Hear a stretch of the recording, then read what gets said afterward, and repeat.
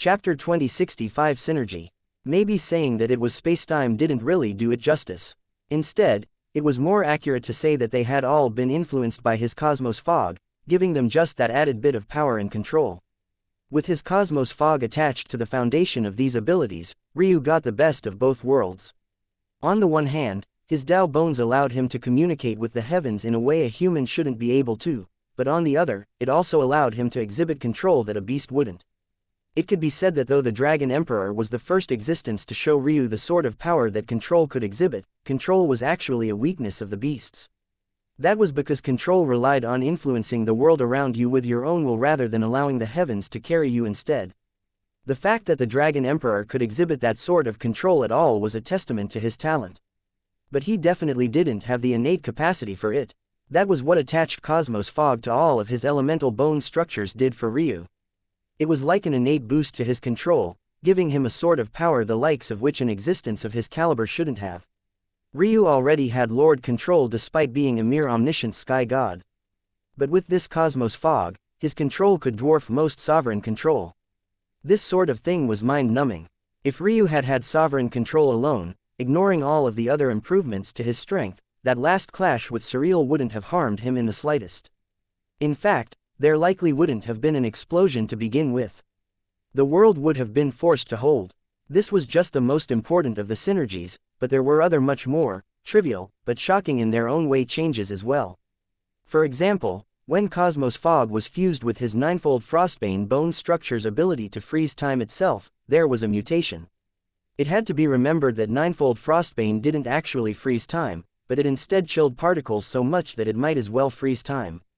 With the Cosmos Fog attached to it, it could perform much more targeted freezings, chilling attacks or defenses at different rates to crumble them apart from the inside out as the chi control used to wield them gave way. But most shocking of all, it could even be used on Daos and inheritances directly now. Cosmos Fog allowed such deep control that he could probably freeze a person's comprehension itself before they could even use it in battle, severing that piece of the world from them and not allowing them to get into contact with the heavens. Or there was the synergy the boundless cosmos bone structure had with his 9 revolution Skybreaker bone structure. He had reached 10 revolutions on his own, but his cosmos fog could store them and explode with multiple at once. What if he stacked 20 revolution? 30, more, just 10 alone was a shocking feat, and every revolution was at least a 20% increase in power that was stackable with the previous revolution. By the time you got to the 7th, 8th, and 9th revolutions, you were looking at basically double the power every time, while the 10th was even more shocking than that. Although storing the revolutions wouldn't continue to stack them so perfectly, storing revolutions took time. This time might have just been a split second to Ryu, but in a battle of experts, that might as well be an eternity. What would happen if he stored several and exploded with them in quick succession? There were simply too many small synergetic effects just like this to list that it almost wasn't worth it to document them all for Ryu. He could easily come up with new ones mid-battle and use them with just as much fluidity and without losing a single beat. But these were still just the synergetic effects between Boundless Cosmos bone structure and the elemental bone structures. The Empyrean Warframe was shocking in its own right. Crafted by an ancestor of the mysteries of heaven and earth pupils, it was designed to forge a close combat expert, to maximize one's bodily strength and use everything at one's disposal to display the greatest strength possible. But what about when your bodily strength included Tao runes? Ryu's Empyrean Warframe didn't just exploit his body alone, it touched upon concepts of his elements. The reason Ryu was so confident in thinking of new synergies on the spot and using them mid-battle was precisely because of his Empyrean Warframe. There was just a natural fluidity to his body that came with it, one that made him feel like he didn't need to practice at all because everything would come naturally to him. He wasn't even that adept at using light and darkness, or earth especially for that matter, but his Empyrean Warframe made him feel as though he had been using them for a lifetime. Everything just felt natural. Illis control extended out of his body and his elements became like an extension of himself. But that was the key reason why this was just the simplest change. That was because his Empyrean Warframe now allowed him to use the world as an extension of his senses for precisely that reason. If the original Empyrean Warframe allowed perfect reactions with the body itself, this mutated version allowed Ryu to read and react to things even not happening directly to him. So long as they were in a world filled with some sort of elements, he would be able to And in Ryu's case, he could even create a world himself by projecting his inner world, essentially taking his elements along with him wherever he went. And once again, on top of this, there were countless little synergetic effects he couldn't be bothered to go through entirely. And that left the synergy between his boundless cosmos and Empyrean Warframe. Chapter 2066 Surge. Ryu had already seen that the path to strengthening his spacetime soul nature, or rather, maximizing it to the greatest degree, was taking the approach of extreme complexity. Until now, Ryu had done a very good job at this, but it was still limited in its effectiveness when he was facing off against the strongest enemies. Well, at least not the ones that were wholly incompetent. But now, he felt that he was on another level. And the shocking part about it was that it had found its roots in simplicity, not complexity. Usually, as one strengthened, your movements would become so controlled and perfect that even the simplest of actions could carry a great deal of power. Often, reaching the peak of complexity was often only seen as the beginning, before one should continue and refine it until a technique, comprehension, or Tao became an extension of one's breath. This was how things were meant to be.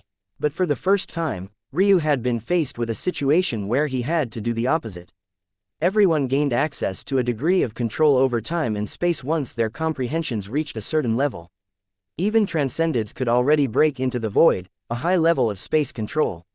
Because of that, Ryu felt that the only way to maximize his spacetime soul nature was to layer it in so much complexity that only someone with a deep affinity could possibly parse apart everything that was happening. However, in his battle with Surreal, that had become a detriment. She had eyes capable of seeing through too much, and despite not having a spacetime affinity herself, she was able to counter him well. The worst part was that because he was layering in complexity to try and fool her eyes, he was using up too much time to move the way he wanted to. And that was the other issue with complexity.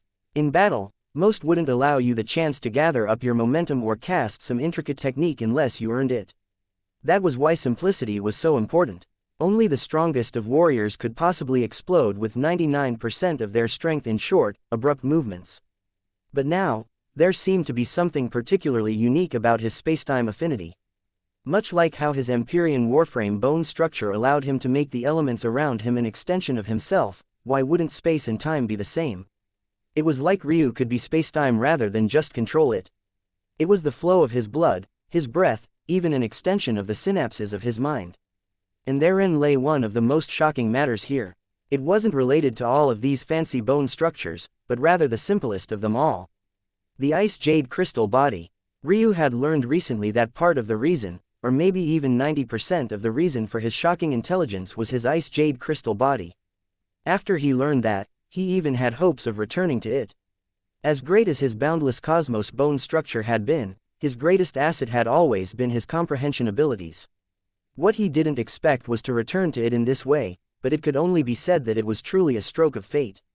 His mind felt as though tendrils of diamond were running through it, almost like his neurons had become a fiber optic lane of sparking lightning. Every thought came so smoothly and calmly, sharply and quickly. There was no lag between an intention to do things and the actual actions, and it felt like anything he thought of could be seen through a million different angles in a split second before a conclusion could be reached. He had only just sat down to analyze the changes to his body, and yet he had already seen through so many myriad changes in what was nothing more than a split moment. A part of Ryu couldn't help but wonder if it was this amplification of his Lee Jade crystal body that caused Little Gem to suddenly become so attached. After all, there were 4 aspects to his bone structure, and one of them was emitting a scent that was especially friendly to beasts. Of course, by now, Ryu realized that things weren't so simple. In fact, it was because of this that he had been able to succeed in the end. This so-called scent was actually just a product of the oneness with the Ilevans his ice jade crystal body had. That was to say that among all the bone structures, the ice jade crystal body was among the closest the human race had to becoming beasts themselves. That was when it all came together for Ryu. His ice jade crystal body had such a calming effect on beasts because they saw him as one of their own. In fact, it might even be said that the real reason Little Gem was so attached to him was that he was the first of her kin that actually showed her true affection. But that still left 3 other factors. There was the flexibility, the balance, and finally, Shu. A surge of chi surrounded Ryu. Large amounts of chaos chi poured in from all directions. This feeling, he had missed it. Ever since he lost his ice jade crystal body, he had been forced to cultivate just like everyone else, breathing in qi through the mouth and nose. But now, he had returned to his most natural state. Chaos qi poured into his pores, cleansing him from head to toe and making him feel full and revitalized. His connection with the chaos plane deepened and swirls of dark gold flooded the scene around him, piling up and growing to the point that Ryu himself seemed to have grown in size. Ryu was already at the peak of the omniscient realm, but he still felt like he was a bottomless well. The shimmering cadence of his two spiritual foundations proved it so. Chapter 2067 A New Nature. Ryu's beyond perfect extreme spiritual foundation required so much qi that he rarely ever saw the needle move when he cultivated. It required decades of passive cultivation before he could make it to the omniscient sky god realm, not to mention several substantive breakthroughs on top of that. But all of a sudden, Ryu felt like he was cultivating in the mortal realms again. It was a shocking change that made him realize that if before it was just his Tao holding him back from breaking through, now there was no doubt that this was the case. It was the only thing he was missing here. Ryu opened his eyes and exhaled a breath. The power of Tao bones was surely shocking, but he raised a hand and touched his forehead. The hidden line that was his third eye rested in silence. This was what he was the most excited about. Unfortunately, it would take him time before it truly began to show its power. This eye wasn't exactly a new eye. It was still his mysteries of heaven and earth pupils. Instead, it could be said to just be an evolution that would take them to an entirely different level. Ryu had felt that his spacetime soul nature was actually constraining rather than helping his heavenly pupils. He was proven correct after he diverted his spacetime soul nature to this eye instead. Even without doing anything else, he could feel that his mysteries of heaven and earth pupils were far more in tune with karma and fate as a result, and their strength had easily doubled when equalizing for all other factors. When it was also considered that his body was far more powerful now and could actually withstand using more of his strength as well, let alone double, the strength improvement his eyes had experienced could only be counted in orders of magnitude. Before, he had almost died when he used his eyes on a Tao sovereign. Right now, he felt like he could do it with ease. This was the soul nature that had always been meant to pair with his eyes. The spacetime soul nature, although powerful, was interfering with its greatest abilities. Unfortunately, the eyes were the window to the soul, so it wasn't just a simple matter for Ryu to get rid of it.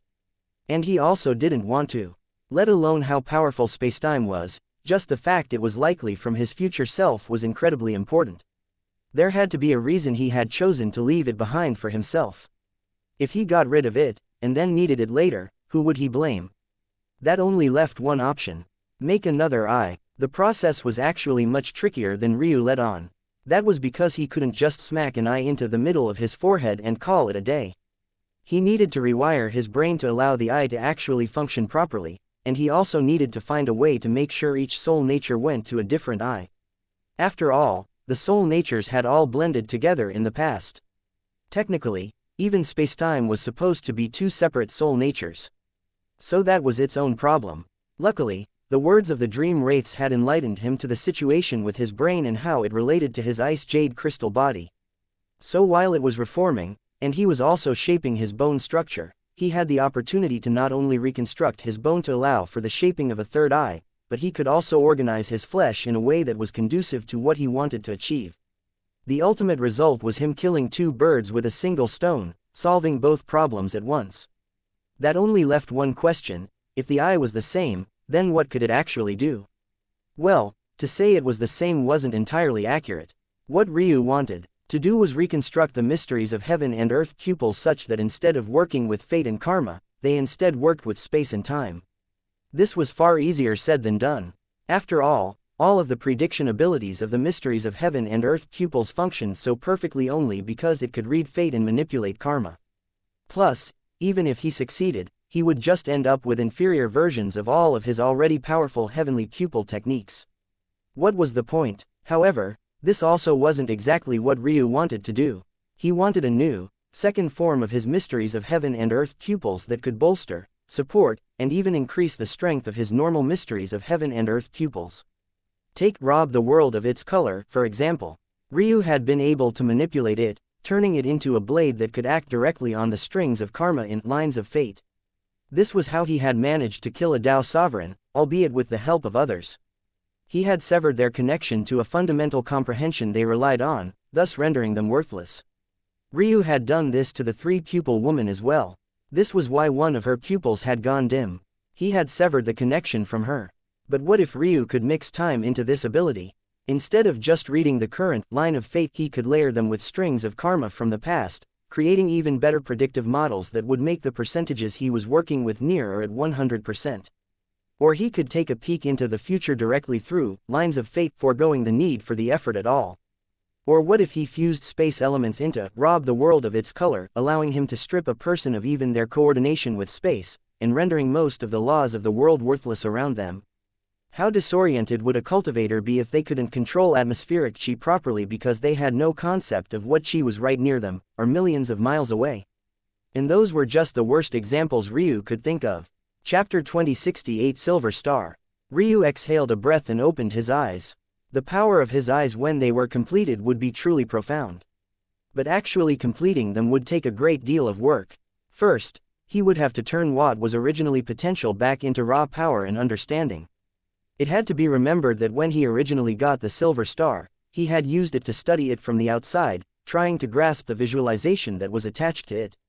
But when he got his perfect Blackbody soul, he swallowed it up and turned all of that comprehension into raw potential instead. This was a perfect choice in the immediate situation, but now what he would need to do was reach a point where he could rebuild and form that visualization on his own. Remembering the complexities of that star, Ryu still felt a bit overwhelmed, but it wasn't nearly as terrible as it was in the past. Ryu remembered a time when he couldn't even look at the Silver Star directly, but now he was capable of using his origin flame to remember at least its first few layers. Now, he had enough insight to realize that his Silver Star was separated into 10 layers, each one progressing toward the core where the most complex layer was. Right now, Ryu was fairly confident in forming the first layer, but he only had 50% confidence in forming the second. This went to show just how shocking the difficulty of it all was. It was hard to imagine the level his future self had reached. Right now, he already felt that he was peaking toward the best experts in the world. Soon, he would be able to step into the Lord Realm and display even greater might. But he was still so far away. He couldn't even pinch his own wife's ass without losing an arm. Where was the justice and humanity in that? He needed to get stronger. The second thing he would need were resources, of course. He had made use of his tribulation lightning this time around to gather a lot of the strength that he would need, but this was still just a foundation. He would need much more. Whether that came from more tribulations or other natural treasures didn't matter. One way or another, he would need it. And finally, ironically enough, he would need more fate. Although these eyes were breaking free of the fate and karmic soul natures that were much better suited to his original pair, that didn't mean they didn't need fate of their own. Silver Star. Heavenly pupils were inextricably linked to the power of their fate. This was why their strengths varied depending on the world they were in and their rankings. If Ryu wanted to create a new type of mysteries of heaven and earth pupils, he couldn't just make it and expect it to work properly. It had to have fate worthy of his original mysteries of heaven and earth pupils. And that was when it all clicked for Ryu. Why was this visualization in the shape of a silver star? Wasn't this the exact same shape as his fate star? Was it really a coincidence? Originally, Ryu hadn't thought much about it. There were plenty of silver stars in existence, and he was likely not the only one with a fate star that was silver.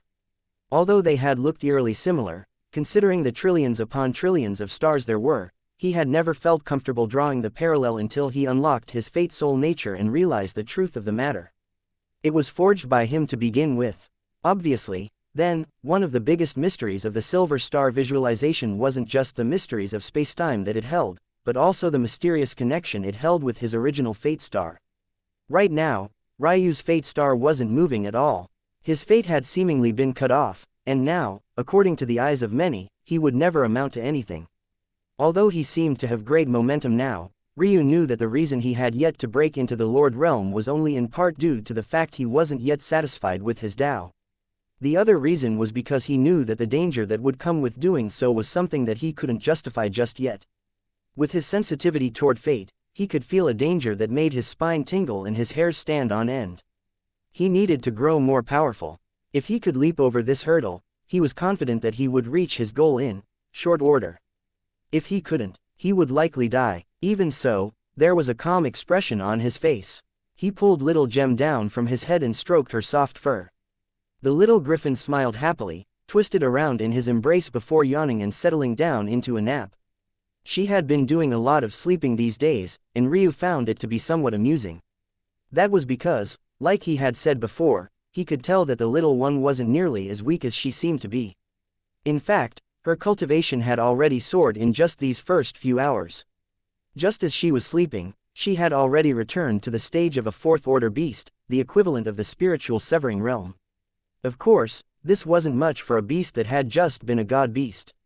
But even recultivating shouldn't be so fast. It hadn't even been a day yet, and she wasn't even actively cultivating. It was like the world was cultivating for her. This was the shocking strength of the griffins. From what Ryu knew, the world pupils, the pupils that he had always known to be number 2 to his own, came from this gaze. He was truly interested in seeing how strong it was. He rose to his feet, still stroking the little griffin. Since his return would take some time, he would see what he could do with the stragglers in his inner world first. Chapter 2069 One Man. Ryu found the situation in his inner world to be pretty much as he expected. Kira and the 3-pupiled woman were listless. He didn't even bother to chain them down. In his world, they couldn't do anything that he wouldn't allow them to. So they could only sit in place. Though, even if he allowed them to roam freely, it was up in the air if they would even deign to do so. That was because Kira's Tao of Heart was crushed, and the 3-pupiled woman wasn't far from it. Then there was, of course, Arya Moon. She was still absolutely furious, and unlike the others, she hadn't seemed to have run to the end of her rope just yet. She was still scratching and clawing, trying to find a way out. It was just unfortunately useless. Finally, there was Haraka, and as a bonus, there was Little Silk. After seeing his wife's combat style, if you could even call it that, Ryu was truly speechless. With their connection, Ryu could share memories and thoughts with Ailsa as he pleased, so he understood much of what she had gone through already, and he likewise understood her combat style and how it worked. Ailsa was practically Ryu's mirror.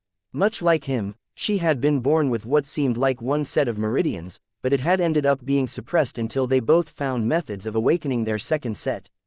In Ailsa's case, she was both a Quibus and Cultus fairy. On the one hand, she was the absolute best companion that a necromancer could ever want, and on the other, she was able to nurture the most powerful existences in the world. When such a person appeared in a single body, and they were given trillions of years to be idle, they were essentially a one-woman army. There was a reason why Ailsa had almost overrun that section of the Heavenly Court all on her own. She had the capital to do so. But was Ryu really that inferior to his wife? Of course not. He just didn't really like relying on others.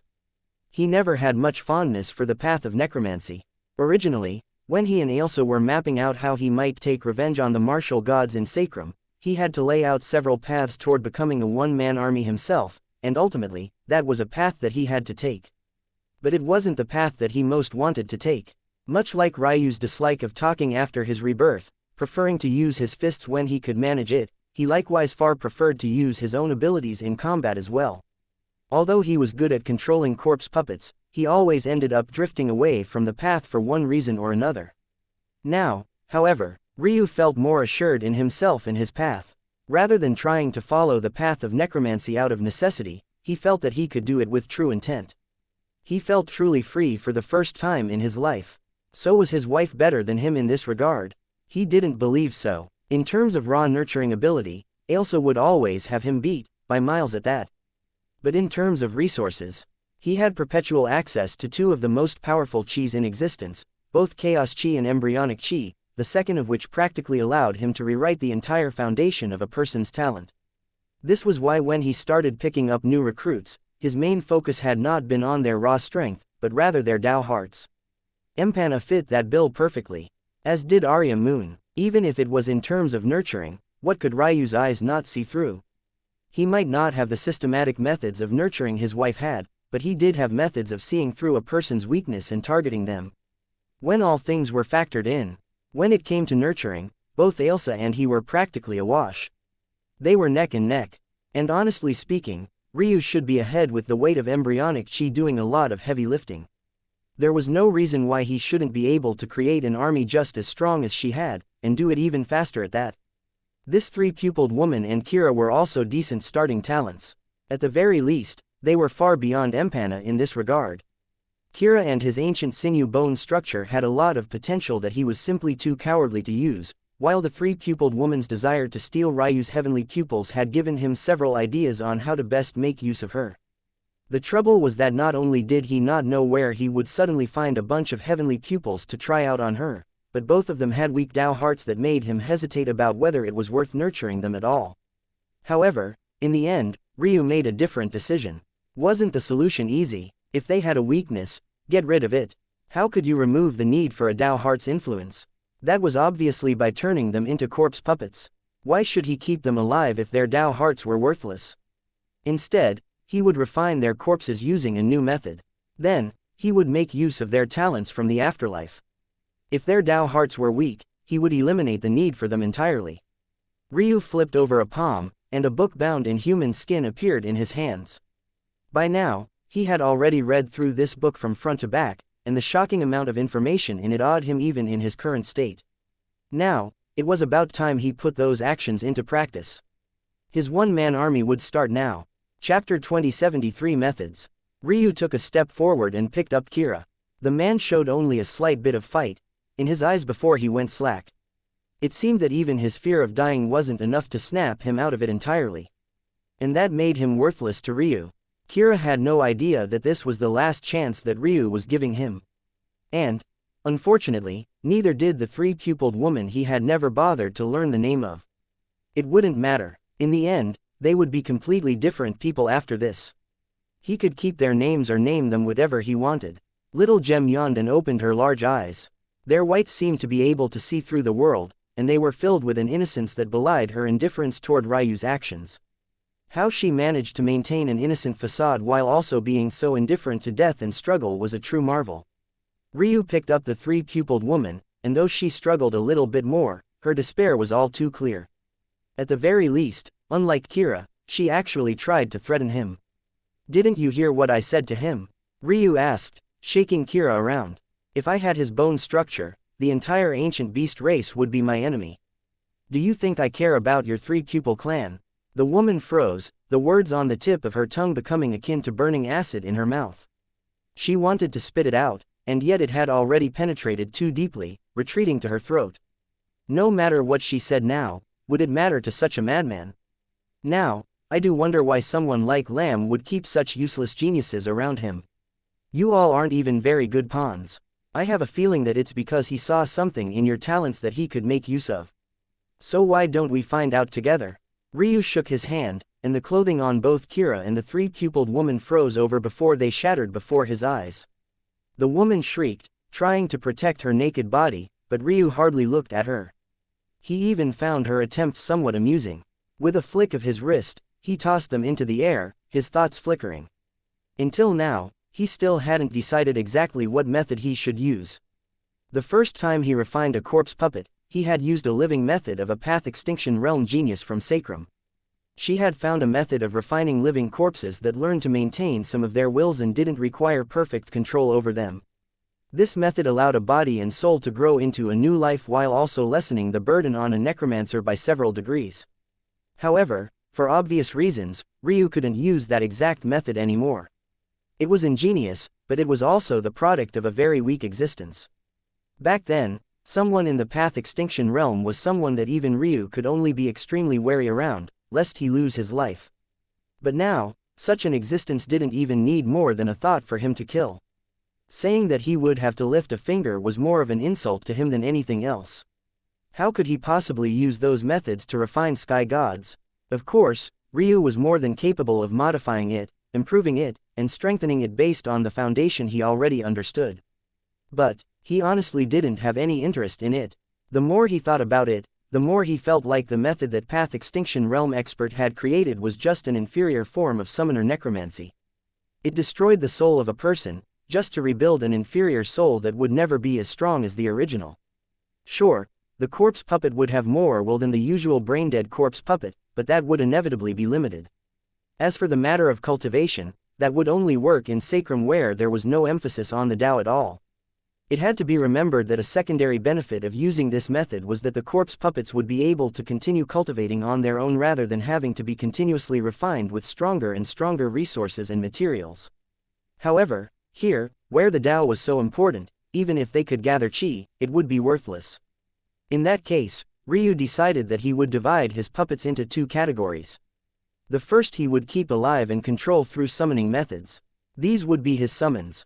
The second would be puppets he killed and refined the bodies of. These would be his corpse puppets. But that still didn't explain very much. Sure, he wouldn't use the live refinement method of that path extinction realm expert. That still, however, left countless other methods he could use. The three he focused on, though, were three shocking methods described in the Human Skin Tome. The Spiritual Foundation method, the Bloodline method, and the Fate Star method.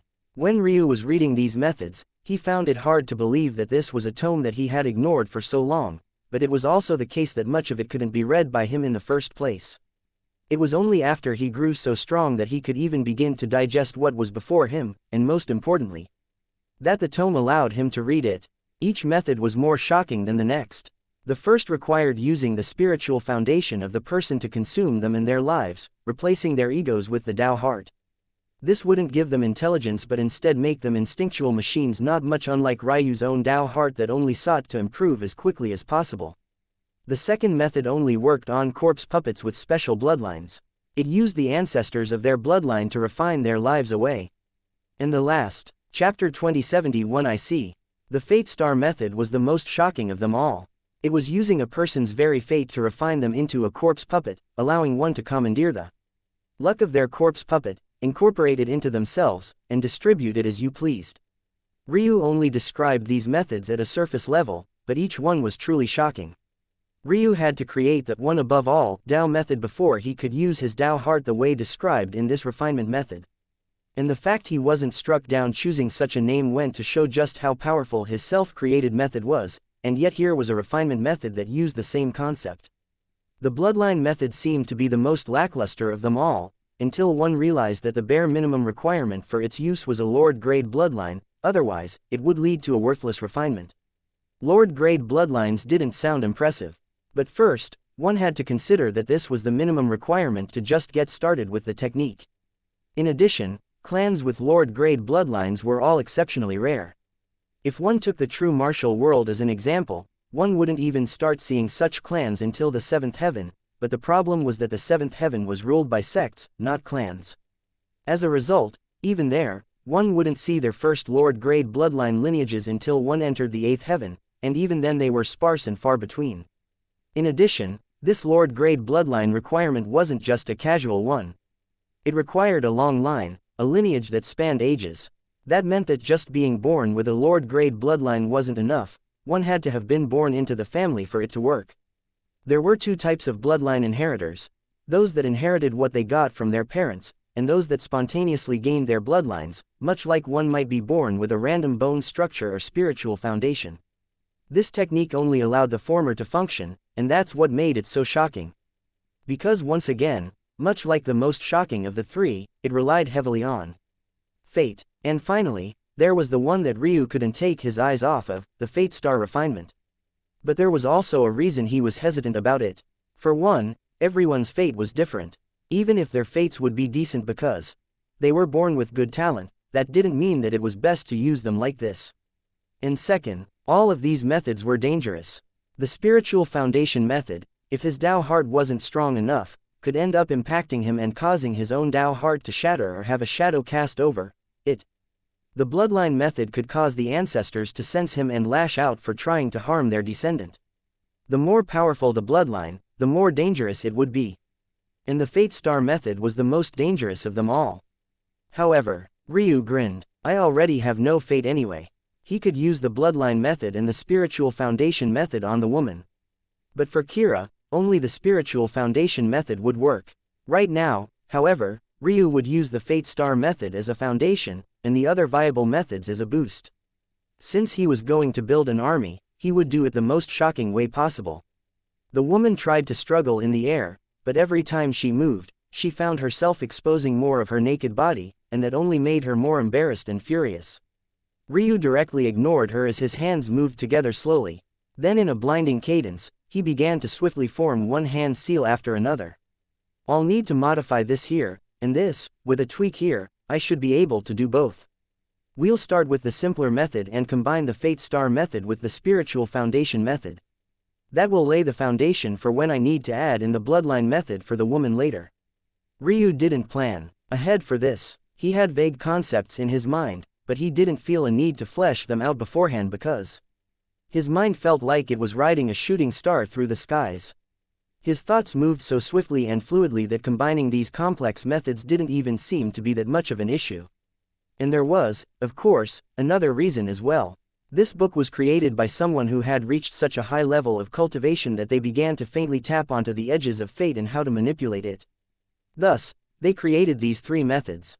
However, Ryu wasn't just tapping into the edges of fate, he had a soul nature of fate and karma, and the strongest pupils in existence. These methods that took his individual reach to the pinnacle of cultivation to form were practically forged for Ryu himself. His gaze flashed as he formed the final seals, and there was a burst of light from the depths of his pupils.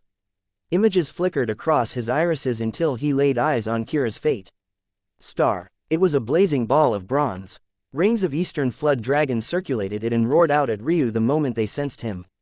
The creatures seemed to be licking their wounds, feeling the despair of their owner, but it was far too late for such regret now.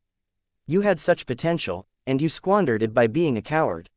Ryu had never seen a Fate Star with such phenomena rolling around it before, even his own didn't have such things. It was clear that Kira's Fate Star expected him to become a king of beasts, and yet he decided to go after small fry constantly, too cowardly to target anything that would give him real strength. I'll show you what real strength is. Ryu's gaze flashed once more, and a roar came from the depths of his soul. The flood dragons were shaken, only for their sudden movement to catch Ryu's eye. I see, so that's what your master wanted. Chapter 2072 Fate Stars. Kira's Fate Star quite shocked Ryu.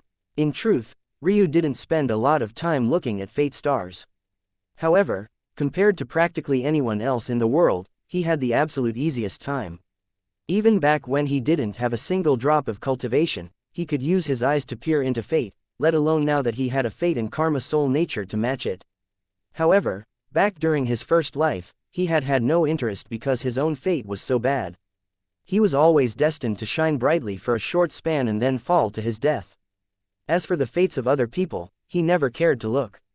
Had he, maybe he would have been able to see the plans of the martial gods ahead of time and planned accordingly. In that regard, Ryu's arrogance was his own downfall, and that was something that he had yet to truly grapple with. Now that he was finally using this naturalized ability of his Mysteries of Heaven and Earth pupils, he was finally getting a real look at what other Fate Stars had to offer. But rather than being like a headless chicken, this came with a natural sort of understanding that only someone with a soul nature like his could possibly understand. And all of that could be summarized in a single line. Kira's Fate Star was truly shocking. In fact, it was brighter than Ryu's Fate Star had ever been at any single point. Even before he lost his fate entirely thanks to the martial gods. Though, to be fair to Ryu, he had always been under the thumb of the martial gods. It was hard to tell what his Fate Star had been like before it was restricted by divine chains. But for Kira to have such a fate, one could imagine what he would be like in the future. If not for the fact his fate had been forcefully deviated. It seemed that Ryu had wrongfully blamed Kira. From what he could see here, the odds that it was Kira's choice to take the path he had was unlikely. He could sense some unhappiness on Kira's Fate Star, and also a hand in the shadows moving everything along to work for him. Judging by the Fate Star itself, it seemed that Kira had originally been fated to exactly what Ryu wanted him to do most, to drink the blood of dragons and use their skulls as cups. However, someone guided him to do something else. Eventually, he veered off the path so far that he was showing signs of blinking out. That was the thing with Fate Stars. They weren't guaranteed outcomes. Much like everything else, they were just opportunities that the person in question still had to be the one to grasp. If you couldn't do that, then it wouldn't matter even if you had the fate of an emperor, you would end up a servant nonetheless. But this made things far more interesting for Ryu. He had no interest in helping Kira rebuild his fate and Tao heart. Since he was already in such a ruined state, and his Fate Star was so powerful, he would gleefully take advantage of Lamb's hard work and make it his own. However, the fact that Kira's fate was so powerful would certainly make it more difficult. It even made Ryu hesitate about whether he should be using multiple refinement methods at once in this situation. The only reason he had been so confident before was because he thought Kira's fate star would be easy to manage. But this no longer seemed to be the case anymore. Ryu's gaze flashed and a wild grin spread across his face. There was only one way forward now. How could he, Ryu Tatsuya, ever take a step back? A roaring rumble came from the depths of Ryu's soul as a projection of his own fate star appeared behind his astral form. He pressed his hands together and complex visualizations and runes appeared all around. Altars, sickles, eternity balances, manifestations of all kinds wrapped around him, exuding an odd, intangible ancient will that stood above the world. Bang! Ryu felt a wave of pressure nearly blow his soul apart, but his eyes flashed, the waves of fate attack brushing off of him as though they were wind and he was wielding his northern heavenly wind once more. Roar, roar, roar, I can roar too, Ryu said coldly. Your master never lived up to his potential. This is why you can only take the form of flood dragons now. How could you possibly compare to me? Ryu's body rumbled and his gaze turned blood red. A slit split his irises in two and the world shuddered. This was the first time RVU had used his bloodline since his body reconstruction. And the universe immediately felt it. A true dragon emperor had been born. Roar. The sound drowned out everything. Veins popped along Ryu's neck as he felt the majesty of countless dragons before him supporting his dragon's roar. The flood dragons were immediately shaken and nearly blown to pieces. Ryu's hand seal suddenly accelerated. In his line of sight, as though it had been right next to the fate star, Ryu could see Kira's spiritual foundation just as easily. His third perspective locked it down, the simple lake of endless bronze. In its center, a godhood that took the shape of a lion beast roared to the skies, but it only made Ryu feel disgusted. He would refine all of that out. All of it. If Kira was going to be his corpse puppet, he was going to have to be one of the strongest corpse puppets in existence. In the future, when he needed to teach his wife a lesson, he couldn't have any weakness on his team. In which case, he wouldn't accept anything but the absolute, very best.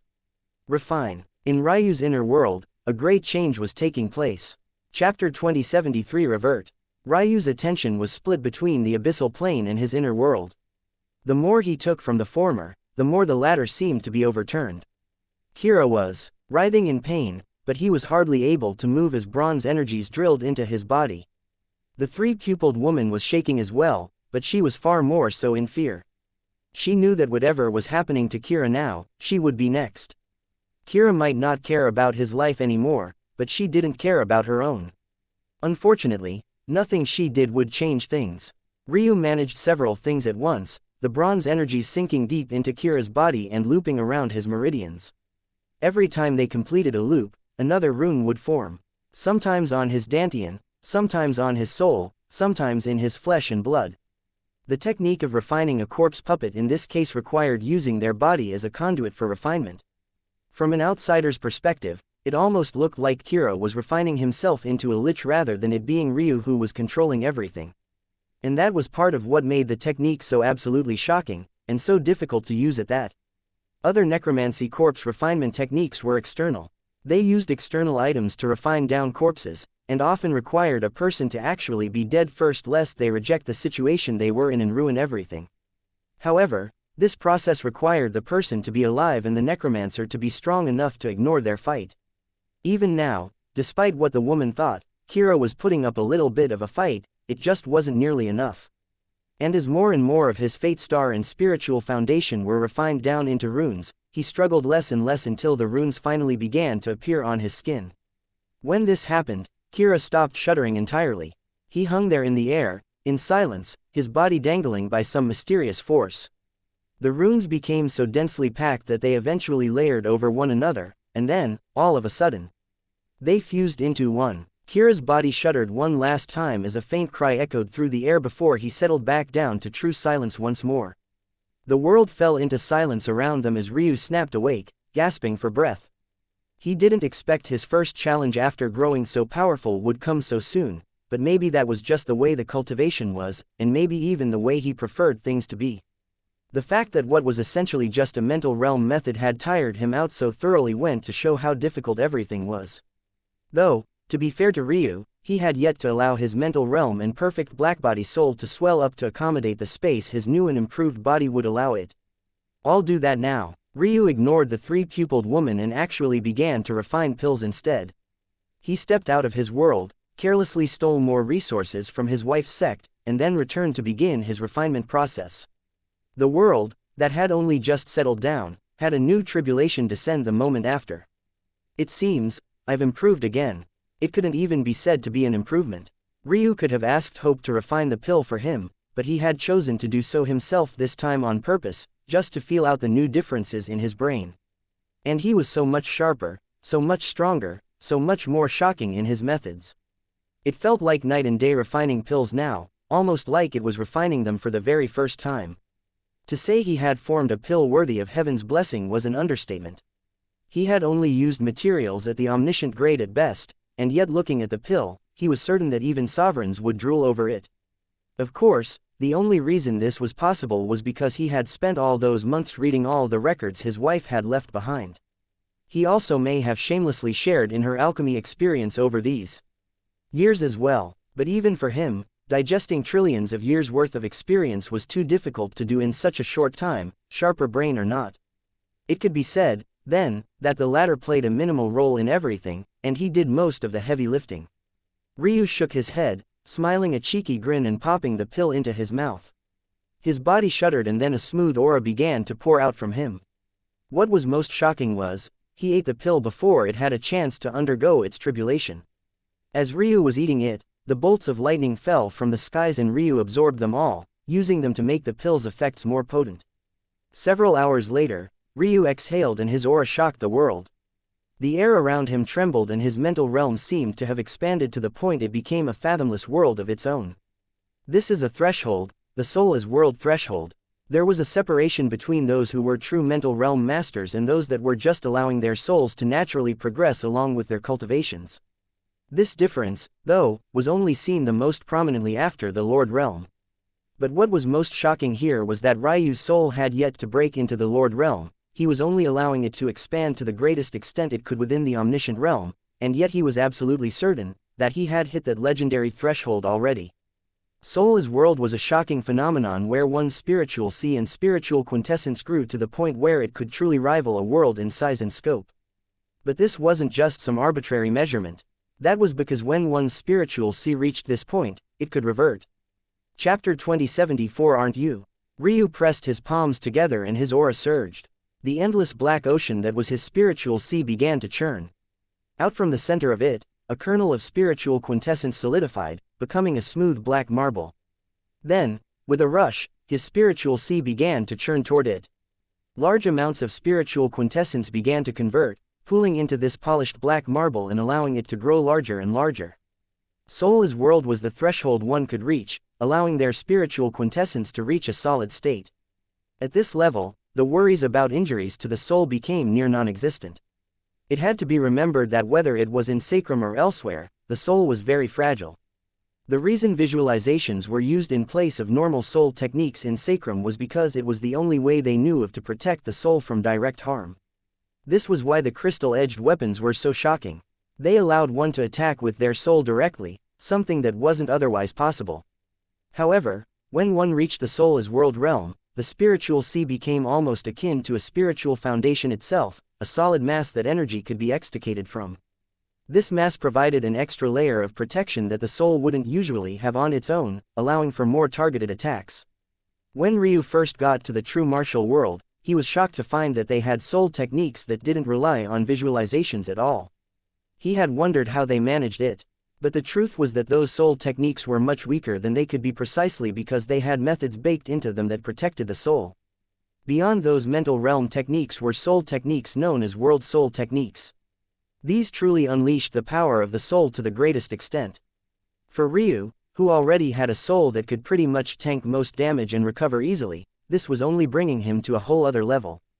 World soul techniques, is it? It seems that maybe I can start using those as well. There were dozens of techniques his Tao heart and soul had created together that he just couldn't use, and world soul techniques were among them.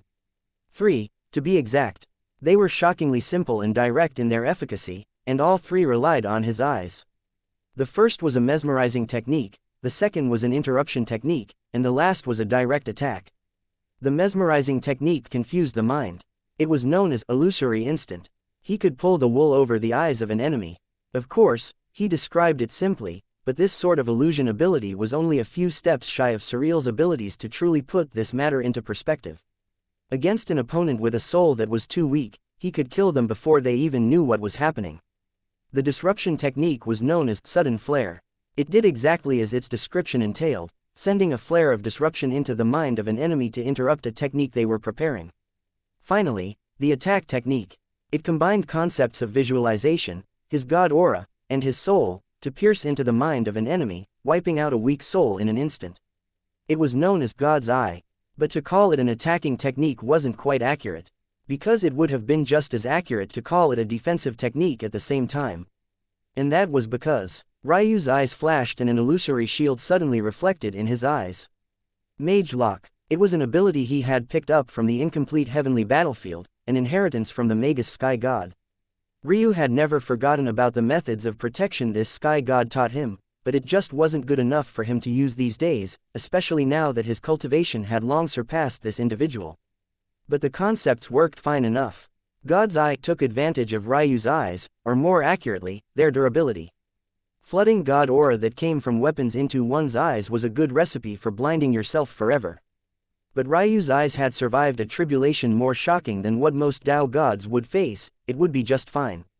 And because of that, Ryu's gaze flashed again and a sword formed within them before cutting out. The world only seemed to ripple slightly, but Ryu's eyes couldn't help but narrow nonetheless. The laws of the world themselves had been cut apart, and there was absolutely no chi in the regions the invisible sword had passed through. Fascinating. He was surprised by the strength of his own technique, something that he never thought he would say. This would certainly be a powerful trump card. He would be able to kill most Tao lords with a single look now. It wouldn't even take much effort or even lifting a finger. The technique would be even more powerful if not for the fact his god aura was holding it back. The reason he could comprehend so many weapon god auras was because of his eyes and his Tao. But right now, he almost felt like his Tao was holding him back. It was an amusing thought if you really looked into it. Ryu's Tao had already transcended the level of this world several times over. It was a founding Tao most could only dream of. But he just felt unsatisfied. This was part of the reason he didn't allow his soul to break into the Lord Realm just yet along with his body. He felt like he might end up needing it. Regardless, Ryu stood, feeling that he was ready to continue. He approached the three-pupiled woman who was already pleading, tears flooding out of her eyes. "Aren't you the one who tried to take my eyes?" Ryu asked calmly. "I hate cowardly people like you the most. Even when they come packaged up with a pretty face." Ryu's words fell the instant his hands blurred into action. Chapter 2075 No longer. When Ryu saw the woman's fate star, it was like he was staring at an eyeball looking right back at him. It carried a cold, heart-shuddering sort of blueness to it that felt both royal and lofty at the same time. It was clear at a glance that the woman's fate had been toyed with as well, but that would only benefit him. Much the same way flood dragons couldn't compare to a true dragon. Imperfect pupils could never compare to the mysteries of heaven and earth pupils. The process was even smoother this time. Ryu's soul was too powerful now, and he almost felt silly taking the risk before. But you live and you learn. The true problems came when he came face to face with her ancestors. They were, rightfully, infuriated. Using bloodline refinement on their descendant was a huge no. Quite quickly, Ryu realized why it was that this woman was so special. Her three-pupiled clan had a very unique bloodline, in that it was hard to say that they had a bloodline at all. Their bloodline was practically a blank slate, only capable of doing two things: increasing the folds of their brain so that they could take in information from 6 pupils at once, and strengthening their eyes akin to how you might strengthen a muscle, and even bone depending on how far you went, using their unique meridian tracts. The unique meridian system of the three-pupiled clan was a large part of the reason their bloodline worked the way it did. The network of meridians in their eyes was even more complicated than the one in their bodies, and it seemed prepped and primed for any one of the directions they might try to take their eyes in. This was why Ryu called it a blank slate. However, there were still some foundational abilities, mostly techniques and talents that could be passed down. For example, their eye-stealing talent, the severing heaven's eye method. This was probably the most shocking of their methods and the one the woman had likely wanted to use on him. Using this, they could snatch the ocular abilities of others without changing the foundation of what they were. Usually, if one wanted to steal heavenly pupils, it was necessary to transplant the entire eye. But if a 3-pupil clan member unlocked this talent, they could snatch an ability and incorporate it into just one of their pupils. Originally, Ryu thought that this meant they could have 3 total ocular abilities at once. But in practice, they could have 6 if their talent was on a high enough level. Ryu realized that this clan was even more shocking than he knew, and their bloodline reflected that. Relatively speaking, the 3-pupiled woman's bloodline was quite weak among her lineage. But her fate was oddly strong. She seemed destined to overturn the cards she was dealt at the start, but never got the chance because I Am found her first. Ryu wasn't sure what methods Lam had used, but he managed to overturn things in her mind so thoroughly that she ended up barely less cowardly than Kira himself. It was an odd mix of things that couldn't be understood at face value. Ryu found himself more and more curious about I Am and his intentions. Unfortunately, he had already killed Adlail, or he would have checked to see what other curious matters he had. What Ryu didn't know was that I Am was only interested in Adlail because the tweak of his fate caused by ending up with the crystalline sword. It wasn't until I Am saw Ryu with the weapon in his hands that he realized that the one with the odd fate star that he was looking for wasn't Adlail, but rather Ryu. As for how these things would play out, only time would tell. Boom! A heart-shuddering aura erupted from both the woman and Kira. Soon, their eyes snapped open. Kira's eyes had been replaced by orbs of polished bronze.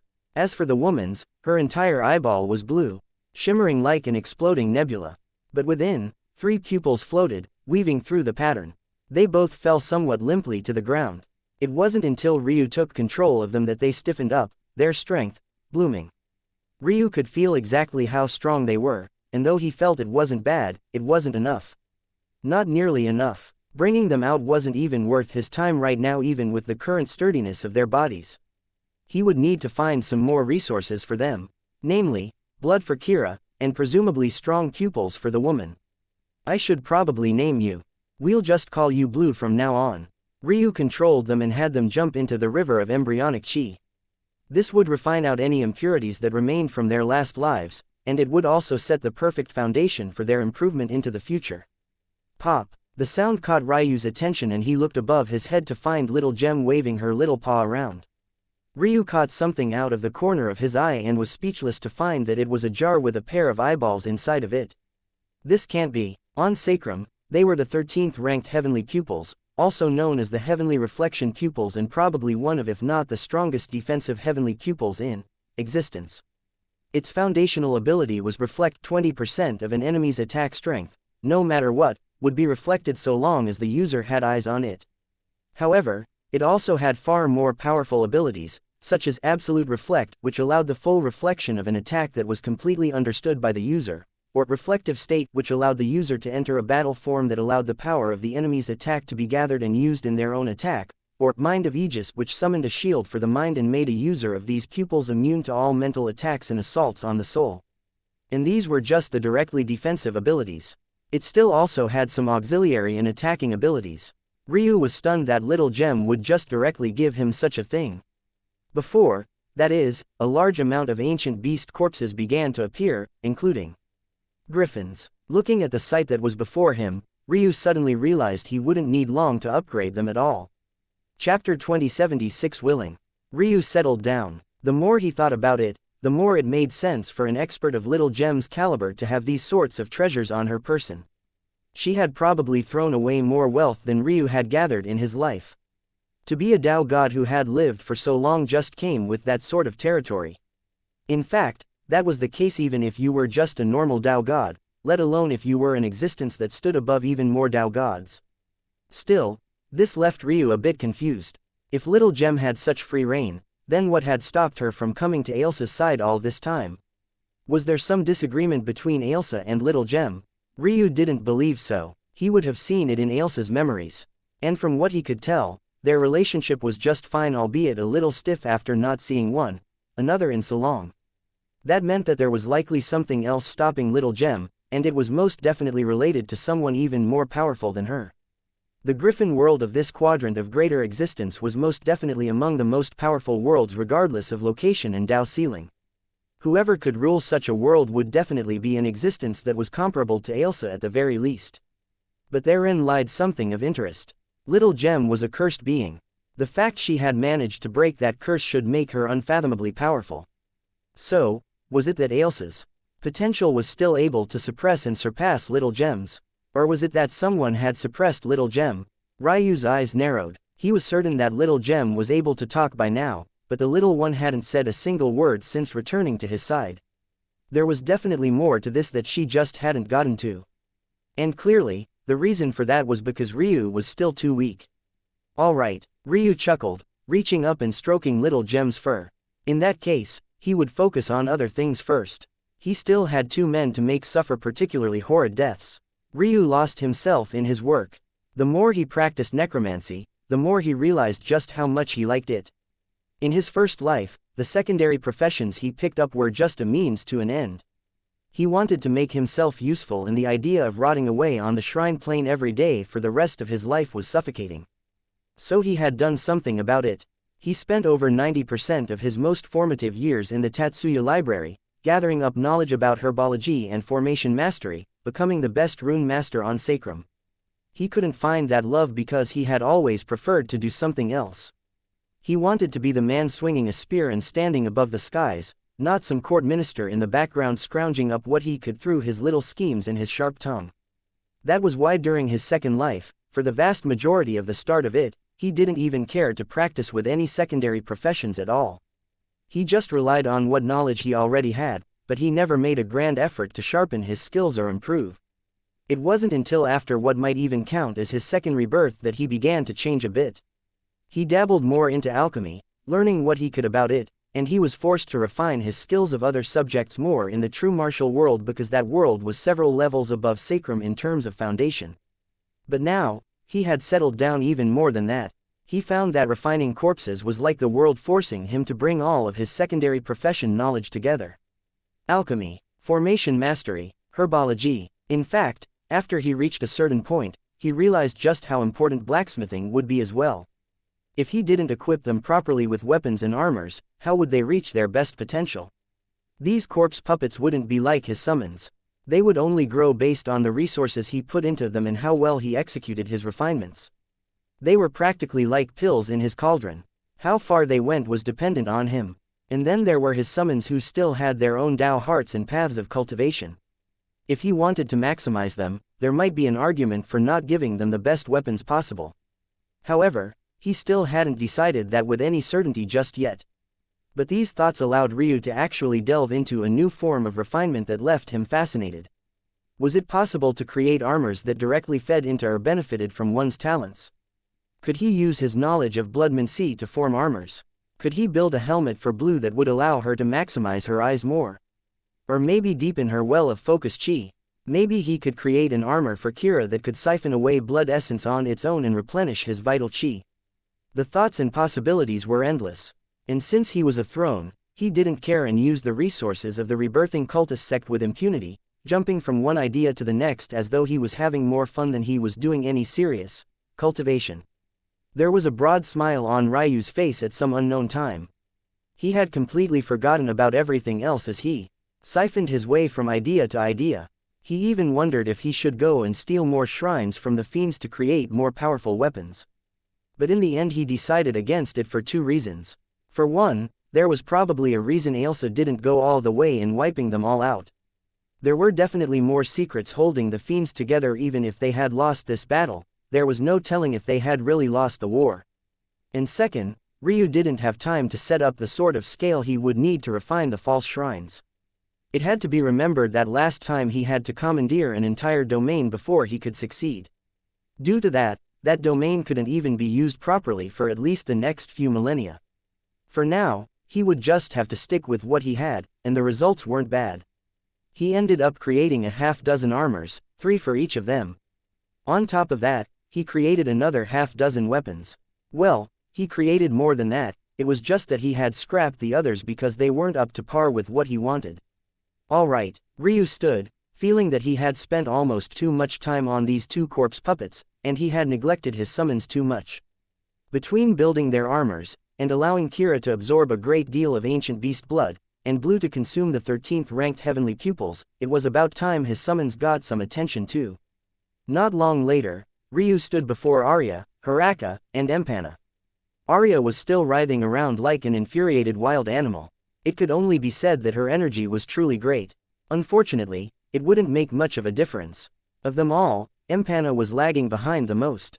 He had reverted back to his world serpent bloodline, but compared to Hiraka, who had been soaking in embryonic chi for decades, and Arya, who was already a world-shocking talent from the start, it was clear that he had lagged considerably.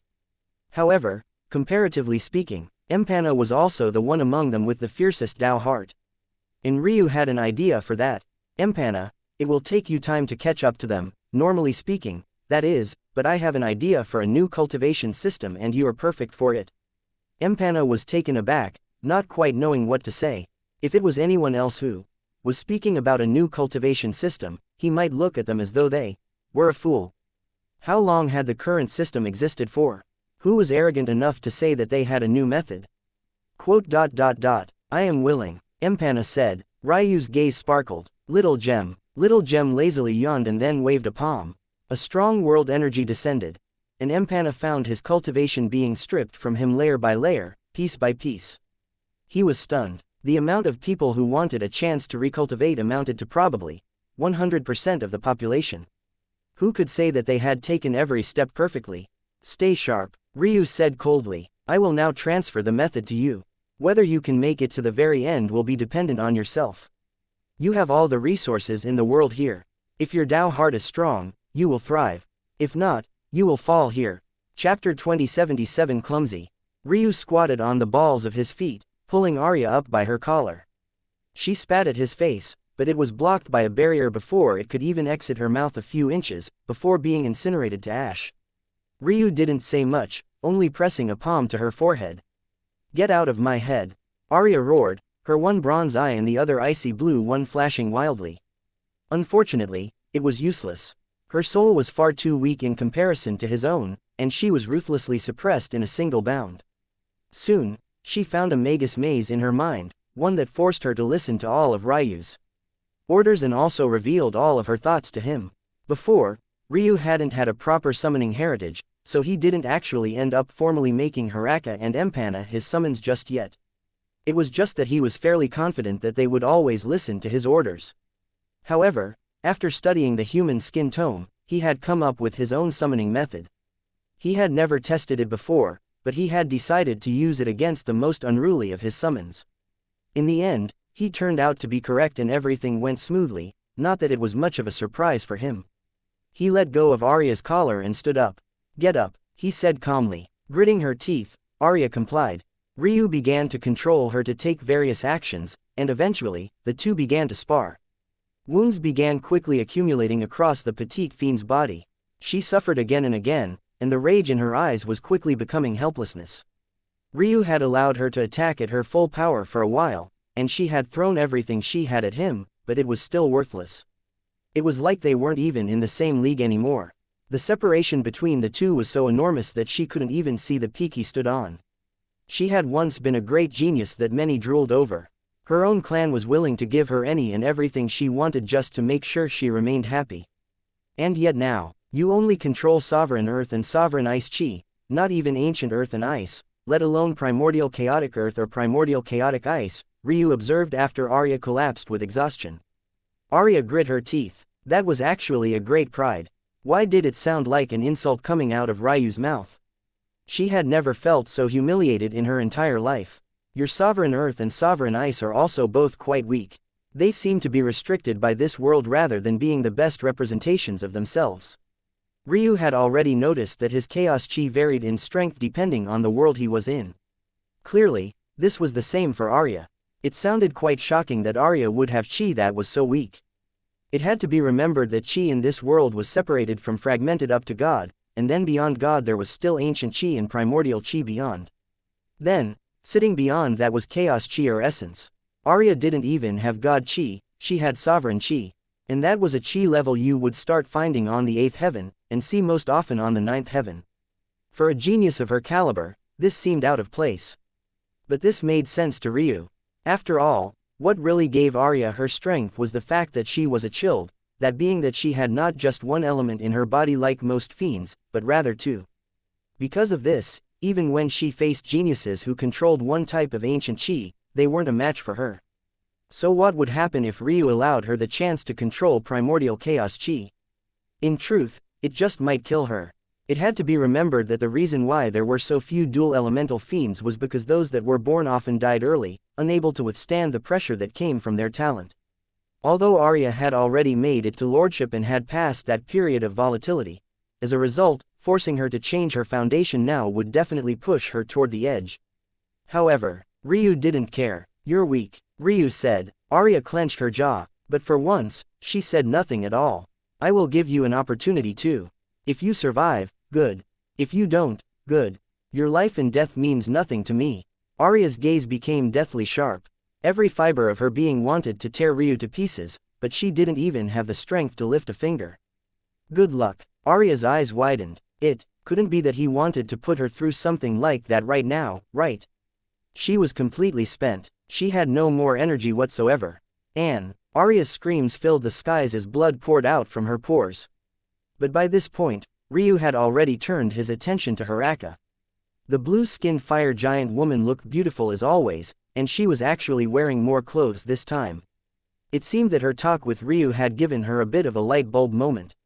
Ryu couldn't decide whether he was amused, happy, or disappointed about this. But what he did know was that Hiraka had a foundation more solid than any of his other summons, even in comparison to Arya by now. Her cultivation was especially slow, and she spent often days at a time now bathing in embryonic chi. The more she used it, the less of an effect that seemed to have. But that was only because all of the changes that could be seen with the physical eye had long since occurred. Despite her size, the woman was no less beautiful than any one of Ryu's wives, if one adjusted for cultivation, that is.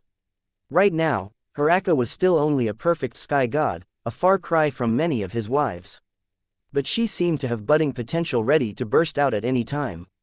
And Ryu had the perfect path for her. He flipped over a palm and a white flame appeared. It was the very same flame that had followed him from the start of his cultivation journey, and the very flame with a name he couldn't pronounce. Since he had incorporated the White Phoenix spiritual foundation so far into his cultivation foundation now, he might as well go all out and stop ignoring this beautiful flame. Flame giants had a very complex background. In many tales, giants represented the beginning, not of the universe, but of life itself. It was rare to find a story of the telling of the start of a humanoid race without giants being part of it in some way, shape, or form.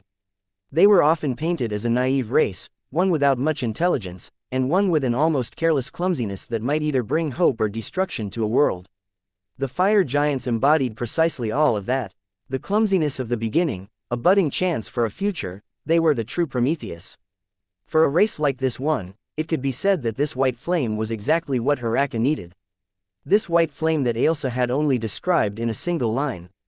A flame that had existed since the beginning of time itself. "Kneel for me," Ryu said lightly. Hiraka nodded and kneeled. Even now, she was still about a head taller than Ryu, even after sitting on her heels, but it was enough.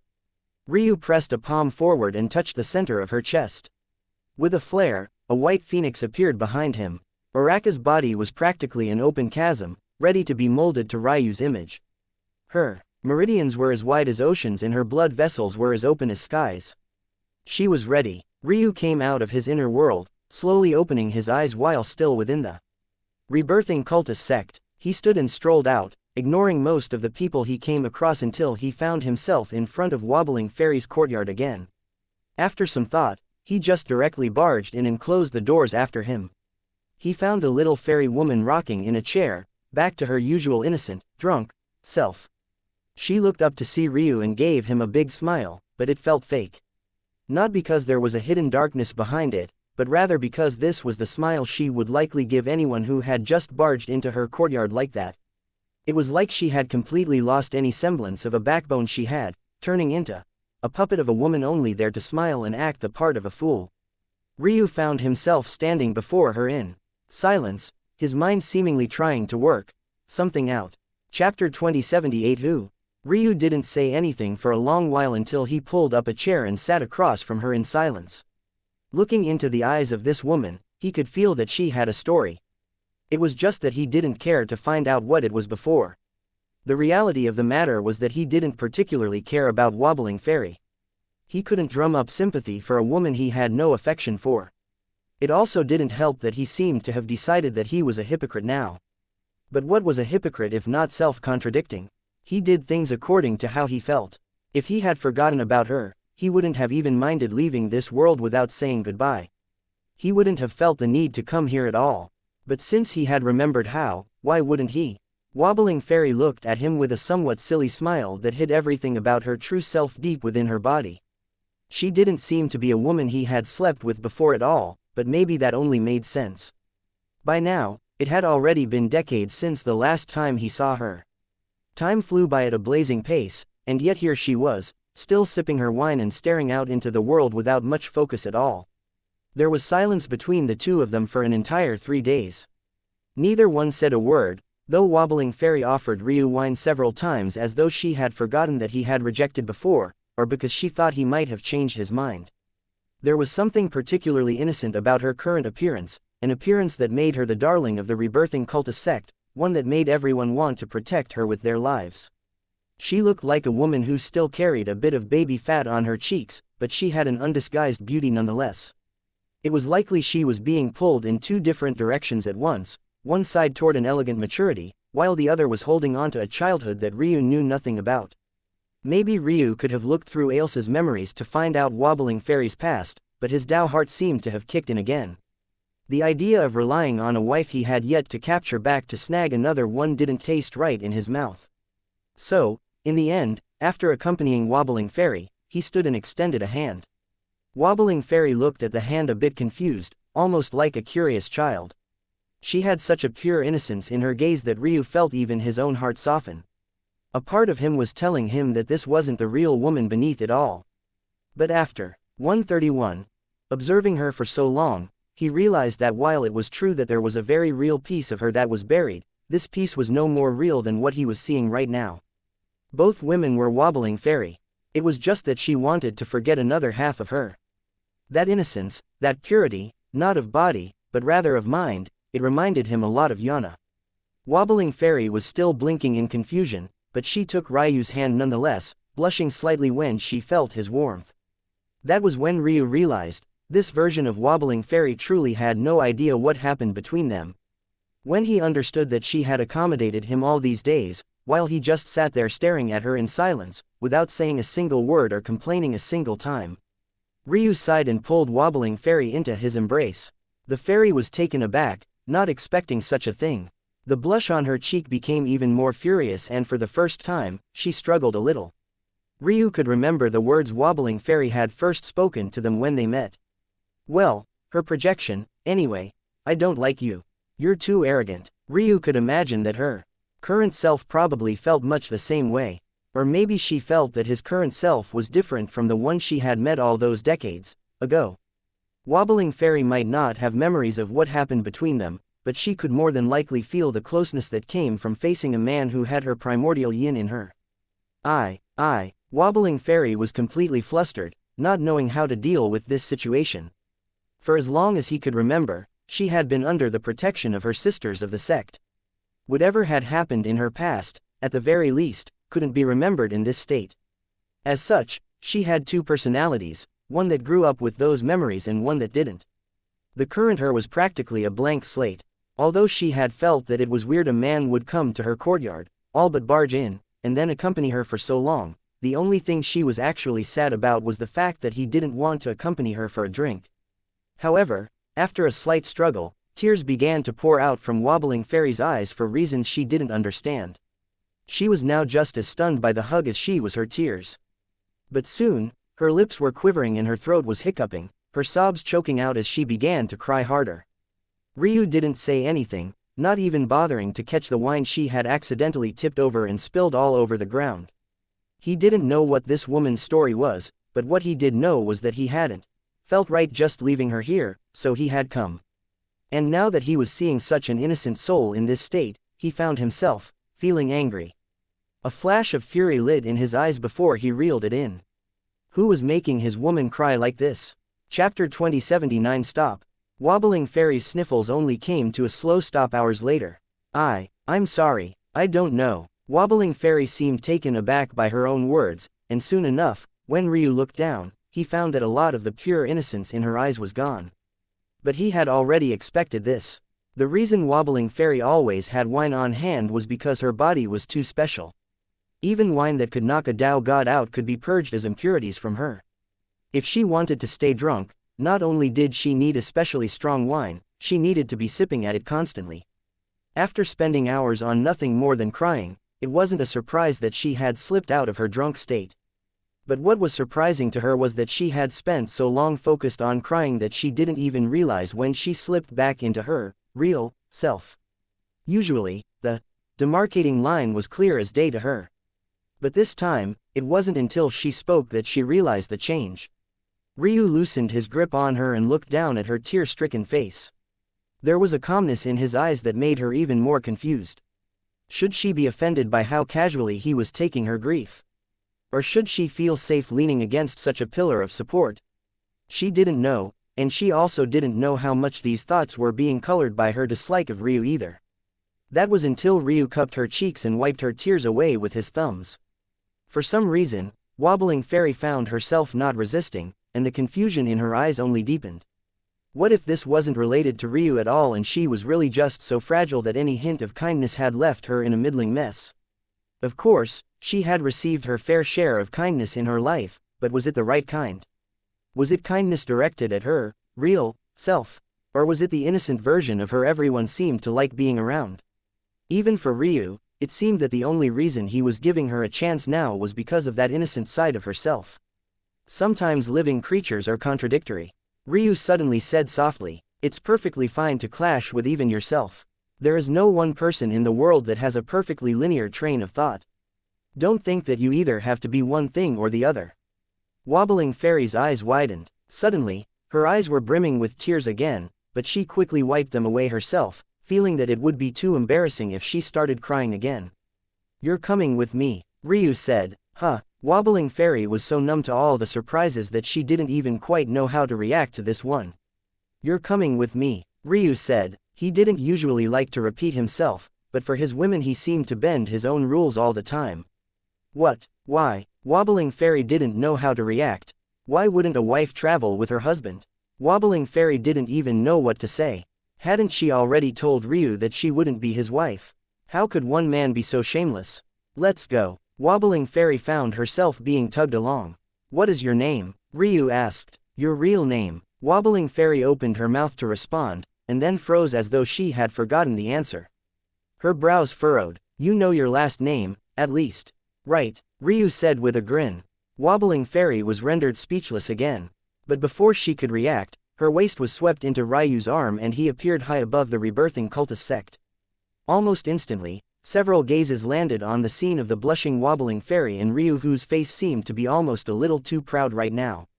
"Today, I'll be announcing a union between your sect's Wobbling Fairy and I, Ryu Tatsuya." With fairies and fae of the sect were taken aback again, but recalling the time Ryu spent years in Wobbling Fairy's courtyard, they turned downcast soon after. Wobbling Fairy didn't even know how to call out and refute, and she didn't seem to have the strength to say the words at all. Star River appeared in the skies with a frown on her face, staring daggers at Ryu. Wobbling Fairy was practically everyone's little sister. How could she just be swept up into marriage like this without anyone knowing? And by the likes of this shameless bastard at that? That was just unacceptable. "Objections?" Ryu asked innocently. Star River looked toward Wobbling Fairy, only to find that she wanted to find almost anywhere to hide, even if that place was Ryu's chest. Seeing her little sister in such a state, Star River already realized that Ryu was at the very least not lying entirely. Star River also mistook the changes to Wobbling Fairy's temperament as the difference between a young maiden and a mature woman. Though she had guessed wrongly, the conclusion was much the same nonetheless. Star River scowled, remembering the first words that Wobbling Fairy had spoken to Ryu and feeling even more aggrieved. "Little sister, didn't you say you didn't like this man? How did you let him trick you anyway?" Star River's little nose wrinkled up, and even as a Tao god she didn't seem mature. enough to hide it properly. Boom, boom, boom, stop. At that moment, Ryu heard a voice he hadn't heard in a while. His wife's disciple, Rinishka. He had no idea where she had gone, but her temper seemed to be just as great. Stop what? Ryu asked almost disinterestedly. He had suddenly gone from a man who looked to be joking around to one whose patience was wearing thin. I don't know what you've done to my little sister, but I'm going to make you pay for it. Ryu shook his head. As my wife's disciple, you are technically my daughter in martial law now. I would advise you step down, lest I be forced to embarrass you. Chapter 2080 please. You. What? Rinishka didn't even quite register what Ryu had just said at first. Her tongue was running faster than her mind, and she felt like she just had to give a generic witty reply back to make Ryu accept the battle. She was still a Tao Lord, but from what she could tell, Ryu's body had at least broken into the Tao Lord realm as well. Although they were still mismatched, she had been wanting to teach this arrogant bastard a lesson for a long while. Back then, she was the one who had gone to save him from the entrapment of the Luminara clan before dropping him off at the Beast Domain with the 10-year limit that Ailsa had given him. Of course, Ryu had ended up doing things in a much shorter time frame, but Rinishka hadn't been there for that, having entered seclusion to complete another task her master had given her. She had only just exited, only to find that the arrogant bastard she too hated was actually taking advantage of their sect's little pearl. That was absolutely unacceptable. She had to at least teach Ryu a lesson before things got out of hand. But now, she was absolutely infuriated. A sword appeared in her hand, and she pointed the tip right at Ryu's chin. Take those words back right now or I will have your head. Rinishka was so infuriated she saw red. She didn't care if Wobbling Fairy had even the slightest bit of feeling for Ryu. Even if they were real, for the words that Ryu had just spoken, she would have his head no matter what. I will give you 3 seconds to lower your sword, Ryu said. A chilly wind suddenly passed through, and even Star River felt a tingle crawl up her spine. The atmosphere had completely shifted, and suddenly Star River remembered the time Ryu started crippling and ejecting their disciples from the sect one after another. Rinishka didn't know it, but Ryu was someone with a hair-like trigger. It was hard to tell what would set him off under normal circumstances, let alone when it was a situation that anyone would be infuriated by.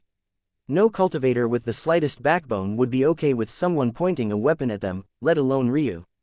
The only reason he hadn't already attacked to kill was because of exactly what he had already said. This was Ailsa's disciple, a master for a day, a parent for life.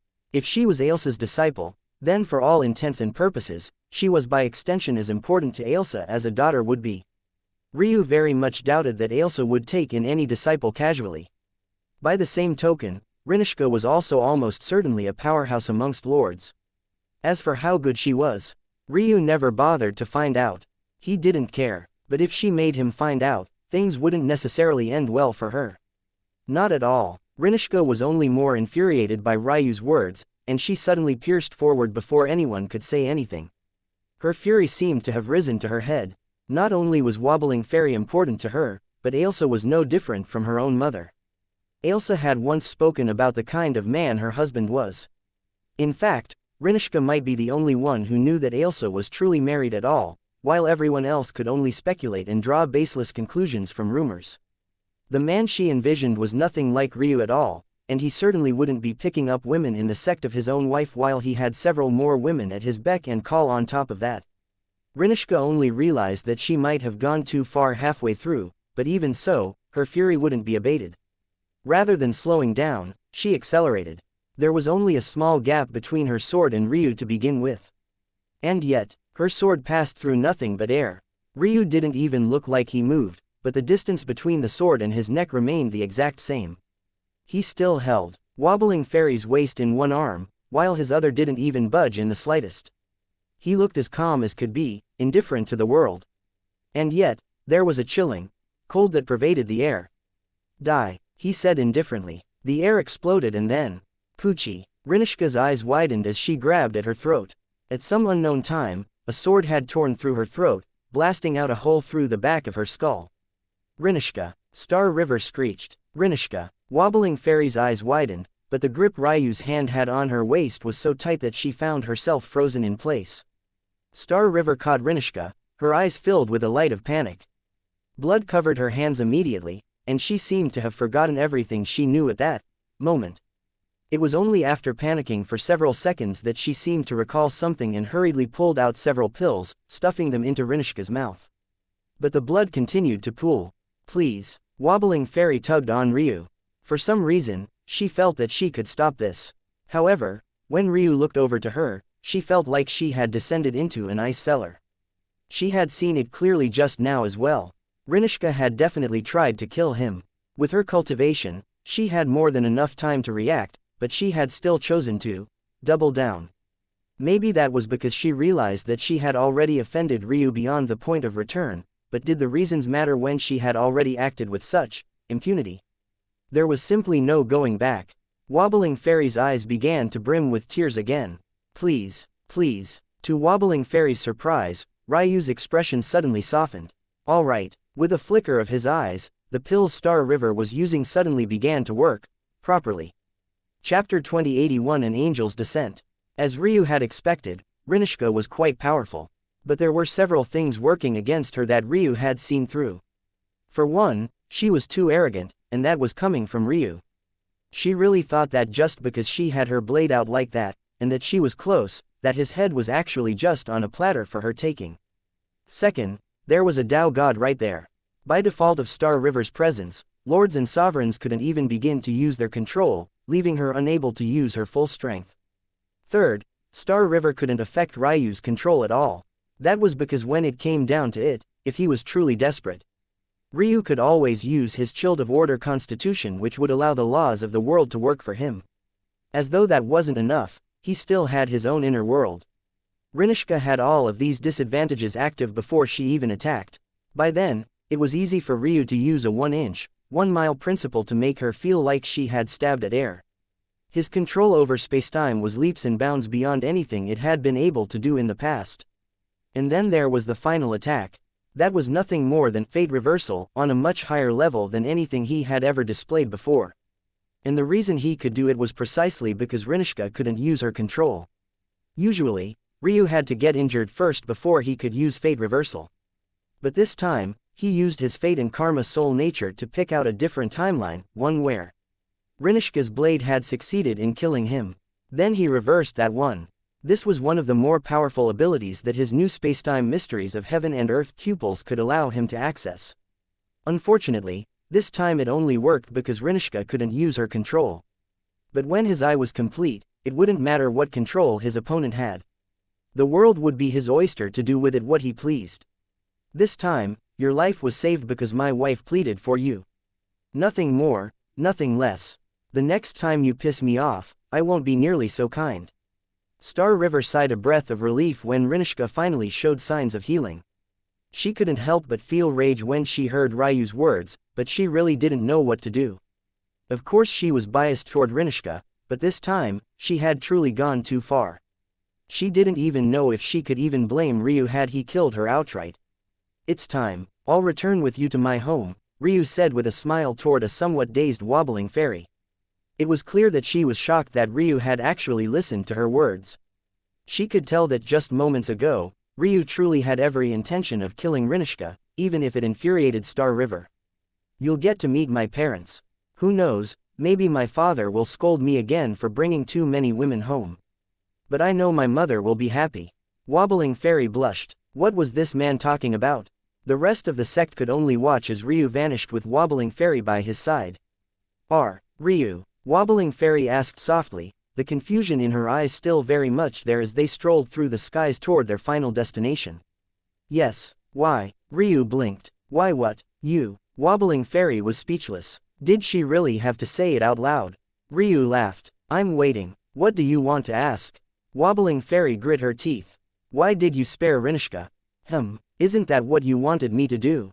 We can go back and kill her now. To be honest, she really did piss me off back there. That's not what I meant. Ryu laughed again. Of course he understood what she meant. I already gave you the answer. Isn't that what you wanted me to do? What other reason do I need? Wobbling Fairy didn't even know what to say and almost started crying again. What are you talking about? Why are you such a fool? She wiped the unshed tears from her eyes, cursing herself for crying again. She couldn't even remember the last time she had cried, but now it felt like an every moment occurrence. Me, a fool, never me, how could you say such a thing? Wobbling Fairy found herself laughing. And what would you do if I told you to leave all your other women and only be with me? Okay, anything but that. Ryu nodded without missing a beat. Wobbling Fairy was rendered speechless again. This man truly had a face as thick as a sect's wall. He didn't even miss the smallest beat. Anything but that? Wobbling Fairy asked with emphasis. Of course, and if I told you to castrate yourself? Okay, anything but that. Ryu nodded again. To disrespect your mother? Okay, anything but that. Fight your father. Wobbling Fairy went from being speechless to just laughing. This man was a hypocrite through and through, and he was facing against his own hypocrisy with such a bold face that he didn't even seem to recognize his own flaws. Either that or he was aware and simply didn't care. What if I don't want to be your wife? She finally asked. You have no choice, unfortunately. Ryu nodded again. And why's that? Think of how sad you'll be if you leave me and then realize there's no man that could ever compare. How depressed would you be? If you think about it, I'm really just saving you from yourself. No need to thank me. Such things are trivial between husband and wife. Wobbling Fairy was rendered speechless once more before she started laughing so hard that a different sort of tear streak began to accumulate on her soft, rosy cheeks. Her laughter filled the skies and sounded like the bells of an angel's descent. Chapter 2082 The Seventh Heaven. The Seventh Heaven. The world had been in an odd, perpetual state of war for a long while. With the ascension of the Radiant Star sect, the Fading Star and their allies had done their best to suppress and repress them. This situation only became worse after the shift in fate. Almost 100 years later and the Radiant Star sect still stood strong. One would say that a large part of that was because of Aika, their Tao sovereign. Fueled by fury and sadness, one would think that she was the sole reason for the change. But this wasn't the case. In truth, Aika had been far more distraught than anything else. It was difficult even for her cultivation to improve these days. Although she was filled with her own fury, it didn't supersede how downtrodden she was. The real reason the Radiant Star sect was able to make it this far was because of the rise of two people, one far more expected than the other. The first was none other than Old Wan. After he, too, broke into the Tao sovereign realm, it gave the sect a stabilizing force that was able to go against all of their enemies while only being slightly at a loss. He seemed to carry a great deal of power with him, but his advancement only made Aika more distraught. That was because she knew that Old Wan wasn't yet ready to break into the Tao sovereign realm. He didn't have a sudden and perfect enlightenment that she had. Rather, he had pushed himself to do so because she was unable to hold up the sky on her own. This only made her feel an even deeper guilt. She knew that Old Wan was no less talented than she was. The reason he hadn't broken through yet was because he was looking for the perfect path, a path that would lead him to godhood. True godhood. And yet now, because of her once again, yet another had lost their light for the future. It was tearing Aika up on the inside to suffer through these matters. She felt like it was all her fault. All of her fault. If she hadn't been so eager to return to the seventh heaven with her little bit of power, Ryu would have never died, his wives would have never been taken away beneath her own watch. Old Wan wouldn't have been forced to give up his future for the sake of immediate survival. If only she had listened. If only she had followed Old Wan's carefully laid out plans instead of going off on her own to do as she pleased. These sort of thoughts broke Aika. It didn't matter what anyone else said, she knew that she was at fault and she couldn't think any way else. The fact her Tao heart hadn't already collapsed was just a miracle in and of itself.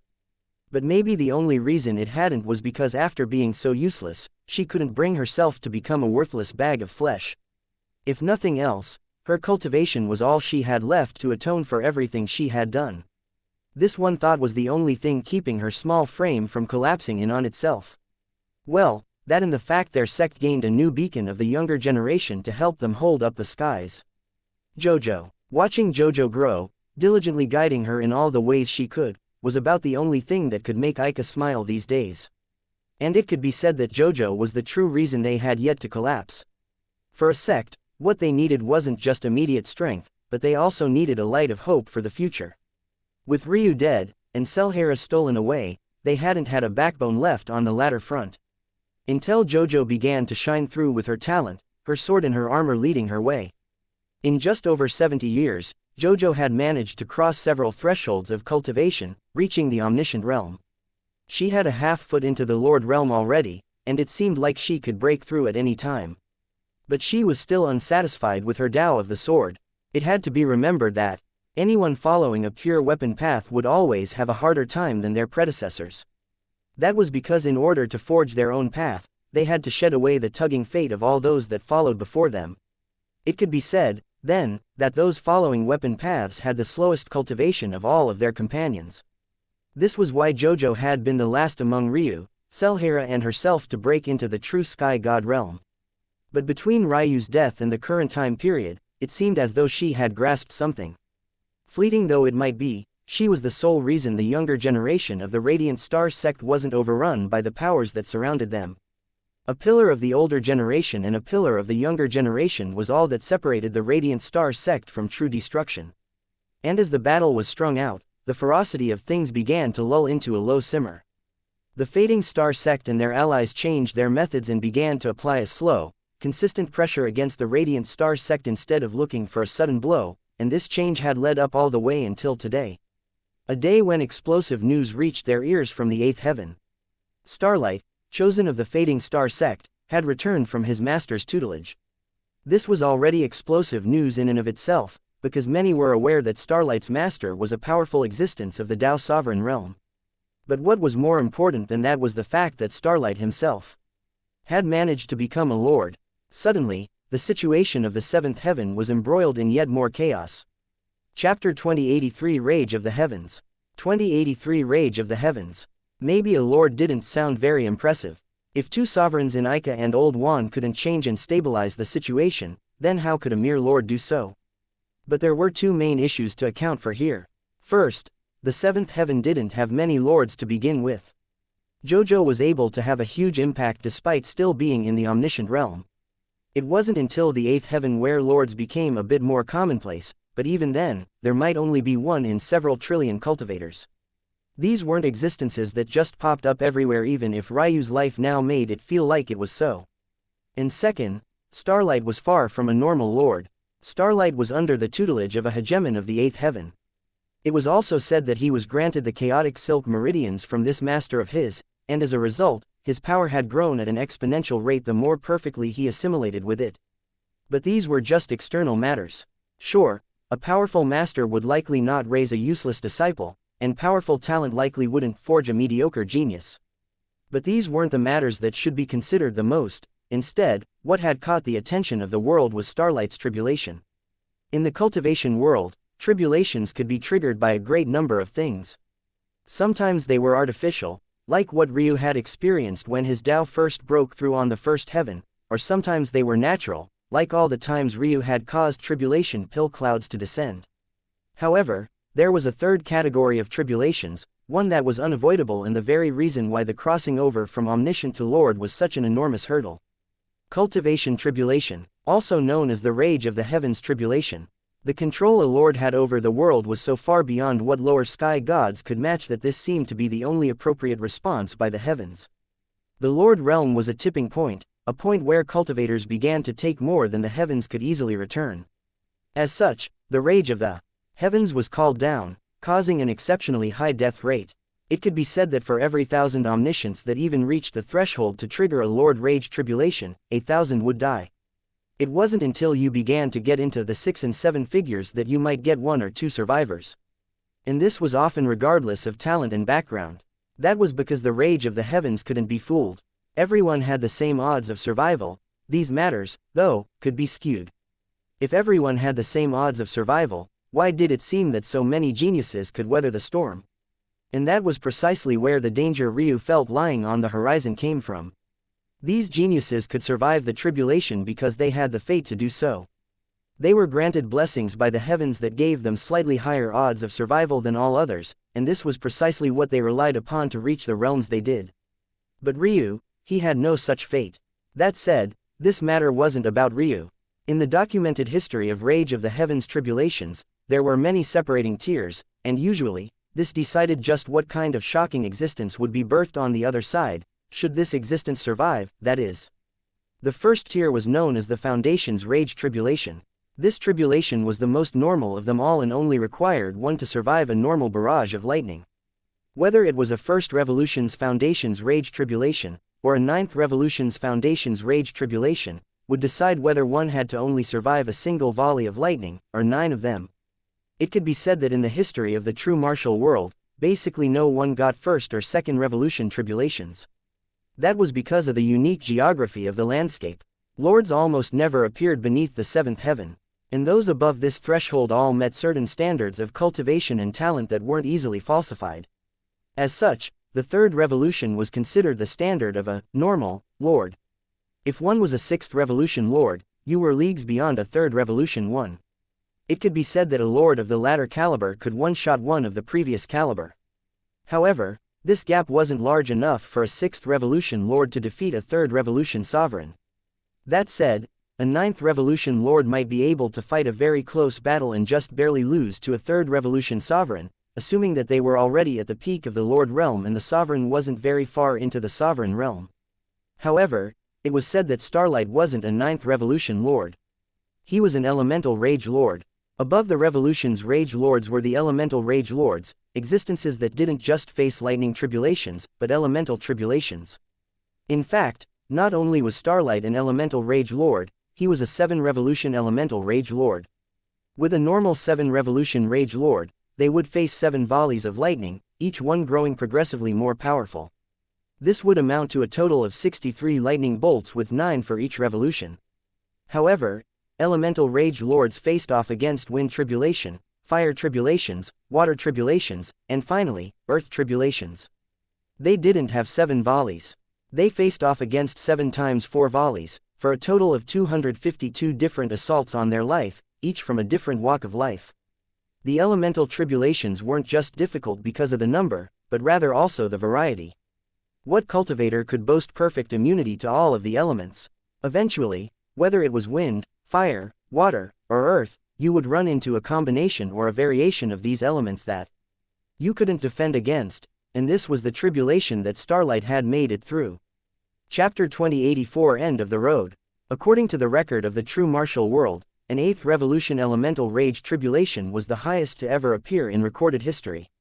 There were speculations that a 9th revolution existed, but none were certain about this. It could be said that because of his existence alone, Starlight had swayed the fate of the 7th heaven practically single-handedly. Although it was very difficult to survive such a tribulation, when one was successful, they became wrapped up in the favor of the heavens. The amount of investment the heavens needed to give to an existence that entered the Lord realm was so great that the heavens obviously wouldn't like such a person to die. As such geniuses were incredibly difficult to kill for reasons that extended beyond just their trump cards. The heavens themselves didn't necessarily want them to die, and for Starlight, who had now become the backbone of the fading star sect, it seemed inevitable that they would come to rise as well.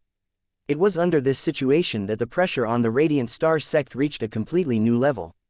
Armies set out and marched toward their borders. Near their helm, a young Starlight sat with twinkling blue eyes and skin as dark as night. His handsome countenance didn't seem to have much of an expression on it as he looked forward in silence, his thoughts only known to himself. He hardly reacted even when the tall walls of the Radiant Star sect appeared before him. All he did was calmly stand to his feet. The man he wanted to face off against wasn't here. It made it all feel pointless. The Radiant Star sect's situation might be bad, but their growth wasn't too poor either. The geniuses they had brought up from the lower heavens had finally managed to reaffirm their foundations and strengthen themselves.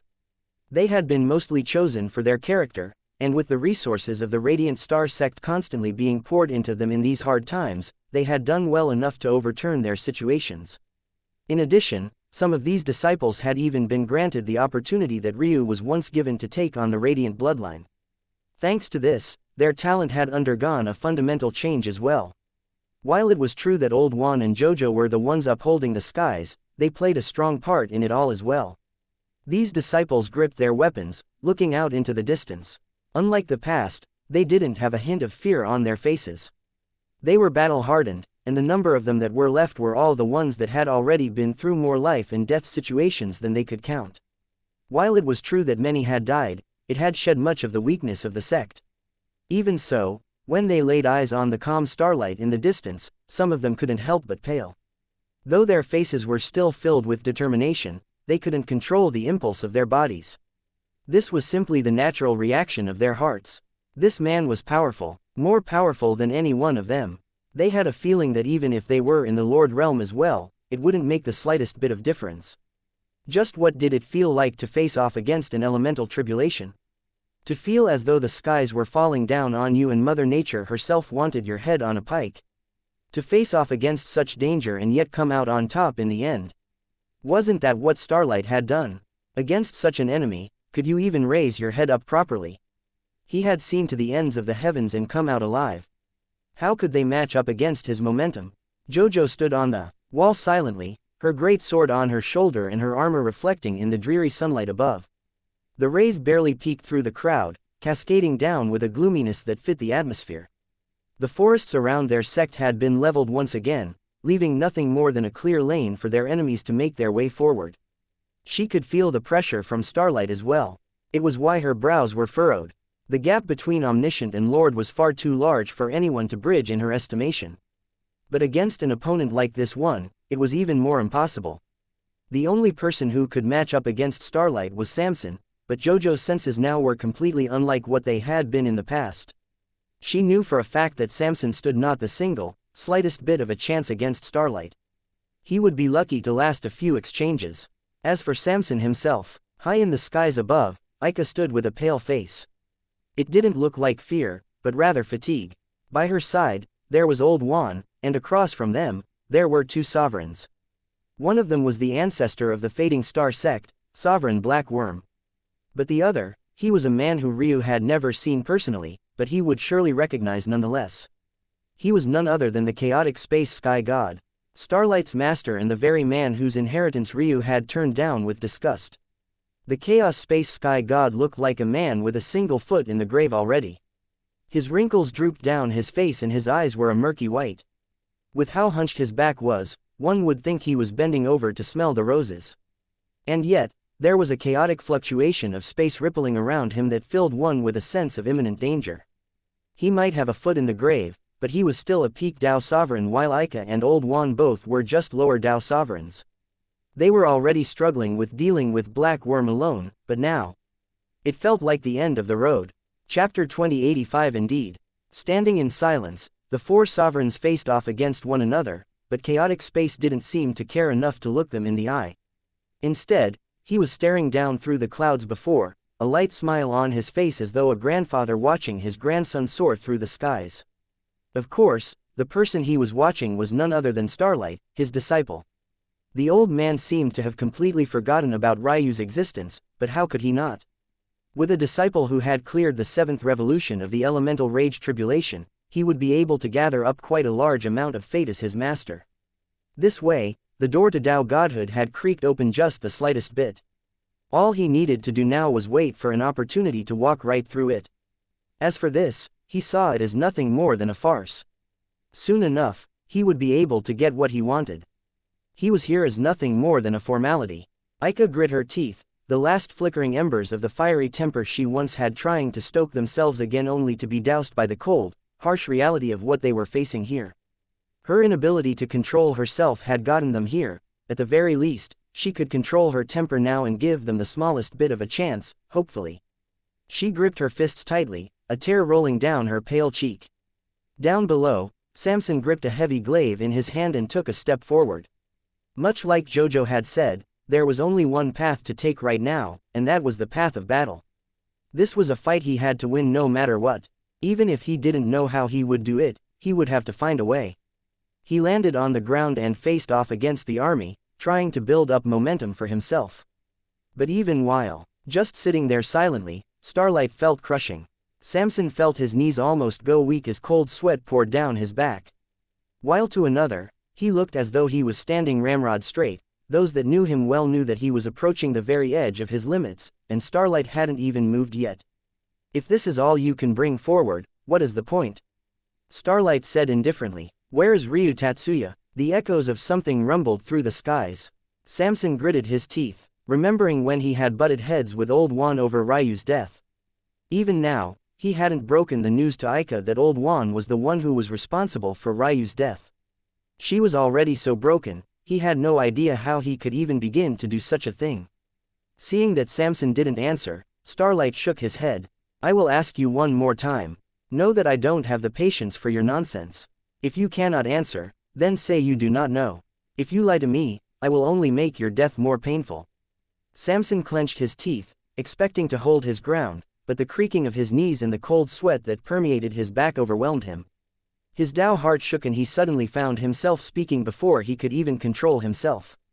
He is dead. He's dead, damn it. Samson gasped for breath and the momentum, what little of it there was, completely deflated from the radiant star sect. Jojo's eyes dimmed and she exhaled a soft sigh. It was hard to tell if that sigh was for Samson's lack of a backbone, or if it was for Ryu's death. However, what Samson didn't expect was for Starlight to frown in confusion. When did he die? Samson gritted his teeth, but he felt that not speaking now would only be more embarrassing. He tried to force himself to relax and react as though he had wanted to start the conversation in the first place. So, he answered. That's impossible, Starlight said coldly. My master sensed him on the 8th heaven after the date you claim. Samson froze, not knowing how to react to this information. What did you say? Aika asked from above, her voice sounding almost frantic. However, a snort echoed before she could even speak more. Aika found a force ripping into her body. She barely managed to protect herself from all of her clothing being shredded to pieces and her body being exposed to the air, but that didn't stop her from coughing up several mouthfuls of blood. This isn't your place to intervene. Know when to be silent. Chaotic Space said coldly. Old Wan's eyes narrowed, but he didn't say anything. He had already speculated that Ryu was alive. He had even guessed that the man sent to take Selhira and Eska away was related to him as well. He had only confirmed that when a mysterious energy took away the best trump card he had against Ryu, that being Hope's fragmented soul. But now, hearing this, he was even more certain. It was a good thing that he had made plenty of preparations for this outcome. Ellipsis. On the ground below, Samson was taken aback by this outcome as well and wasn't sure what to say. He stood in stunned silence, and looked up into the air as though he wanted to see how Old Wan was reacting. Unfortunately, he didn't have the right to see any of what was going on up there. So you don't know about where he is, then, you likely also don't know that he's very much wanted by a great number of powers on the 8th heaven. But maybe that's why your little sect has managed to survive so long. If you did know anything, they would have long come after you. That man would never die so easily. Indeed, I wouldn't die so easily. What would the world even do without me? The sudden voice seemed to come from everywhere at once. Starlight's eyes narrowed into slits. Chapter 2086 5 seconds. Ryu walked across the skies as though it was solid ground. But more shocking than that, no one could seem to tell how he had appeared, and that included the 3 sovereigns in the skies. It was like in one moment, he hadn't even had a tangible existence, and in the next, like he had always been there from the very start. The pressure of the battlefield didn't seem to bother him in the slightest, his white robes only slightly waving in the wind no more than it should for a person on a leisurely stroll. He looked at ease, completely in his own element, and unbothered by everything around him. One would have thought that he had come to the Radiant Star sect by coincidence. Well, don't let my presence bother you. Weren't you going to kill him? Go ahead. Ryu's words seemed to shock everyone awake again, and Samson's expression couldn't help but change before it became somewhat sullen. If nothing else, Ryu's words made something quite clear.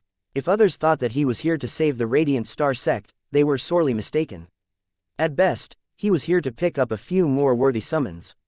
Unfortunately, Ryu looked up and found that Aika was no longer as bright of heart and sharp of focus as she was in the past. But where there were losses, there were gains. His gaze shifted and landed on Jojo. She was only in the omniscient realm right now, but her Tao heart. He couldn't help but smile to himself as he remembered their last interaction. He still found it amusing even to now. Jojo would have probably blushed with some shame if Ryu's last words hadn't pissed her off so much. She had no idea what happened between Ryu and Old Wan, but even if she had, she wouldn't have any idea why he would transfer that hatred to Samson. However, Ryu had a very clear line for how he did things. Even if he couldn't see it by Samson's mannerisms, the changes to his breath and heartbeat, or the fluctuations to his fate itself, Ryu was smart enough to deduce many things. Even if Aika didn't know, he was sure that she wasn't stupid enough to have no suspicions at all. And if he was correct, Samson was probably the first to figure out what happened back then. Ryu didn't care if they were directly involved or not. Samson wouldn't be on the list of people he would be stepping in to save the life of. As for Aika, her naivete was mind-numbing. He could practically see through her like he was reading an open book. When he looked up into the skies and met her gaze, it was as though he was the sovereign and she was the omniscient. In these years he had been away, she had certainly found clues that had left her raising her eyebrows. But she hadn't been willing to take the final step to acknowledge what might have happened because Old Juan and Samson were practically her two blood brothers. They had grown up together, faced the destruction of their clans and sect together, weathered the storms of survival in this harsh world of cultivation together. It wasn't easy for her to peel away that final veil even if she found many things confusing. That wasn't enough for Ryu to have a distaste for her the same way he did for Samson, but what it was enough to do was for him to draw a clear line between the two of them. If she was worthy, he would have taken her on as a summon. But since her Tao heart was in shambles and he still owed her, he wouldn't turn her into a corpse puppet. After these matters today were finished, he would write off whatever debts they had left and leave with Jojo. Of course, only after he had Old Juan's head on a pike. Ryu looked down from his gaze above. From start to finish, he didn't even give Old Juan, Black Worm, or the chaotic space sky god a glance as though they weren't worth his time. What's this? Still not attacking? I don't have the patience to wait here all day. If you're worried about me taking advantage of your fatigue, I'll gladly give you some rest. Or say the word and I'll just kill him for you so we can get this over with. Ryu. Jojo's explosive temper finally couldn't take it anymore. She looked as though she wanted to cut Ryu down herself. In fact, her enormous sword had already appeared in her palms, her aura blazing like a sword piercing the clouds. Ryu looked over to Jojo. She was just as fiery as usual, her violet-red hair flickering like dancing flames. Her eyebrows actually seemed even more fierce than he remembered them, like two strikes of a match across her otherwise delicate features. Ryu had a preference for arrogant women who were very much in touch with their feminine side. All things considered, Jojo had the arrogance, but she was a tomboy through and through. Still, that didn't stop her from being nice to look at and tease. But right now, the single hum that had come from Ryu's lips practically made the atmosphere freeze over. The only one who didn't seem to notice was Jojo, who had let her temper get to her head already. It could be said that in this respect, she and Aika were two peas in a pod. You ungrateful bastard, did you forget everything Sovereign Aika did for you? And who the hell do you think you are? Do you think I can't see through the fact you're just an omniscient? Do you think I won't cut you down where you stand? Ryu gazed at her indifferently. The longer Jojo's rage-fueled words echoed through the skies, the more she seemed to realize that Ryu was practically a brick wall. Is that so? Ryu finally asked lightly. A chilling breeze passed by, and for some reason, Jojo felt the fire in her heart dissipating somewhat. Attack, then. Jojo froze. Goosebumps raced across her skin as a reaper's death grip wrapped around her throat.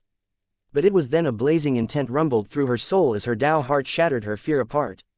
She couldn't take a step back now. Not when the sect's morale was already teetering on the edge of destruction. She slashed out with all of her might, a blade of fiery light crossing through the air and appearing in front of Ryu in what looked like an instant. Ryu didn't even move, he just stood there, his hands almost carelessly clasped behind his back. The fiery scythe clashed with an invisible wall, or maybe the word clashed was too bold for what truly happened. It was almost like a punch landing on air, so silent and unbothered that it was hard to tell if Jojo's attack was an illusion or not. Slowly, the attack blinked out of existence and Ryu appeared in their sights clearly once more, not an ounce of fatigue on his face. Ryu was far too lazy to explain himself. He wouldn't even do so to Aika herself. If she tried to stand in his way, he would kill her just the same as he would anyone else who pissed him off. The only reason Jojo wasn't lying dead in a pile of her own flesh and blood right now was because he had plans for her as a summon. Nothing more, nothing less. In fact, the fact she dared to attack him after his aura descended only moved her up his list further. You and I haven't been on the same level for a long while. Did you think those I've already surpassed could possibly catch up to me? Ryu asked lightly. The words drummed against Jojo's soul, but Starlight's as well, just the same. Now I will give you one more chance. Ryu shifted his gaze from Jojo to Starlight, who was down beneath him. Finish your battle quickly or I will finish it for you. I will give you 5 seconds. Ryu stood there silently as Starlight didn't reply. Time slowly ticked by, from 1 second to 2, and then from 2 to 3. No one knew what would happen after the 5th second passed, but time, for reasons none could understand, seemed to have slowed to an absolute crawl. And then the 5th second ticked by. Ryu didn't say a word. He simply brought out a palm clasped behind his back and lightly patted at the air. Samson couldn't even react before his chest seemed to implode from the inside out. Jojo's eyes opened wide and all the air seemed to be sucked out of the battlefield. Samson crashed against the sect walls so heavily that they cracked and then collapsed, the formation that had once been protecting it seemingly being useless. Chapter 2087. Let me borrow. A lord was put on his last breath by an omniscient, in what could hardly even count as a single strike. It was as though Ryu had only lightly patted at the air, like he didn't even use much of his effort at all. The understanding that most had of the gap between omniscient and lord was overturned right before their eyes. They had seen Ryu fight above his cultivation realm before, but those were still somewhat acceptable. But there had never been a documented genius in the true martial world that was capable of bridging such a gap. And if there was, they certainly shouldn't have been able to do it so easily. The person that was the most shell-shocked, though, was Aika herself. She stood in the skies in a daze, her face growing paler and paler as tear streaks fell from her once delicate, now shallow cheeks. She looked as though she had lost her soul, but it was hard to tell if that was because Samson was on his last breath, or if it was because she had seemingly realized something else. Ryu descended from the skies and landed in front of Starlight, his gaze indifferent. Anyone who knew Ryu, though, felt that his actions were odd. Of course, that wasn't because of Samson. That was well in line with something Ryu would do. He had no intention of sparing or forgiving Samson just because he was stuck between a rock and a hard place. Ryu's hypocrisy seemed to be based on nothing more than selfishness, but as he had thought many times before, comprehension placed far more emphasis on how you came to know something rather than that you knew it. Ryu had always known that he was a hypocrite, but he embraced it now. And the reason for that was far more important than the fact he was. The world was filled with moral gray zones. No matter what philosophers tried to tell you, there was no objective morality. Was Samson wrong? From his perspective, certainly not. Samson believed that Ryu was already dead, and Old Wan's words back then were very reasonable. Ryu's fate was too volatile and he could too easily bring destruction to a sect trying to rise again like theirs. In fact, it was Ryu's presence in the first place that had given Sovereign Black Worm a chance to enter Tao Godhood. However, Ryu just didn't care. 0725. If you didn't stand with him, then you stood opposed to him. When Samson chose to hide Old Wan's deeds and live side by side with him for all these years, he had already slotted himself in as an enemy of Ryu's, and nothing at all would change that. Ryu didn't have the heart of a saint. Often, the worst people in a disaster situation were the fence-sitters who didn't want to choose a side, or the moderates who felt that both sides had their merits. To Ryu, there was no other side but his own. Bring out your weapon. This will be your last chance to do so before your pathetic master has to save you. Ryu said lightly. High in the skies above, the chaotic space sky god's eyes narrowed. He couldn't remember clearly the last time he had been disrespected by anyone, let alone a junior. And yet, now that he recalled, the last two that had dared to do this were both Ryu. He had pretty much expunged Ryu from his memory. If not because he had a small shadow over the heart of his disciple, he wouldn't have bothered to recall. In fact, the only reason he had sensed Ryu so clearly when he entered the 8th heaven was because he had a small bit of fate with Ryu. For someone at his cultivation level, he was very sensitive to such things. But it was clear and obvious now that Ryu didn't take him or his prestige very seriously at all. You will regret speaking those words, Starlight said coldly. Ryu didn't respond as he stood in silence, waiting for Starlight to do as he said. Star-chi began to descend from the skies and illusory bronze arms took shape. The world shuddered and an ancient sword took shape in one of the many arms of dense fog. A powerful momentum shook the space and the blade suddenly slashed out. Ryu didn't move in the slightest bit. He stood there in a lazy silence, only for a scene they had already seen once before to play itself out once again without the slightest shift. The blade light seemed to freeze in front of Ryu before it slowly faded away. Starlight's pupils trembled, not quite believing what he had just seen. He hadn't allowed Ryu's goading to stop him from pulling out his weapon. No amount of words would stop him from taking Ryu as seriously as he could. But what he didn't expect was that it wouldn't matter in the slightest. Is this all you have? Ryu asked lightly. I would say I'm disappointed, but I expected as much already. You were never going to be a match for me. 0. Starlight took a breath, forcefully stabilizing himself and not allowing Ryu's words to impact him. He didn't believe there could be a lord that could make him look so ridiculous, let alone an omniscient. Starlight unleashed a roar and his constellation solidified. The hands of Buddha descended from above in solid, aged gold. Starlight tried to warp causality, only for his expression to finally change violently. Whether it was time, space, fate, or karma, it was all so solid around Ryu that it felt like he was trying to pull a thin strand out from a solid block of steel. Ryu shook his head as though he was feeling bored. Indeed, now that he thought about it, Starlight did like playing around with that sort of stuff. It was unfortunate that it was absolutely useless against Ryu. Ryu took a step forward and the ground trembled. The world warped around Starlight and his vision blurred. When his sight cleared, Ryu was standing so close to him that they could easily reach out and touch one another. Do you know why your master is pathetic? Ryu asked with a smile. A cold sweat permeated Starlight's back, but his throat was ironically dry. It's because he overestimates himself. He thinks that stealing the talent of others to bolster himself and his sycophants makes him great, almighty, and powerful.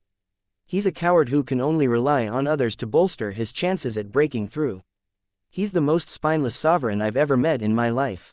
Well, other than a certain snake. There was a reason the chaotic space sky god's inheritance appeared in both the incomplete and complete heavenly paths.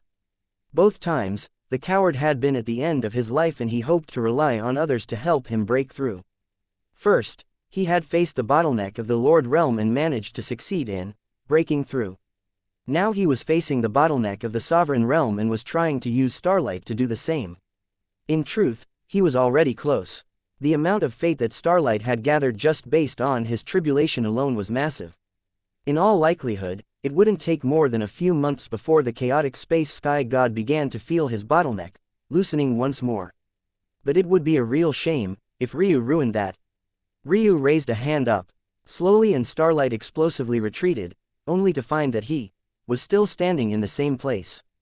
Stop. The chaotic space sky god's voice clapped like thunder, but Ryu had completely ignored him, grabbing only Starlight's neck and holding him up like a gutted animal. Ryu shook his head as though he hadn't heard Starlight's master at all. A shame. Your Tao heart was decent, but you listened to that fool and accepted a talent that wasn't your own. Ryu suddenly smiled. That's fine, though. After I finish with you, you'll be like a brand new person. Ryu's arm ripped through Starlight's dantian. Under the stunned gazes of those present, a genius of an era was ruined right before their eyes. Even the chaotic space sky god had simply never expected that Ryu would dare to do this in his presence.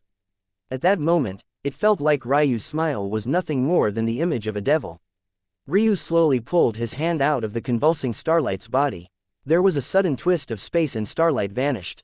Heavenly pupils. These were the first thoughts that everyone had, but they didn't even have much time to remain shocked about this before Ryu's aura bloomed. Chaos chi flooded the air and a dark gold ripple spread out from Ryu. In the instant this ripple touched the invading army, they burst into rains of blood. But Ryu didn't seem to care very much about them at all as he stepped out into the air. For the first time, his eyes landed on Old Juan. Hey, how about you let me borrow your head for a little while? I'll return it to your tombstone later. Chapter 2088 My Turn. Old Juan was staring at Ryu calmly. He could feel that something about this young man had changed, and many of the plans he had made seemed not to apply properly anymore. For a moment, it felt like there was a game of domain between the two and the world shuddered. But the facade was broken by a voice that was barely as strong as a whisper, so low that it felt like a butterfly was flapping its wings. If not for their cultivations, they might not have heard her at all. Ryu, what happened? Aika looked up with a pale face, her eyes almost pleading. She couldn't seem to bring herself to look at Old Juan as she begged Ryu for an explanation that could wish what she was feeling away. Ryu hadn't particularly planned on bothering with Aika much at all. As he had said, her Tao heart was in shambles, so she wouldn't make a good summon. And he owed her too much to turn her into a corpse puppet. He did things by his own letter of the law, and that was simply how his own moral compass weighed things out. However, when he looked over at her, he couldn't help but pause. He remembered the first time he met Aika. She was a valiant old lady at the head of the sect's library, eager to force her little kiddos to read as many books as they could. Later, Ryu came to know how powerful she was, even having a hand at helping her break into the sovereign realm. In that time, she had poured her heart and soul into helping him as best she could, even going out to personally hunt for beasts for him to eat. There was not another sovereign in the world that would take out so much time for him, maybe other than his mother herself. She seemed to be arrogant to the outside world, but she probably had one of the largest hearts that Ryu had ever seen in a person. It was unfortunate that people like her tended to be the most fragile in worlds like this one. Ryu could still remember helping her get out of her marriage proposal to the disciples of the sect back then by defeating them. It was precisely because he respected what she had done so much that he never had thoughts of forcing her to acknowledge that proposal, even if under any other circumstances he would. If Aika chose to marry someone else in the future, and the world learned that she had once been promised to him, then the results of such a thing could truly harm his fate, especially if such information was left in the hands of someone with truly sinister intentions. But in a rare showing, Ryu chose not to care. Before this moment, he hadn't really considered why it was. But it seemed to be a difference between an underlying respect and the lack of such a thing. Wasn't there another person he had felt this way toward? In his first life, he had been perfectly alright with Elena marrying another person. He felt that his life was too fragile to be worthy of her.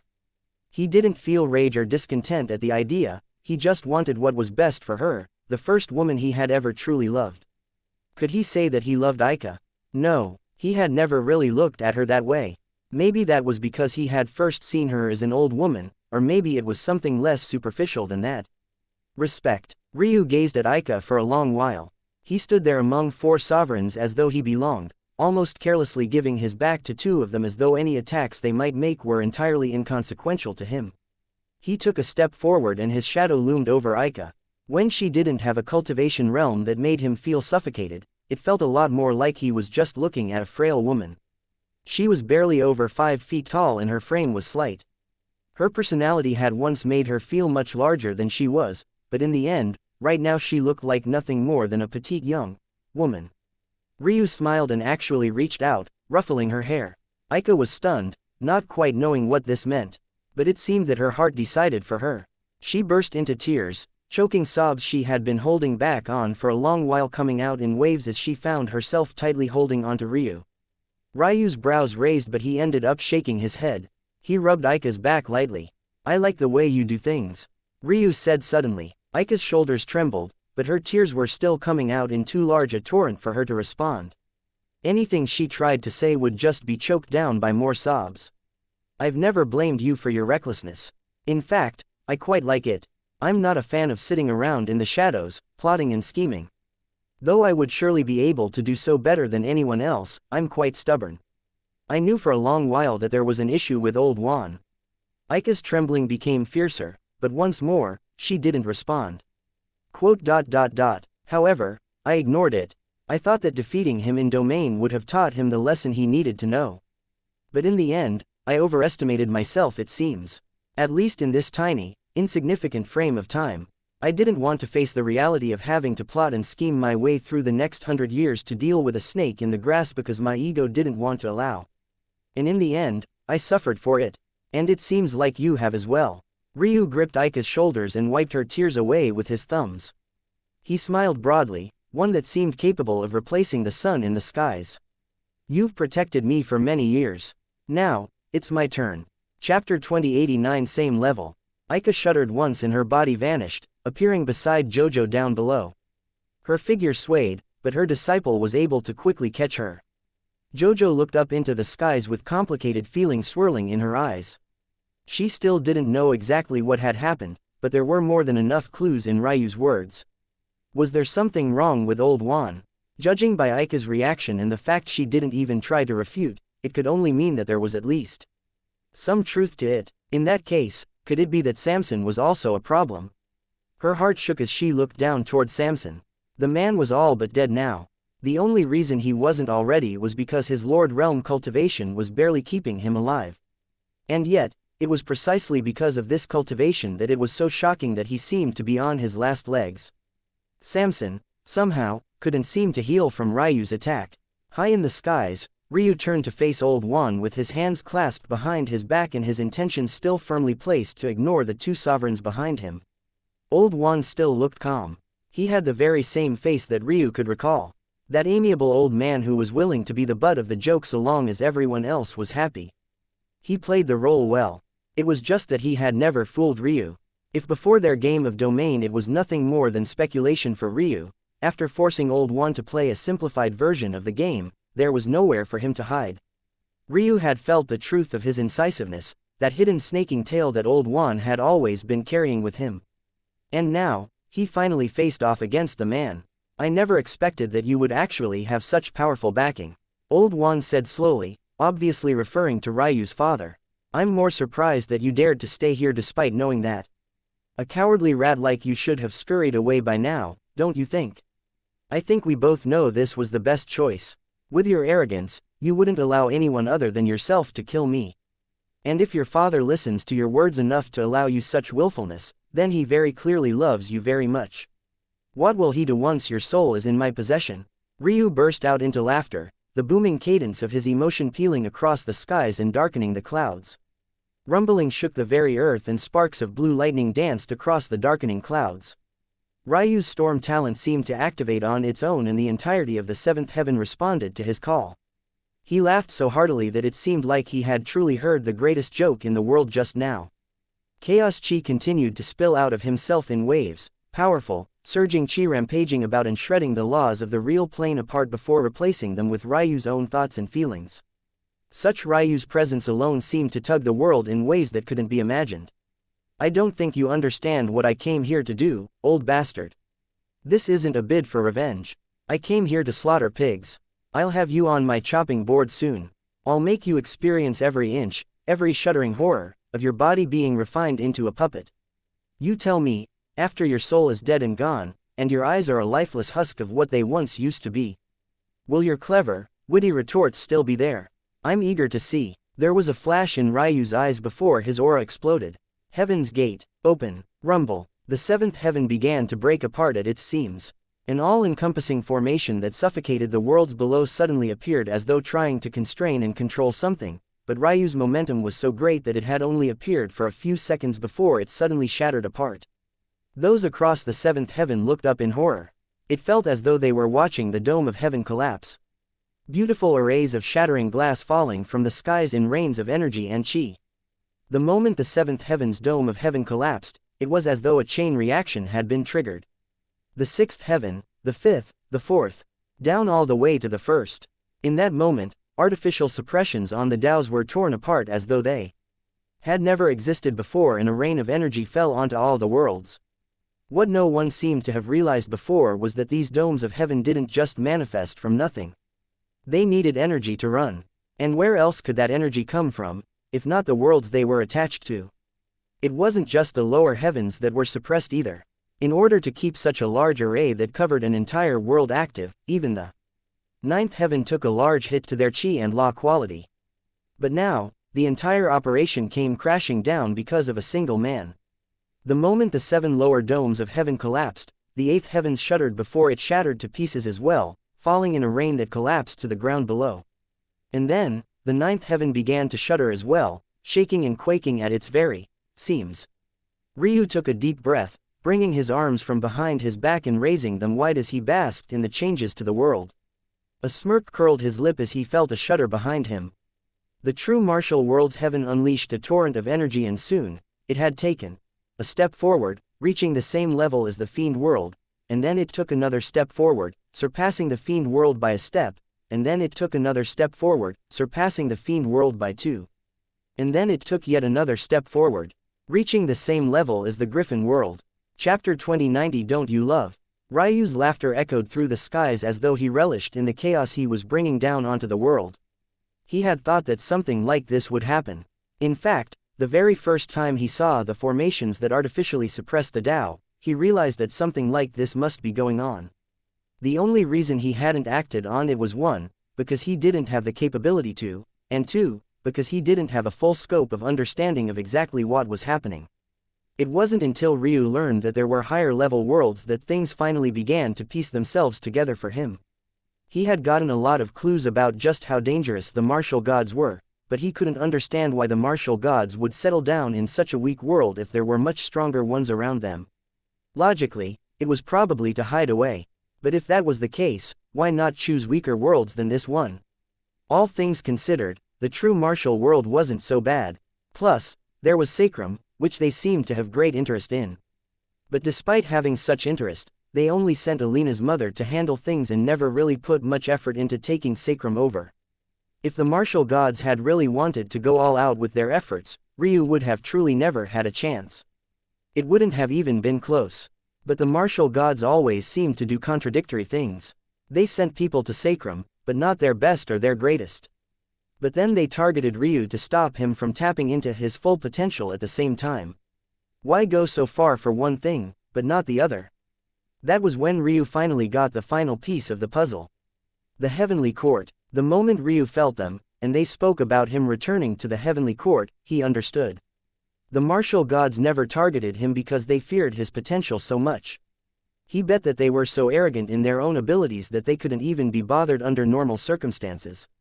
Ryu's talents were exceptional, but was a combination of the beyond perfect extreme spiritual foundation and the chaotic silk meridians really enough for them to take action?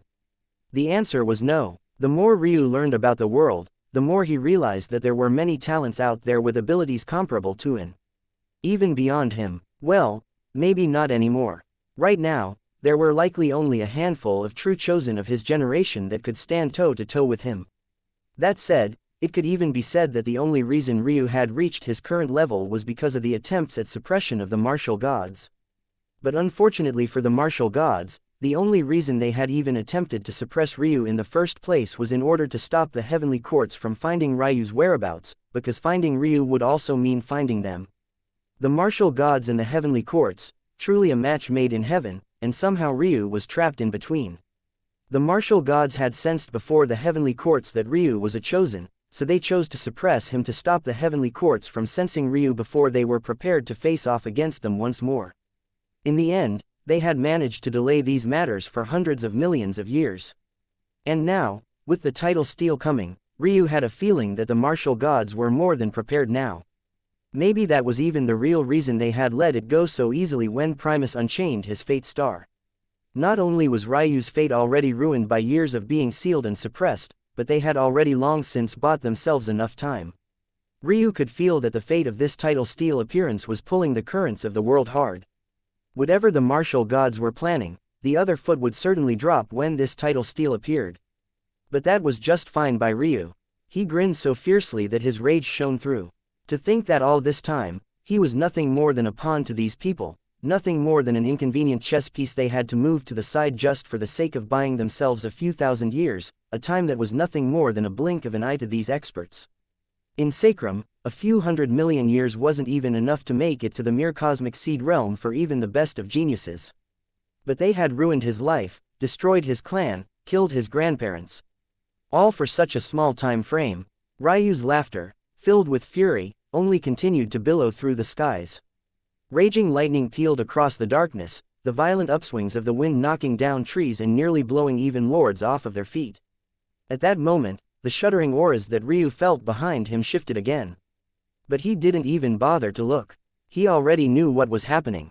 In fact, he had planned for exactly this. All across the true martial world now, there were many who were facing bottlenecks now that would be shedding past them. All their lives, they had been suppressed beneath the boot of the martial gods, and now they had suddenly burst through like a crack in the dam. Their suppressed cultivations would all suddenly skyrocket.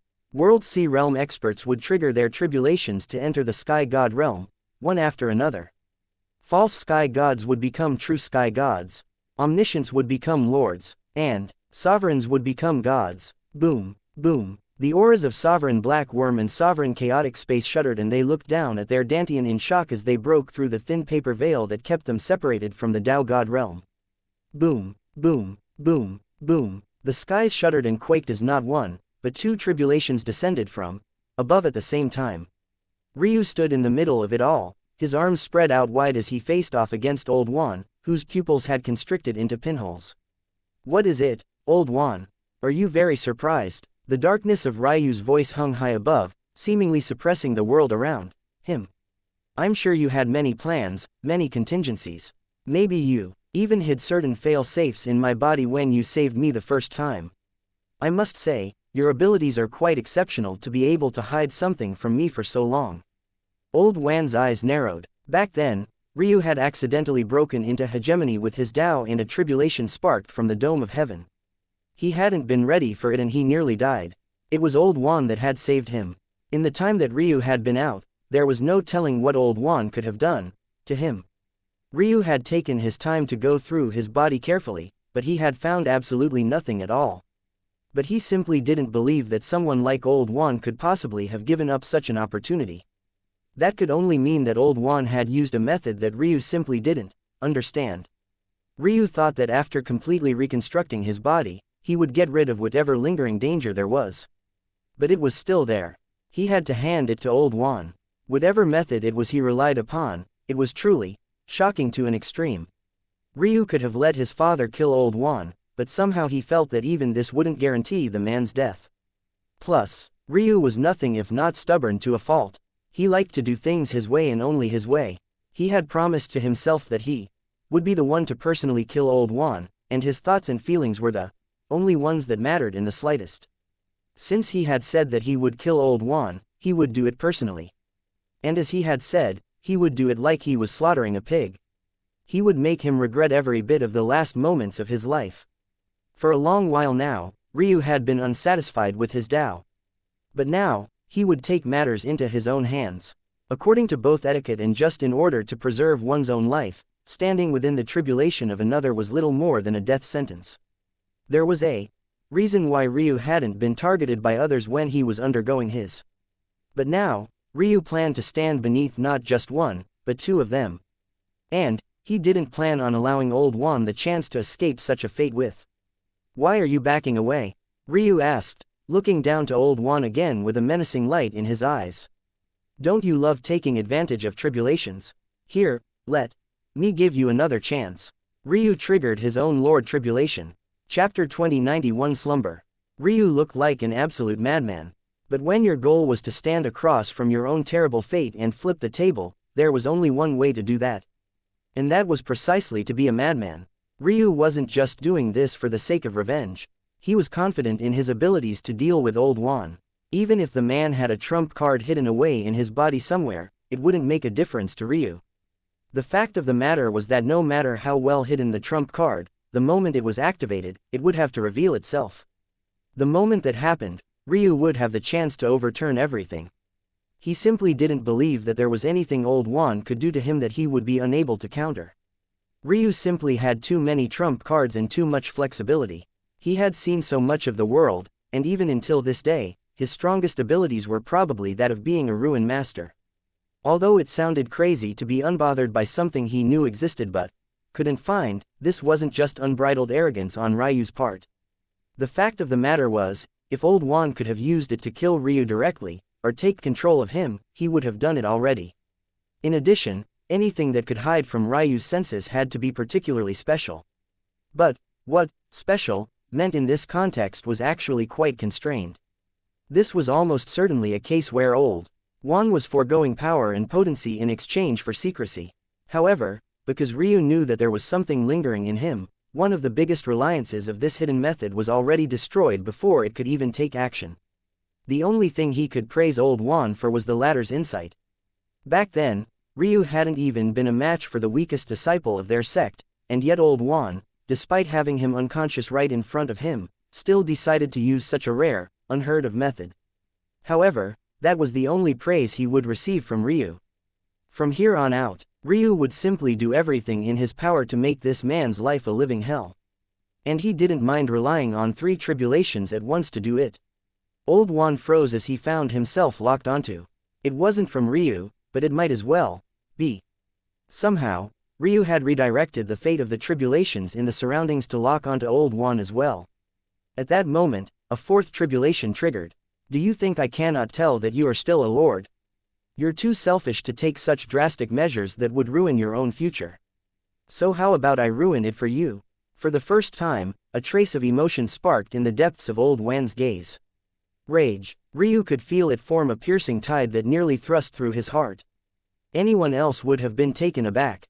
Old Wan's killing intent was so dense that it was practically an attack on the psyche, so savage and unforgiving that even the Dragon Emperor felt wholly inferior. And yet, all Ryu did was laugh even harder. It was as though he relished in the chaos of the world. The more ruined and chaotic things were, the more satisfied he felt with the situation. Old Wan's fury was like a tonic that pumped through his veins, peeling through his body and making him feel as though he was standing atop the world. A fourth tribulation blended into the others, and suddenly there were 4 men locked in the skies, imprisoned under the auras of their own tribulations. The tribulation clouds expanded to the point they covered the entire skies of the 7th heaven. The weak and commoners looked up in horror, fear painting their eyes as they faced off against what they thought just might be the end of the world. As for those in the skies, the only one laughing seemed to be Ryu.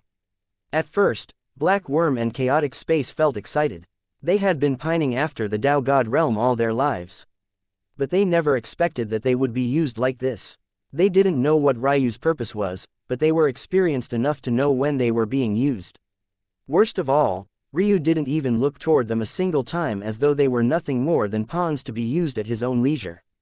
He didn't have the posture of someone in the omniscient realm at all. Down below, Jojo and Aika found themselves gripping one another's hands, while the 2 armies that had once been facing off had no choice but to forget any plans they might have had. The world fell into a silence for a moment, one where the only sound that could be heard was Ryu's still echoing laughter, as though he was the only one that didn't understand the gravity of the situation. That was when the 4 tribulations began to shift and change. From 4 separate tribulations, there was a pulse that rippled through them all. 2 God tribulations, a sovereign tribulation, and a Lord tribulation shuddered as they were suddenly sucked into one. In that moment, the black cumulonimbus clouds of the tribulation clouds changed color. They only flashed a rainbow of light for a short while before they became a dense mass of dark gold. As though ancient bronze, the tribulation clouds shimmered with this dark gold color, bearing down with a weight and heft to them that reminded Ryu of the infinity mist of the 9th heaven.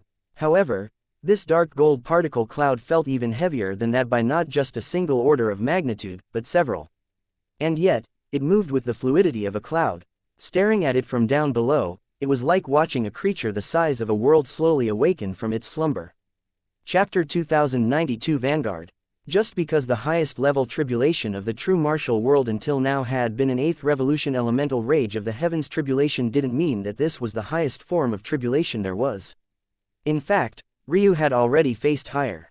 In the fiend world, he had faced off against his own elemental tribulation before, fighting against tides of fire, winds, and others. But the truth of the matter was that the elemental tribulations that those of the true martial world knew of weren't even the strongest in existence. In stronger worlds, these elemental tribulations were known as lower elemental tribulations, tribulations that only encompassed fire, water, earth, and wind. There were also incomplete elemental tribulations beneath that could only have one or a few of the 4, but not all of them. However, due to whatever reason, likely the unique quirks of the true martial world's laws after they were suppressed by the martial gods, these incomplete elemental tribulations never appeared. However, above lower elemental tribulations there were still middle elemental tribulations, these ones encompassing variants of fire, wind, water, and earth. Middle elemental tribulations would force cultivators to face off against ice, crystals of earth, or even heavenly winds twisted by nature. And then there were higher elemental tribulations. These tribulations would incorporate the elements of light and darkness, as well as lightning. This lightning, however, would be far different from normal rage of the heavens tribulations. This lightning was known as true tribulation lightning, carrying various colors and changes that would exhibit differing abilities. Even more rare elements like wood would appear here. And then, there was the perfected elemental tribulation. Aspects of space and time would descend, and the world would be overturned by the menace of the heavens' rage. This perfected elemental tribulation was so impossibly rare that those that managed to survive it almost always became figures of a generation, hegemons of their own clans and powerhouses that stood above the masses. And yet this was far from the last tier of tribulation. Ryu had yet to face a perfect elemental tribulation. And yet, he had already faced tribulations beyond this. Wrath tribulations. These were tribulations where the heavenly skies opened up and sent down its THPL Hism Los Maimters Traslas Starfezer Empal MFHREDS, BTT Scepter ASE, warriors. The Wrath Tribulations were also separated into N Inc. There were 9 revolutions of normal tribulations, 9 revolutions of elemental tribulations, and 9 revolutions of Wrath Tribulations. The first stage was the aspirant Wrath Tribulation. What Ryu hadn't known until recently, and mostly thanks to Ailsa's memories, was that Heaven's Knights weren't all of one rank. That much was obvious enough to him, as their strengths were certainly not created equal. The lowest class of Heavenly Warrior was known as Heaven's Aspirant, and until now, these were all Ryu had yet to face, even a single one of them. A true named Heavenly Warrior was something that Ryu had never faced. Instead, he had only faced unranked Heavenly Warriors. The number who had faced off against a ranked Heavenly Warrior and lived to tell the tale were simply too few and far between. Such existences had likely long been taken into Heaven's court, brought into the fold to become one of their lackeys. The gap between the Heavenly Warriors that Ryu had faced off against and aspirants was a fathomless chasm. But the rank above them was the reason he no longer called them Heaven's Knights. That was because above aspirants were knights, existences that were even stronger. It was hard to wrap your head around what it truly meant to be an aspirant, let alone a knight. But according to Ailsa's memories, an aspirant was already comparable to a genius with a perfect god talent. A perfect god talent was to the wider world what a grand ancestral circle had once been to sacrum, an existence with a perfect slot of talent in all 6 pillars to sacrum's 4. That meant that an aspirant was like a genius with a god-grade bloodline, god-grade meridians, a god-grade bone structure, a god-grade soul talent, a god-grade spiritual foundation, and a founding Tao. This was the standard of the lowest tier of ranked Heavenly Warrior. They already represented a level of perfection, tailored to the standards of your world, that was simply impossible to match under normal circumstances. And then there was a ranked knight. Already, at this point, Ailsa's understanding was somewhat murky, but it was still far clearer than the rank that stood above knight. A ranked knight was a genius that not only had the talent of an aspirant, but took it a step beyond. They likely had something to bolster their abilities, maybe a rare soul nature, maybe a pair of heavenly pupils, maybe they had not just one set of meridians, but 2 of them. This was a knight. However, the more Ryu observed the largest swath of dark gold clouds above him, and the more his eyes danced past the laws etching themselves into the skies, the more certain he was that this was a 3rd revolution wrath of the Heaven's Tribulation. A ranked vanguard. The only explanation Ailsa had in her memories about this rank of Heavenly Warrior was wariness. It was an insecurity that her own power likely wouldn't be enough to face off against one of them despite her capabilities. A Heavenly Vanguard, an existence that stood above an aspirant and a knight. It was a talent that broke logic and understanding, one that crushed a knight with the flip of a palm and forced an aspirant to non-existence with a single gaze. It made the geniuses of the world look small and insignificant. A pressure the likes of which the 3 around Ryu couldn't even fathom descended. But Ryu, who had long begun to get serious, was focused on something else. The aura of this tribulation isn't godlike as I expected. It's Lord. My tribulation swallowed theirs, not vice versa. A wild grin spread across Ryu's face as his forearms pulsed with the raging intent of his greatsword staffs. This was going to be fun. Chapter 2093 Good luck. Ryu's grin plastered across his handsome veins, the runes of his bone structure glowing as he unleashed his momentum. His cultivation broke through the veil of the Lord Realm finally, not due to his tribulation, but due to his heavenly pupils. Before, no matter how hard he tried, he couldn't seem to use Heaven's Gate to break past the omniscient realm. But now, with his tribulation here, a tiny sliver of a chance had opened up. His white hair danced in the wind, a stale sort of fate hovering around him as though it might want to suffocate his very breath to death. Ryu's voice echoed, but it was hard to tell if he was speaking to anyone. Was he wishing the 3 sovereigns he had dragged into this mess good luck? Was he really just taunting them? But then why did it look like his eyes had never left the dark gold tribulation clouds? Only Ryu knew. Ryu shot into the skies, his blade leading his motion forward in a sweeping arc. A normal Heaven's Warrior had barely formed when Ryu had already shredded him apart. His blades moved like streaks through the skies, splintering space and severing the life of anyone he could find before him. He took on a tribulation 4 times the strength it should have been without a care for whether the sovereigns behind him would act. It was as though he had already forgotten about their existence. His blood boiled and his heart thumped with the might of thunder, its reverberating echo only being drowned out by the rumbling of the dark gold tribulation clouds above themselves. Bang! Bang! Bang! A forming army of heavenly warriors found themselves minced to pieces, the very laws used to construct them being shattered beneath Ryu's might. However, there was only so much room for this to continue. Tremble! The skies shook as a legion of heavenly warriors took shape. The heavenly warriors that Ryu was used to were wreathed in black, but these all wore bronzed, dark gold armor. Their momentum, despite not being aspirants, was also clearly stronger than any Ryu had ever faced off against before. And when they finally solidified, Ryu found himself entirely surrounded. Xianxia. The heavenly warriors all unsheathed their blades and pointed their spears at the same time. In the back rows, even their archers pulled back their bowstrings taut, and the twang of a heart-shuddering echo pealed around the skies. In an instant, the entire situation had flipped. From being an unstoppable wrecking ball, Ryu found himself smashing into an immovable wall. His power was reflected back at him, and blades and arrows pierced toward him at the very same time. It felt like everything before had been nothing more than a joke, and the weight of such a tribulation set in for them all. 4 legions appeared, each one with 9,999 warriors in them.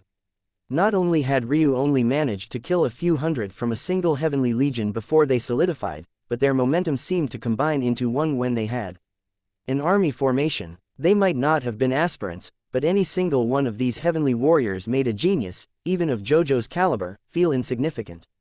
And now, these geniuses were all pooling their strength into one. How could it not be suffocating?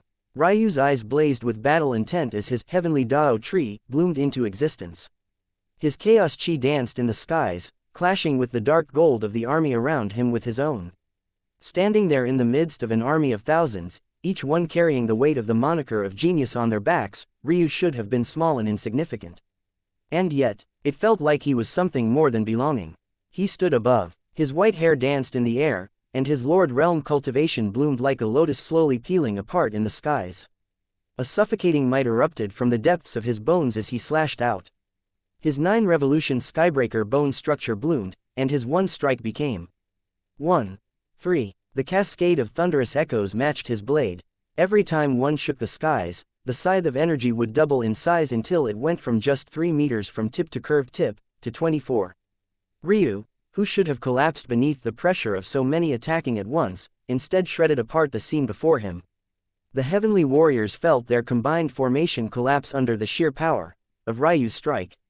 Shoo, shoo, shoo, puchi, puchi. Ryu slowly lowered his raised greatsword staff, raising the other and resting it on his shoulder. The blazing intent in his eyes and the grin on his face told the entire story. One strike, thousands dead, an entire legion wiped out in a single sweep. The beat of his heartbeat thrummed as he tilted his head back toward the other 3. I hope you're not expecting me to wipe your own legions. Suddenly, the meaning of Ryu's phrase, good luck, became clear. It was neither one nor the other. It was both. Ryu had such power in the palm of his hands as an omniscient. How much power did he have now as a lord? The world trembled around Ryu, but he looked back calmly as though he had already expected this. He knew exactly what was coming as soon as he saw the first wave. 9,999 heavenly warriors to kill, but once they fell, their bodies would reform, forging the body of a single heavenly warrior. Or, most accurately, an aspirant. The winds kicked up and a swirl of dark gold energies formed into the body of a single, 3-meter-tall entity. The aspirant's body stood tall and straight, a pair of sabers with large cutouts in their blades solidifying in his palms. The world shuddered as the aspirant took a step forward. A peak lord with perfect realm talent. The aspirant vanished. Chapter 2094 Dim. Ryu chuckled lightly. Quote. Too arrogant. A pair of twin-crossed blades met in the air, one side a pair of sabers, and the other a pair of great sword staffs. The arms of the aspirant shook as a thunderous echo suddenly boomed through the skies. A layer of 3 skybreaker revolutions shook the aspirant and sent it taking a heavy step backward. Ryu lowered his blades, facing off against the aspirant calmly. He didn't seem to be in much of a rush to finish off the battle at all. That was because he knew what was coming next. And because he took his eyes off of the aspirant again, looking toward the 3 remaining legions. As expected, they had charged the 3 sovereigns. On one side, Old Juan was pretending to struggle. Ryu couldn't really understand why he was still bothering to act at this juncture, but it seemed that scheming was in the very depths of this man's bones. Then there was Black Worm and Chaotic Space. Ryu could see instantly that they would struggle. Of course, Ryu's definition of struggle was pretty cutthroat. They were still weaving through the army with decent efficiency, but there were still clearly some times where they didn't deal with a situation cleanly, or they were forced to expend excess energy in order to maintain a facade of calmness. They didn't want others to see through their weakness and take advantage. A part of them probably even felt that Ryu had just expended way too much energy just now. Well, only the fools would assume such a thing. After all, why would someone with chaotic silk meridians need to worry about energy expenditure? Did they think that this chaos chi was just for show? Kai. Ryu casually raised his blade to block a strike from the aspirant, and an echo of 3 defensive maneuvers shot out once more. He used his 9 revolution skybreaker bone structure almost carelessly, and it made this aspirant look like nothing more than a fool. The aspirant stumbled back, its body shuddering. After just 2 exchanges of strikes, its blade was already chipped in several locations. I guess that maybe I should focus. Ryu hadn't become arrogant after this battle. In fact, while it looked like he was just joking around, he had a very specific purpose for all of this. First, he was gathering fate. Such an unprecedented tribulation was bound to shake the world. He was sure that there were already several figures tuning in. The strongest of the 9th heaven undoubtedly were. But compared to his other goals, this was tiny and insignificant. Ryu took a step forward and pressed down on the aspirant, sending it flying away. His eyes flashed as he tried to focus. He needed a path to victory, and he knew that this wouldn't be enough. At this rate, he likely wouldn't even survive the second revolution. A third revolution wrath tribulation would obviously have 3 revolutions to it. The fact that Ryu wouldn't even survive the second despite the first being so easy to him went to show just what the jump of difficulty would be. And that was because Ryu had already seen through everything. Once he cleared this legion, 9,999 more heavenly warriors would appear. But this time, they would all be aspirants. Every single one of them. Ryu could easily defeat one, but how could he defeat thousands? It would be impossible, especially when they combined their strengths through their formation. And then, as though that wasn't bad enough, a knight would appear afterward. If he managed to make it through this, the pattern then became obvious. He would then need to defeat 9,999 knights, all before he even laid eyes on a vanguard, an existence with a strength that even Ailsa couldn't properly define. Oh, and he would need to somehow do this 4 times over. There was no way these fools would survive that long. He doubted even old Juan would be able to. That left Ryu in an awkward position where he blitzed through the first revolution but knew that surviving the next was basically impossible. There was only one path to survival for Ryu, and that was raising his Dao to the level he desired it to be at. However, doing that was much easier said than done. If he could have done it already, he would have. But he felt like he was missing something. His greatsword staff clashed against the aspirant's saber and reflected it again, and then again. His eyes focused on every shift, every moment, every flow of energy. At the same time, his third perspective was honing in on the other battles around him. Those down below couldn't understand what Ryu was doing. It was clear that he was crushing the aspirant, so why hadn't he killed it already? It seemed like he was wasting energy for no reason at all. Chosen, why can't I see through what that means, even now? Ryu's eyes glazed over as he began to restrain his power. From using 3 echoes, he reduced it to 2, and then just 1. The moment Ryu stopped using his 9 revolution skybreaker bone structure, he and the aspirant seemed to have become evenly matched. But there was a sharpness and case to Ryu's movement that still made it obvious he had the upper hand. He seemed 2 or even 3 steps ahead of the aspirant at all times. And then Ryu just began to use a single greatsword staff. And then he put his blades away entirely and just fought against the aspirant with his fists alone. However, he was still shaking his head inwardly as wounds began to appear across his fists and forearms. The Heavenly Court ancestor said that he was a chosen, and such a thing should have a strong attachment of fate to it. It was something that Ryu should be able to sense, even without the input of this ancestor, but he couldn't for whatever reason. So what was it that separated a normal genius from a chosen? Where was the blessing coming from? The glow seemed to dim from Ryu's eyes entirely. Chapter 2095 Humiliation. There was something different at play here, something hidden in the shadows that couldn't be explained in just a few words. But even after thinking about it for a long while, Ryu couldn't quite grasp what it was. Why was it that the ancestor of the heavenly court could see through his status as a chosen, but Ryu himself, despite having eyes tailor-made to pierce through fate and karma, could not? Could it be that it was akin to observing someone's cultivation, something that was less of an exact science and more based on feel and experience? Ryu didn't believe that, not because it wasn't possible that it could be true, but rather because it didn't matter even if it was. If that was the case, he would have certainly figured it out by now. The reality of the matter was that even the inexact science that was cultivation was completely grasped by Ryu. Even when he came to a new world, it didn't take him more than a few interactions to figure out what he was dealing with. It didn't make any sense for him to have not grasped something like this, especially after specifically looking for it. That could only mean one thing. It was related to something beyond him or something that he had never thought of. When you die, what happens to you? Ryu suddenly asked. His eyes still seemed unfocused, like he was looking through the aspirant rather than at him. His movements remained fluid, his fists countering the sabers of the heavenly warrior as though they too were formed of precious metals. With every reverberating beat of his heart, his jade-bound clear-heart bone structure sent a ripple through his body, making his skin look almost like reflecting ice as it countered the sharpness of the sabers. However, Ryu truly only seemed to be playing around. It was fine enough to use his jade-bound clear-heart to defend, but then he would shift and change it for seemingly no particular reason at all. An iciness suddenly appeared in the air as his ninefold frostbane bone structure heaved a heavy frost domain into the surroundings. Crackling ice appeared around the aspirant's body as it slowed considerably, weakening the swings of its blades.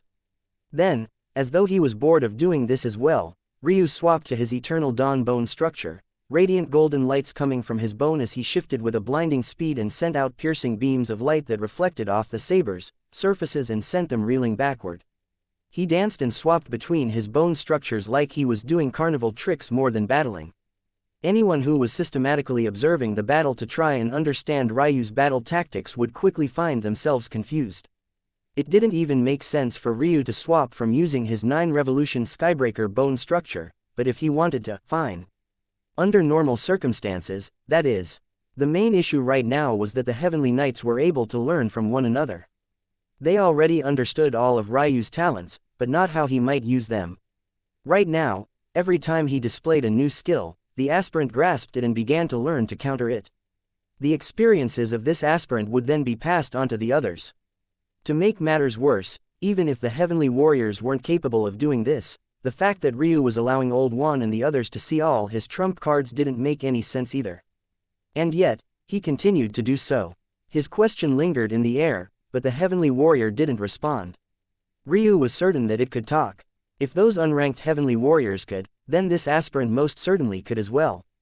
He really wanted to understand more about these warriors. Who or what were they? Did it make sense that he was continuously referring to them as "it's," or were they actual people like those of the heavenly courts? Ryu was leaning toward the latter being false, which was why he had a hard time looking at this man like he would but he was very much open to being wrong. This question he asked though, what happened to them when it died, that felt like the end of a string in a tangled mess that he could tug on. It was the only stone that Ryu had left unturned. If nothing normal could explain it, then it could only be related to reincarnation, maybe the most mysterious thing in the world. Maybe others didn't think much about it, but after experiencing what he had related to reincarnation, Ryu had spent a lot of time thinking about it. It seemed that every world had their own individual paths of reincarnation. But they also seemed to be connected, in a way. Ryu had seen all of his past lives, and they certainly hadn't all been lived in sacrum. But oddly enough, Hope's path of reincarnation, and that of those of her world, were cut off because of the destruction of their path of reincarnation and nether plane. How could both of those things be true? Why could Ryu be born in so many worlds, and yet Hope lose the ability to do the same? The answer could only be that the paths of reincarnation were connected, but were also only one-way paths.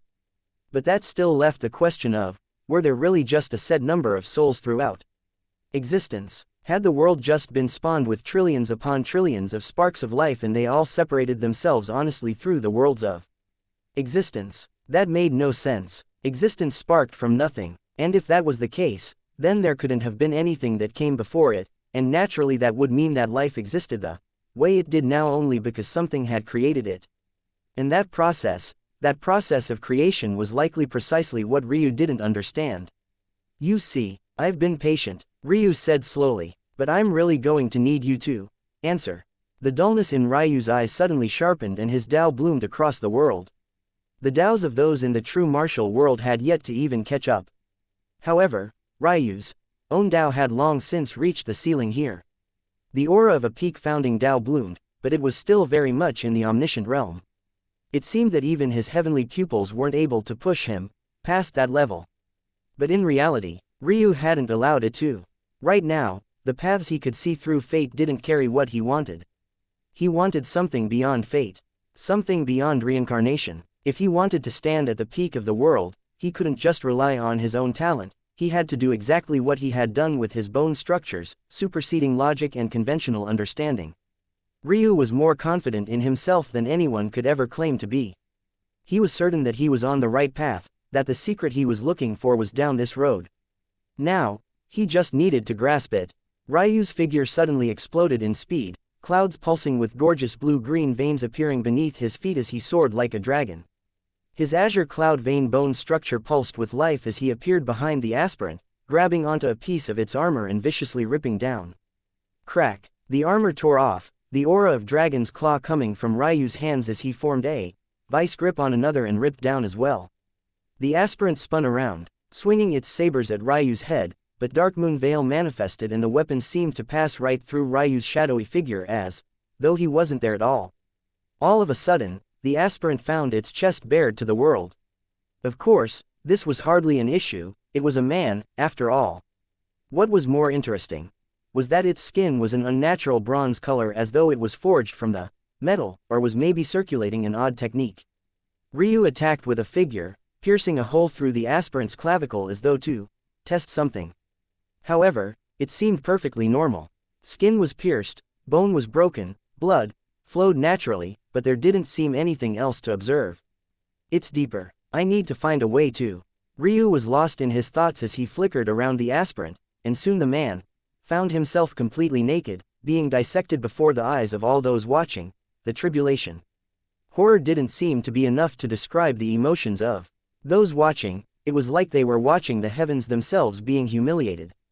The rumble of the dark gold clouds above seemed to grow fiercer, but Ryu directly turned a blind eye to it all, not paying much attention in the slightest as he continued to litter the body of the aspirant with holes. The more he did this, the brighter his gaze seemed to become. Chapter 96 Fathom. The blood of the heavenly warrior flowed like a river. As it did so, it grew weaker and unable to fight back against Ryu's attacks. The process made the battle even more lopsided, and most would have forgotten that this was supposed to be one of the strongest tribulations in all of existence, if not for the fact that there were still 3 other large-scale battles ongoing. Old Wan, Black Worm, and Chaotic Space were all still fighting and had only destroyed about half of their legions until now.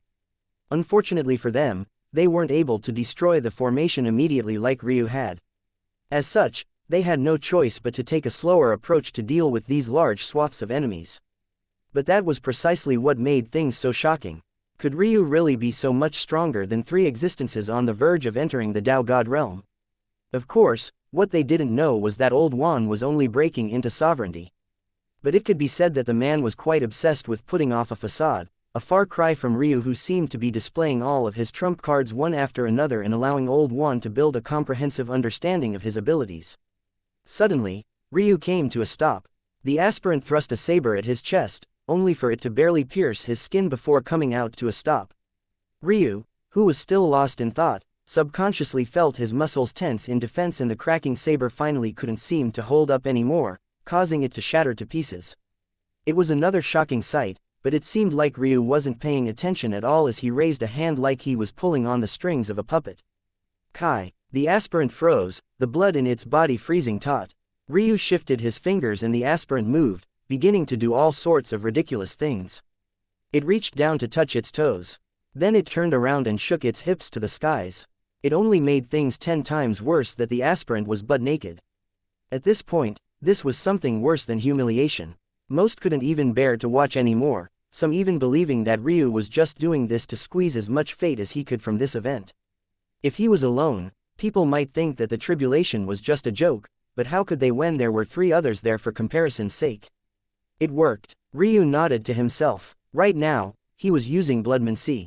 The branch of bloodmancy Ryu originally picked was all about himself and control over his bloodlines.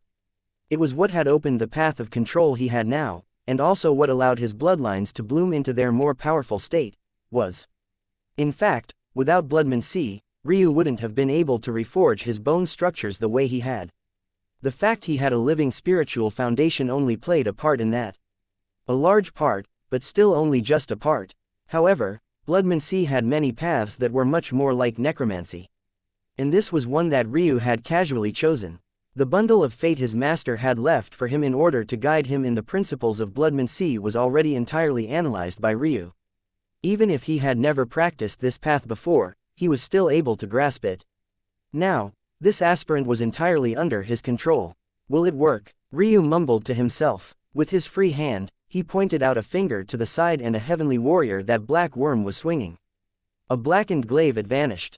Black Worm swung at nothing but air and almost stumbled forward. Though he caught himself in time, he found himself assaulted from 3 sides instantly. He was forced to use up a large amount of his chi to escape the situation unharmed. He looked over toward Ryu with a blazing fury in his eyes, but Ryu still hadn't looked over to him a single time. Wrapped in a bundle of solid space, the heavenly warrior was completely restrained. It was far weaker than the aspirant, so what chance did it stand? Ryu extended his finger and poked at the heavenly warrior. Almost instantly, all of its armor shattered and Ryu's finger went right through its body. He didn't even seem to put in much effort at all, and yet it was as though his claw was formed from the sharpest blade. Pulling his finger back, Ryu looked at the blood and then flicked it away from himself. The heavenly warrior's body convulsed, struggling for a moment before Ryu adjusted something and it found itself being completely under his control. Still, Ryu shook his head in disappointment. It seems that there's no easy linkage between them all. Each one is slightly different. If it took this much effort for a normal heavenly warrior, this won't be enough to help me through the next phases. That said, Ryu's flexed fingers clenched. The heavenly warrior shattered into pieces, leaving behind nothing but a concentrated ball of flesh and blood. Ryu observed it for a moment before his eyes narrowed. They don't have corporeal souls. He had been looking for what felt off to him all this time, but he didn't expect that it would actually be this. Were these heavenly warriors not living existences? Wait, no. Ryu's heart skipped a beat as his head snapped back toward the aspirant. Technically speaking, the only thing you needed to be reincarnation were the 3 incorporeal souls. In fact, you only needed one of them, whether it was your ego or Tao heart, both of them were things that only formed after you reincarnated. In much the same way, one's corporeal souls were literally only grown when they gained a body of flesh and blood. Everything else was only extra, but they were also part of what made a person a person. That was why despite so many reincarnations, Ryu only truly acknowledged this life as himself, because this was the only life he had this unique combination of corporeal and incorporeal souls. In the others, there was the shell of what made Ryu, but there was none of the inner substance. But these heavenly warriors seemed to lack any substance at all, whether good or bad. No substance. Oh, Ryu's eyes glazed over, a subtle hint of something brewing in his mind. Deep within him, there was a stirring.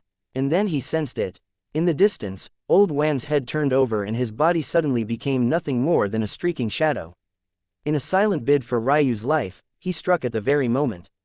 Ryu seemed to have lost his mind, a crystalline dagger coming out from the shadows he was wreathed in. He didn't seem to cut through space at all, and yet he moved with no less speed. The dagger ripped into Ryu's back, severing his spine and piercing right through his heart. Ryu hacked up a mouthful of blood, his body shuddering. Keika. Old Wan knew that he had succeeded. He didn't know when the opportunity would come, but he knew that he would take advantage when it did so. And when he moved, he didn't hesitate to go all out. His dagger exploded with power, ripping a hole all the way out of Ryu's chest and sending rains of blood in all directions. But at the same time, the hidden danger Ryu knew was within himself activated at the same time. Tendrils of darkness peeled across his body like spiderwebs of lightning, corroding his inner organs and atrophying them. In an instant, Ryu seemed to have gone from a young male in the prime of his youth to a young man who was on his last legs. He aged, his white hair dulling into grays and unhealthy, straw-like whites. It seemed that the battle was already over in an instant, and the tense concentration in Old Wan's heart seemed to finally relax somewhat.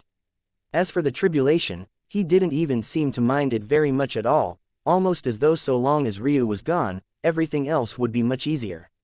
Ryu didn't move, standing there with the dull, glass look of death in his eyes. A silence took over. Other than the rumbling clouds high above, most couldn't believe what they were seeing. It didn't seem to make sense that a young man who just had the world in the palm of his hands would fall like this. But this was the way of the cultivation world. One mistake, in a single moment of carelessness, was enough to draw the dividing line between winners and losers. And indeed it was. It just wasn't certain who the winner and loser was just yet. Indeed, a scurrying little rat like you really wouldn't miss an opportunity like this one. Unfortunately for you, I've reached a level you can't possibly fathom. Chapter 2097, Choice 1. Ryu's voice was frighteningly calm as his glazed-over vision seemed to slowly sharpen. As though a man waking up from a dream, his eyes seemed to be both open and brighten. And yet, they continued to carry an eerie calmness with them. As expected, what he was chasing with his Tao was the very same roadblock that stopped him from finding what hidden, lingering danger there was in his body. However, what he was more surprised about was that Old Wan was actually capable of such a thing. It was too bad that it simply didn't matter. The reason he couldn't find the root of the danger was because it was hidden in a part of him that didn't even functionally exist anymore. His path of reincarnation. Long ago, after deciding the path for his inner world and his future, Ryu had long severed his own path of reincarnation. But the danger that Old Wan had left behind was hidden away within it. Ironically enough, Ryu's own actions were the very reason Old Wan was able to hide from him for so long. Somehow, though, despite severing that path of reincarnation and accepting that this would be his final life, Ryu was still being influenced by something he thought he had long separated from himself. This didn't mean what it seemed to. This would still very much be Ryu's final life. The path of reincarnation was a two-way street and Ryu had severed the path that he would need to return to it. But the path moving in the opposite direction was still there. It was just that this path should have been under the complete and undisputed control of the heavens themselves. This was something that stood above fate and karma, because fate and karma couldn't even exist unless it was triggered first. But it wasn't reincarnation either. At the very least, that wasn't what you should call it. Trying to call it reincarnation was like trying to call a vehicle by the action one could execute while using it, driving. It simply didn't work, and it missed the big picture. The path of reincarnation was important, but only insofar as it was the ultimate result of this special layer of hidden laws. Ryu wanted to call it something like creation, but that didn't work either. Once again, that was more like describing the action than what the thing was itself. It was such a fleeting and hard to grasp. And yet, the moment Ryu felt the slightest edge of it, he knew what it was. Once again, everything had brought him back to square one. In his vision, a delicate white flame that almost looked like a deformed cotton ball swaying in the air danced in front of his eyes. For the longest while, Ryu couldn't even pronounce the name of this flame. But looking at it right now, he felt that he had the perfect summary of what it was.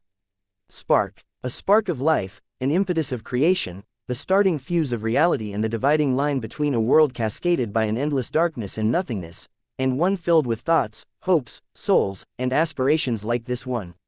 Without an understanding of this spark of life flame, Ryu's Tao would always be missing something. It would always be somewhat distorted from the strongest path, from the greatest route that he could take. Trying to understand everything through fate and karma alone was like trying to understand a painting just by its grayscale and shades, ignoring the color or even more fundamentally, the shapes that decided its form. The moment Ryu saw the state of the bodies of the heavenly warriors, he had grasped this. He came to understand the dividing line between a living thing and a walking corpse. Sometimes, that line was often blurred. As early as Sacrum, he had run into individuals capable of breaking what he saw as fundamental laws, like the Path Extinction Realm expert that was able to make corpse puppets think and act for themselves. Logically speaking, this should be impossible. But now, it all made sense to him. This white flame was the magic touch that separated the power of the heavens from that of mere mortals. There wasn't anything wrong with Ryu's Tao. It was fundamentally sound and built upon a strong foundation. But it was just lacking one very thing. The issue was that Ryu didn't have any method of incorporating this into his Tao. This white flame was an external item, and if he could have comprehended this spark of life, he would have already done so. Ironically, for the first time in his life, Ryu had received enlightenment on the fact that it was impossible for him to reach enlightenment. Well, there was one way, and that was probably to take a step that no one wanted to see more than the Phoenix Sky God themselves. If Ryu took this flame into his perfect blackbody soul, his main pair of mysteries of heaven and earth pupils would gain this ability. By then, the things that were impossible to see through for him would become as clear as day. But, doing so would completely eliminate his last path of retreat. He had already relied on the Phoenix Sky God to rebuild his bone structure and rise to a whole new level. But ultimately, his bone structure was just a piece of his body. It wasn't as integral to him as his soul was, and in the worst-case scenario, it could be abandoned. His soul, however, there would be no going back. The real reason Ryu was standing in such a daze was because he seemed to stand at a crossroad of two paths. Down one direction, there was this white flame, incorporating it into his body and reaching the level of Tao that he had always been striving for. Down the other direction, was to rebuild a completely new Tao from scratch down an entirely different path. Chapter 2098, Choice 2. For Ryu to be stuck in a daze for so long, one could imagine that he had yet to make a decision. With his speed of thought, the pause that had given Old Juan the chance to attack him might as well have been years. Ryu had always loved his Tao. The choice to give it up for a new one wasn't easy. But at the same time, while the gamble to use his living spiritual foundation to trigger his bone structure reformation was one he felt that he could still win, this path was like giving over his life to the Phoenix Sky God on a silver platter. It might even be the case that all along, this was precisely what the Phoenix Sky God wanted him to do. But there was another thing to consider as well. Ryu now knew that at some point in the distant future, his future self returned to play the role of ancestor to the zoo. Right now, he still didn't know exactly why that was, but the odds that his future self had played a role in the reason his perfect blackbody soul was stored away in the death shrine were incredibly high. The question was, why? Unfortunately, Ryu felt that he could make a solid argument for both sides.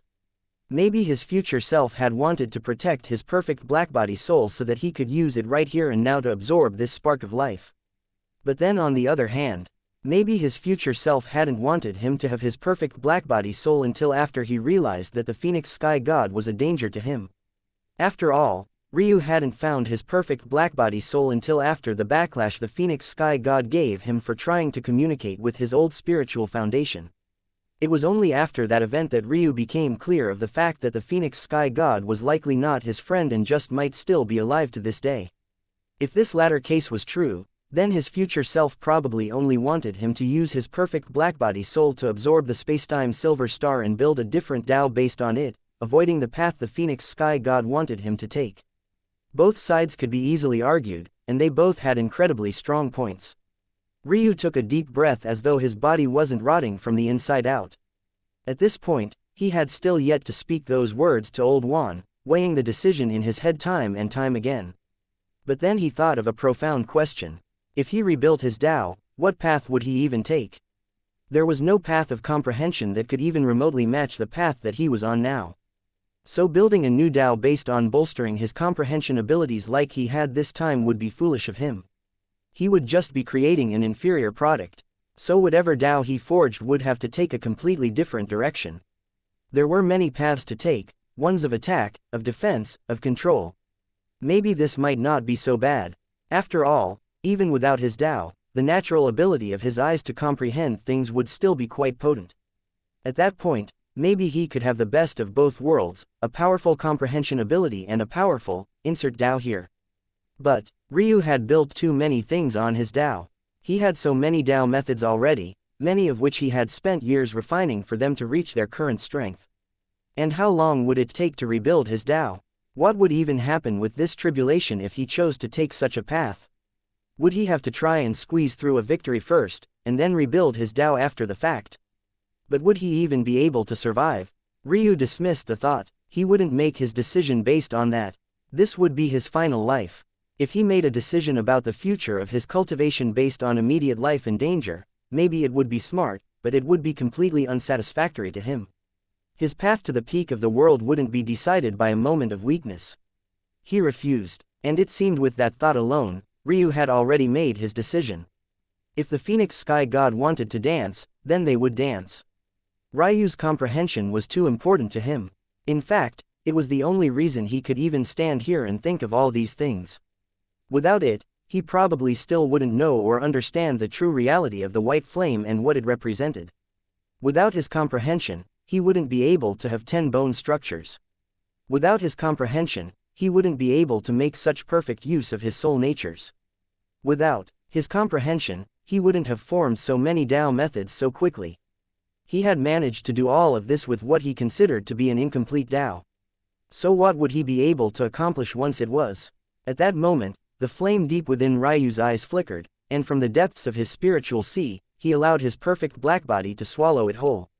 From the moment he had been forced to accept the Phoenix Sky God's spiritual foundation due to the interference of the martial gods, he had been set on this path. It was inevitable that he would walk down this path and reach this stage. He had already known it before. That was the real reason he hadn't allowed his soul to break into the Lord Realm ahead of time. He had known that this moment was coming all along. And now that his soul natures were all cemented before the formation of his lordship, he could feel the world so much more clearly. Control. He could finally see it now. The Path to Recultivation. Chapter 2099. Go on. Ryu's aura only seemed to change slightly. It was so subtle that maybe only he seemed to understand the difference. But that was nothing more than the start. There was a slight rumble that came from Ryu's body and his Tao broke through, piercing the veil of the peak of the world and then transcending to lordship. The feeling wasn't as resounding a difference as one might expect. At the very least, for a Tao that broke through the glass ceiling of a world this powerful and progressed to the Lord grade at the same time, it shouldn't have been so hard to grasp and sense. But it was precisely because it was so difficult to grasp that it was so powerful. Right now, Ryu's Tao seemed to have hardly increased in strength at all. And yet, by extension, it had become entirely unfathomable. The only one who seemed to sense the change was Old Juan himself. Realizing that something had gone wrong, he exploded into a retreat, shooting back with so much speed that the two heavenly warriors in the vicinity shattered to pieces. The sudden change in Old Juan's display of strength caused Aika's heart to break all the more. She had already realized that there was already no going back. Even when Ryu was attacked, there was still some justification for it. After all, if Ryu was truly lying all the while, then why wouldn't Old Juan attack him? But now, there was no doubt at all. There was no reason for Old Juan to be hiding so much of his power unless everything Ryu had said was true. Or more accurately, if everything she had been speculating was true. From start to finish, Ryu had never truly explained himself, he couldn't be bothered to. Now, though, that meant that Aika had come to all the proper conclusions herself. The last vestiges of the man she had once known shattered in her mind. The three of them had all grown up together. They had watched their sect be destroyed together. They had all gone through pain and strife for a hope at one day reversing things. Aika had truly hoped against hope that she was still seeing things wrongly, that there was some explanation she hadn't thought of that would vindicate both Ryu and Old Juan, some misunderstanding. But now she knew that there was none. Ryu's gaze slowly gained a sharpness to them that seemed to pierce through the veil of all that was. Sweeping changes were occurring inside of his body, but mainly to his inner world. It seemed to have truly become a world of its own where the heavens were none other than Ryu himself. A single droplet of embryonic chi rippled through Ryu's body and all of a sudden, his heavy injuries were vanishing in the blink of an eye. But it wasn't just that they were vanishing, but that Ryu was actually somehow growing back even stronger. The process of improvement through the use of embryonic chi had always been slow going for Ryu for the same reasons it was a struggle for him to heal properly from time to time. For one, the fate his embryonic chi was tied to, and his own fate by comparison of it, created this push and pull effect where Ryu wasn't in perfect control of all the happenings. There was a long time where Ryu's embryonic chi took years before Ryu could experience its real healing effects, and the same was true for his wives that practiced taboo arts. This trouble was mitigated after Ryu gained the ability to connect to the fates of different worlds, pulling embryonic chi from stronger worlds with strong chi, or worlds that had fates that were more aligned with his path, thus smoothing over the process. Ryu's second pair of meridians rumbled, a large gushing of embryonic chi coming out from him in a wellspring that replaced his previous embryonic chi. And this time, with just a single drop, it was as though Ryu had been completely reborn. The hole in Ryu's chest closed in the blink of an eye, the black veins crawling across his body receding as golden veins seemed to race to eat them up. When the last of the black veins vanished, the golden veins slowly receded, leaving behind skin so soft and supple it practically reminded one of a cloud of cotton. The ragged remnants of Ryu's robes flapped in the wind as his hair danced along with. Despite the power rippling from Old Wan's explosive retreat, Ryu's body reacted as though it had just been buffeted by a normal gust of wind. Even as the blood from the heavenly warriors splattered around, Ryu himself was entirely untouched. Ryu took a breath and the world around him seemed to breathe as well. High above, the heavenly wrath tribulation wavered as though it was about to be forcefully suppressed before it came back with an even more violent vengeance. Flashes of lightning arched through the skies, looking like chained dragons that G0 wanted to unleash their fury onto the world before. But they were being restrained by something that most couldn't understand. It didn't look like external forces were restraining it, but rather that the heavens themselves were.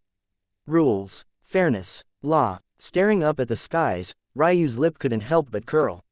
There was a time in his life when he thought that the heavens were truly unfair. As he grew, he realized that they had the same rules for everyone. Maybe from certain perspectives they could be unfair. But no one could accuse the heavens of not equally screwing everybody at some point or another in their lives. Seeing the heavens restraining themselves now from unleashing what would certainly be an even stronger tribulation, Ryu could only find it amusing. A blade suddenly tried to attack Ryu from the back, but before it could even get very close, the blade wielder was shredded to pieces.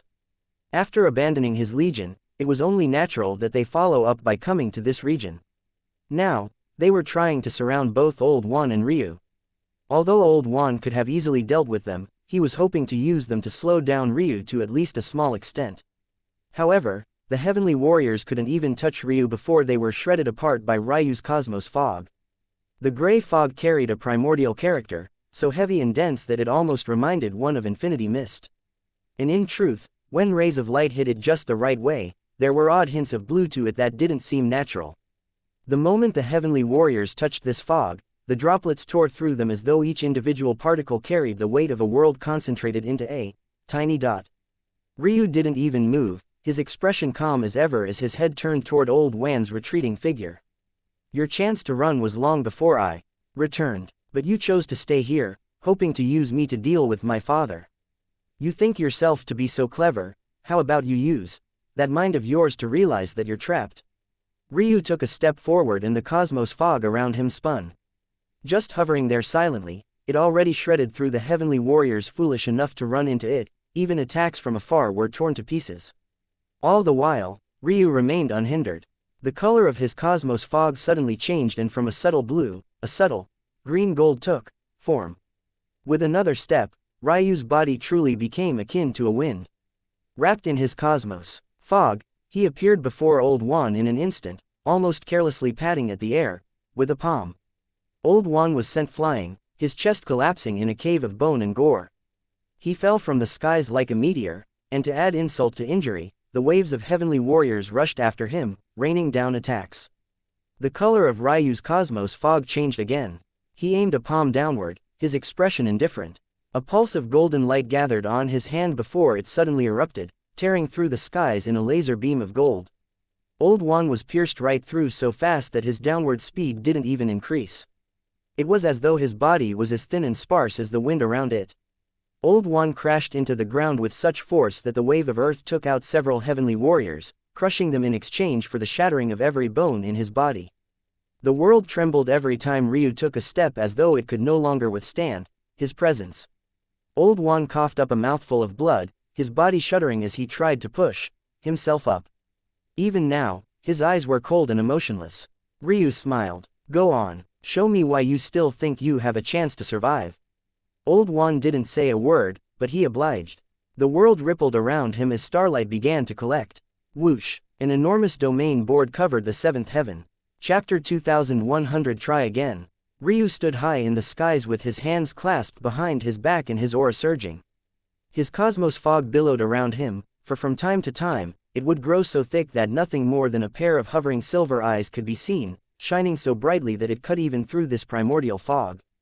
The domain board encapsulated the world and Ryu could feel the laws of reality bending, being forced to adhere to a new set of rules set by Old Wan himself.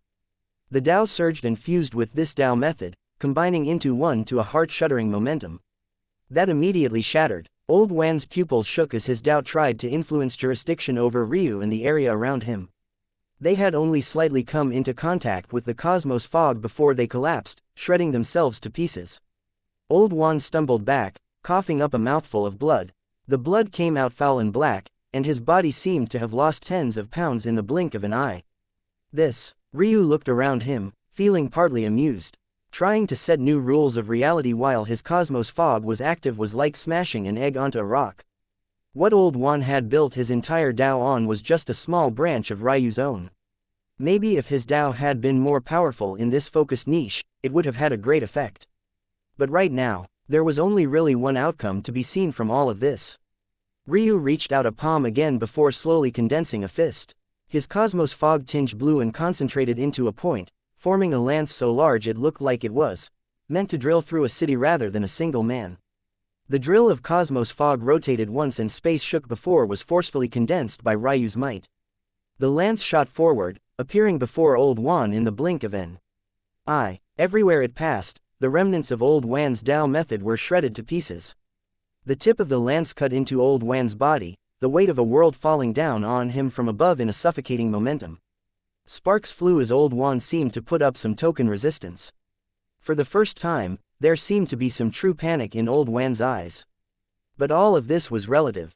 At most, his pupils were trembling, but the expression he carried still seemed to be one of silence and stoicism. However, even after the third attempt he made at dealing with the drill failed, he seemed to realize something. Ryu could have killed him already. Did you only just now realize? Ryu asked calmly. The drill rotated again and Old Wan's hands shattered into a bloody mist. And yet, somehow, the region around his chest was hardly touched other than a single line of blood coming from the shallow, skin-deep wound. It was a shocking amount of control, one that Old Wan had no way of explaining at all. It was just what Ryu had said. He had reached a level that Old Wan couldn't even begin to fathom. The lance shuddered and then rose up. Old Wan found himself forcefully attached to it, unable to extricate himself. His body hung dangling, armless and listless.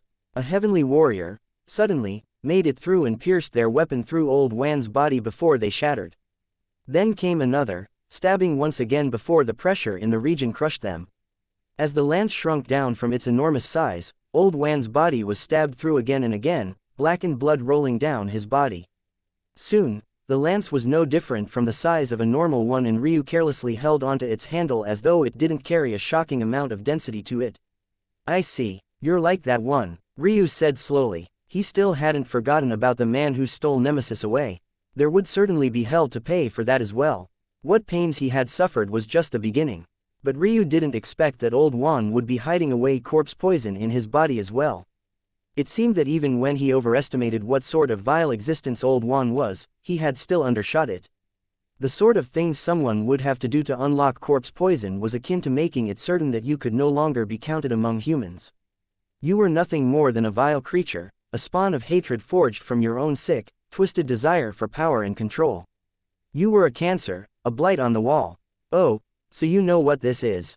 Old Wan said slowly. It was the first time he had spoken in this battle, and it was immediately obvious why the moment he did. There was a gravelly texture to his voice that was no longer normal. A power energy erupted from Old Wan, only to be ruthlessly suppressed in the next instant.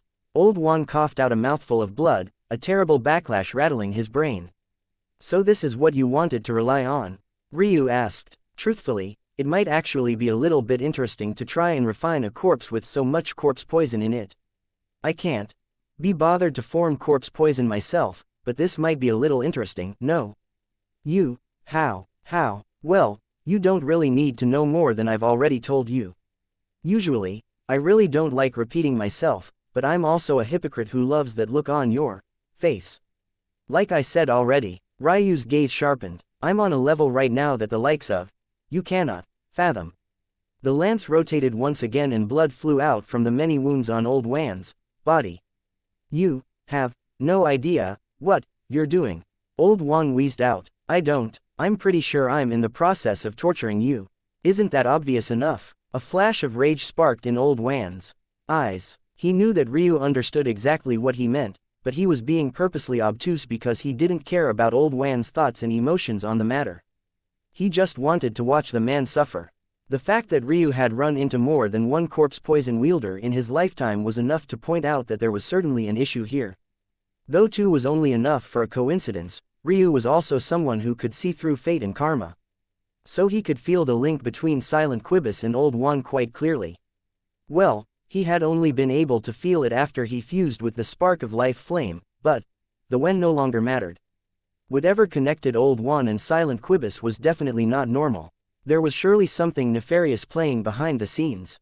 It was just that Ryu didn't give a damn. How large was existence? There were probably dozens of hidden organizations like this one. What was he supposed to do? Care about each one of them? He didn't care enough about the common people to step out of his way to do that. Unless they ended up being affiliated with enemies he had already sworn to wipe out, or they touched his bottom line, he would be fine to leave them to their own devices. After he ruthlessly tortured Silent Quibus, that is. Of course, as with all things in the world, matters would rarely be so simple. Even if he didn't care enough to go after them, that didn't mean that they wouldn't deem to do the exact opposite. But whether that mattered to him or not was another matter entirely. Ryu held up Old Juan, whose body was covered in black veins by now. If things continue like this, you're going to die before I finish having my fun. Ryu shook his head. Can't you hold up for a little while longer? How am I going to refine you into a living corpse puppet if you die now? Old Juan grit his teeth, trying to struggle free, but it was entirely to no avail. His struggles only seemed to make Ryu feel more amused. You have no idea what you've done. Old Juan roared. You already said that, Ryu replied. I swear I'll rip you to pieces. And, hear me out for a second because I have a feeling that you're a little slow in the head, but how are you going to do that? Old Juan roared in fury to the skies, billowing black fog coming out of him as numerous summoning gates formed. Only to be ruthlessly suppressed. I'm sorry, Ryu said with a shake of his head. Here, how about you try again? I won't stop you this time. Promise. Tears of blood ran down Old Juan's face. He had never felt so aggrieved in his lifetime. His soul suddenly shattered. Chapter 2101 I swear. Ryu shook his head. It's not going to be that easy. He reached out with a free hand and grasped at the air. A strong constraining force formed in the region as the cosmos fog flared out, solidifying into divine chains.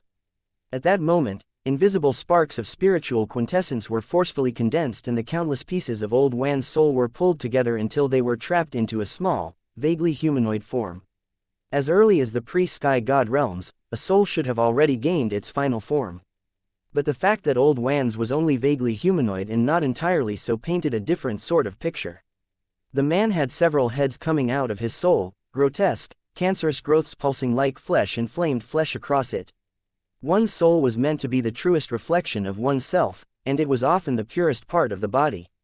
But for a wielder of corpse poison, it would be the reflection of all their wrongs. Just the appearance of the soul itself was enough to make people keel over and gag. Even Ryu's own disgust was on full display. Not wanting to look at it anymore, the chains rippled and Old Juan's body was wrapped by them, forcing his soul back into his body. And now, with the divine chains present, there was no chance at all to escape with his soul once more. Old Juan tried to break free of the chains several times, even self-destructing his own soul again in a bid to escape, but everything failed. With every new idea that was ruthlessly shot down, it felt like he was watching all his ambitions light up in flames.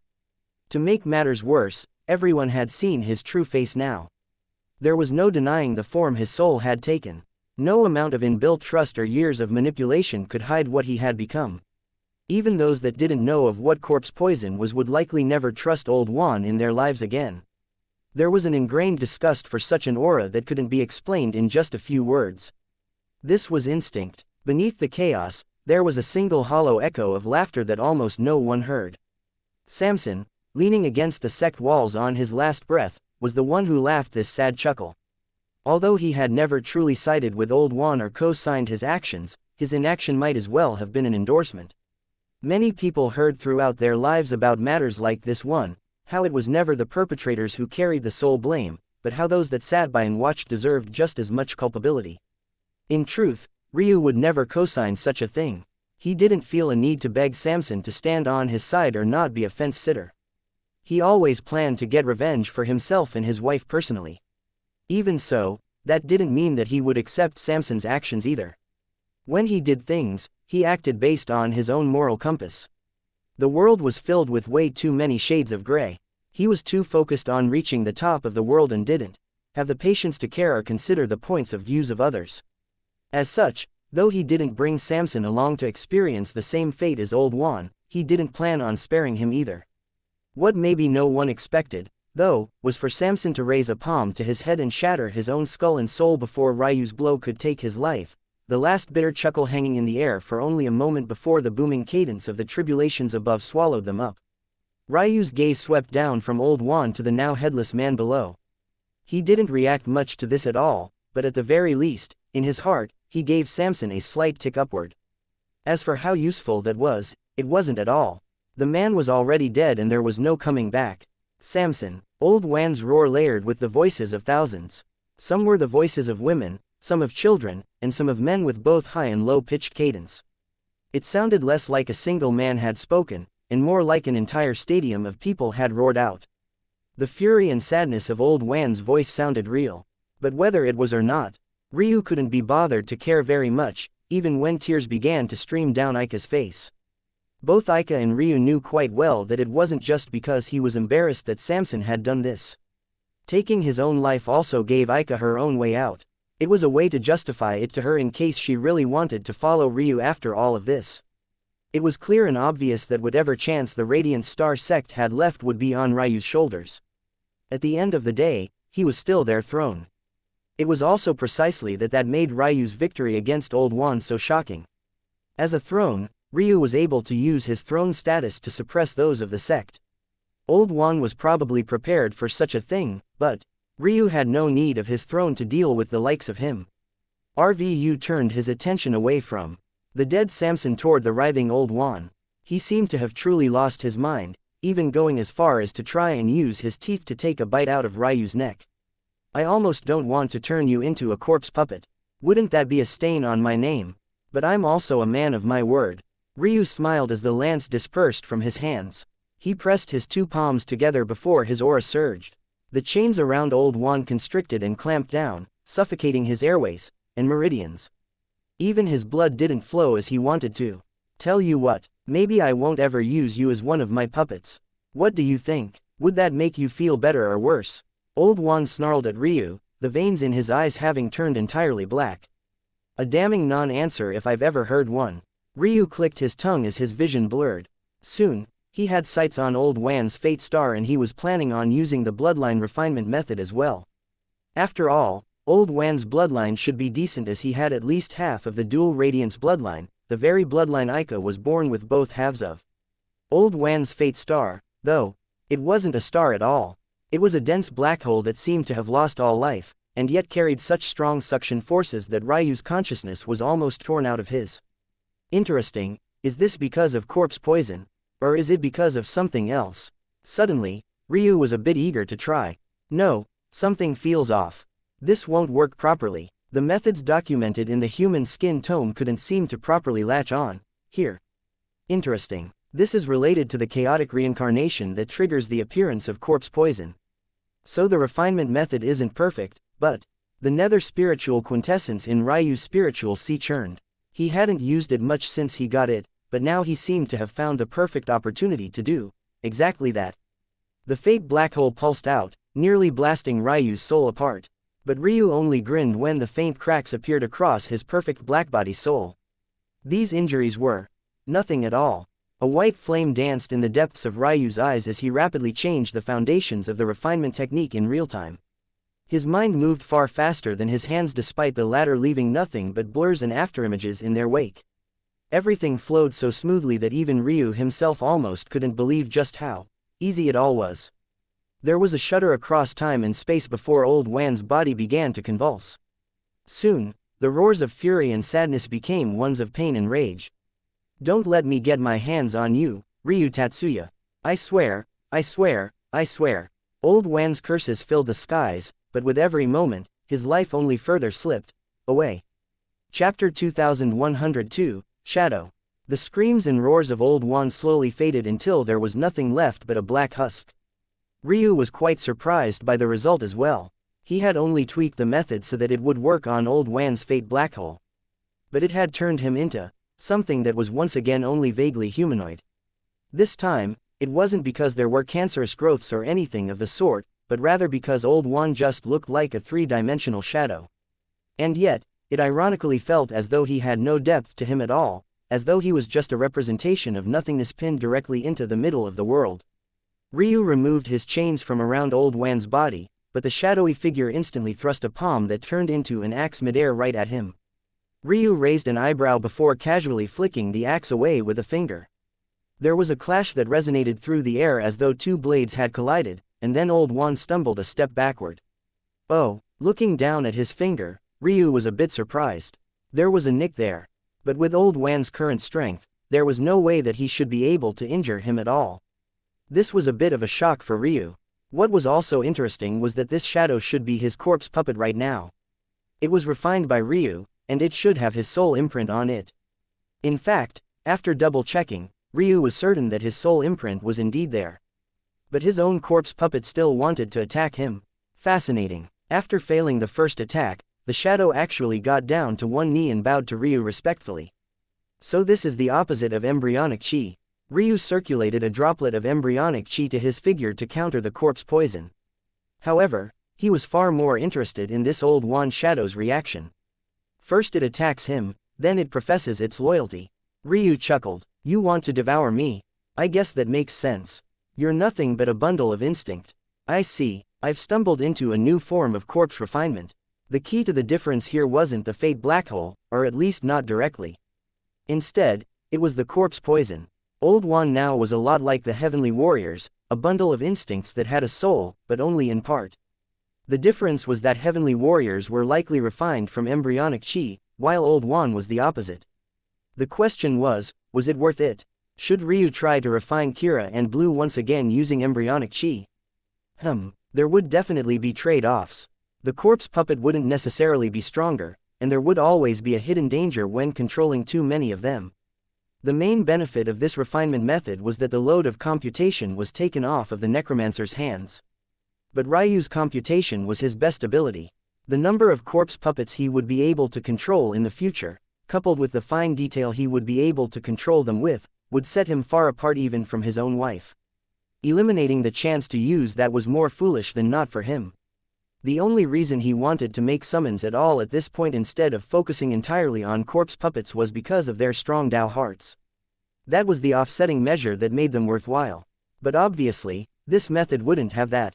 This method does have potential, though, if I investigate it some more, I might be able to find something interesting that's worth keeping.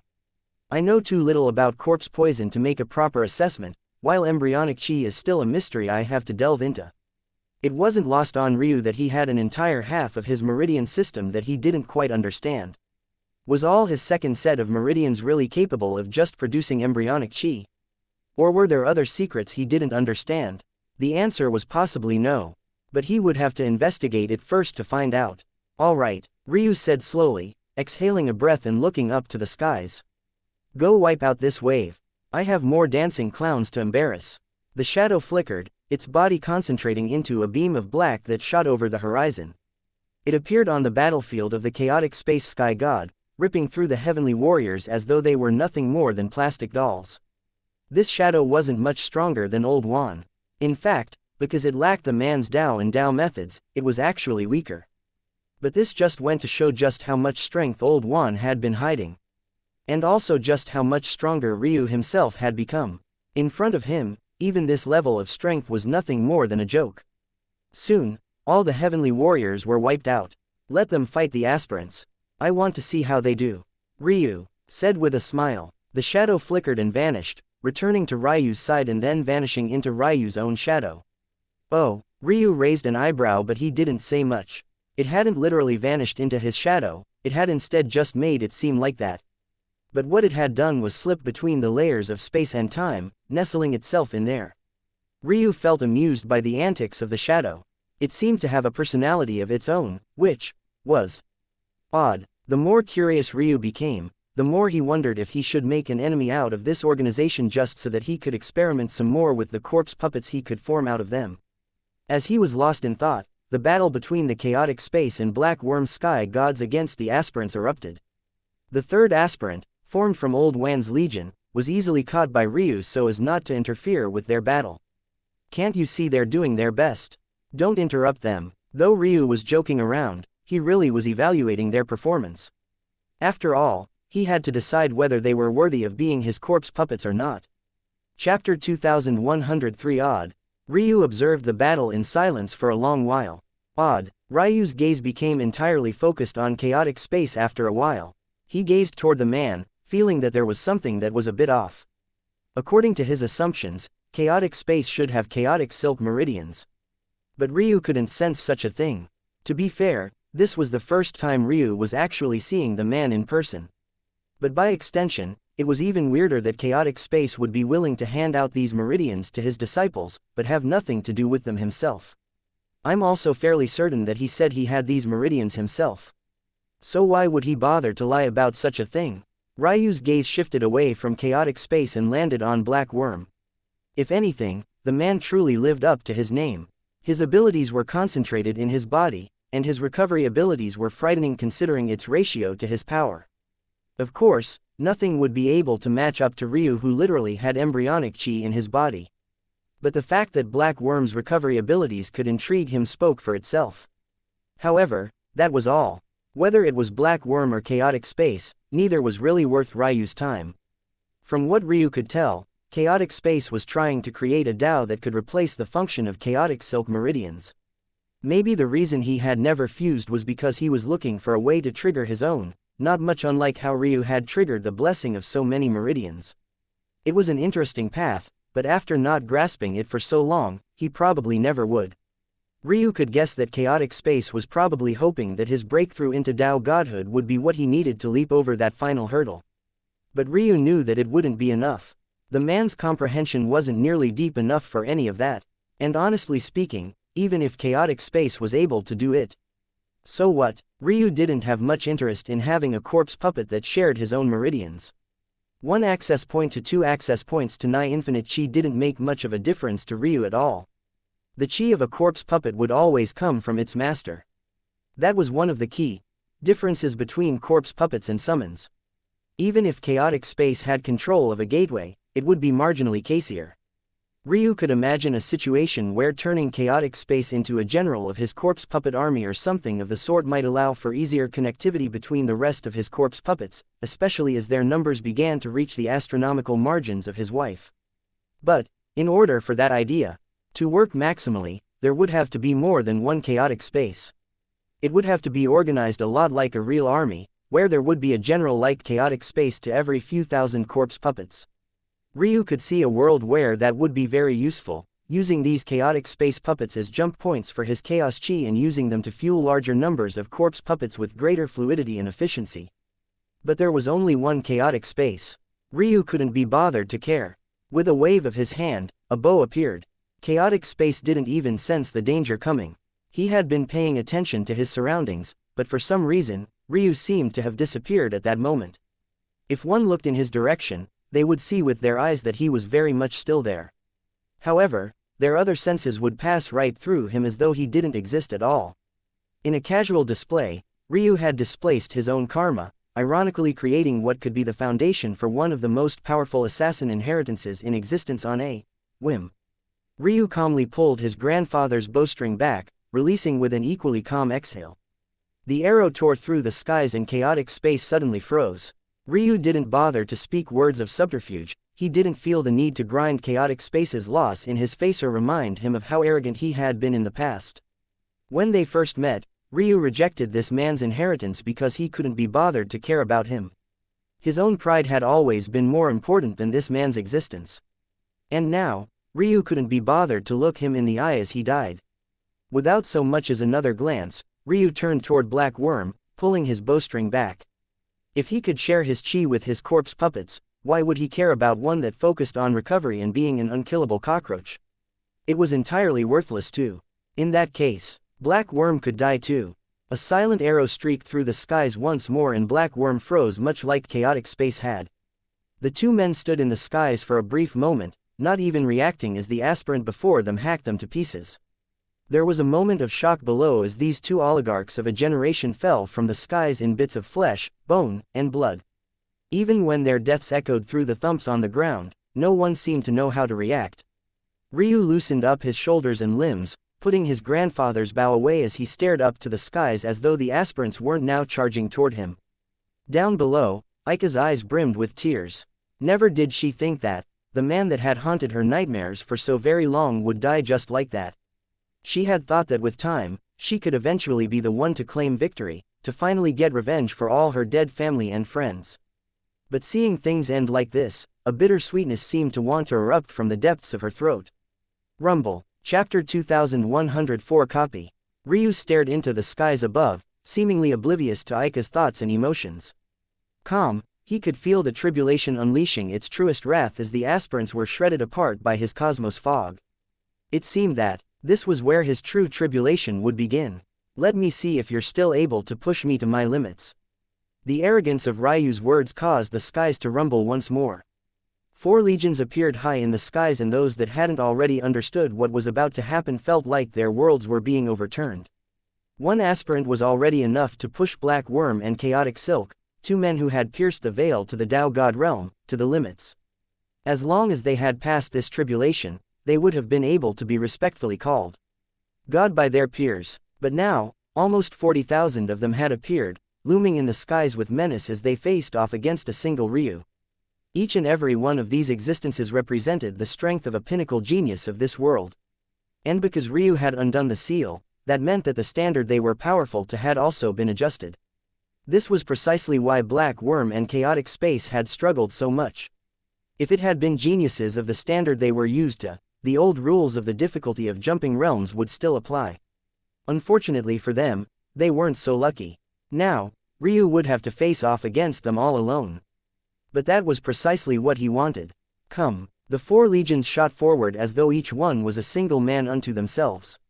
They moved fluidly, and despite being far stronger than the previous heavenly warriors, that didn't seem to make them any more arrogant. They were tools, cogs in the heavens' wheel, and they acted like it. A fiendish grin spread across Ryu's face. GG. The sound of the very laws of reality being ground to dust suddenly sounded. Ryu's cosmos fog shook, locking itself into the hidden runes of the world and savagely twisting. The first line of the legions crossed into Ryu's domain and found themselves ground to ash. Ryu's grin widened as he shot forward, his speed leaving blurring lines in his wake as he slashed outward. His arms were moving before the great sword staffs even fully formed in his palms. But by the time his slash finished, not only had they appeared, but their majesty seemed to have touched on a new tier of existence. Everywhere Ryu moved, death followed. His gaze darted back and forth, scanning everything so perfectly that not a single matter escaped his notice. There was a certain fluidity and confidence to his actions that made it feel as though he could peer into the very future itself. And that was no doubt true. His prediction abilities, especially against heavenly warriors, felt too perfect. They were cogs in a wheel, but it was also precisely because of that Ryu could see through them as though he was just opening the pages of a book.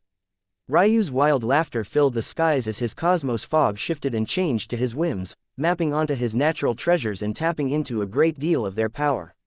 Ryu's cosmos fog was the secret to being able to separate himself from the heavens and build his own. By comparison, his beyond perfect extreme spiritual foundation always had the ability to copy and replicate. When Ryu thought about it, he realized that this ability to copy by his spiritual foundation wasn't some random additional effect. The main purpose of his spiritual foundation was to take things beyond perfect extreme, and how could it do that if it didn't have a method of copy and replication?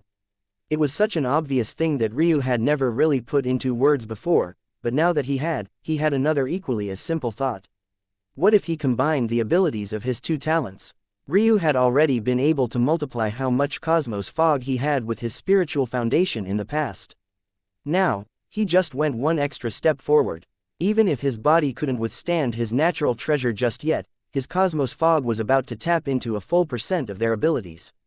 And that was already enough to make Ryu nigh invincible at the same cultivation realm. Who cared how many of these heavenly warriors there were? They could die just the same. His infinity mist grinded them all to ash as though they had all been put into a millstone. They could hardly deal with the mist itself, let alone the blades that followed up. Kai, Kai, Kai. Ryu moved like a blur, slicing and dicing the aspirants until he suddenly realized there were none left. Ryu took a breath and exhaled slowly, his great sword staffs practically steaming in his hands from all the pressure he had placed on them. But steaming was one thing, their level of damage was none at all. In fact, they seemed hungry. They churned, a peculiar aura coming from them as they fed off of Ryu.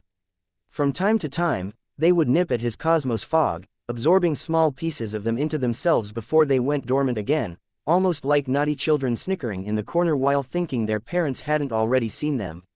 Ryu gave his blades a glance but didn't mind, mostly because he didn't have the time to just yet. The auras of the dead legions rumbled before surging forward.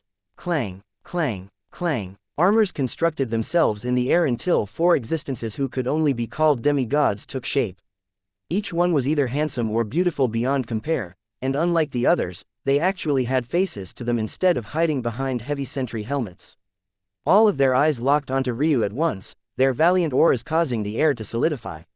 Heavenly Knights had appeared. Chapter 2105 All Out. Ryu rested one of his great sword staffs on his shoulder, his other pointing toward the ground. He stood in the midst of the 4 Heavenly Knights as though he was just another one of them, not feeling the oppressive pressure coming from them in the slightest. The knights didn't move immediately, and their gazes seemed to flicker with extra hints of intelligence. However, not one of them spoke. It even looked as though they were slowly trying to find a weakness for Ryu to take advantage of. The tension in the skies increased until one of the 2 female knights suddenly exploded forth. In her palms, a great sword manifested from the swirling dark golden energies of the world, and she slashed down at Ryu's neck with all of her might. The world couldn't even keep up, not realizing that it too was meant to be sliced in 2 even after the blade had appeared right at Ryu's neck. The blade cut into Ryu's skin beneath his narrowed eyes, but he managed to stop it from deepening the wound any further with a raise of his greatsword staff. Fast. This woman was faster than the laws themselves, embodying such raw speed that reality only caught up several seconds later, only now shredding to pieces. Trails of cracked space burst from the path she had just taken and through the curved path of her blade. The echo of their blades clashing came moments later. Ryu's torn robes billowed beneath the shockwaves of their attack. Suddenly, one of the male Heavenly Knights moved. He was far slower, almost painfully slow compared to the woman, but when his attack descended, Ryu's pupils constricted. The strength was out of this world.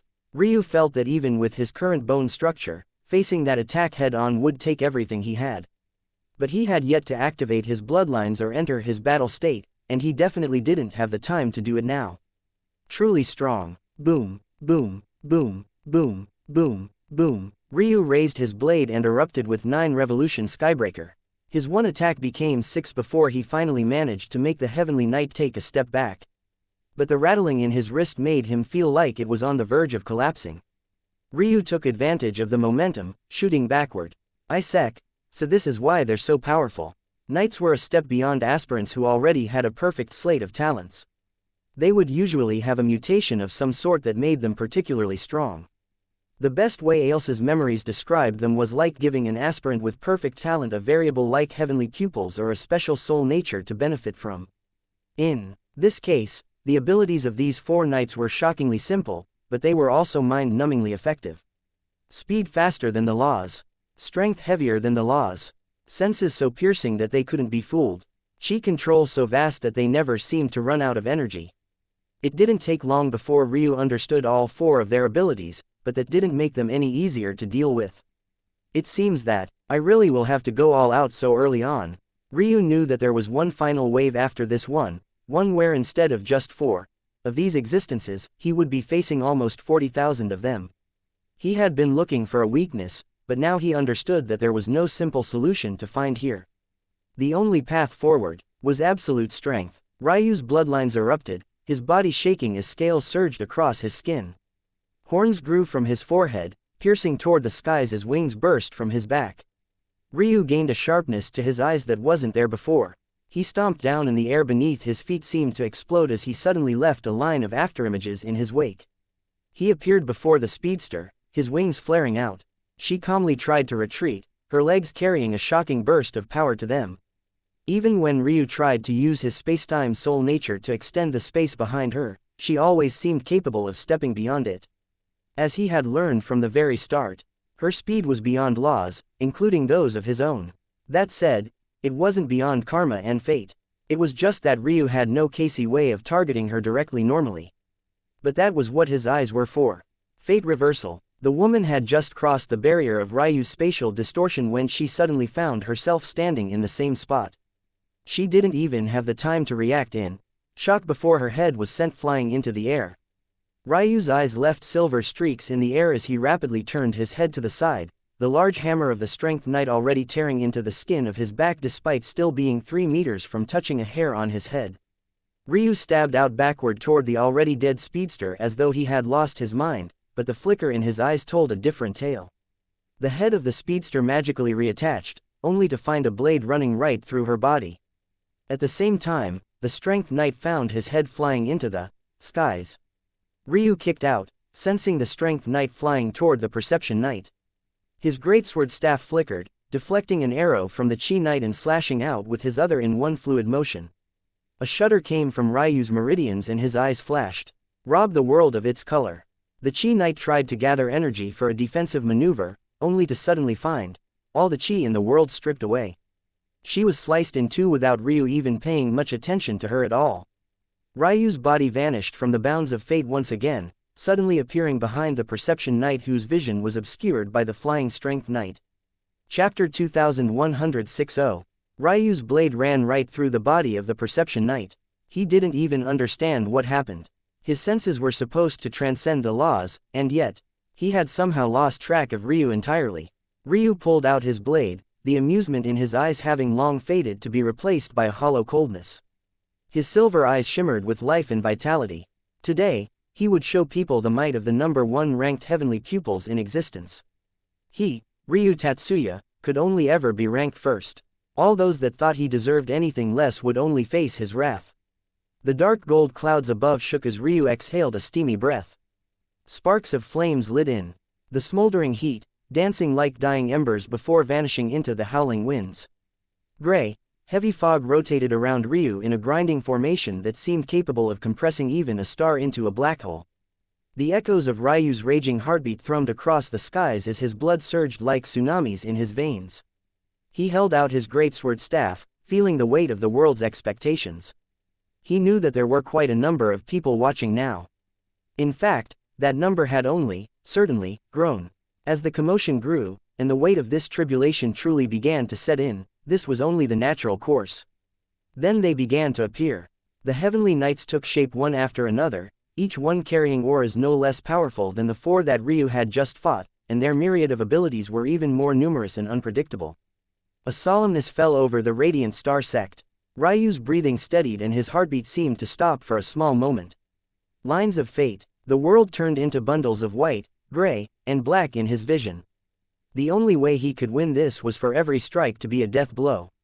No matter what, he could never use more than a single strike on any one of these 39,996 heavenly knights. In which case, death acupoint. Ryu's white hair billowed in the winds as he took a step forward. He vanished and he was already at the first line of knights by the time the location he had just left exploded with a cascading rain of energy and shattered space. The head of a knight flew into the skies. Show me what you have, heavens. If you let me survive today, I promise you that this will be the last chance you have to kill me. Ryu's arrogant words boomed across the skies. The 9th heaven was having its own upheaval much like every other heaven was. However, there was one location that was eerily silent. The martial god's domain. No one seemed to have reacted to the changes at all, and the heart-shuddering changes to auras and breakthroughs didn't seem to have begun here at all. That said, deep within their territory, hidden away in a location that couldn't be entered by anyone not of their closest inner circle, there was a gathering. Many martial gods the true martial world had simply never seen before or even heard of stood, watching a projection above. As for the person on the other side, it was none other than Ryu himself.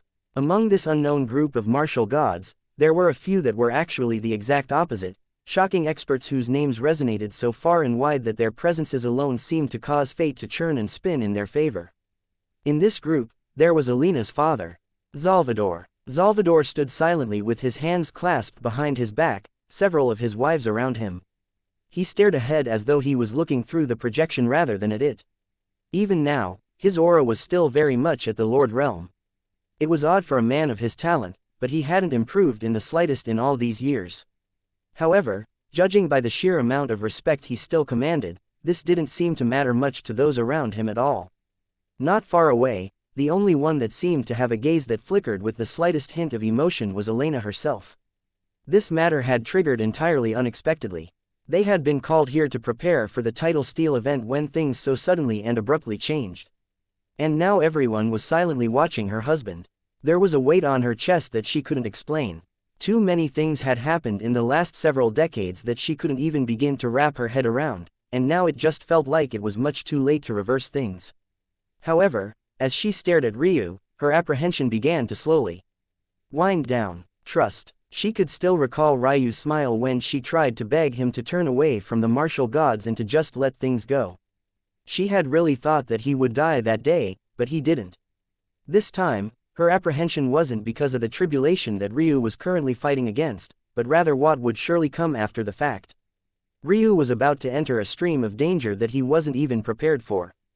But this time, she chose the path opposite the one she had taken last time. This time, she chose to put her faith in her husband. If there was anyone who could make it through the world of shadows they were in right now, it was him. A young man by Alina's side looked at her face curiously, then toward the projection, in the distance, and then back. Is he your husband, big sis? It was the only sound in the otherwise quiet space. It was hard to say if the young man was just ignorant, or so confident in himself that he easily flouted the status quo without a care. But regardless, his voice echoed despite his otherwise normal tone. Yes, Elena replied. Oh, the young man replied, as though disappointed. I don't like him. Elena's heart skipped a beat. Chapter 2107 Clashing Heads. Elena frowned, looking toward her younger brother. Say something like that again and I won't forgive you. The young man blinked, looking at his elder sister as though he had been wronged. You'd pick him over me. I wouldn't need to pick anything if you don't say such foolish things. You've never even met him, and you knew before you said that he's my husband. Is it because everyone has spoiled you so much that you think you can say whatever you want? The young man seemed genuinely surprised. This sister of his had always been forgiving and kind to him. This was the first time that he had seen her have such a response. But after shock, he couldn't help but feel somewhat angry. Of course he hadn't really thought about things from Alina's perspective. But that was already not something he cared about. Enough. Salvador's voice cut the conversation off, stifling their voices until there was nothing more than silence. He looked over toward his son and daughter, his expression unreadable. Neither Elena nor her brother said a word after this. But it was for very different reasons. Her brother seemed to have stopped talking out of respect for their father. Elena stopped talking because she had already said everything that needed to be said. There was a coolness in Elena's pink diamond eyes that sparkled as she seemed to look through her father. Salvador gave Elena another look, but ultimately didn't say anything at all. It had been a very long while since this daughter of his had respected him as a daughter should her father. But that hardly mattered. Soon enough, none of it would matter. A laughter came from the side. A man dressed in white robes guffawed as though he was watching something interesting. Salvador, you shouldn't be so harsh on the kiddos. Aren't they just having a friendly little sibling rivalry? Why stifle them? The man was known as Baltar. Much like Salvador, he too was in the Lord realm. But there was something odd about the both of their auras, something that made it feel like they stood above other lords by a margin that wasn't insignificant. Baltar's aura, though similar in breadth to Salvador's, was much different in kind. The aura of a divine hegemon, one of the three supreme bloodlines of the martial gods. Salvador gave Baltar a look, but didn't seem intent on replying. Ho, no response. I'm just giving advice. I heard that not long ago someone came looking for your head but you didn't dare to show up, Baltar chuckled. A dangerous light flashed in Salvador's eyes, but Baltar continued as though he hadn't noticed at all. I hear you tried to make the man's wife one of your concubines, tisk tisk. If I was him, I would also be very angry. You should take this as an opportunity to change your ways, honestly. Treat your family with more care and affection or things like this will just keep happening. Have you spoken enough yet? Salvador said coldly. Baltar laughed more heartily at Salvador's unamused appearance. I haven't, thank you for asking. I also learned more interesting things. Do you know that man's last name? Salvador's gaze became more dangerous. Tatsuya, bade him. There was a clap of thunder in the skies and Baltar looked upward, seemingly having both expected this and finding it quite funny at the same time. Ho ho ho, I remember that name quite well. Isn't that your daughter's last name as well? Don't tell me that you tried to steal the woman of your daughter's father-in-law. So messy, such a lack of propriety.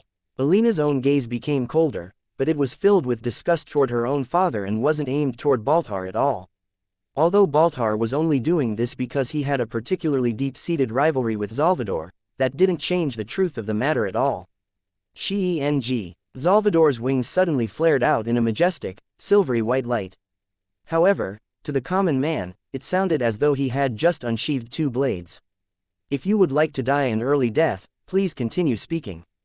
Baltar's own grin became dangerous as well, an illusory crown flickering into existence above his head. You dare to fight me, but a little Tatsuya makes you tremble in fear so much. Salvador didn't bother to respond. Fear, he didn't fear Titus in the slightest. He had been busy, and it also wasn't yet time to remove the seals on himself. If not for this, he wouldn't have suffered that loss at the hands of Hamari either. But the time was now ripe already. If Baltar wanted to be the first head he took after unsealing himself, he would gladly oblige. Now's not the time, a soft voice echoed from the side.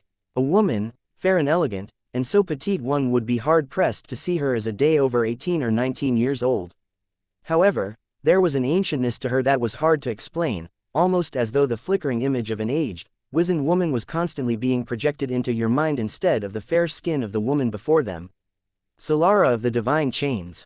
The dangerous auras of Baltar and Salvador slowly edged away, but the clashes of their gazes filled the skies. After a moment, Salvador sneered, his arm reaching out as he snatched the waist of a woman. The moment he did so, Baltar's temper almost exploded from his eyes, but the words of Solara seemed to keep him forcefully rooted in place.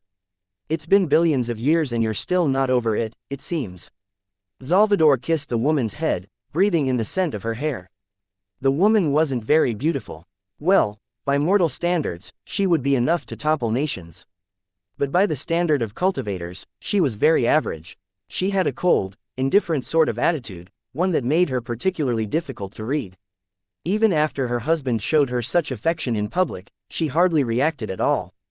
This woman wasn't Alina's mother, though their temperaments were very similar. Instead, she was one of Salvador's three favored wives along with Alina's mother, Aurelia. She was Leander, an enigma amongst the martial gods and a woman who had birthed two of Salvador's most supremely talented children. In the past, Salvador only had 4 such children, but then Kylam was born to him and Aurelia, and then Elena seemed to have broken free of her cocoon, displaying the talent he had always known she had. That now gave him 6 supremely talented children. Of all the elites of the martial gods, he had given birth to the most powerhouses of the younger generation, and it was precisely because of his seed that Leander had chosen him in the past. Something that Baltar was still very much enraged about. However, after a flare-up of fury, Baltar seemed to have remembered something and calmed down into a sneer. One of these days, I'll castrate that ballsack you and your gang of whores are so proud of. But before that, I'm going to enjoy the show. Salvador's eyes narrowed, not quite understanding what Baltar was referring to, until Baltar turned toward the screen above where Ryu was facing off against his tribulation. This is what you're banking on? Salvador said with a sneer. You might not fear him or his father, Baltar said with hearty laughter. But some of your children will. I wonder if you'll get unlucky and lose a few. Salvador's gaze became dangerous once more. You think my children will lose to this ant? Don't speak about my husband that way. Elena said coldly. Silence. Salvador's booming voice suppressed Elena. This was the very first time that he had ever snapped at his daughter like this, but he hardly held back in the slightest, his pressure so powerful that she almost fell to her knees. However, there was a stubbornness in her eyes that still continued to look right through Salvador. The only reason my husband won't take your head is because he wants his father to do it. Don't fool yourself into believing that there's any other reason. Salvador's gaze turned malevolent as Baltar's hearty laughter echoed again. If the latter could have brought out popcorn and a chair to enjoy the show, he would have. The tumultuous atmosphere only grew more feverish. The internal competition of the martial gods was quite fierce, but for some reason, their ancestors didn't seem to care at all. High above, they continued to sit there as though they hadn't noticed a single thing. Not even Alina's words moved them in the slightest. They were the truest definition of above-worldly affairs. They didn't care who their descendants married, what their affiliations were, and almost hardly cared where their loyalties lay. There was only one thing they cared about, and that was returning to the peak. As for their definition of peak, it was the very one Ryu had. Their aged faces sat in silence, their eyes closed as they didn't even bother to watch Ryu's tribulation. Chapter 2108 Good. Ryu's body was a blur. At that moment, he forgot about everything else. All he cared about was the battle before him. Every blade was precise to an extreme, reaping a life every time it attacked. The problem was that he didn't always get a chance to attack. The feeling of so many powerful geniuses bearing down on you at the same time was hard to explain in just a few words. A single genius was already enough to elevate a sector clan for generations to come. The feeling of so many coming together to form a tidal wave of linked attacks was more than the word, overwhelming, could describe. But it was a feeling that made Ryu's blood boil. Moments like this, it was what he had dreamed for all his life. To stand against the world, against opponents that made him feel apprehension and pressure, and still raise his blade proudly. And in the end, to stand above them all nonetheless. Ryu's gaze flashed as lines of fate swirled around him. He dodged a sword and found an opening, death acupoint painting a pretty picture of a reaper's scythe slicing through the air. The head of a heavenly knight soared into the air. Ryu's body vanished in a swirl of space as a blade passed right through the location he had just been in. A great gravitational pressure descended on him the instant he appeared in the real world again. There was another flash in Ryu's eyes as he saw through the method in an instant. Illusory instant flickered and Ryu appeared outside of the range of the gravitational push as though he had always been there. The image he left behind bent and twisted, before bursting into a cascade of runes that countered the gravitational force. The heavenly knight that sent out the attack found themselves flying into the air, their gravitational attack reversing until their body became so light they couldn't control it properly. And they just so happened to fly right into Ryu's blade. The heavenly knight was split in two as Ryu's aura blazed. Every kill seemed to fuel something else within Ryu's body, his Tao heart blooming like a polished mirror, so perfect and resplendent that the white scales around his chest felt too blinding to even look at directly. Ryu thought several moves ahead, sometimes seemingly wasting an inordinate amount of energy just to dodge, only to suddenly erupt with a sudden trap that killed a dozen heavenly knights at once. From above, it almost looked like he was playing on a chessboard. His stamina was endless, his body flourishing with more and more strength with every passing second. Kill, kill, kill. Ryu's two great sword staffs swung out, slicing the heads of two heavenly knights preparing a long-distance attack into the air. At the same time, he suffered a blow from the two heavenly knights he had ignored to his back. They tore through his dantian and his heart at once, their energies exploding within his body. But at that moment, Fate Reversal activated and the two long-ranged attackers regained their heads while Ryu's sneak attackers found themselves losing theirs.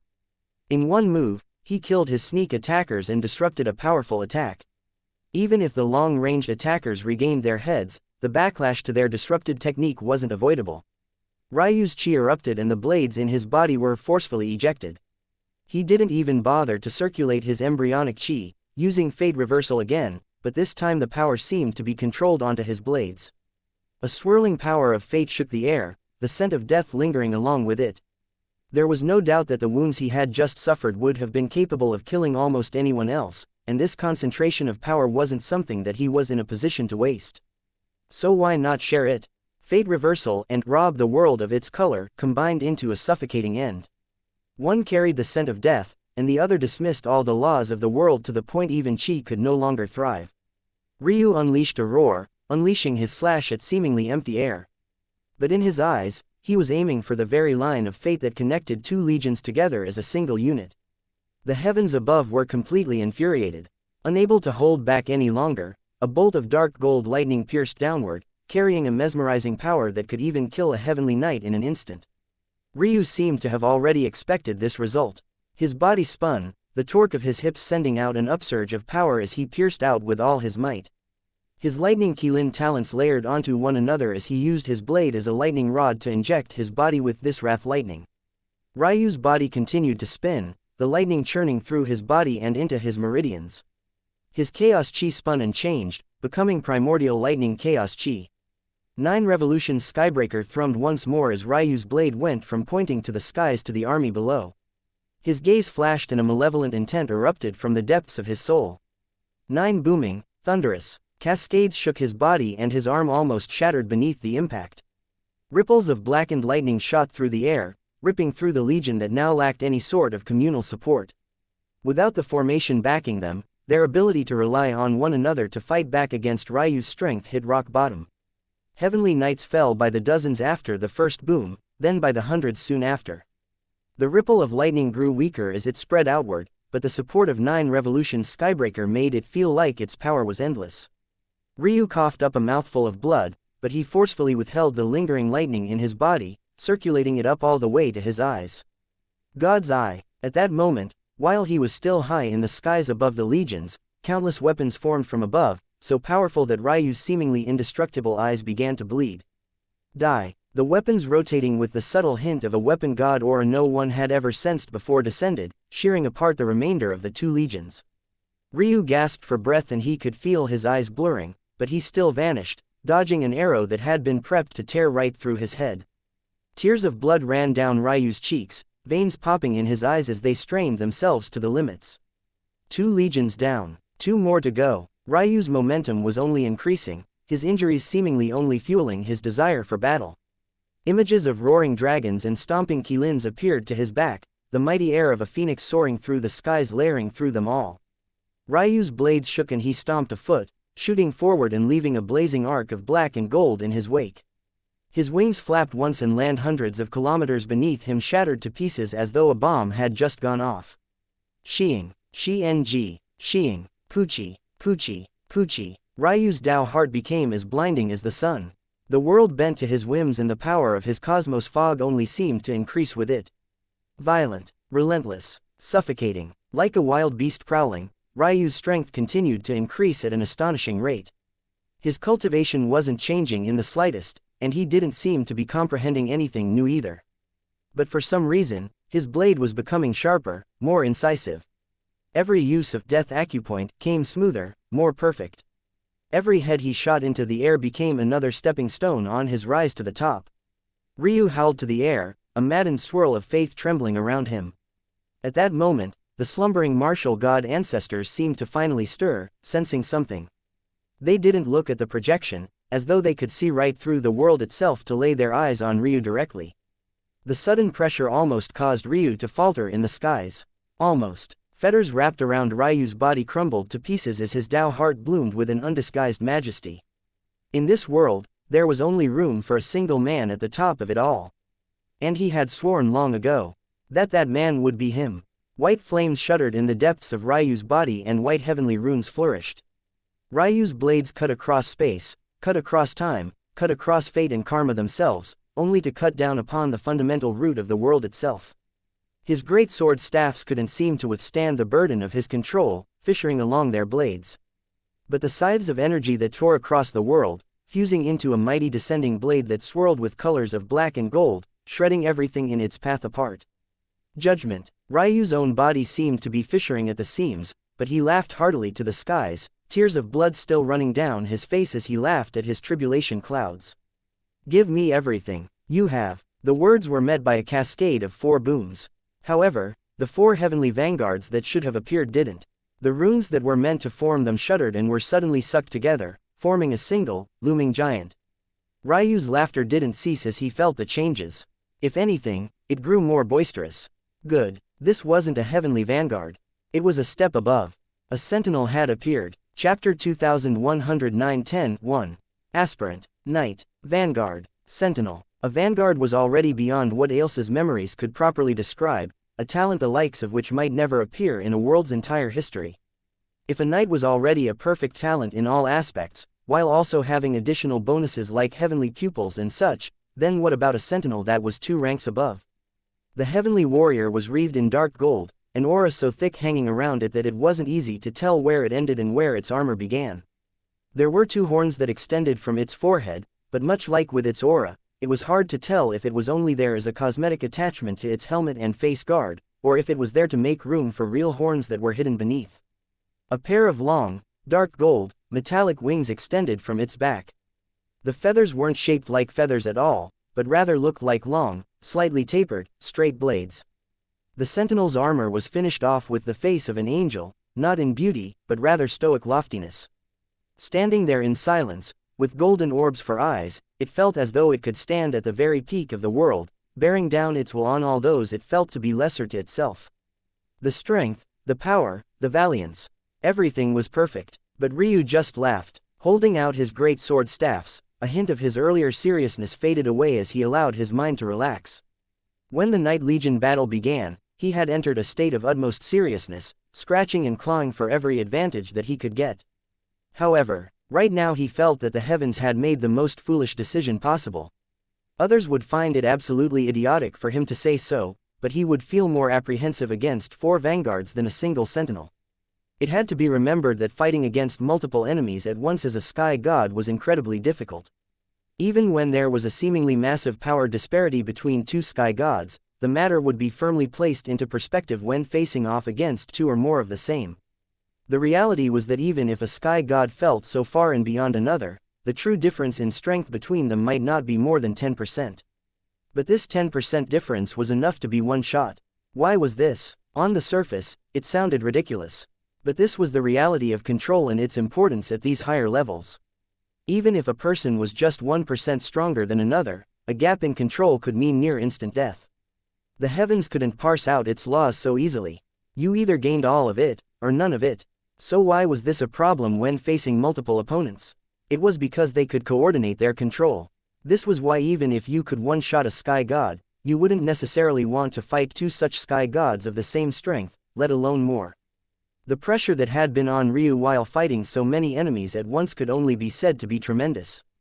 Balancing between protecting his control, refining his Tao heart, and dealing death blows was incredibly difficult.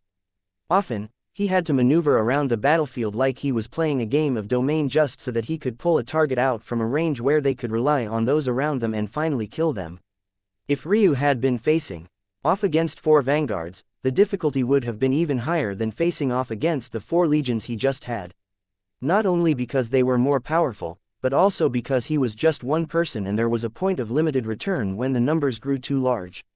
After all, it wasn't like coordinating control was easy, especially not when there was an army formation to target and destroy as a result of it. But now, you have angered the heavens, chosen. This jurisdiction is not your own. Accept your punishment. An ambiguous, unisex voice layered with the tones and cadence of many echoed. One could tell that it had spoken softly, and yet it sounded like raging tides and avalanches. It was far too loud, booming across the cosmos and nearly shattering Ryu's eardrums despite his powerful body. But Ryu's laughter didn't stop. So what? Ryu said after a while. What are you going to do about it? You will die. You talk quite a lot for a heavenly warrior. This is a courtesy I am giving to your world. However, you have overstepped and overestimated yourself. You have humiliated my fellow brothers and sisters. 10 moves, Ryu said lightly, his laughter fading and his placid, cold indifference returning as he cut the heavenly warrior off. What? Your head. I'll take it in 10 moves. Ryu took a step forward and his aura surged. His bone structures activated at once, but none brighter than his Empyrean warframe. His great sword staffs vanished from his hands and his eyes shone so brightly that they looked like a pair of silver stars. All of his phenomena disappeared into motes of light, and all of a sudden, it looked like he was just one man beneath the roars of a mighty tribulation. Breath of earth, an aura of oneness with the world spread out slowly as the light in Ryu's eyes only grew brighter, shimmering to the point his own seemed to mirror the golden orbs that formed the sentinels with silver orbs of his own. There was a shudder in the air as Ryu's chilled of order constitution bloomed in full force. And then he took another step forward, vanishing. When he appeared again, his fist and that of the sentinels met. The skies churned and shook, the tribulation clouds above nearly collapsing beneath their combined might. But not a single one of them took a step back. Chapter 2110-10-2. The sentinel no longer spoke. It was clear that it wasn't lying earlier when it said that it had only done so for sacrum's sake. As for Ryu himself, it didn't seem to care. 10 moves. What a joke. The sentinel's aura shook and its fist seemed to blur through Ryu's. The sentinel was sent flying. Just when it thought that it would collapse Ryu's chest, Ryu's own fist reached it first somehow. It couldn't even properly orient itself before Ryu was upon it again. The sentinel spun in the air, its heel cutting across the skies like a vicious scythe. But it passed right through the location of Ryu's body as though it wasn't there at all. An afterimage, the sentinel was hit from below, sending it spiraling into the skies above. Ryu took a step, icy flowers blooming beneath his feet. His arms and hands moved as though flowing through forms of Tai Chi, however one hand formed an eastern dragon snaking through the skies while the other shifted between the variations of phoenixes that had existed in this world. Ryu's blood churned in his body as he ran through his martial forms and suddenly punched out. His fist seemed to unleash dragon's roar. The billowing might caused tsunami-like ripples through the dense dark clouds above. The open maw of the dragon bit right through the sentinel. The reverberating echoes of 9 revolutions left concentric circles of might pulsing across the clouds above. And every one of those echoes ripped through the sentinel's body, causing cracks to appear across its armor. Ryu's body seemed to reach a deeper state of calm as he continued to move through his martial forms. His hands flowed like water, his feet as steady as mountains. Every step he took, a new flower appeared beneath his feet, but at the start, it was a path of ice, but now it had become one of fire. The world solidified beneath Ryu's might as the sentinel hacked up blood. It tried to change positions and move, but something about Ryu's movements seemed to have checkmated it. All of its roots forward were cut off, leaving nothing more than a single path where Ryu's fist lay in waiting. There was a pulse of clear light that came from Ryu's Tao heart and the entire world sparkled in wonder beneath his majesty. As though a painting being drawn across the skies, every movement of Ryu's was in tune with the heavenly Tao, and the heavens that were supposedly enraged with him could only prostrate. Ryu appeared high above the sentinel after knocking it up so high that it almost re-entered the tribulation clouds. He smashed down a palm that pulsed with the weight of the world. The resplendent light of his Tao heart resonating with his jade-bound clear heart bone structure and tapping into the strongest of the earth chi in the world. His palm seemed to suddenly expand just before he hit the sentinel, a beautiful, reflective jade earth that shimmered like diamond taking shape. The sentinel was sent flying back, moving so fast that flames didn't even have the chance to form around its body until long after it had hit the earth. In the path it had taken, streaking fires formed as Ryu's control forcefully kept the laws from collapsing. These flames convulsed and were suddenly sucked into Ryu's flowers as he took another step, ascending higher into the skies. At that moment, the tribulation clouds were still rippling violently. But as Ryu's martial form's dance began to be executed beneath its waves, it felt as though it was beginning to move to the cadence of Ryu's own movements. Ryu entered an even deeper state of focus. Breath of world, the sentinel burst out from the ground, its body littered with cracks, but its aura no less valiant. In fact, it seemed to have tapped into a long-lost fury, roaring up to the skies above. Ripples of dark gold made the formations that Ryu had formed look as though they were about to collapse. But even as they continued to sway beneath the sentinel's roars, it was as though they began to move to its rhythm as well. Soon, it had matched the sentinel's resonance, and it no longer looked erratic or as though it would collapse at any moment. Instead, it felt like the sentinel was only giving it more power. Ryu's azure cloud vein bone structure thrummed with life as the tribulation clouds entered a perfect resonance with him as well. And then Ryu punched down. It was a fist that was hard to describe because it didn't feel like a fist at all. It instead felt like the world was furious with the sentinel. It, a heavenly warrior, was actually despised by the world it had given everything to protect. The first fist drove the sentinel back into the ground, boring a hole so deep that it couldn't even be seen to the depths of the sky gods themselves. However, oddly enough, the earth didn't overturn, nor did mountains in the distance collapse. Ryu's control was so perfect that nothing but what was in the direct line of his fist was damaged. And then the second fist descended.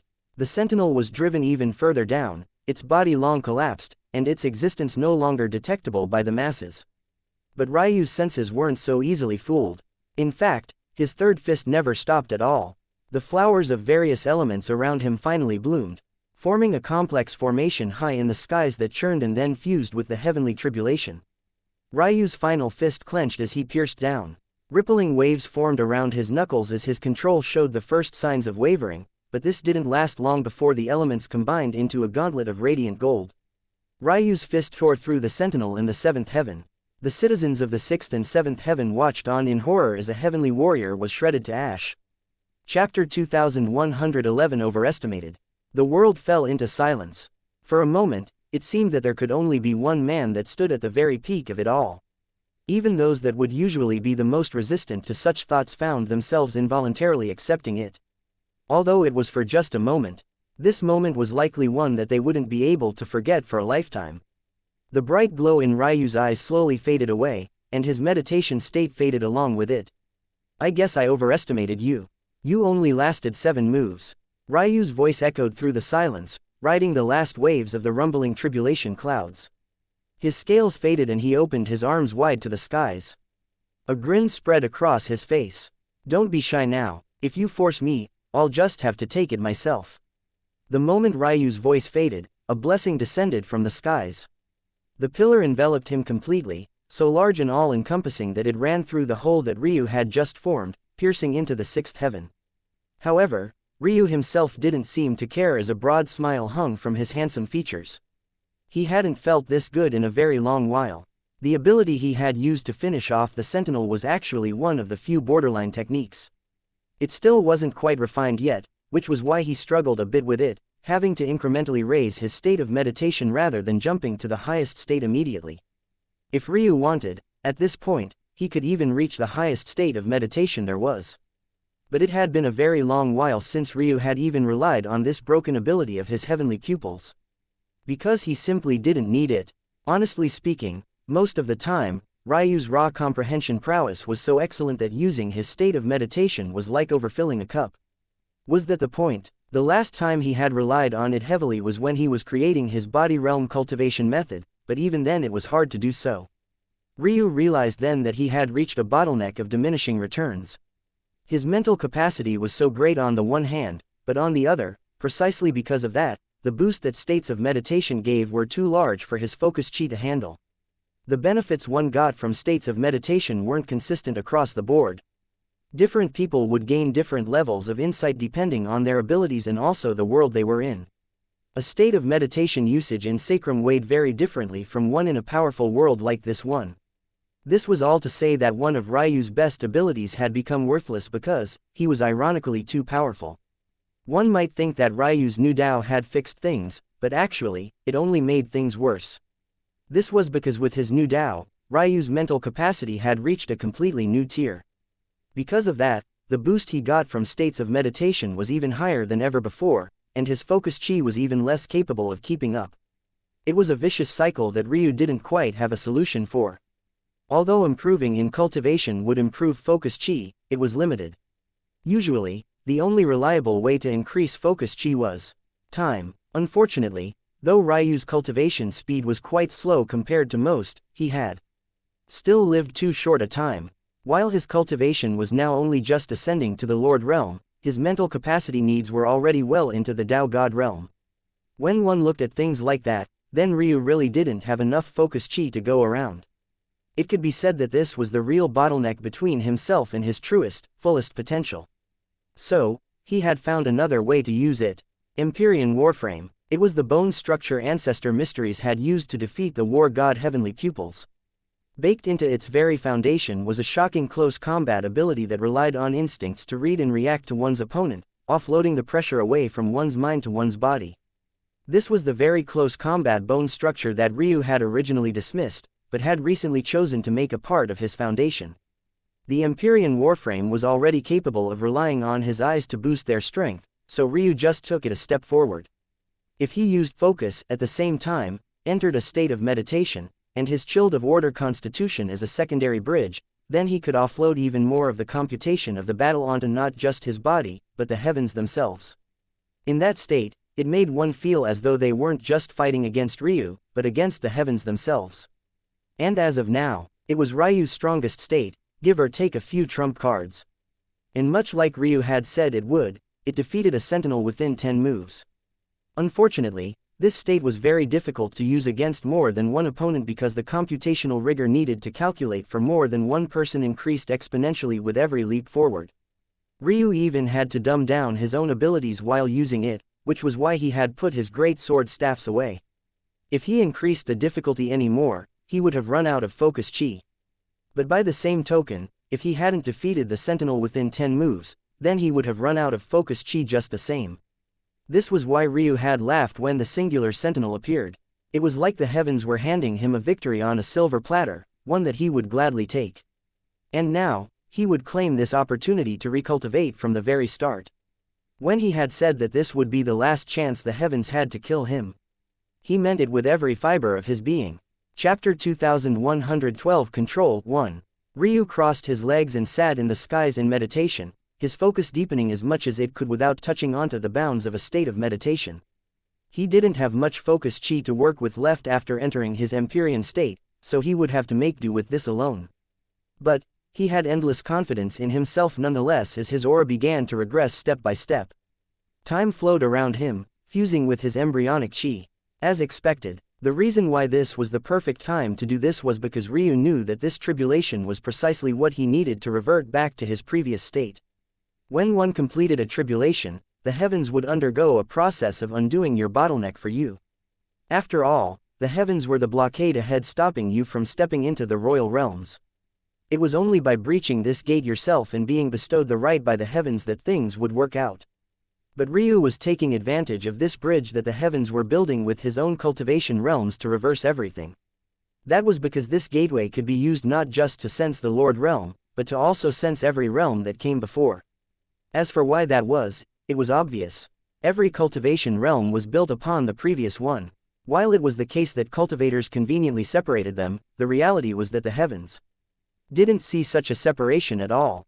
The entire path of cultivation was exactly that, a single, long road.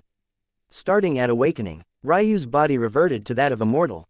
It was a familiar feeling of weakness, the kind that he had experienced for several hundreds of years. Even though he had now officially lived longer in his second life than he had his first, that was only if you counted the time he had spent locked in rebirth. Outside of that time, Ryu wasn't even 150 years old yet. Even with how much time he was spending moving through the cultivation realms, he was probably one of the youngest lords in existence nonetheless. Upon a successful awakening, one would undergo rites. These rites would baptize one in the blessings of the heavens, and this would ultimately decide the depths to which chi could flow through one's body. This was the fundamental explanation of the realm, and there were 9 basic rites one could achieve, as well as 4 more beyond that for a total of 13. Ryu had, of course, finished all 13 rites, including all the named rites. The rite of limitations, the rite of perseverance, the rite of death, the rite of origin. The question was, then, what did it really mean to decide the depths to which chi could flow through your body? What were the rites really? Ryu's body pulsed and he completed all 9 of the first unnamed rites in an instant. There was a radiant glow that ran through him as the blessings continued to pour down on him from above. Obviously, the answer to the question was control. What was the rite of limitation? Crackle. The barrier shattered and a reddened aura began to circulate around Ryu. It was none other than a breaking down of a barrier that existed between a cultivator and the world around them. It extended the limitations of oneself from the body alone, to the world. What was the rite of perseverance? It took that one-way bridge and made it a two-way bridge, forcefully expanding the capacity of the body so that it could not just communicate with the world around to control it, but likewise internalize some of that control. What was the rite of death? It touched upon the truest limits of a person, pressing past just the limits of the body, but extending to the soul itself, touching upon the spark that was the core of one's reincarnated self. What was the rite of origin? It extended deeper yet. The origin was one's very own spiritual foundation, the root of one's awakening and the reason why one could cultivate in the first place. Only by extending one's control to that point would one be able to touch upon their greatest strength. Ryu's aura soared. With this change alone, he felt like he could slaughter a spiritual severing realm genius born in a world of this caliber with a mere thought. And that was without using his eyes.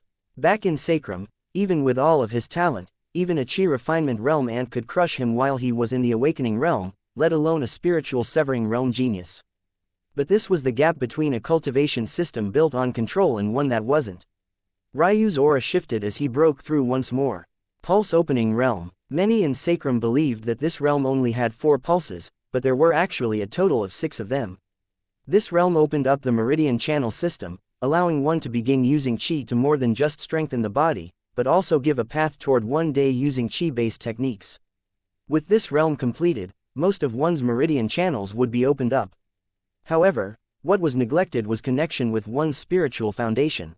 Ta, ta, ta, ta, ta, ta, All 6 of Ryu's heavenly chi pulses opened in a single go, resonating with one another.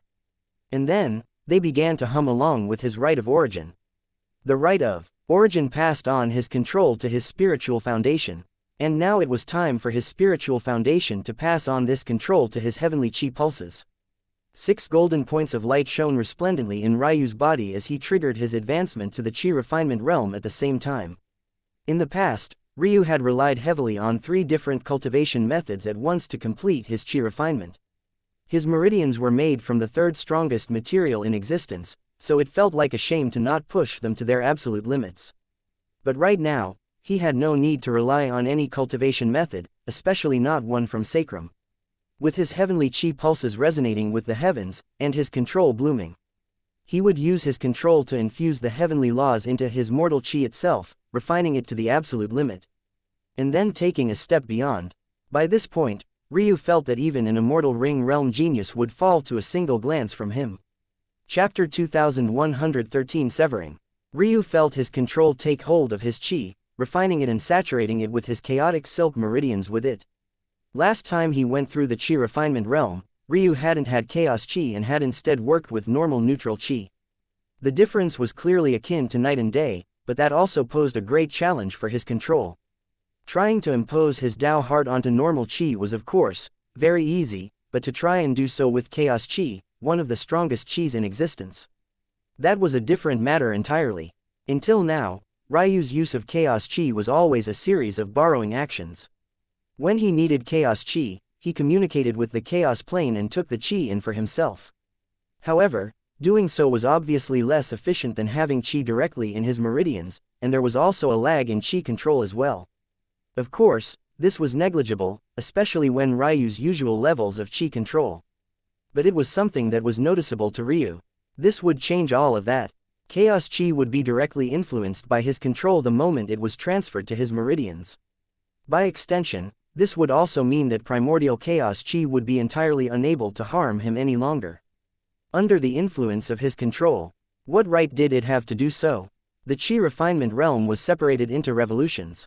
Completing 1 to 3 revolutions would leave you in the lower chi refinement realm, 4 to 6 would raise you to the middle, all the way until 10 to 12 for the peak and 13 for a half step to spiritual severing. These were the 13 revolutions opened to Ryu thanks to his 13 rites. But therein lied the secret. It was the rites that allowed one to complete these revolutions and this communion with chi.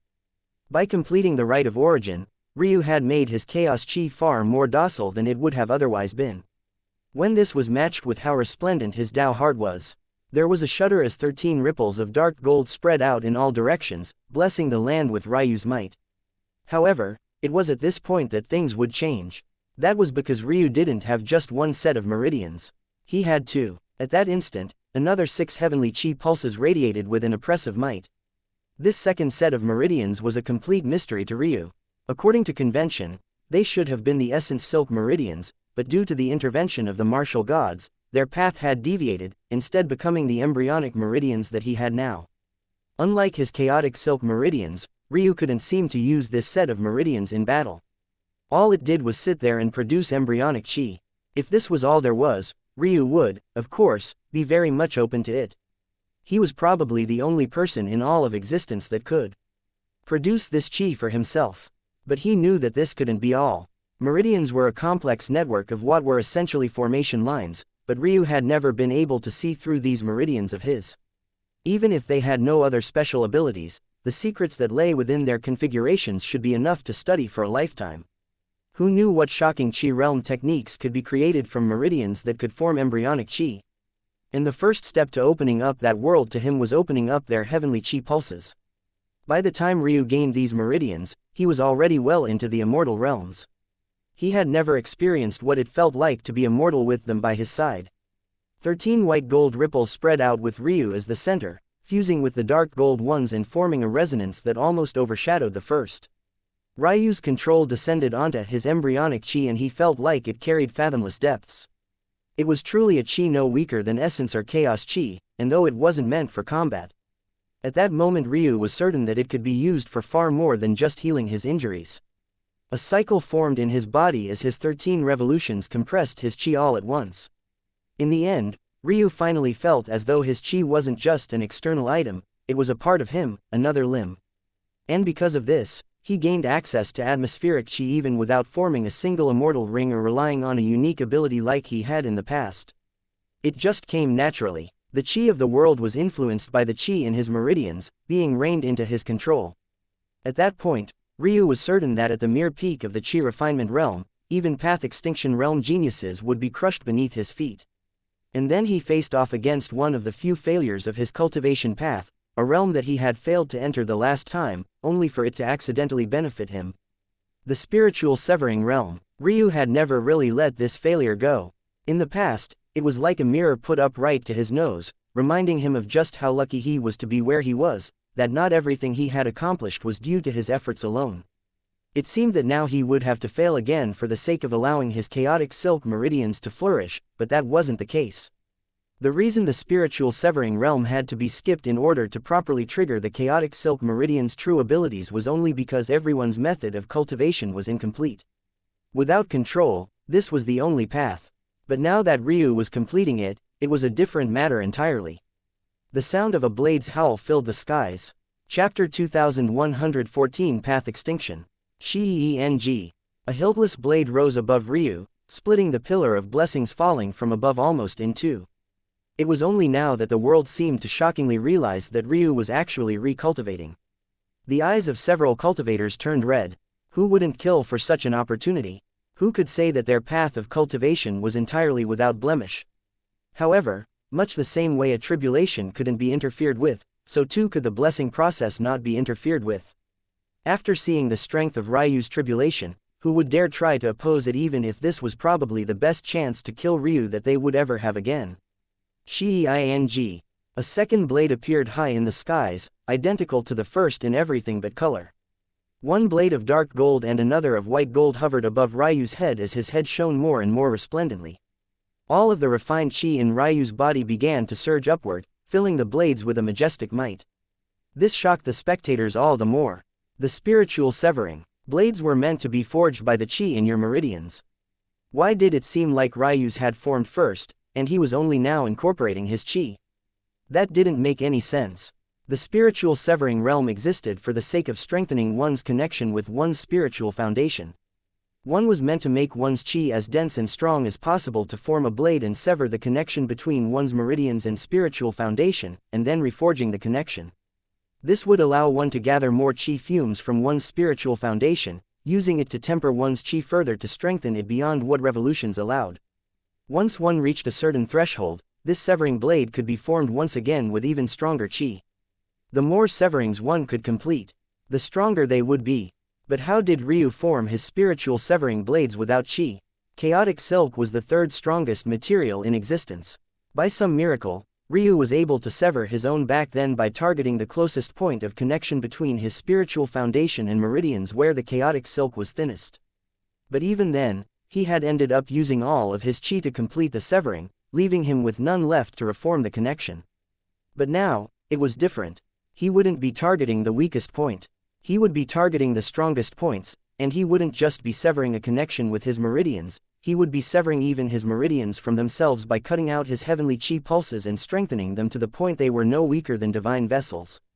At the same time, he would saturate them with his control even further, and by extension, tweak the spiritual severing realm to allow a stronger connection not just between his meridians and spiritual foundation, but also his meridians and his realm heart. Both of his spiritual foundations would gain a much stronger foothold. Xianxia. The blades fell and cut through Ryu's body. He didn't even flinch in the slightest, his control was simply too perfect. At that moment, all of his severings were completed in a single bound. His body felt empty, his 12 heavenly chi pulses having lost their home, and his 2 spiritual foundations falling into an abyss far away from himself. However, there was a calmness to Ryu as his body seemed to fall into a dormant state. All at once Ryu's divine vessels opened up like floodgates. Ryu's seemingly ignored body realm pulses and vessels, as well as his soul pulse and vessel, all resonated at the same time. The world shuddered. Ryu's aura exploded forth as chi rolled toward him from all directions. One connection after another was made, causing one halo after another to appear to his back. Ryu's immortal rings flourished until all 13 were formed. At that moment, it felt as though all of the qi on the seventh heaven had frozen in place, unable to mobilize because their emperor had appeared. The moment Ryu had opened his divine vessels, he was already invincible beneath the sky god realm. He felt untouchable, as though the world's elites didn't have the right to stand before him. Maybe the heavenly courts would have someone worthy, but beneath them, what right did they have? However, after entering the immortal ring realm, he felt that he was already capable of slaughtering sky gods. Before his control, they couldn't even hope to manifest their own. His abilities were simply beyond their understanding. One after another, Ryu shattered his immortal rings, reforging them, only to shatter them again. The Path Extinction realm had always been the greatest enigma to Ryu. It was the realm one had to shatter one's own comprehensions and build them back up again. However, back in Sacrum, there was no Tao. So, this was done with inheritances instead, understandings of the elements and things of the like. Even after forming a Tao, though, Ryu felt like this was out of place. What were we meant to shatter wasn't your inheritance or your Tao. You were meant to shatter your Tao heart, the source of your control.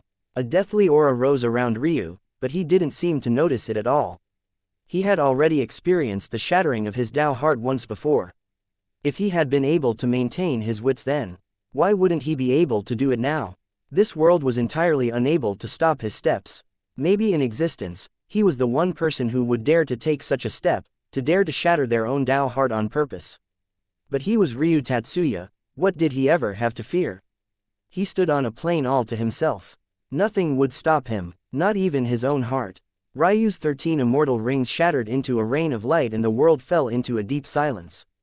Chapter 2115 Extinction. There was a lull in the world as though time itself had come to a stop. There was nothing and yet everything at the same time, like one was experiencing the birth of the universe itself. Somehow, though there was nothing at all to observe, many found tears coming to their eyes. They quickly wiped their tears, not understanding where this feeling was coming from. It felt like something hidden deep within their souls was stirred and shaken awake. The explosion carried the same emotional depths, the same kernel of hidden truth. White flames surged out in all directions, white phoenix heavenly patterns painting the skies like jagged lines across glass. Ching, ching, ching. They forcefully condensed the spark of life flame until it condensed into a new set of immortal rings. But, the immortal rings exploded once again, only to slowly reform. Once again, shattering into a rain of flames that fell to the ground below, spreading love and affection through the world like a mother embracing their child soon after the ache of birth. The first extinction, the second extinction, the third extinction, the fourth. Ryu continued as though shattering his own Tao heart was nothing more than a casual affair for him. It was only after the sixth extinction that the sharp eyes of those who truly understood the secrets of the world were able to grasp what they were seeing. Every time Ryu shattered his Tao heart, a toxic energy would take form, a bundle of karma that was bad and suffocating, bearing down with the world of a world. But every time Ryu burst through that curtain, it was like he was embodying the artistic conception of life itself. The seventh extinction, the eighth extinction, the ninth. Ryu's aura continued to climb, so much so that there was no doubt in anyone's mind that even a genius of the fragmented sky gods would find themselves crushed beneath his momentum alone. And yet, despite having reached the final extinction, his momentum within the Path Extinction realm only continued to grow continuously and endlessly, relentlessly pushing the pace forward until the immortal rings shattered once again. By this point, they were so solid that they couldn't be looked at like illusory projections of will at all. It looked as though solid wheels of white flames were circulating through the skies. Every circulation sent a pulse of power, lines of white phoenix heavenly patterns jetting out in a torrent and solidifying in the world before slowly fading away. Every time this happened, there was another upsurge, and yet the calmness that returned soon afterward grew calmer and calmer, almost as though Ryu was taming the world itself. But it was then that the 10th extinction began. The path of shattering one's comprehensions and building them back up wasn't completely groundless. In fact, Ryu could understand where it came from. Inheritances were named as such because they were either shared wills across many people, or passed down directly from one existence. You were carrying on the Tao heart of a path, so to speak. Which was why it worked as a replacement for the true path of cultivation.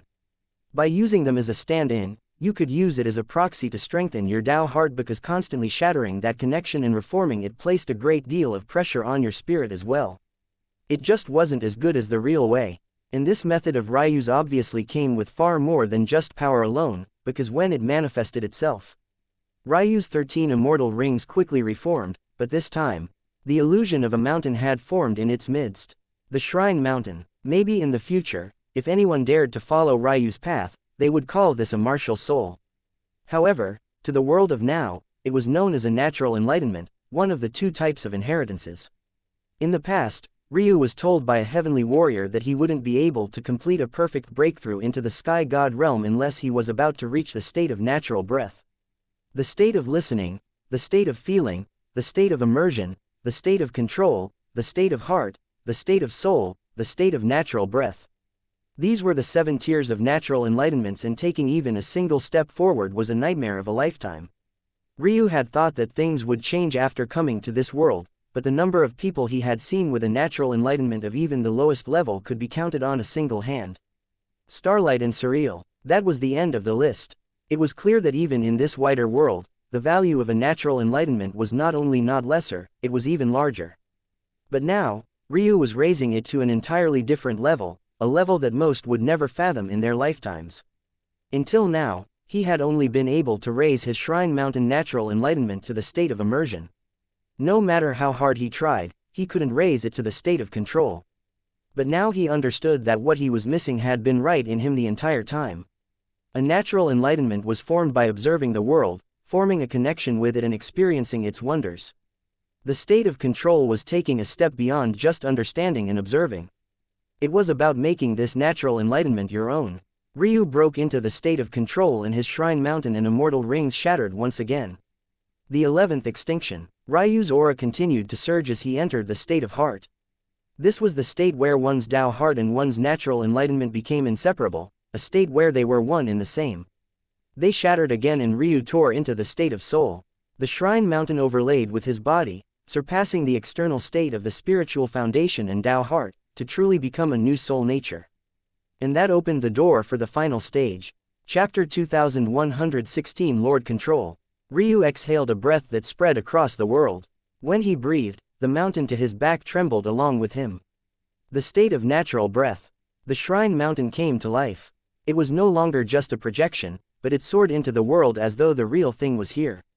A loop formed between Ryu and the world around him, and then back again. As with all things, there was a balance to be struck. He had learned long ago that being immature to the point that he wanted to abandon the heavens entirely was the epitome of foolishness. Cultivation was the process of taking from the heavens, but that didn't mean that you had to abandon the heavens entirely.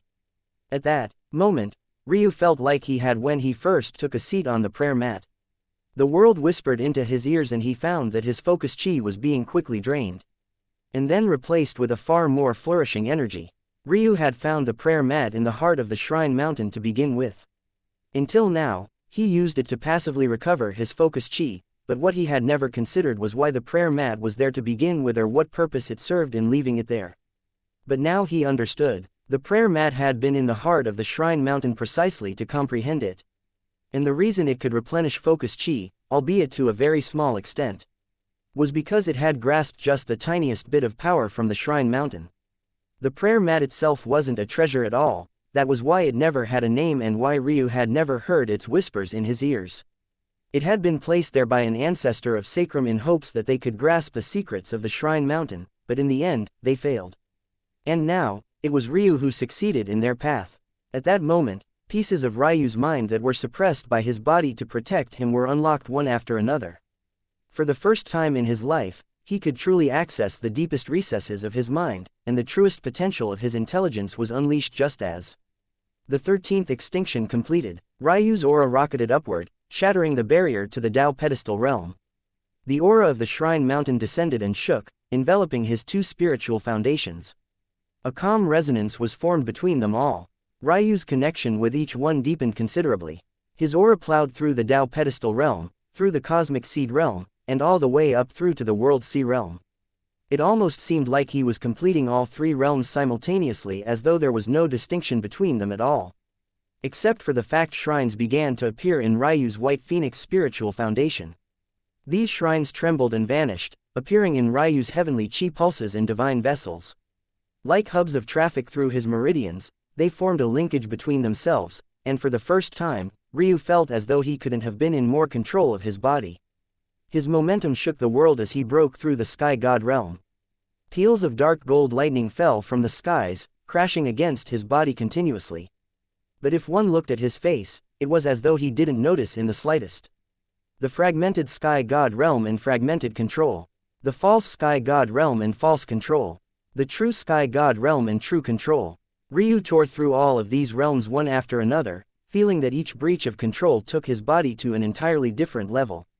By the time he cleared the true sky god realm, he already felt like genius lords were ants in front of him.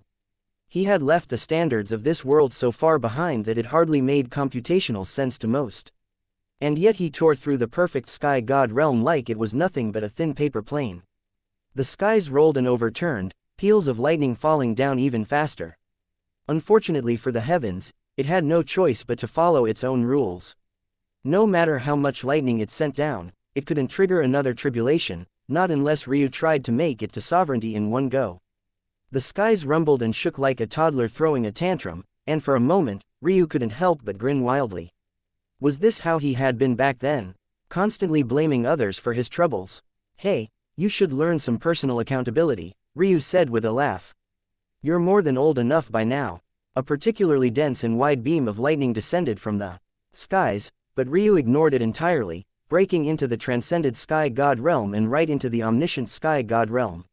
He was absolutely relentless as his momentum continued to grow. At the moment he reached the very peak of the omniscient sky god realm, Ryu slowly opened his eyes and stood to his feet. It was finally about time that he truly crossed this realm. Ryu basked in the fury of the heavens, raising his arms far and wide as his silver star appeared to his back. The abyssal plane shook as a particular fate star suddenly began to show signs of waking up. I'll be needing you to finally wake up. A massive, gaping cavern was formed in space, so large and filled with endless darkness that Ryu looked only like a tiny dot of silver in the midst of it all. But then it appeared, a resplendent fate star, bursting with silvery flames and solar flares. From some angles, it even seemed to carry the slightest hint of a silvery blue. Since you, Ryu looked up toward the heavens above him, couldn't do the bare minimum and protect an infant's fate star. I'll just have to take it upon myself. This was the true path of the Lord. It was the royal path, a dividing line that separated those that towed the lines of the heavens and those that drew the line themselves. Lord Control. The world shook as Ryu's fate star, for the first time in millions of years, began to slowly rotate. Chapter 2117 Sway. The aura of a lord spilled out over the world, but it was unlike anything the world had ever experienced before. It didn't feel like a lord was being born at all, but rather like a god was descending from above. The pressure they felt from Ryu now overshadowed the momentum of Tao gods they had experienced before. It was like the world's logic had ceased making any sense whatsoever. Whether this meant that Ryu was stronger than the best Tao gods of the true martial world was still unknown. But what was certain was that the Tao gods born under this world's laws before Ryu freed them could only stand on the same stage as him at best. And whether they could protect their lives or not on that stage was another matter entirely. If one of them was asked to answer that question, not a single one of them would dare to answer with great confidence. Ryu's hair danced violently in the wind, his robes almost being shredded to ash as his aura alone overwhelmed them. In a distant world, Ailsa looked up, feeling something stir within her. At that moment, the last shackles on her strength vanished in a puff of smoke. Along with it, the last remnants of her dissatisfaction and grievances likewise vanished. She had already felt guilt about her previous actions, but when she felt the changes in herself, she couldn't help but be even more embarrassed. When she and Ryu first met, she had told him that he was too selfish, that he was luckier than anyone she had ever met when it came to talent and a chance to grasp his own fate in his hands. But the two of them were too similar. Ryu had become bitter because of a suppression on his potential and strength, and she followed along right with him. Although it took longer because she had experienced so much, eventually, she and her husband were really too similar. In a rare showing, Ailsa actually pouted. If those that feared her saw such an adorable expression, it was hard to say how they would react. Suddenly, she really wanted to see her husband, but she felt that it would be too embarrassing to go and see him now. I'll go find Yana first. The moment she had this thought, a laughter echoed in her ears that made her cheeks redden. Stop reading my mind. Why? Ryu's voice echoed in her head. Isn't this what you wanted me to do? We're life partners. I'm ignoring you. Oh my, when my beautiful wife becomes such a tsunere. After her husband left her stranded for more trillions of years than she can bother to count. Interesting assessment, I choose to think of it as letting meat marinate. The longer, the better, right? Ailsa's lip twitched. Ryu had always been shameless, but now that he was so much more cheery than she ever remembered him being, his words were at least 10 times more annoying than before. The world was spared from his sharp tongue back when he couldn't be bothered to speak, but now he had fully unleashed it and none of them could escape. What a nightmare. Are you trying to call me a piece of meat? Ailsa snorted. This is what I get for trying to be original. Did you want me to say something generic like, absence makes the love grow fonder? What do you take me for? Ailsa was speechless again. Stop talking. You're going to irritate me to death. Ryu's laughter echoed across the dark skies around her. He laughed so heartily that Ailsa couldn't help but smile herself. For some reason, Ryu's happiness made her happy. It was an odd thing to say. Wasn't this only natural for a wife? To feel happy for her husband was the way of the world. But truthfully, she had forgotten how it felt. I've said it before, but my women are allowed to be as willful as they please. If I frown a single time, feel free to cut it off. Then hand it to me. I remember you yelling at me more than once. Brazen lies, I've never raised my voice. I just told a disobedient woman off. A dangerous light flashed in Ailsa's eyes as her cherry lips quirked into a gorgeous smile. The way her golden hair fell down the small of her back, curving slightly to the gentle roundness of her ass, was truly intoxicating to an extreme. Tread lightly, husband. Ailsa could practically see Ryu's own grin shining through. Next time, it won't just be a pinch. I'll have to count how many ripples my palm can make. The light in Ailsa's eyes deepened. Is that so? Well, it's waiting right here. I can't wait to see you try. I can't wait to see a lot of things. And since I can't be bothered to wait very long, you won't be waiting very long either. If you were so confident, you'd put a time on it. I can see through you like an open book. If I told you the time frame I'm thinking about, it would scare you. Like I said, my wives are allowed to be as willful as they please, even if that means living in delusion. Hypocritical bastard. Why thank you, Ailsa snorted, turning with a pivot of her foot and vanishing into the distance. She didn't plan on saying anything else, but Ryu's voice echoed in her ears again. Truly a beauty. Why haven't you gone away yet? I love to watch you. Is there a problem? Ailsa almost stumbled in the skies. This husband of hers was so unserious. Aren't you supposed to disappear and go into a training arc? And miss the sway of your hips? Are you kidding me? I'll be staying, thank you. Don't you have things to do? Of course I do. Accompanying my wife is at the top of the list. That was when it dawned on Ailsa. The changes to Ryu's mental capacity were far and beyond her expectations. He really was going to just follow her around with third perspective.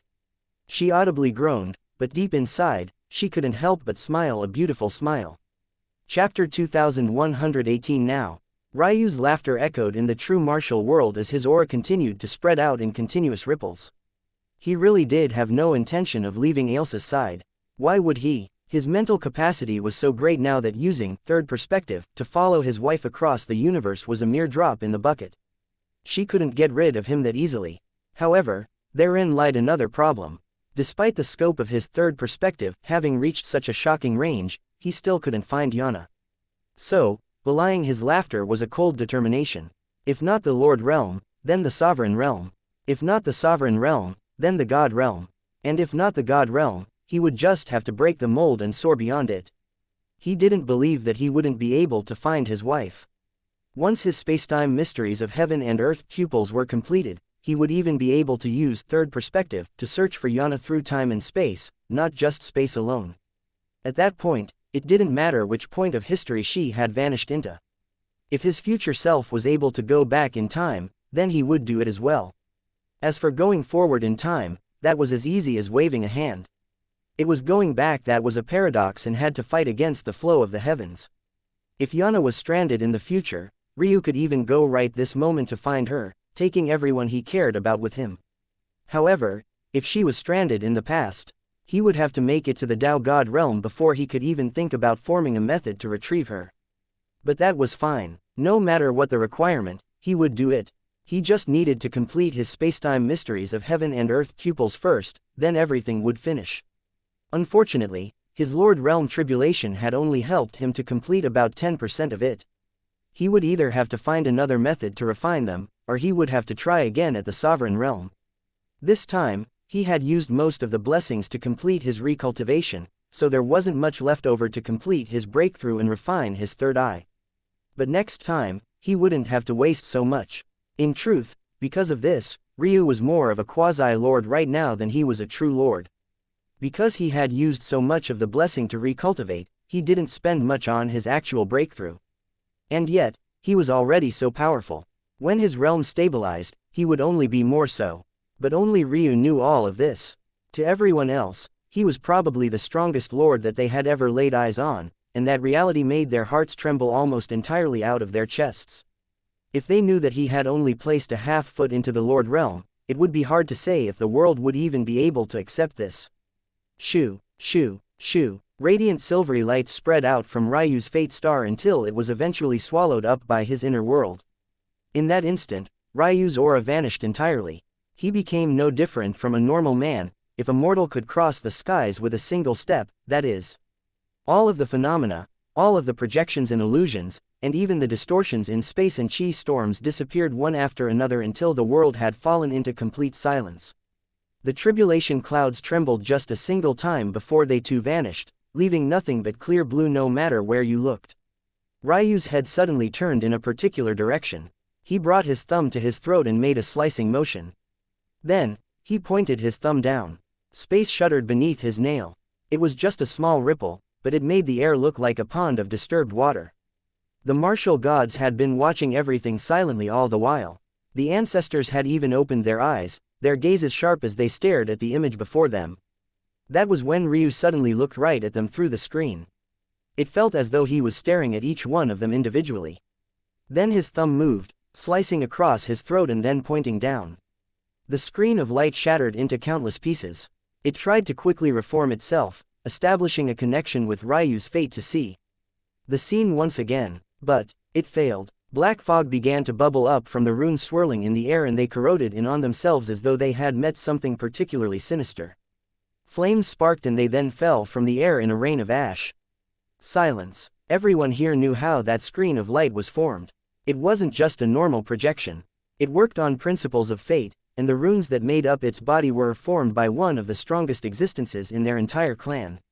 The Divine Chain Ancestor. The Divine Chain bloodline was the strongest of their martial god bloodline, and yet its foundation was ripped to shreds right before their eyes because a young man pointed a finger.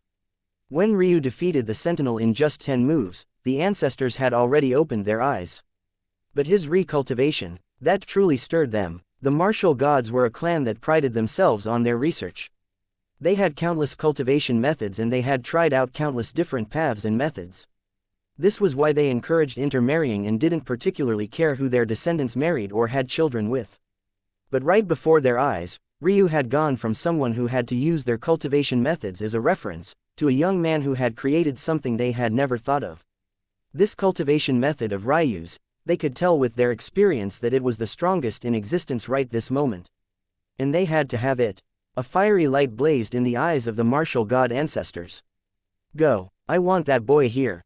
Now. A gruff voice caused several weaker martial gods to burst into a rain of blood. Chapter 2119. Remember. Ryu sneered, stepping through the skies and descending as though he didn't feel the danger coming for him at all. He landed on the city walls of the Radiant Star sect, the pressure of his existence causing many to subconsciously take a step backward. This number included Aika, who still seemed to be in somewhat of a daze. In one go, she had lost 2 brothers that might as well have been her true blood relatives. It was a difficult blow for anyone to take, let alone Aika, who was used to being carefree and acting as she pleased.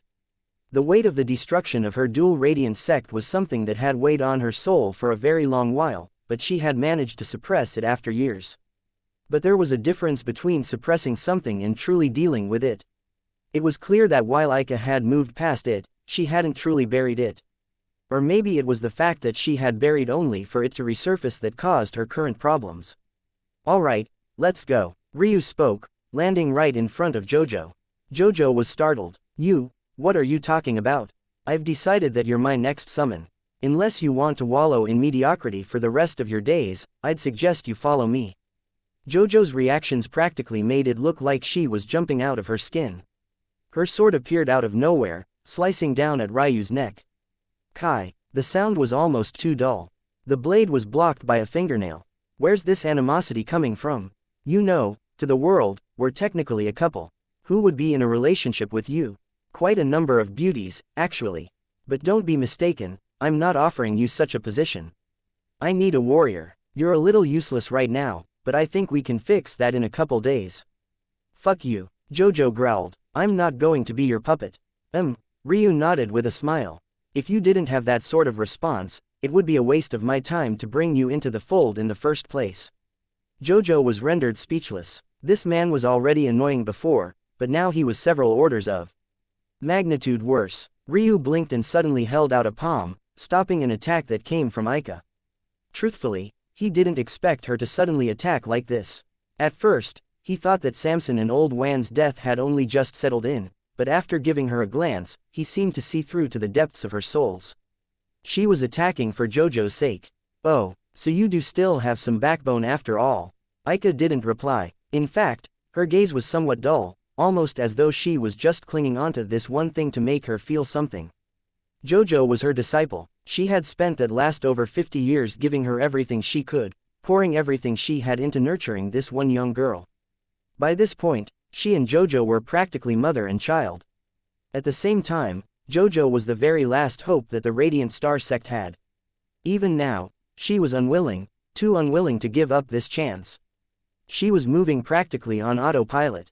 When Jojo saw this, her expression changed and her eyes began to ripple with tears. Though, these tears were quickly burned away by her flaming eyebrows. Her grip on her great sword tightened and her aura flared. Ryu blinked. His palm quickly pushed out against Aika, causing her to stumble back before a finger tapped Jojo's forehead like lightning. In that instant, the surging aura was wrapped in divine chains and like a bucket of cold water had been poured over her head. Jojo was suppressed. Relax. Now isn't the time for you to break into the Lord Realm. It's not that I can't raise you to the level 1 need you to be at before you break through, but it would cost substantially more resources. It's a bit embarrassing to say, but I'm just a tiny little bit poor right now. Jojo felt as though she had been trying to take a deep breath only to suddenly be punched in the gut. Aika grit her teeth. Just take me instead. She ground out those words, but Ryu only chuckled. Right now, you aren't very worthy. Your Tao is very interesting and has a lot of potential, but the path I want my summons to follow requires a strong Tao heart. If you can't withstand this little bit, then you'll die after I pour so many resources into you. Wouldn't that be wasting my time? Ryu, Jojo roared, why are you so cruel? Me. Ryu looked over. My cruelty is a matter of perspective. I guess right now you feel that way, but when you stay stuck at the omniscient sky god realm for the rest of your life or die beneath your Lord Tribulation, would you think me cruel then?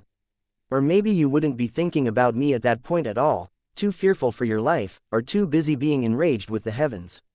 You wouldn't consider the fact you could have avoided it all just by following me from the very beginning. Jojo didn't even know how to respond to this. Was she supposed to thank Ryu for saving her from a future she hadn't even experienced yet?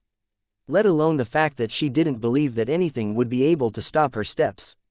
Ryu. Aika breathed out a heavy breath, finally stabilizing the rolling of her inner organs from Ryu's earlier attack. It was just a light push, but it actually took her so much effort to regain her bearings. You are my fiancé. I've heard how you treat your women. So, Aika grit her teeth. Back then, she had already been embarrassed that Ryu had to save her from the fate of being married off by the Radiant Star sect ancestors. She thought it would be nice to just forget that matter had ever happened. But she never thought that today she would be using it to pressure Ryu. She couldn't be more embarrassed about the matter, but you would never guess it by the look on her face. Even when Ryu chuckled, her stare at him didn't waver in the slightest. Technically, she was right, but Ryu had never taken it very seriously. Ryu sighed. If I do this, that means I also need to go back to Sacrum. Do you know how annoying that'll be? Aika's gaze flashed in confusion, but Ryu was only remembering a woman that he had forgotten about long ago. He just hadn't cared enough to return to see how she was doing. But then again, maybe he needed an excuse to also go and see Granny Miriam's little sister. He wondered how she was doing as well. These years, he honestly didn't plan on cultivating very much at all. At least, he didn't plan on cultivating personally. This wasn't out of laziness, but rather that he could feel that his body needed this time. He had just put it through a lot of stress, and whether it was his own personal comprehension, or his wife's cultist fairy lineage, both pointed him toward the fact a rest would actually help him to improve even further, while cultivating now would have the opposite effect. The main reason for that wasn't comprehension this time, or that he needed to accumulate more. Instead, his body was adapting to his chaotic silk meridians. Until now, the process required failing the spiritual severing realm so that one could progress while focused entirely on the meridians without the influence of the spiritual foundation. But this time, Ryu had obviously not done that. That said, he felt that he had found the true path of his chaotic silk meridians. The meridians were meant to be part of the body.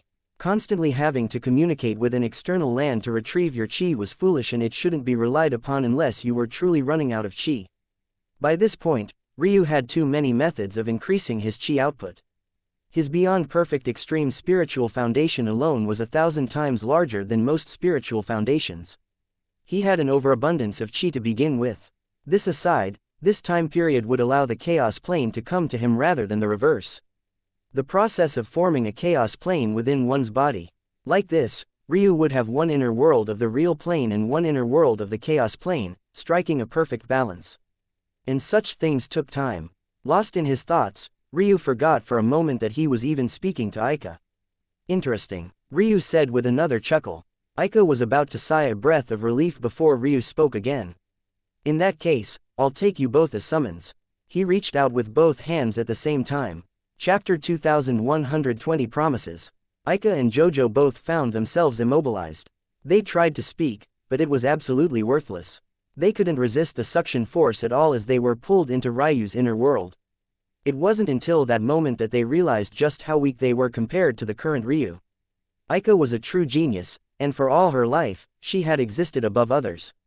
However, right now, she couldn't even put up resistance against a lord that had just broken through despite being an entire cultivation realm above him. Ryu clapped lightly as though thanking himself for a job well done. He swept a gaze over the sect, but didn't see anything else of interest. So, he turned and left. The sect was left in silence, staring at the location Ryu had just been in. 3 of their most powerful existences had either been killed or kidnapped, and their best genius, the pillar of their future, had been taken as well. What hope did their sect even have any longer? The armies that had acted to attack the Radiant Star sect were stuck in a no-man's land, not knowing what to do. Should they return to their sects? Would Ryu even let them?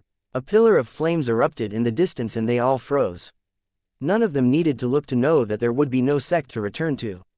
The entire fate of the 7th heaven had been flipped by a single young man.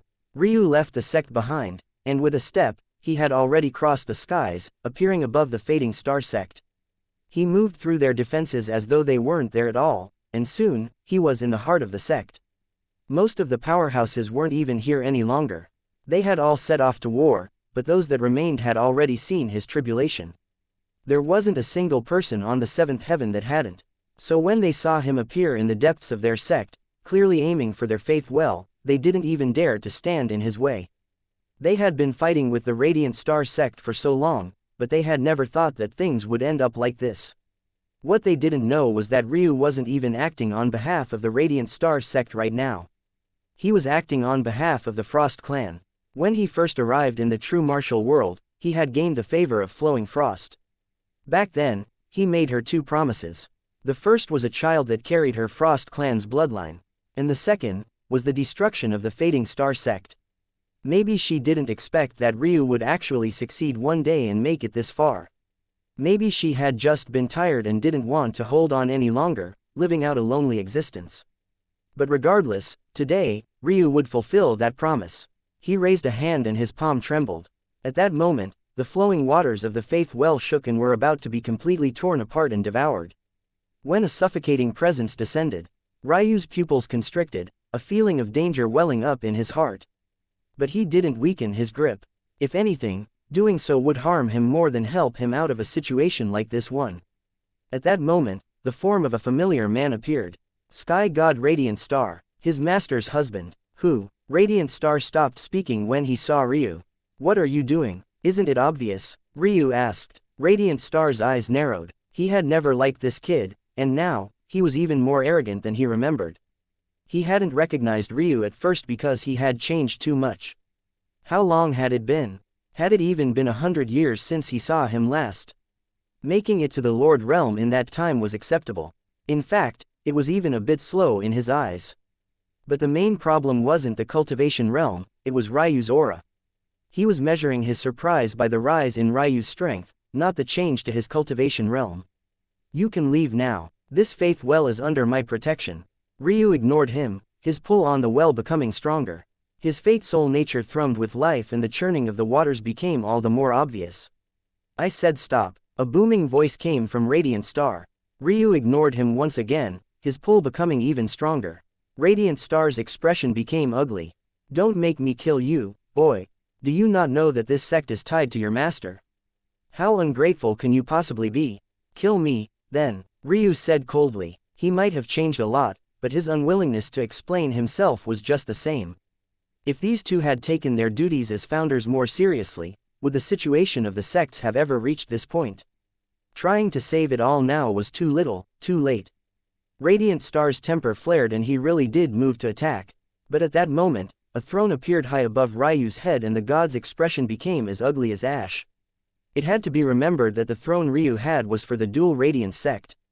The heavens still recognized this sect as just one existence, and as such, as effective as his throne was on the Radiant Star sect, it was just as effective on the Fading Star sect. Since this place was important to Radiant Star for whatever reason, then the throne would obviously be effective against him as well. There was simply no escaping it at all. The faith well exploded and the waters that ran through it formed a sphere that pulsed in the air. Radiant Star couldn't believe that Ryu had actually done it. But worse than just that, he was controlling fate with a turn of his hand as though it was only natural. This was something that even Tao gods could only faintly touch the edge of. There were only a rare few that could actually begin to manipulate it like Ryu was. But Ryu was only in the Lord Realm. Alright, if you're done, I'll be going now. Radiant Star's eyes practically billowed with flames, but there was nothing he could do. Even if the foundation of the Fading Star sect was destroyed, the Radiant Star sect still existed. Because of that, the throne was still effective. Against his real body, it wouldn't have much of an effect. But this was just a projection linked through fate.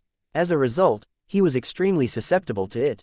If Ryu wanted, he could destroy this projection of his and even harm the fate of his real body. That would be the absolute worst outcome and there would be nothing that he could do about it. Those outside of Sacrum might feel less hesitation when dealing with thrones, but that didn't mean that they didn't have their apprehensions as well. For a throne like Ryu who not only wielded a great number of thrones by now, but also faced a greater challenge when claiming the dual Radiance throne, the danger he posed was even more potent. Because of this, Radiant Star could only watch as Ryu disappeared into the distance. A flash of anger sparked in Radiant Star's eyes, but he no longer had anything he was tethered to, so his projection was forced to slowly fade away. Ryu returned to the Radiant Star sect unexpectedly, but barely anyone noticed him.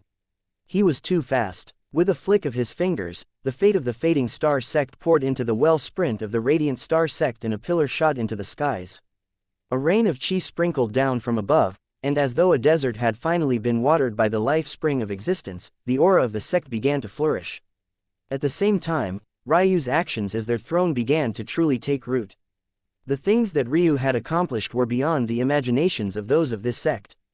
Just how much fate had he managed to gather in these last several decades? Just his tribulation alone had shocked the entire world, and now, everyone had to thank him for the fact their bottlenecks were undone. It could be said that other than a handful of Tao gods, Ryu's presence on the true martial world was second to none. The Radiant Star sect rumbled and the ground shook. Then, under the astonished gazes of those present, it began to rise. Since Ryu was in the mood for keeping promises, he might as well do one for Aika as well.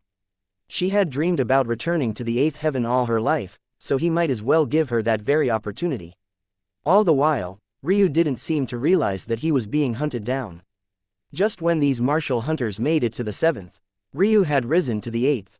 Unable to use fate to track him down, Ryu was practically rubbing their incompetence in their noses while leisurely acting as he pleased. Chapter 2121 Inches Thank. The commotion of a sect rising up to a new heaven should have been great, and it was. However, as focused and shocked as everyone would usually be when such a thing happened, it was hard to be this time around because too much was going on. Ryu's breakthrough wasn't the only one happening across the world, and for the 8th heaven, there was an especially large bottleneck.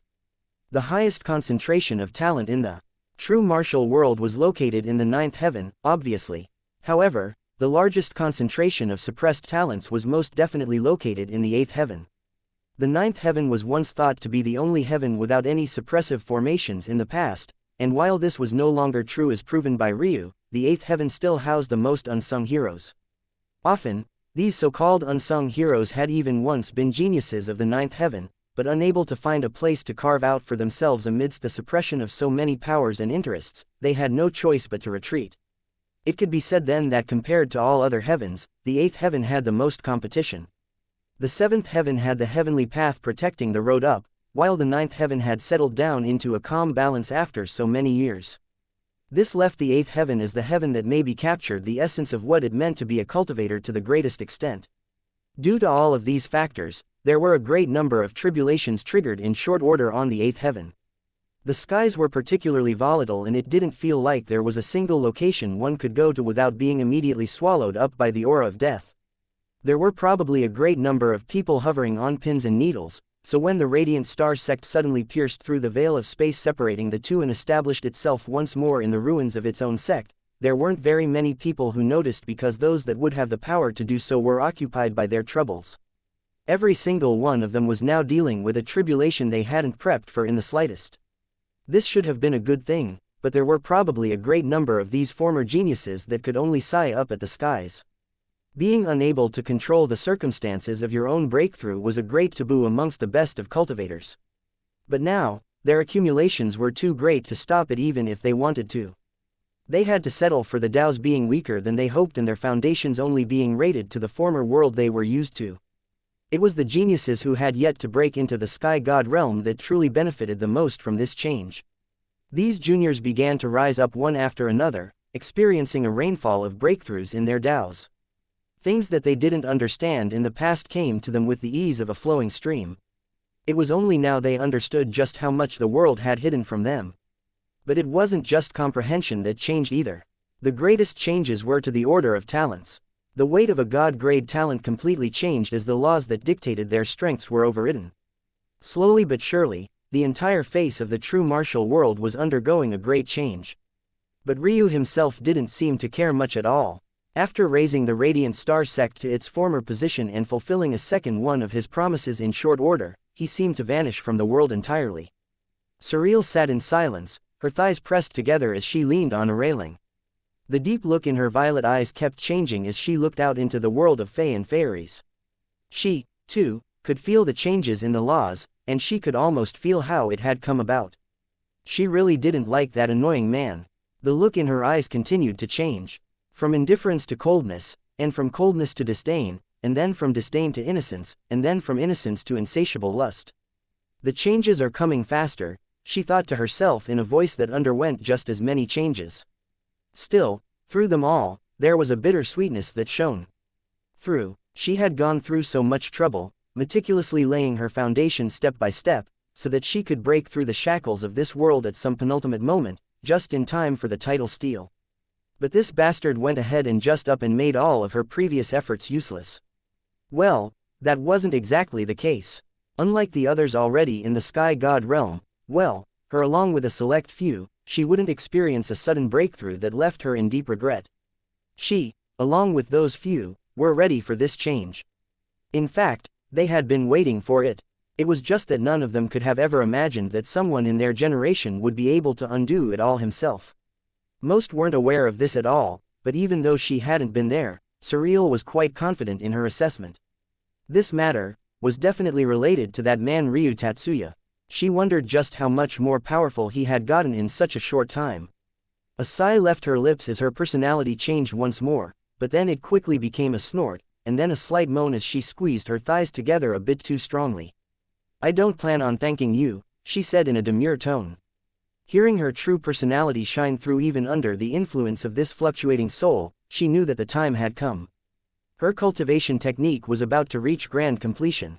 Next time she saw that man, she would have to thank him properly. Chapter 2122 Repaying. Ryu walked across the universe, sweeping a gaze over a direction that had a direct line of sight toward Surreal. But in the end, he didn't choose to say much of anything. He wasn't at the point yet that he could just read someone's thoughts from such a large distance away. The main reason he had sensed it was that Surreal's pining was particularly tortured and her soul was undergoing a great amount of fluctuations. The reason powerful gods could feel when their name was mentioned was due to an interaction between fate and a spoken name. Usually, if one was just thinking their thoughts in their head, they wouldn't influence the world around them, and thus such a thing would never be triggered. But by comparison, Surreal's soul was undergoing a great upheaval and she seemed to be on the verge of some sort of breakthrough. Because of that, her soul was influencing the world quite greatly. For the current Ryu, that sort of focused thought about himself might as well have been someone yelling directly into his ears, especially since they had just been in the same world although separated by planes. He snorted in laughter. I knew she liked me. Despite saying this, Ryu felt quite indifferent to it as he didn't bother to change his route. He was going home. At this point in time, if Ryu didn't want to be found, he wouldn't be found. The martial gods probably thought that if they put their minds to it, his capture would come with great ease. But that was very far from the case. In fact, Ryu wasn't even running away right now. He was on a completely leisurely stroll through the universe. When he first came to the true martial world, he had to risk his life through several storms before he finally paid an exorbitant price just to ride a shuttle to the world. But now, he was not only not in need of such transportation, he was thousands of times faster than it had ever been. Using spacetime in the void was countless times easier than doing so under the suppression of a world. It would still take Ryu some time if he wanted to move from one end of a world to another. But out here, he could cross triple that distance in a single step. It was both a freeing and disorienting feeling, because Ryu realized that there was quite some chaos attached to this. The disorder of the void was precisely what made it lax in its regulations, and this laxness also resulted in danger. Out here, it was far more likely for Ryu to accidentally phase his head through something and end up with a meteor in the middle of his skull. Without absolute precision and confidence in one's abilities, even more spatial affinity geniuses wouldn't dare to casually travel as far in a single bound as Ryu was. But Ryu himself didn't seem to sense the danger. And as a result, a journey that should have taken years of time was completed by him in just a few minutes. One would have thought that the true martial world was around the corner from Sacrum. Ryu took a step into Sacrum's chaos plane and breathed in. A single huff from him almost drained the plane of all of its chaos chi. But although it felt like this was about to happen, the amount of chaos chi that rushed in to replace it was equally as overwhelming. It seemed that there was truly something special about Sacrum after all. From Ryu's understanding, there was simply no way it should have recovered that fast. But even with his current strength, he couldn't see through exactly what that secret was. Curious, Ryu stepped through the skies, but after returning to the real plane, he was part disappointed and part relieved that he didn't sense his parents. Though he wanted to see his folks, he didn't want to deal with his father's side-eye when he inevitably brought back more wives even after their last talk. Ryu chuckled to himself, a hint of warmth sparking in his gaze. His old man was probably the only one that could make him admit to the fact that he wanted to avoid him at all costs. At the very least, he couldn't meet with his old man without his mother present. She would definitely be the buffer he needed. In fact, in her opinion, he might not have enough wives yet. Ryu found himself aimlessly walking across the skies. The laws didn't reject him and it felt like he was a god in the truest sense here. Nothing could stop him. Somehow, despite the mysteriousness of Sacrum, he felt like if he wanted to destroy it with a single palm, it wouldn't even fight back against him all that much at all. Like a mother coddling her children, she would smile even as he drove a knife through her chest. Ryu couldn't help but recall the words of the heavenly court ancestor. Was this what it meant to be a chosen? Was this how much Sacrum loved him? It was truly ironic that he once used to hate a world that gave him so much and was willing to sacrifice so much for his sake. Ryu looked up at the skies, a light smile on his face. It looked like he was truly at peace with something. The shrines in his beyond perfect extreme spiritual foundation pulsed with light, resonating with the world around him. At that moment, he realized that in all likelihood, it didn't matter which ancestor of the martial god came. In fact, they might not dare to come at all any longer. If he was willing to go as far as to destroy the life root of sacrum, he could kill anyone. But, in a rare showing, Ryu shook his head. If I'm repaying debts, then I owe you a debt as well. I promise that no one will harm you. Not even myself. Chapter 2123 Loom. Ryu spoke these words calmly. There wasn't much determination or fire in his eyes, but the soothing cadence of his voice was able to express everything it was he was feeling on the inside. There was nothing that would stop him from protecting sacrum. Repaying one's debts, the cycle of karma, the wheel of fate, these were all things that Ryu felt that he had the ability to escape already. Even if he ignored his promise to Flowing Frost, it would have no possibility of harming his foundation. Even if he didn't raise the Radiant Star sect to the 8th heaven, it would have had no impact on him. Even if he destroyed sacrum with a single palm right here and now, it wouldn't affect him in the slightest. This was what it meant to reach the epitome of control. This was what it meant to have a oneness with fate and karma, to have it rooted in one's very soul nature. However, Ryu had never been someone that did things for the sake of the gazes of others. He had his own moral compass, and he abided by it even if it meant others saw him as a hypocrite. Being a hypocrite didn't mean that he walked around doing things without rhyme or reason, or ignorant of consequences and care. To Ryu, being a hypocrite meant that he was able to live life by his own whims, to his own level of control, but his own cadence. This was why he had chosen this path. And for him, repaying debts to those he owed would always be something that he took very seriously. That was something that his pride wouldn't allow him to neglect. What sort of man couldn't do at least that much? With another step, Ryu crossed the skies once more and appeared above a sect. Although he was in plain sight, no one could seem to spot him at all. The sect of women bustled about. Their innocent laughter and joyful fervor was quite warm to experience. Before that, their beauty just seemed like the cherry on top. Despite the harsh cold of the environment, there seemed to be a warm embrace waiting for you nonetheless. The Awoken Moon sect. In truth, Ryu hadn't expected to find it in such good condition.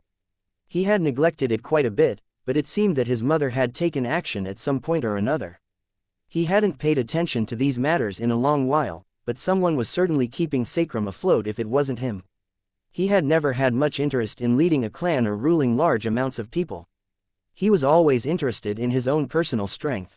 The only reason he was building up an army of summons and corpse puppets now was because if he had to wait until he was personally strong enough to counter his wife's own army, the poor woman might not get laid for at least thousands of years, on top of the trillions she had already experienced.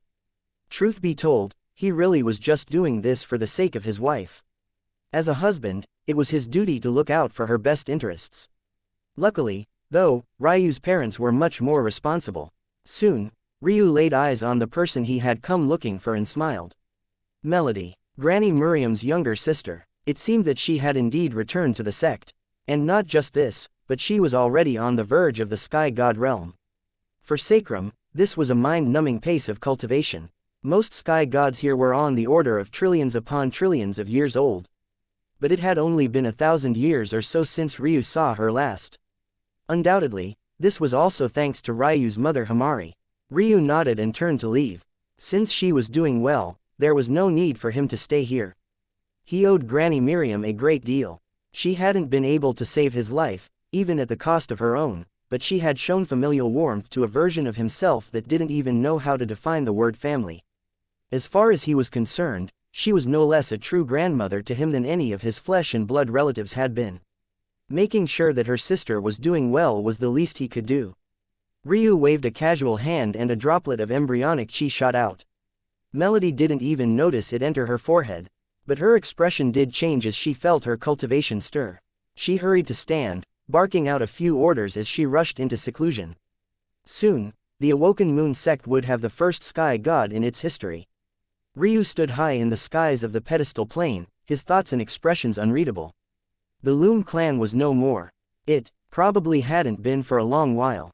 That location where he had almost been forced to kneel was nothing but a patch of dirt in an endless forest now.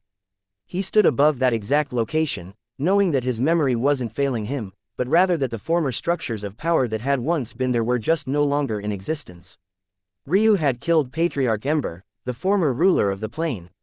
So the collapse had probably started from the core region, and then spread to the inner ring here. No one would have been able to escape the battle, and all the powers that called this place home would be embroiled in the war. In the end, what once was Loom City was now destroyed. Ryu didn't need his ability to scry fate to know this. But when he did use fate to read what likely happened here, he only confirmed his guesses. He took a step and appeared in another location of the forest. There was a small cabin within, and the door creaked open as a woman stepped out. Chapter 2124 Tadra. There was an odd pause as the woman frowned. She wasn't quite middle-aged, but there were definitely some faint signs of age on her once delicate face. Considering she dared to live out in the middle of the wilderness alone, her strength wasn't bad. But she was still only in the divine vessel realm. Though, it seemed that it might not be long before she had a chance to break into the connecting heaven realm. She wore simple clothing, a pair of loose pants and shirt. Her hair was a bit messy, but the sort of messy that said she had been working all day, not the sort that made one feel like she didn't care for herself. In her palm, though, she held a bloodied rag that smelled of beast. Maybe she had just gone hunting and used it to clean her knives, or maybe something else was going on. For a moment, the two just stared at one another for a while before her eyes opened wide. Her pupils trembled. She didn't know why it took her so long to remember that face. It had hardly changed at all, though it had somehow become more perfect than she remembered. No, that wasn't the case. She knew exactly why. In her mind, Ryu wasn't a man, he was practically mythology. That part of her life was something that she had long forgotten, pushing it down and erasing it. There was too much hurt, too much pain. And, truthfully speaking, the two were from completely different worlds. Much like Ailsa had said back then, Tadra's peak in this life would likely be the Path Extinction realm and no further. That said, after what Ryu left, and given Mateus, her brother's, talent, Ryu expected her to have accomplished more by now. It had to be remembered that geniuses of Sacrum made it to the connecting heaven realm by age 100. Of course, those were Shrine Plane talents, not Blossom Plane talents like Tadra. But, it was still honestly a bit disappointing. Not everyone had the passion for cultivating, and it was clear by how long it took her to recognize him that he wasn't a figure at the forefront of her mind either. Of course, Ryu didn't care very much about this. If not for Aika, he wouldn't have ever stirred up the intention to go and find this woman. He would have also cleverly avoided the topic with his mother. But since it had been brought to the forefront of his thoughts, he couldn't just ignore it. Otherwise, it would bother him and his chi would no longer flow freely. Tadra took a deep breath and exhaled, regaining her bearings. She was no longer a little girl. As bad as her experiences with Ryu were, she didn't have much ill intent toward him either. They were just people from different worlds, and honestly speaking, she should be thanking him for the opportunities he allowed her brother to have. She didn't know where Mateus was right now, but she knew that he was living the life he wanted to live as the genius he was. Her brother deserved to become a great sky god in the future. While she had no fate with such things. After collecting herself, Tadra bowed respectfully. Tadra greets Lord Husband. Ryu didn't react to this very much. It could only be said that this woman was quite intelligent. It was obvious that she had basically never thought of him in his absence, at least not after she got over the initial event, but she still used such a greeting. She knew that with Ryu's strength, even though she couldn't see through it, if he had kept even a fraction of his talent he would be able to kill her with a thought. Such men, even for women they had discarded, wouldn't tolerate even the slightest bit of disrespect in this regard. She could only thank herself for being lucky enough that she hadn't fallen for another man. In the past, Ryu had told her that if she ran into someone she fell for, she should feel free to marry. Back then, his heart had been dead set on Elena, to the point he even ignored his own life partner, so obviously, Tae wouldn't receive any special treatment in this regard. Tadra had mostly taken those words to heart back then. But now, she had matured considerably, and she had seen too much of the world. Only a naive woman would believe in such words so casually. A promise made by a teenager to another teenager could hardly hold up to the test of time. Of course, she still didn't know that Ryu had already been over 1,000 years old in lived experience back then. Ironically, after his rebirth stalled his aging, they were about the same age now. "Where are Mateus and your father?" Ryu eventually asked. Tadra slowly raised her head. "My father died in the war for the Blossom Plane. As for my brother, I have not seen him in several centuries." "I see." Ryu nodded. A silence fell between the two of them. Taedra shifted somewhat uncomfortably beneath Ryu's gaze, not quite knowing what to do. But she had a staunchness to her that surprised Ryu nonetheless. "Would you like to see your brother?" Ryu asked. Taedra blinked in surprise. She didn't know what to say. Was Ryu just asking to be polite? Did he even know where he was? Could he bring her there? Ryu suddenly smiled, leaving Taedra in a daze. "You can be honest. Since you call me Lord Husband after all of this time, how can I not treat you with some modicum of respect?" Taedra found herself truly starstruck. She never thought that words she had spoken for no other reason than to spare her own life would be painted in such a light. Inwardly, she couldn't help but feel slightly embarrassed, and she began to fidget about things she hadn't even considered before. Did she smell? How terrible did her hair look right now? Why had she chosen to wear this today? Didn't she have anything better? "So," Ryu asked again, his smile not fading. Yes, I do want to see my brother." "All right, then come." Ryu held out a hand. Chapter 2125 Funny. Tae hesitated but ultimately took Ryu's hand. She wasn't truly sure how to feel about what was going on here, but her will to see Mateus overwhelmed her. After being alone for so long, she longed for family. It was hard to reject a change like this, especially since she still didn't know what Ryu might do if he was rejected. That was a large part of the reason she was acting like this to begin with. She was also quite well aware of her current standing. Ryu didn't look like he had aged a single day. In fact, there was even a good argument to make that he looked even healthier and more exuberant than back then, although not necessarily younger. His presence seemed to take up more space, and he was even more handsome than she remembered by a margin that wasn't too insignificant. While she wasn't yet in her middle ages, she was already showing signs of aging that were all too obvious to her. For someone who hadn't seen her in so long, they would be even more obvious to Ryu. On top of that, while she had been a beauty, that was by the standards of the Blossom Plain, and she wasn't necessarily city-toppling. Originally, she didn't quite know this. She lost in her own bubble and didn't have much interaction with the elites of the world to understand the difference. But after seeing the woman Mateus loved all those years ago, she realized just what kind of gap it was. She didn't know why the heavens were so vain, but it was clear and obvious to her that the higher one's talent and the deeper one's cultivation, the more attractive they were. Well, no. She had always known this. It was obvious. The universe existed for the sake of progressing to an unknown peak, and every creature under its charge was tasked with improvement and evolution. How did the opposite sex know that you were worthy of them? Was it not by how you looked? The more attractive you were, the more you would signal to others of your caste just how healthy and strong you were. It was the way of the world, the way everything worked. In some shape or fashion, Tae had always known this. It was just that she was blissfully unaware of just how large the gap was until that day. Seeing Ryu return to her now, she was reminded of that truth all the more clearly. So much so that after she took his hand, she somewhat regretted it already. Maybe she should just stay in this small little shack, maybe this was just where she belonged. She wasn't beautiful enough to catch Ryu's attention. Maybe she was better off just staying in this forest. Ryu looked toward Tae as he suddenly felt some resistance from her arm. With a glance, he could guess many things about her state of mind. In truth, she was probably right in many respects. Even back then, she had never really caught his attention. She failed both in temperament and in the looks department, she just wasn't his type. That said, the way she acted today had actually impressed him quite a bit. She half expected to come back to find her pining after him.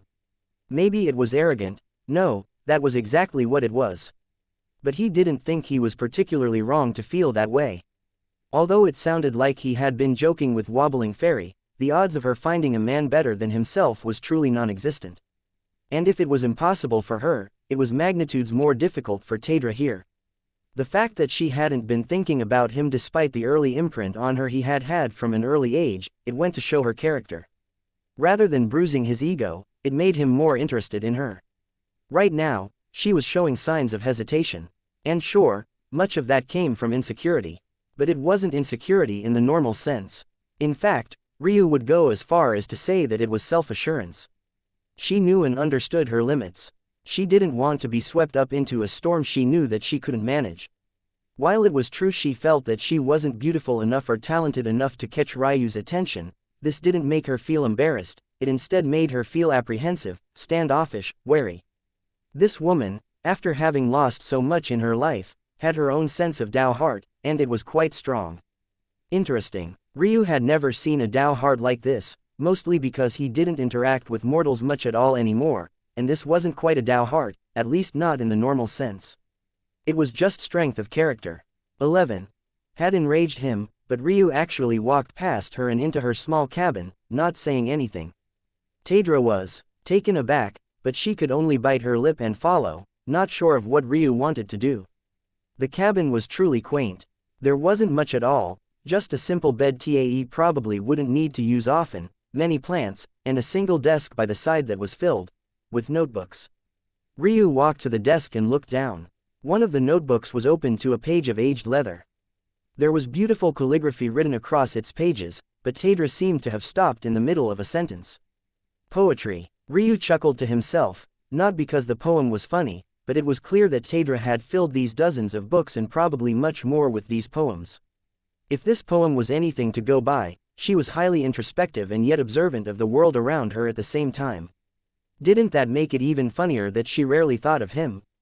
Chapter 2126 Quaint. Silent and lost, vast but quaint. The quiet of the rustling leaves and springs of water fill my mind, tempting with their guile, but subtle in their influence. Ryu muttered out the words. It was just a short few words, but he felt something stir in him. There were an endless number of contradictions in these words alone. Vast but quaint was just the most obvious of them, but mentioning quiet and then speaking of things that very obviously made noise was yet another. The final line, however, seemed to reframe it somewhat.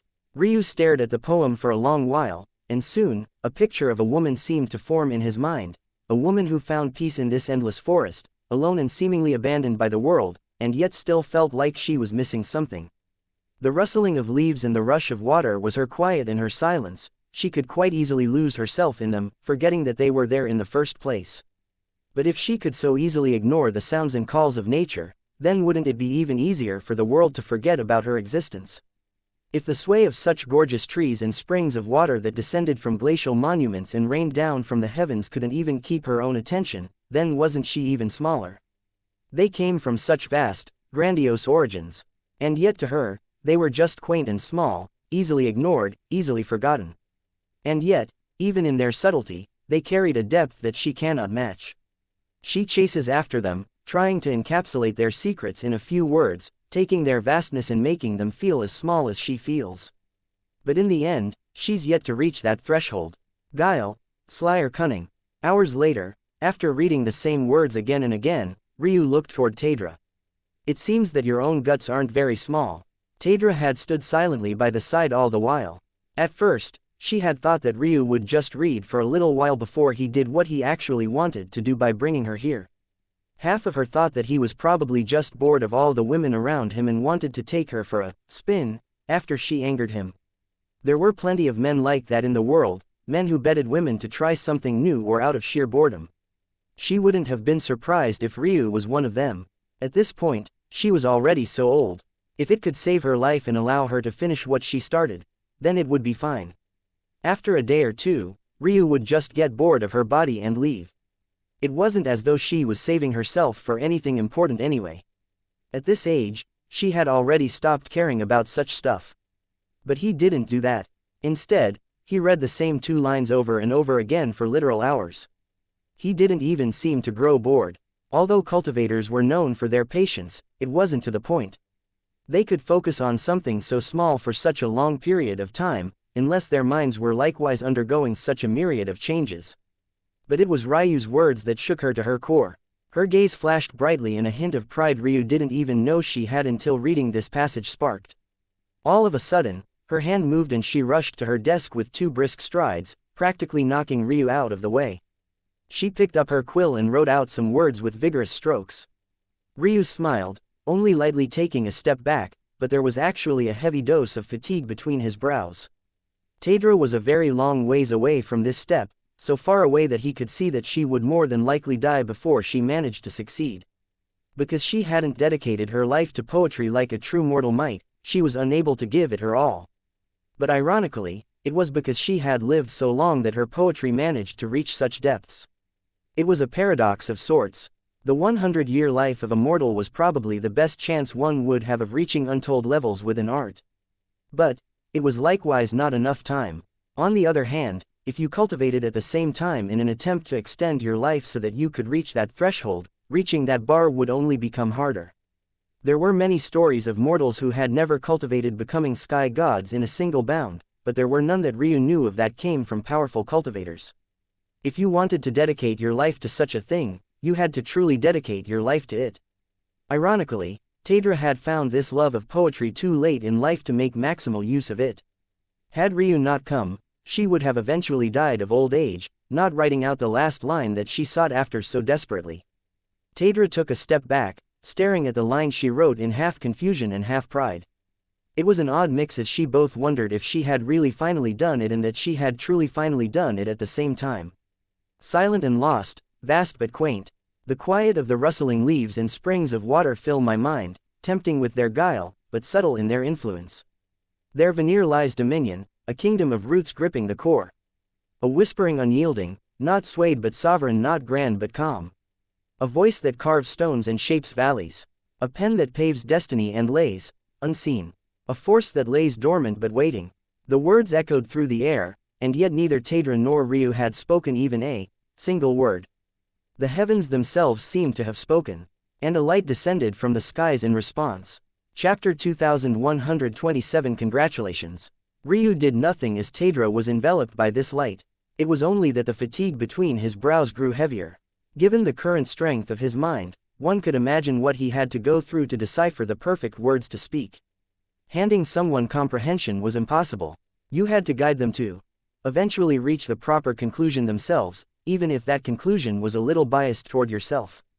Taedra's original path was trying to seek a method of tying the vast origins of the world into the quaintness of a little pen in a few lines. But quaint was the operative word, although it was often used as a replacement for words like small and tiny. The root of the world itself didn't just refer to size, although it often could. It carried a sort of style with it as well.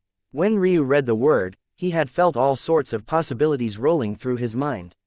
It could refer to an ancient family, the quaintness carrying the confidence of a lineage confident in their wealth and not finding the need to display it so grandly themselves.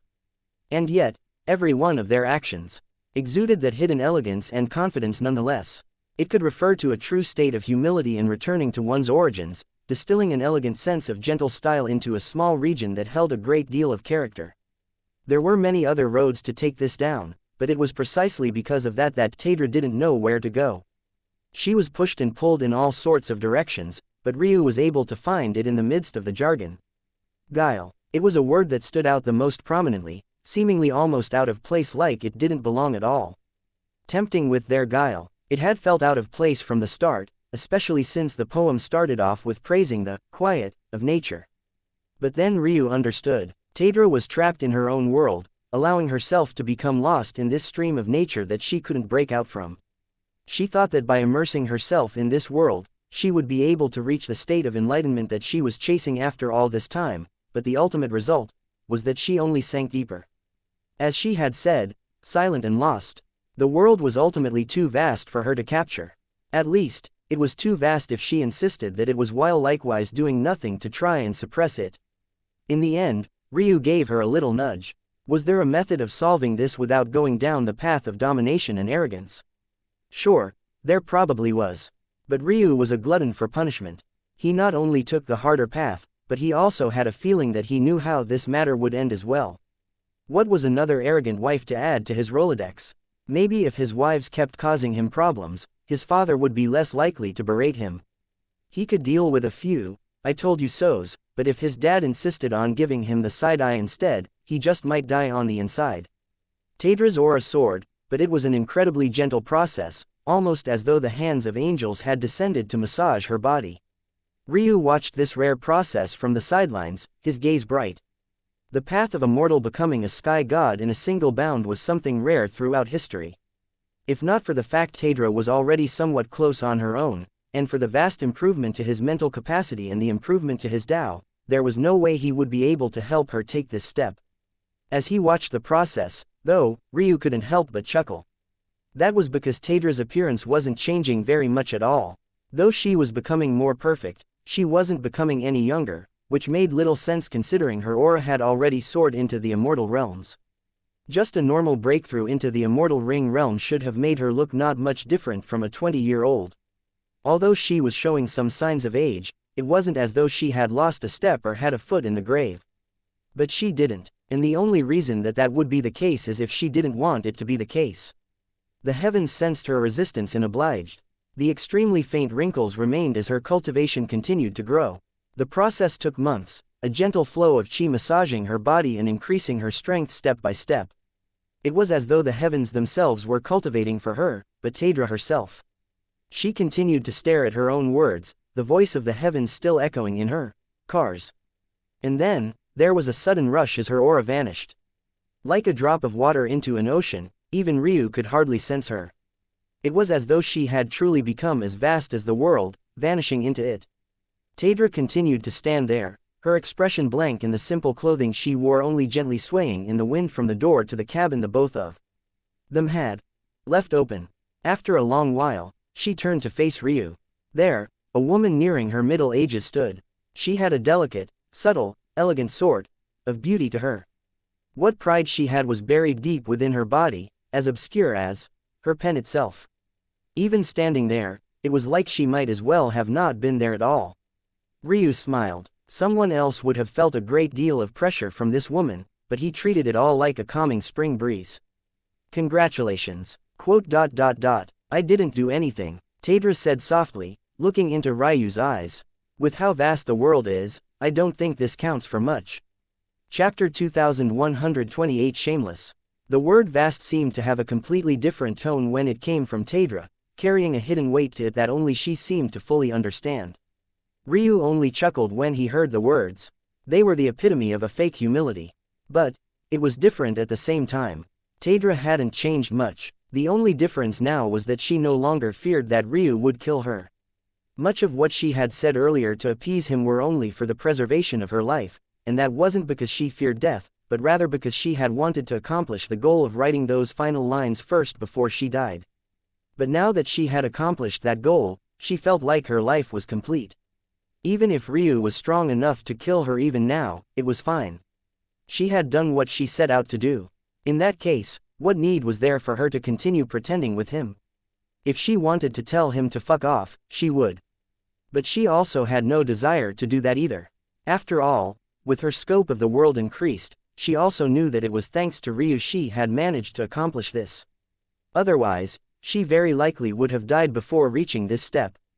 After Ryu's words, though, she took a simple step forward and everything seemed to be so clear. And now, the aura of a Tao god revolved around her. The most amusing part was that she didn't even know what this cultivation state was. She was still under the impression that all sky gods were created equal. But even if she did know, she would have no confidence in battling Ryu. She had battle experience, but only against small fry of the Blossom Plain. If she was a battle genius, her father would have never died in the first place, and her cousin wouldn't be seen as the better successor for their family.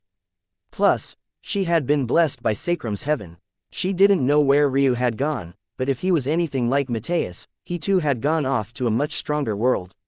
Of course, what Taedra didn't know just yet was that Ryu would have never allowed Sacrum to bless her if he felt that it was inferior. But she was right about one thing. She had not a single chance in a battle against him. It wasn't just the fact that he would run circles around her on a battlefield. With how much experience he had, that would certainly be the case. But that wasn't the main point. In Sacrum, no one could defeat him. It didn't matter if even the martial god ancestors themselves descended. Of course, if they destroyed the world first, that was another matter. But that wouldn't be so easy, not with Ryu here. Ryu took a step forward until he towered over Taedra. His gaze bounced between her brown eyes as though trying to find something. She remained quite calm all the while. The more time ticked back, the more she seemed to revert back to the Taedra he had met in Looming City, a young woman with pride in her bones and duty in her heart. Do you think you've accomplished all there is to accomplish in your field now? Ryu asked with a smirk. Taedra's gaze flickered before returning to calm. I don't think I've ever said those words. You implied them quite well. I'm not sure why you would try to lie to me about that. Ryu replied, his smile not fading. If not, then I am close. Is that so? Do you know why you were blocked for so long? Tadra frowned. You want to be a wordsmith, but you only speak one language. Doy enough. You think that's... Tadra's heart shook. If your goal is just to write some flowery words on a page, fine. That's enough. But if you want to encapsulate the meaning of nature with just a single language, I can only say you've overestimated yourself. The heavens speak in runes. The language you speak is an imperfect skeleton used to refer to the complex in simple terms. It's flawed, lacking in depth, biased by culture. The only way to mitigate that is by understanding multiple languages at once, and that's just one of the methods I can think of. Tadra's breathing became a bit heavy as she seemed to understand something as well. Indeed, how could she distill the complexities of nature into a single, inherently flawed language? That would simply never work. Just one. Tadra asked slowly. Ryu raised a hand, pulling Tadra's chin upward. The bright smile on his face seemed to light up the night. Even in the depths of this darkness, she could see him clearly. The waning of day into night had happened many times since Ryu had arrived here. But now, the difference seemed to be particularly stark. Acting like this is the last thing you should do, honestly. But then again, I'm taking you as my woman, not one of my summons. So I can tell you right here and now that I won't be helping you with your cultivation so directly anymore. If you're following me just for a bit of power, wouldn't that be too embarrassing? Tadra didn't know how to reply to this. Was Ryu trying to make a joke? However, the smile in Ryu's eyes made it clear that he had no intention of clarifying at all. He didn't think there was a need. He said what he meant and he meant what he said. There wasn't a need to overthink it beyond that. All right, now it's time to go. Tadra once again didn't know what to say. What happened to giving her a choice? He wasn't even asking now. Oh, one more thing. Ryu said with a wide grin that left Tadra a bit dazed. If you wanted to push me away, you would have had a better chance if you became young. Mature, arrogant women are the type of women I like the most. Tadra's mouth opened to say something, but nothing came out. What could you even say in the face of such a shameless man? Chapter 2129 First time. Ryu crossed the stars with Tadra in tow, the latter's surprise growing by the minute. Although she was only a newly advanced Tao god, she wasn't exactly ignorant of everything. While she didn't know what a Tao god was, she did know what a sky god was.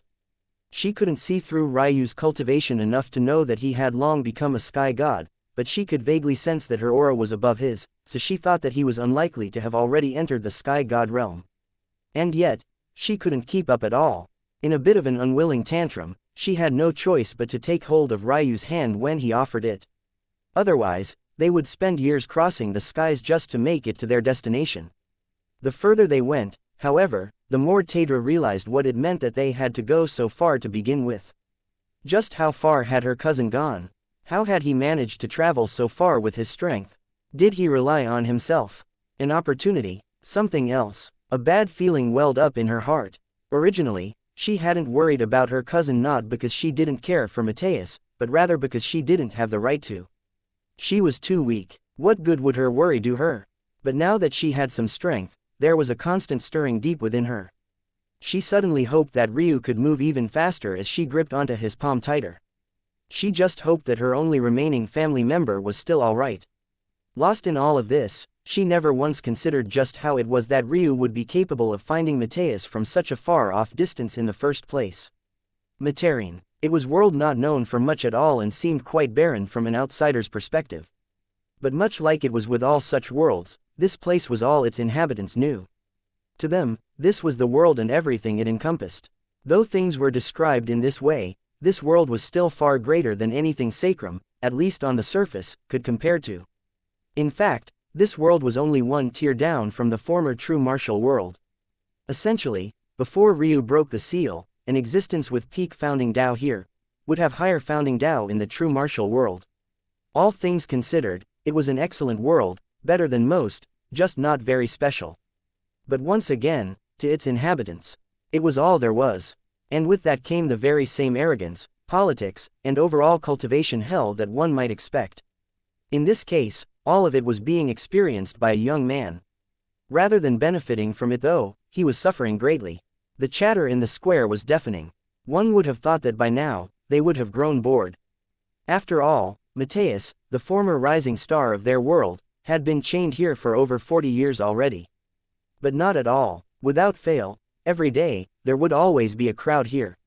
Though, it wasn't lost on the people here why that was.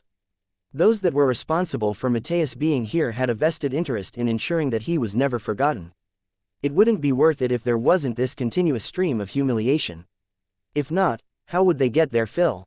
Of course, these perpetrators weren't present and they rarely were. But which of those that were dared to disobey their intentions? That said, there was another reason why there was such a frenzy today. Such a thing would occur once a year without fail on the anniversary of Matthias' humiliation. It was on this day that those responsible would appear. And it was also on this day that Matthias would suffer the most. Not from the chains that adorned his body, but the ones that restrained his heart. At that moment, a sparkle of light filled the air, streams of gold and bright rainbow lights spilling over as unicorns appeared, pulling open war chariots that housed men and women that looked like Greek gods. In the center of them, there was one particular couple that stood out. A young man with flowing golden hair crossed the skies with a triumphant smile on his face. A band of violet gold wrapped around his forehead like a subtle, minimalistic, crown. His chest was bare of everything but a white lion pelt that hung from his shoulders, its maw roaring out into the world. Maybe if he was mortal, this would have been nothing more than a dead animal's skin. But this lion was very clearly not so simple. Several in the audience below who looked at it for a moment too long found themselves collapsing to the ground. Some lost consciousness, while others directly died, unable to protect their souls. What linked them all was what they had heard the moment before their visions went black. The roar of a mighty beast. The young man's laughter echoed through the skies, not caring about the casualties in the slightest. Those that were still so foolish after all these years were truly few, while the others were aware but had simply overestimated themselves, not believing the rumors. And then there was the young woman, petite and gentle, pale-faced and silent. She stood there, her golden hair falling down her forehead and obscuring much of her lovable features. She was like this every time this day came. She would lower her head, not speaking a word as the young man arrogantly claimed her waist with a palm. It was a silent sort of helplessness that the two faced. As though to mimic her perfectly, Matthias, too, hung his head low, his hair having grown so long in these years that it sprawled across the ground in a river and lake of its own making. Compared to the young woman's only partially obscured face, his couldn't be seen at all. The only reason many knew that he was still alive was because from time to time, the chains that housed him would rattle, drawing more blood. If he was dead, he would have long stopped bleeding by now. The boisterous laughter of the young man only grew more unbridled. Honestly speaking, he too had long grown bored of this spectacle. As exhilarating as it was in the first few years, after decades, this Matthias was truly no longer worth his time. The only reason he was still alive was to stop his little lover here from killing herself as well. If she was dead, how would he have all the fun he had had with her body? A sick and twisted nature was in the depths of his heart. He had long given up on winning this woman's heart, but who cared?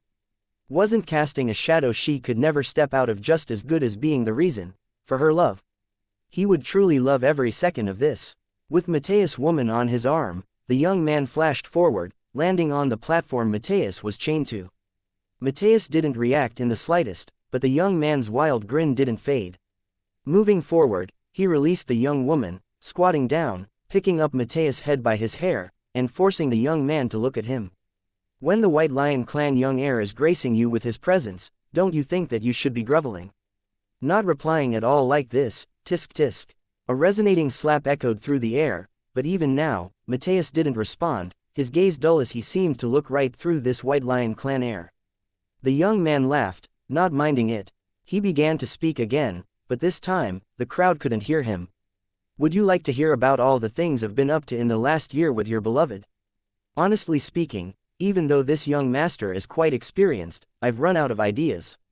There are only so many positions you can put a woman in before you grow bored and have already seen her from all the angles she has to offer. Honestly speaking, it's already been 3 years since the last time I've touched her. I'm letting her marinate a little bit more, enjoying the process of torturing her, making her go through humiliating matters she would have never considered in the past. I can't possibly say this for the masses to hear. After all, she is at least my wife in name. But I had to alleviate my boredom somehow, so I let a few of my soldiers toy around with her a bit. The dullness in Mateus' eyes shook and it seemed to be slowly regaining some sharpness and clarity, but this only made the young man's grin deepen all the more. Honestly, I didn't think I would like it very much at all. But that thrill was truly different. Since her heart doesn't belong to me anyway, what is the difference between that and her fucking other men? I might as well go all the way. The chains rattled fiercely as Mateus lunged out, biting at the white lion heir's neck. He seemed like a wild beast who had completely lost his mind. The crowd grew agitated once again.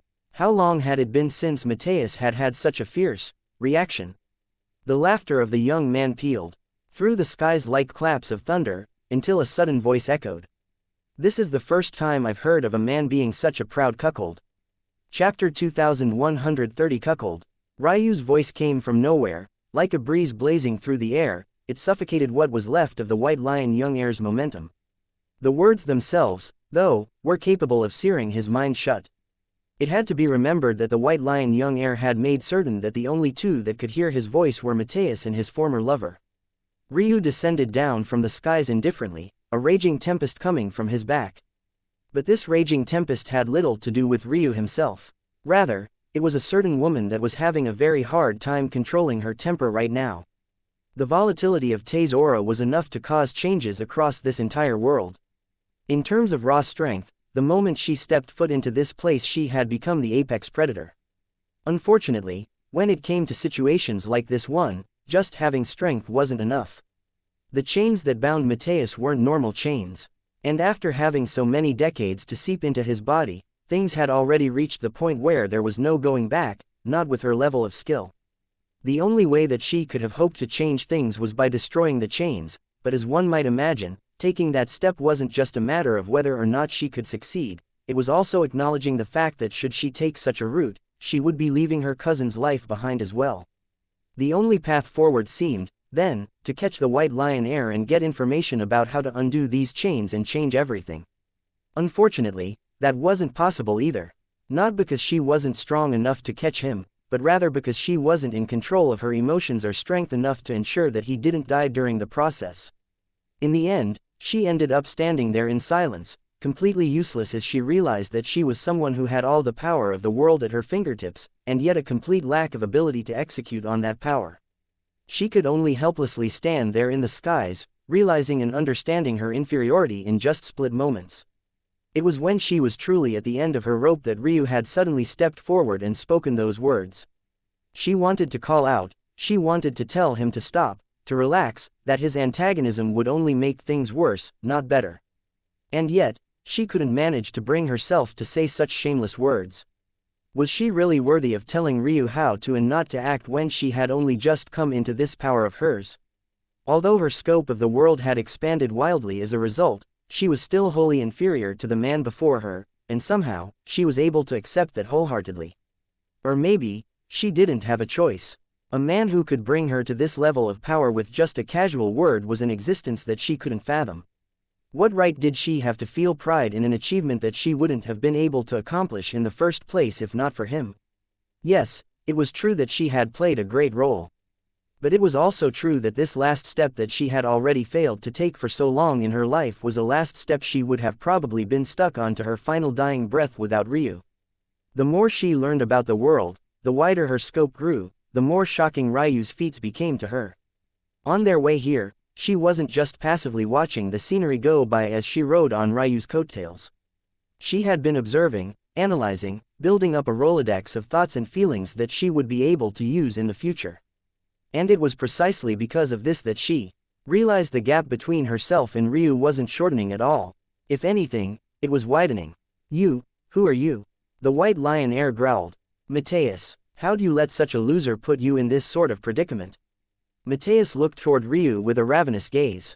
He looked like the next neck he might want to take a bite out of was Ryu himself. However, Ryu knew that this was because the man had truly reached his breaking point. The fact that he had taken so long already was worthy of respect. Honestly speaking, even Ryu wasn't quite sure what he would do in this situation. Of course, he felt that it was only natural to avoid these sorts of things because they would simply never happen because he would never be caught in the first place. Still, If he ignored this matter and just thought about the meat and bones of it all, the answer didn't come quite so steadily as one would have thought. Normally, Ryu would just outright dismiss the thought, but he was really questioning himself this time. In fact, the truth was that most of this was an act, and he had to admit that Mateus' woman was quite cunning. Ryu could see through the fact this woman was a virgin. How could she possibly be a virgin, though? The answer seemed to be that the heir was just lying about everything. But then why the show? Why the pomp and circumstance? And if the woman was untouchable to the point that he couldn't even bed her after all these years, then why was it that the heir was allowed to parade her around like this without a care for consequences? The truth of the matter was that it wasn't a lie. At least to the White Lion heir, he thought he had truly done all of those things. And judging by Mateus' reaction, he too seemed to believe them. So how? The answer was obvious. Wasn't this a world of necromancers? Not only was the White Lion heir a cuck, he was a fool that had been fucking a corpse all the while without even knowing it. Then he actually let his trusted confidants go and do the same. It was funny beyond compare and something that Ryu could hardly hold back on laughing about as well. But the reason he didn't was because Mateus was broken, and Ryu didn't want to see this. The ideal situation would be if Mateus could rise out of this shadow all on his own. But that was still much more easily said than done. Obviously, Ryu was quite fond of Mateus' Dao heart and was also eyeing him to become a summon. Was it a bit odd to have his wife's family member as a summon? Sure, probably, but he didn't really care. Plus, to him, a summon was more akin to a subordinate than a corpse puppet ever would be. He was essentially building up his own sect now. It was just that those sect members didn't have voluntary submission. There was only one rule of law they abided by, and that was Ryu's whims. But these whims were more difficult to satiate than one might otherwise hope. And now he was eyeing another project. It was just that this project might be beyond salvaging. Ryu couldn't just tell Mateus that his wife was untainted. It would obviously be ideal if Mateus thought it was the truth and still managed to push past it. But Mateus had already done exactly that so many times now. Eventually, there would come a point where a man reached his very limits and there just wasn't a chance to return. And it seemed that Mateus had reached precisely this point. There was simply no going back. However, Ryu believed, so he spoke out these words. He didn't say anything else. Even when the White Lion heir leered at Ryu, a smoking tempest hiding in his gaze, Ryu ignored him, just looking at Mateus. The cries of Mateus' woman began to echo, softly and silently. But Ryu didn't allow him to hear them either. She softly covered her mouth, her choked sobs pulling at the heartstrings of all those that saw her. Mateus' mind was nothing more than a storm-fueled mess. None of his thoughts ran smoothly and everything he did seemed to corner him further. He had had enough. He had had enough. Cuckold. The word echoed in his head again and again, but it was hard to tell if he was saying them toward himself or the air. The fact that the word applied to them both struck to the very core of his soul. As both. Finally, of his own volition, Mateus looked toward his fiancée, his wife, the love of his life, the woman he should have already given everything to, but he had been far too busy chasing the shadow of the man that had suddenly appeared before him now while he was at the lowest of his lows. Her heartbroken expression shook him to his very core. He couldn't hear her sobs as though they had faded away, erased from his senses. I have her heart. This single line echoed moments afterward, a beautiful cascade of realizations hitting Mateus all at once. Wasn't the only reason the heir had to go so far to begin with because he couldn't win his wife's heart? Wasn't that what triggered all of this to begin with? Wasn't it the dividing line that allowed him to hold on until now? She, too, had held on until now for the sake of a fleeting hope that he might one day be able to live and escape. How could he let her down? Chapter 2131 Path of Necromancy. Ryu watched the changes in Mateus' eyes in silence. The fact the man had managed to hold on so long was a testament to his heart. Ryu wasn't someone who was easily impressed, and until now, none of his summons could be said to have achieved the feat of doing so. But this time, he really was. It wasn't perfect, but with these sorts of things they rarely ever were. Ryu originally wanted Mateus to break out of the shadows on his own, which was why he had muted his woman's voice. But in the end, he ended up looking over on his own. There wasn't much Ryu could do about that, so he decided not to fight it. Although Mateus' Dao heart would definitely be contingent on the life of his woman now, it would practically be indestructible so long as she was still alive. That would be good enough for now. Ryu waved a hand, ignoring the infuriated White Lion young master. Kai, bang, the chains that bound Matthias shattered to pieces, falling in a scattered rain of metallic ash to the ground. A single wrong step and one could find the soles of their feet skewered through. The toughness of the metal was surely on a level most of this world couldn't fathom. Even Ryu found it to be a little bit interesting, especially the way it seemed to form a seamless transition between Matthias' bone structure and itself, making it difficult to tell where Matthias' body ended and the chains themselves started. If one was reckless with destroying these chains, then the subject would die a gruesome death as well. An interesting material. It's almost like a spiritual herb, but not quite. Almost like an ore, but not quite. It's somewhere in between, carrying both organic and inorganic characteristics. Using similar materials in my refinement methods might be interesting. Ryu was somewhat intrigued, but not enough for him to be impressed. It had to be remembered that in the past, his body realm cultivation method was built on a similar principle, though not quite the same. Essentially, back when he was still quite far from the sky god realm, he used the refinement sutra to cultivate. By creating new ores, he had been able to trigger heavenly tribulations to refine his body. The more in line with his body and path the ore was, the stronger the effect of the refinement. Ryu hadn't completely abandoned this path as he still had some tidbits of its shadows in his current cultivation method, but these chains reminded him of it. Obviously, using an ore to refine the body was bridging the gap between organic and inorganic much like these chains were. The reason why this was important now, though, was more than about just the intrigue. There were also changes that had triggered in Matthias' body as a result of being tied with such a special material for so long. Unfortunately, this change wasn't positive. In fact, it was almost entirely negative. Not only had it tainted his original bone structure, making it difficult for even Ryu to tell what it had once been, but it changed Matthias' affinities. As such, much of what Matthias had built his path of cultivation on until now collapsed. It was like his previous foundation was entirely useless now. But Ryu didn't mind. As far as he was concerned, his summons only needed to have powerful Dao hearts. As for the rest, whether it was their path of cultivation, their techniques, or even their Daos themselves, he would carefully guide them, whether overtly or subtly. If Ryu could create such powerful techniques for himself, even if they weren't of the same value, just what could he create for others? With the advancement to his Dao, it would almost be a shame if he only used his eyes and comprehension to create techniques for himself. He didn't fancy himself a good leader and he didn't have the patience to become a sect or clan leader to begin with.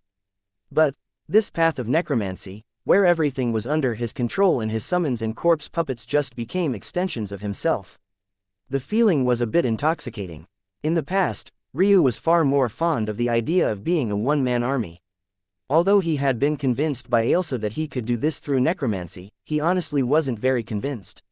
That was part of why he had ignored the path for so long even when it would have likely been of great help to him. But his new insights allowed him to see another path. Most necromancers were restricted in their choice of corpse puppets and summons. They followed specific paths like how Matthias had once been a member of the armored beast lineage of necromancers.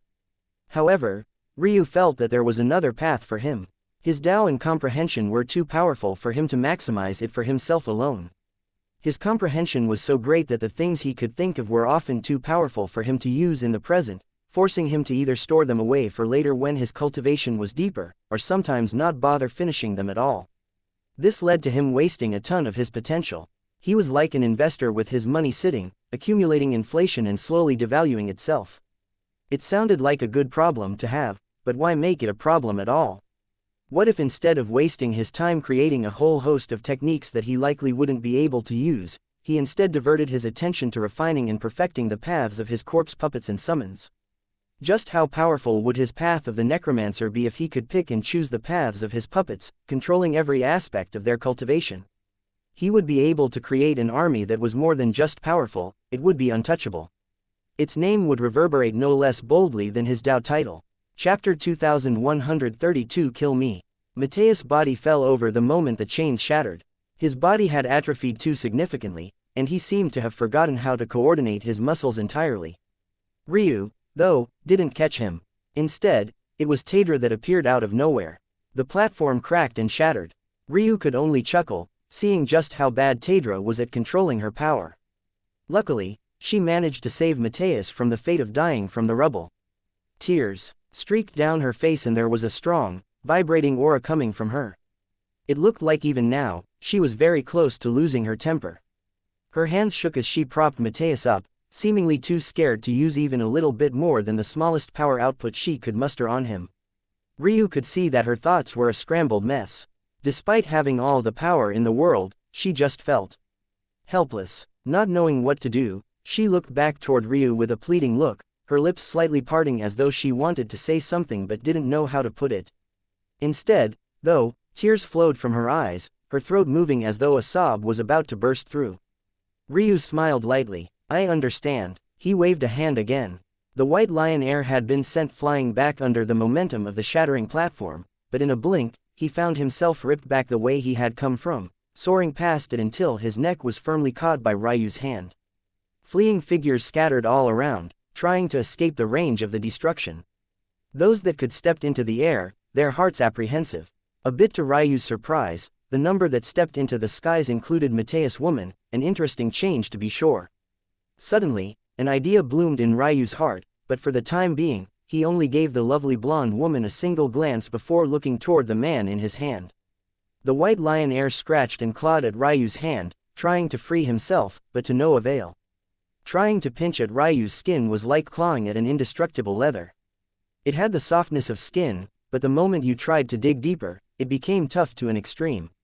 You've made my woman angry, that comes with consequences. Ryu spoke with a light smile. Stop, halt. The chariots in the sky seemed to have finally reacted to what was happening. Everything changed so quickly from the moment Ryu appeared to now. Even now, they had no idea how Ryu had managed to sneak past all of them without a word, and not one of them could see through either Ryu or Taedra. However, the consequences of the death of the heir weren't something that they could bear. Unfortunately for them, those that rushed forward blasted apart into a rain of blood and gore. The atmosphere froze again as a fury-filled Taedra looked toward the skies. Ryu didn't even spare them a glance. Had they attacked him, the ending would have been much the same. The strongest up there were all in the true Sky God realm at best, while this white lion heir seemed to have only recently broken into the fragmented Sky God realm. For whatever reason, he was hiding his cultivation right now, probably to deal with Matthias with another blow before he left. But whatever it was, he couldn't possibly hide from Ryu's senses.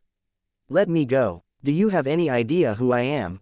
Nope, Ryu said lightly, but it was hard to tell if he was replying to the first or the second part of White Lion Air's words.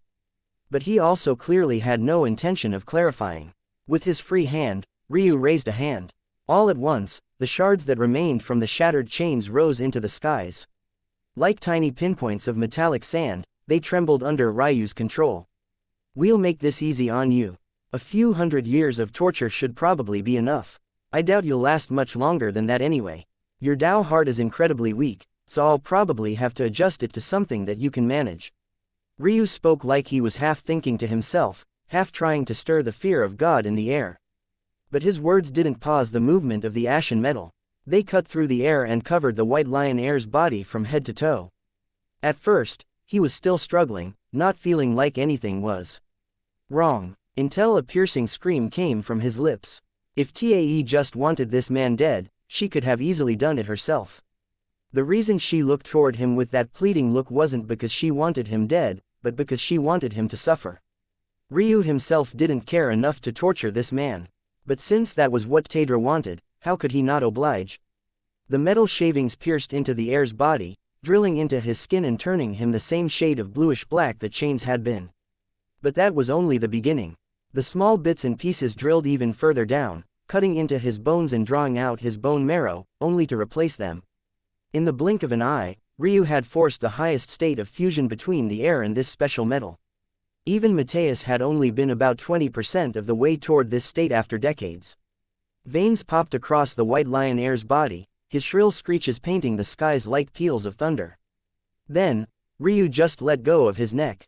He collapsed to the ground, convulsing wildly.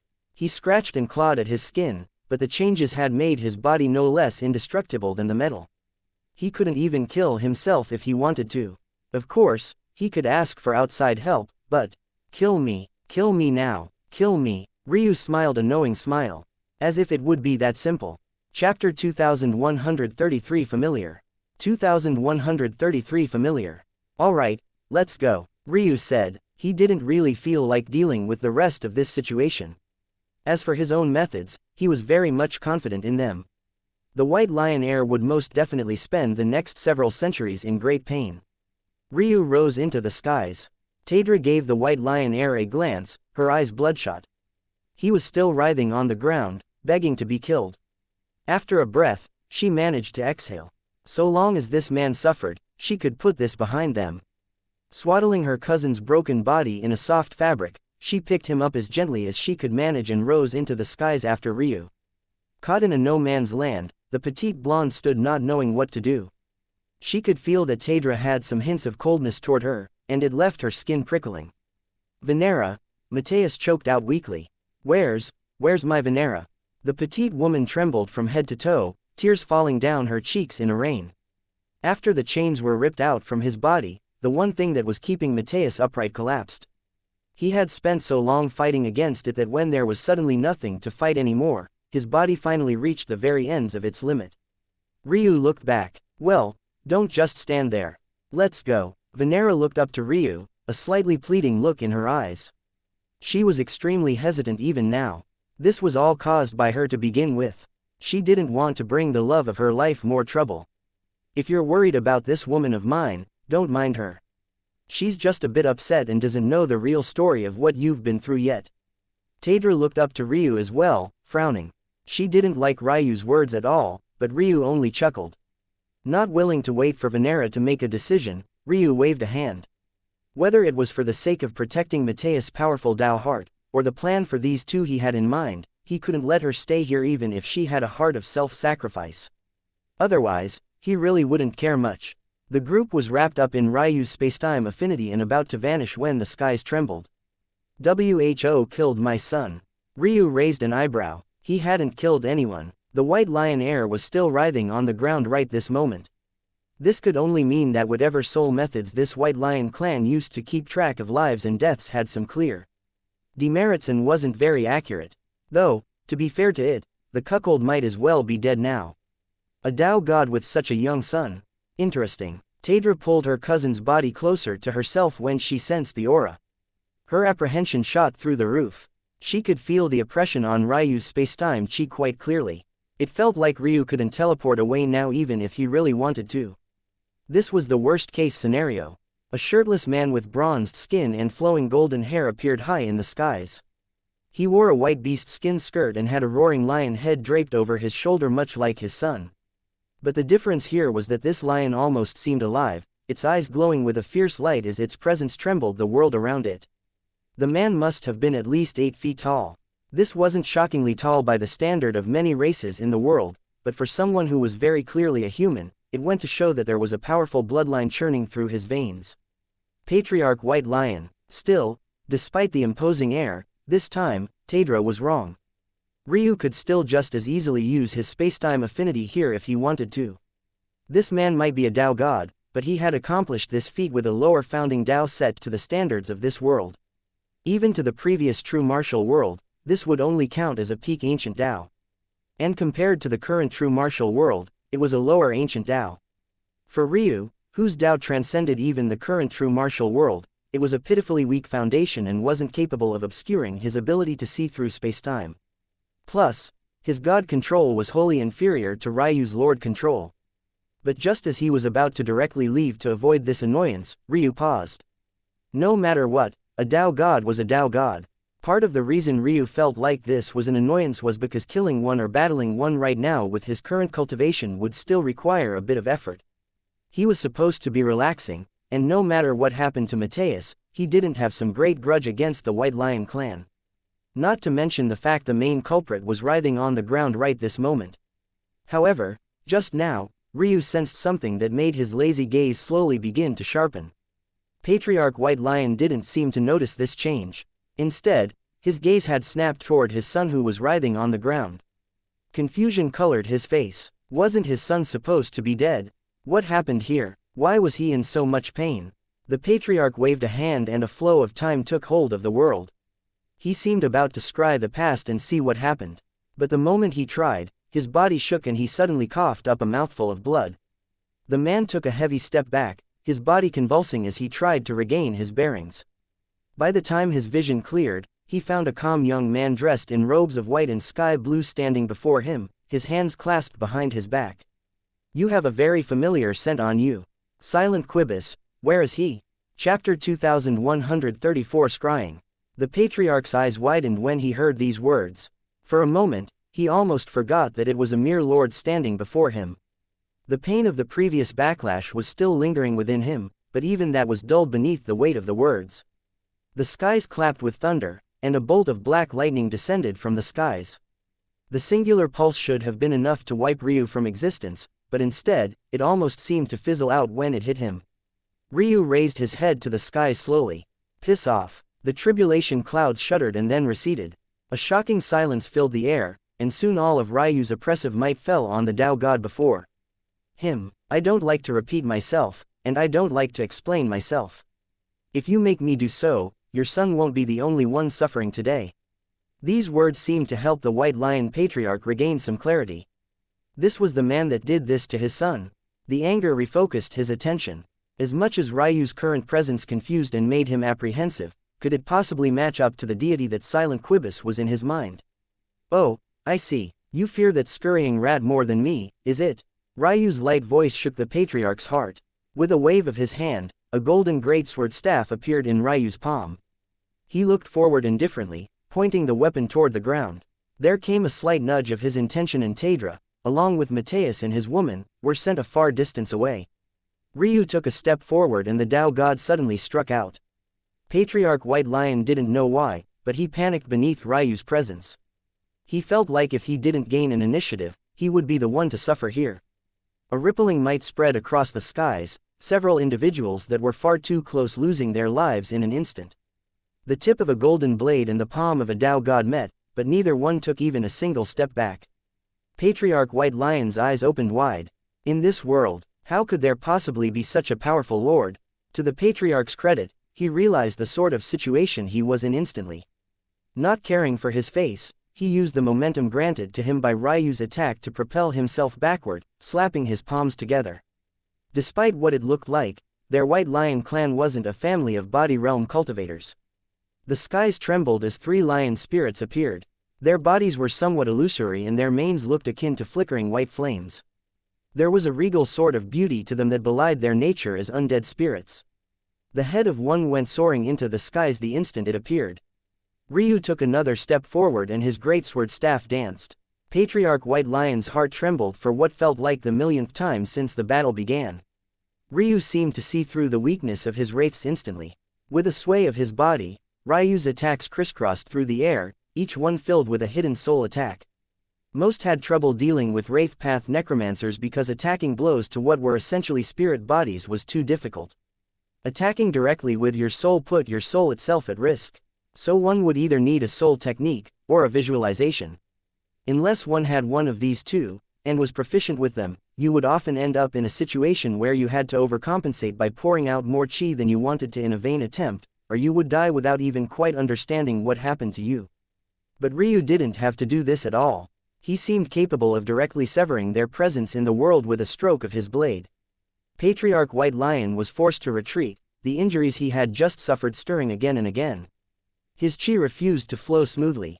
"You might have had a chance to make this battle interesting," Ryu said lightly, his body flickering and vanishing as a roar of white beaming light came from the maw of a lion. "But you were actually foolish enough to try and use fate in my presence." There was a flash in Ryu's eyes as the world became bundles of white, gray, and black lines. The location the Patriarch stood in seemed particularly tangled up, constraining his fate and the actions he could take. Scrying was quite a basic ability of Tao gods. With enough control, they could reverse the flow of time in a certain location, not to change anything, but instead to see what had happened there in the past. The more skilled the Tao god, the further back they could go and the faster they could reverse this flow. Though there was a mention of time, this was actually just a very basic application of fate.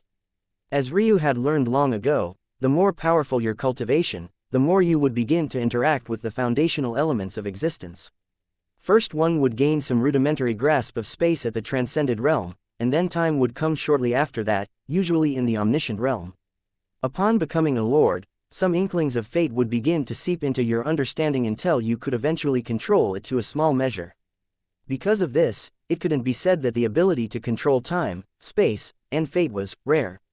Well, it was only about as rare as there were powerful cultivators to make use of them. Still, what separated Ryu from these individuals was that he didn't just have a surface grasp of these elements. They were him and he was them. The moment Patriarch White Lion did something so foolish in his presence, his fate was sealed. Fate reversal. Ryu slashed out and the third White Lion wraith was severed in two. The moment this last layer of protection was gone, Patriarch White Lion felt something within him stir. He hardly understood what was happening before his chest exploded into a rain of blood and gore, his face turning as pale as a sheet. Chapter 2135 Reversed. The White Lion Patriarch's own fate reversed and triggered a backlash, almost ripping him to shreds from the inside out. The scope of uses for fate reversal now was far more versatile than it had ever been in the past, and the freedom to which Ryu could use it was truly mind-boggling.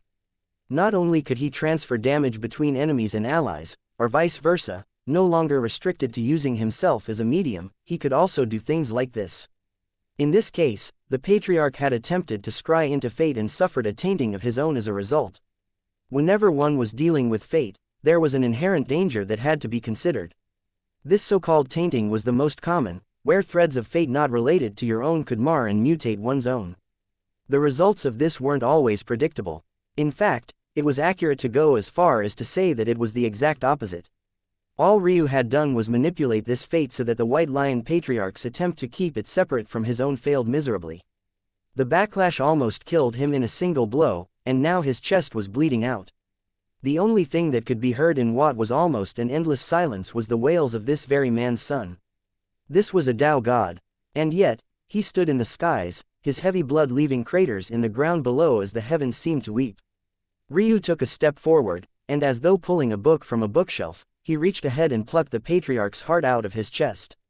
The White Lion Patriarch coughed, dense blood oozing out from his mouth, drizzling and pooling at his chin.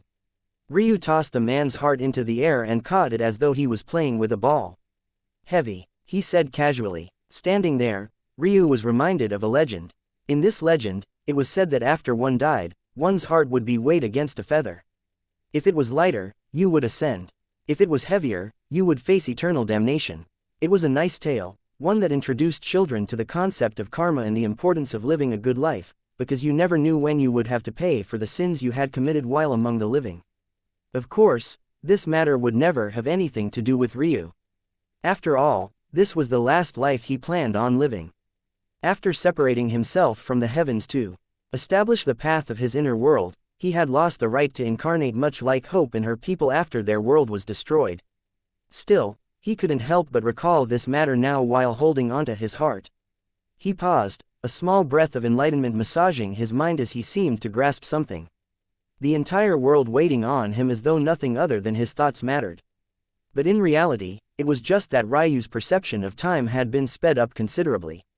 Standing there, just a few seconds was already the equivalent of several days. After a long while, at least to him, Ryu finally looked up and met the haggard gaze of the White Lion Patriarch.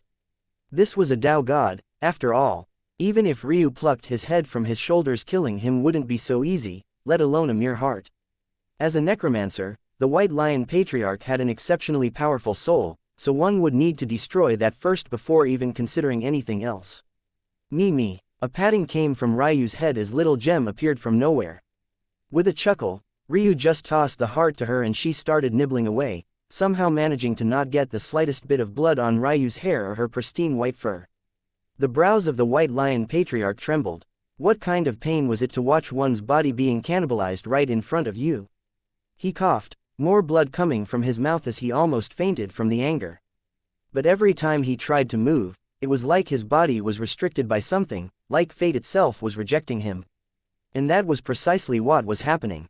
If he had Ryu's eyes, he would be able to see that the lines of fate around him had bound him, restraining the actions he could take.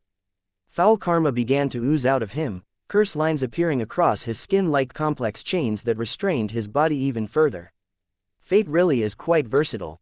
There were no fate techniques that Ryu could find for obvious reasons. If such a thing existed, it was almost certainly in the hands of someone exceptionally powerful. But Ryu honestly didn't feel like he needed any references. The techniques he could form on his own would be enough to shock the world. This White Lion Patriarch might be useless, but he had given him many great ideas. The Phoenix Sky God was so powerful presumably because they controlled life, death, and reincarnation. The number of worlds they had swallowed up was innumerable. But when the time came that Ryu could control space, time, and fate with a flip of his palm, he wondered which of them would be more powerful. Me, of course, Little Gem finished up, licking at her small palms with a half-arrogant, half-adorable posture. She had a disposition that would make even the more imperial of cats feel inferior, yet she did so without feeling haughty. Now, tell me, Ryu said lightly. Silent Quibus, where is he? The White Lion Patriarch quivered, and the more he hesitated, the more dangerous Ryu's smile became. I wonder, is your pain tolerance any better than your son? What merry sounds would the screams of two kin make? I think you've misunderstood something. Silent Quibus might be a disgusting bastard, but he is unable to make you suffer more than I can. Chapter 2136 Something about. The White Lion Patriarch shivered. At the moment, he was in an odd state. Tao God or not, logically speaking, if Ryu could rip his heart out of his chest, finding a method to kill him was easy. In addition, if a long enough period of time passed without a heart, then the Patriarch should also start feeling his life slipping away from him. Although it would likely take years at the very least before he breathed his last, if not orders of centuries if Ryu left him in this place, with the sensory perception of Tao gods, he should still be able to sense how much time he had left.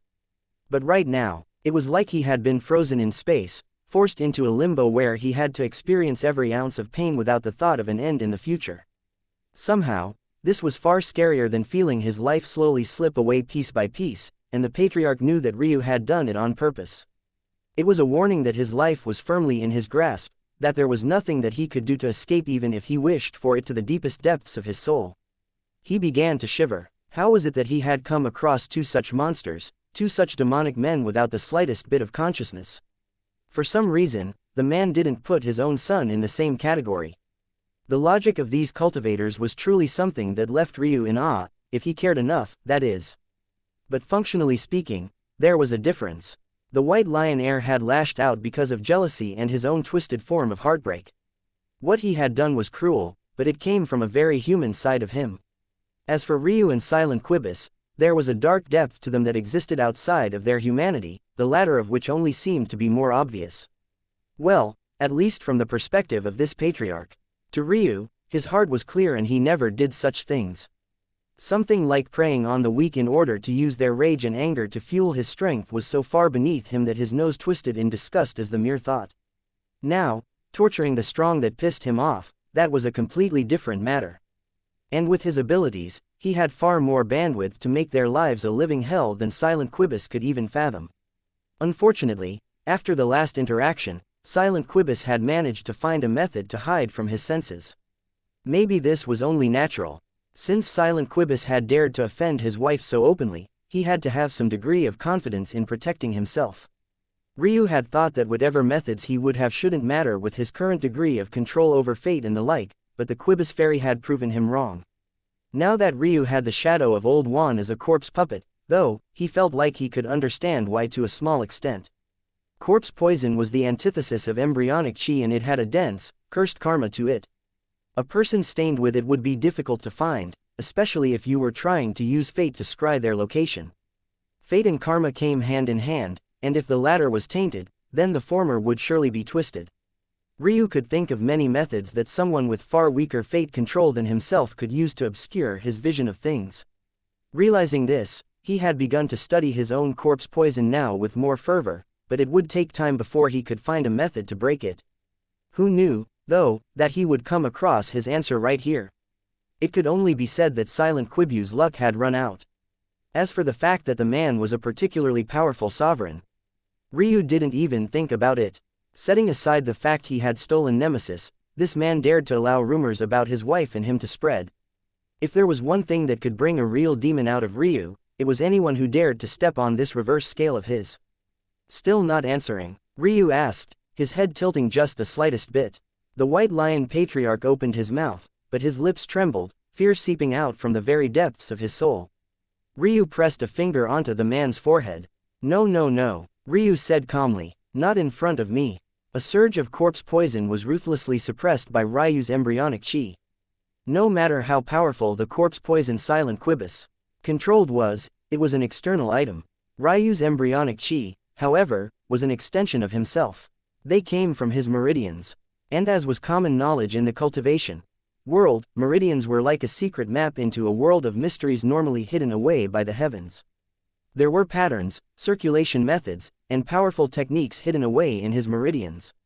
He just hadn't been capable of deciphering them. But during his recultivation, he had also laid the foundation for understanding this mysterious second set of meridians as well.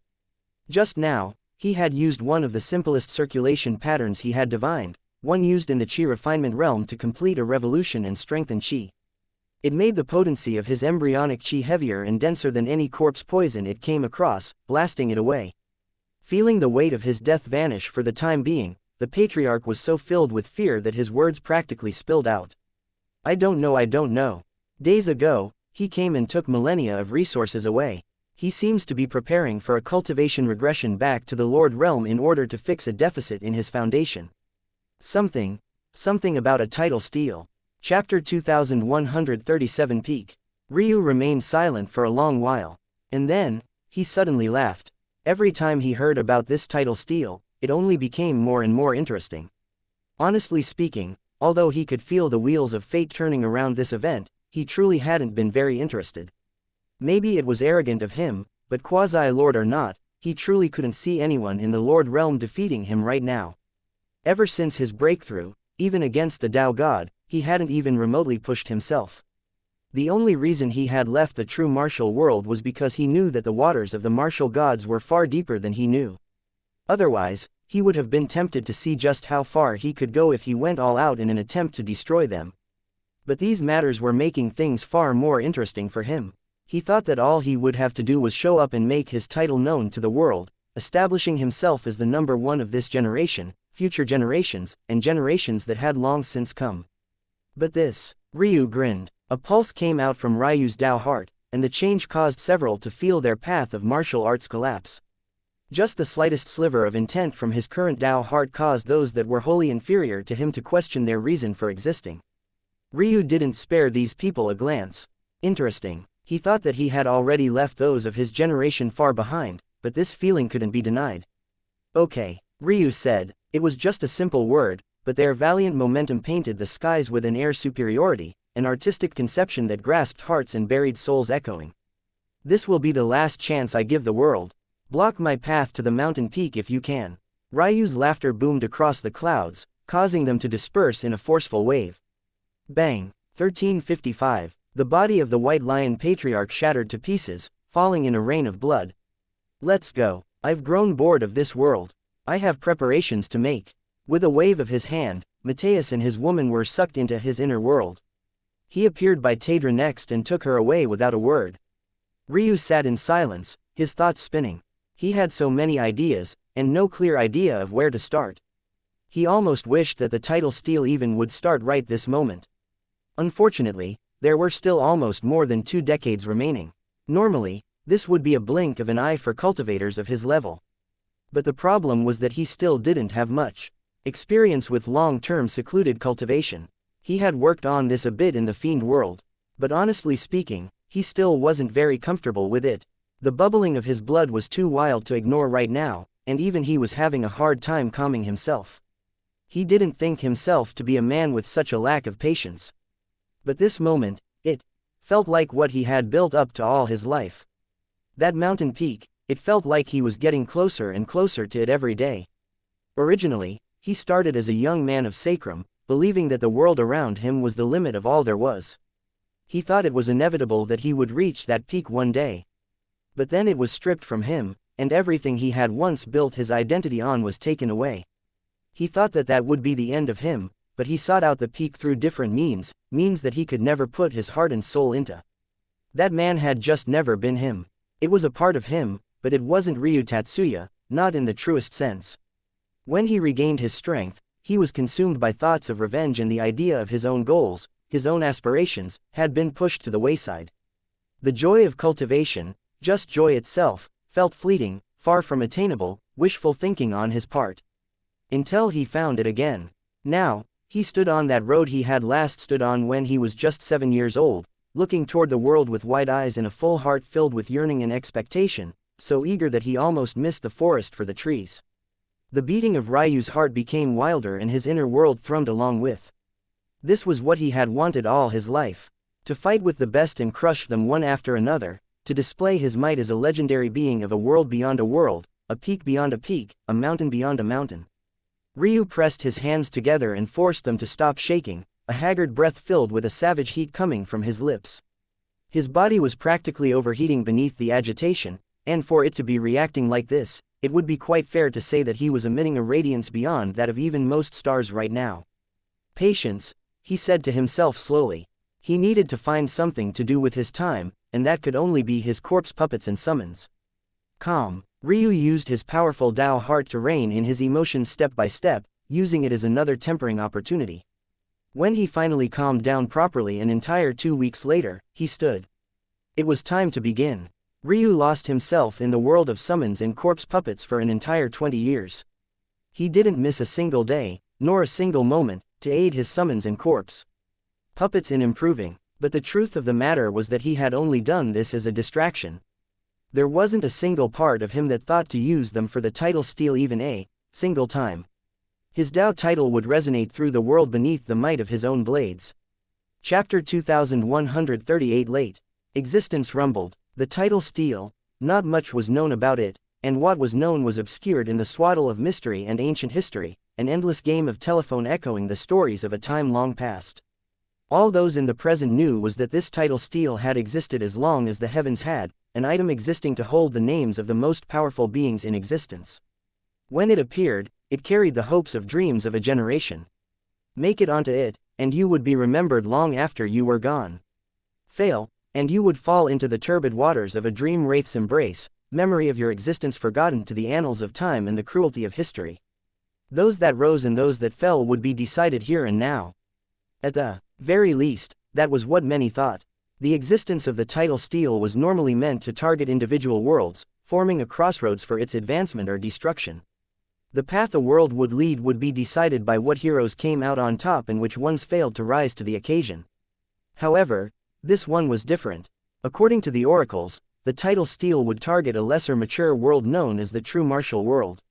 A lesser mature world fell into 3 categories: Lord, Sovereign and God. This true martial world had been a Lord lesser mature world, one of decent standing in the wider world, but nothing very shocking. The Fiend world had been a Sovereign lesser mature world.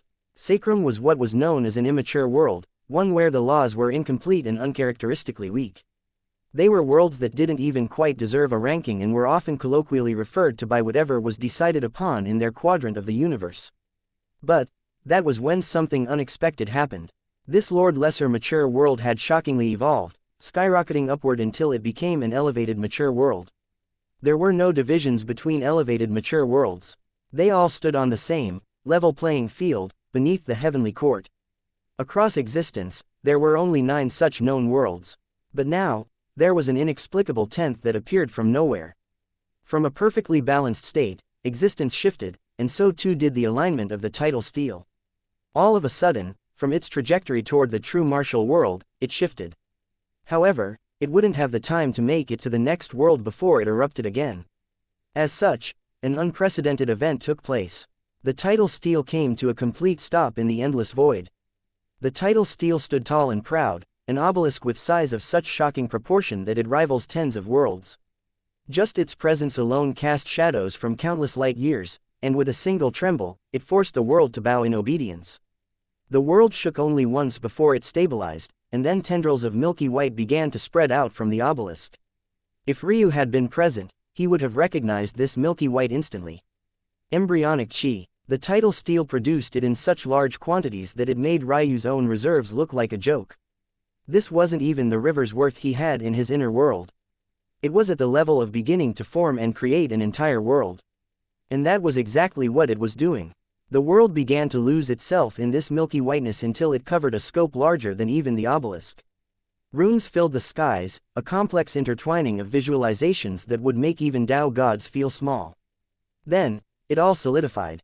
A pulse of light rippled across existence as though the tidal steel was letting the world know that it was now here. Its presence was heart-shuddering, piercing into the soul and sinking into the mind. At that moment, even mortals couldn't help but look into the skies, feeling like something was calling for them. Ryu slowly opened his eyes. For a moment, he almost forgot about the large pair of breasts pressed against his body. Eska curled herself around him like a koala bear, forgetting her bearing as a Tao goddess entirely. Right now, she was no different from a young maiden deep in love. Every day, she found herself falling for Ryu more and more. The kind of man he was now was precisely the sort she had the greatest fondness for. Ryu didn't move to get up, tracing a finger across the milky skin of her shoulder. Eska's eyes opened and the tender affection in their whiteness faded to a hint of seriousness. She looked up much like everyone else did, feeling the changes quite profoundly. But quickly, she was distracted. Again, Ryu's hand had found its way to her plump ass, taking a handful with more forcefulness than he would usually use on her. Eska looked to her husband, finding that a light he had fiercely suppressed for years was awakening again. His body temperature began to skyrocket.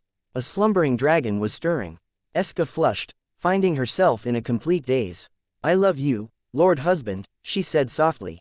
Ryu blinked, snapping out of his own trance as he looked toward his wife. Their gazes met and Eska found herself blushing profusely. She didn't know why she had said that.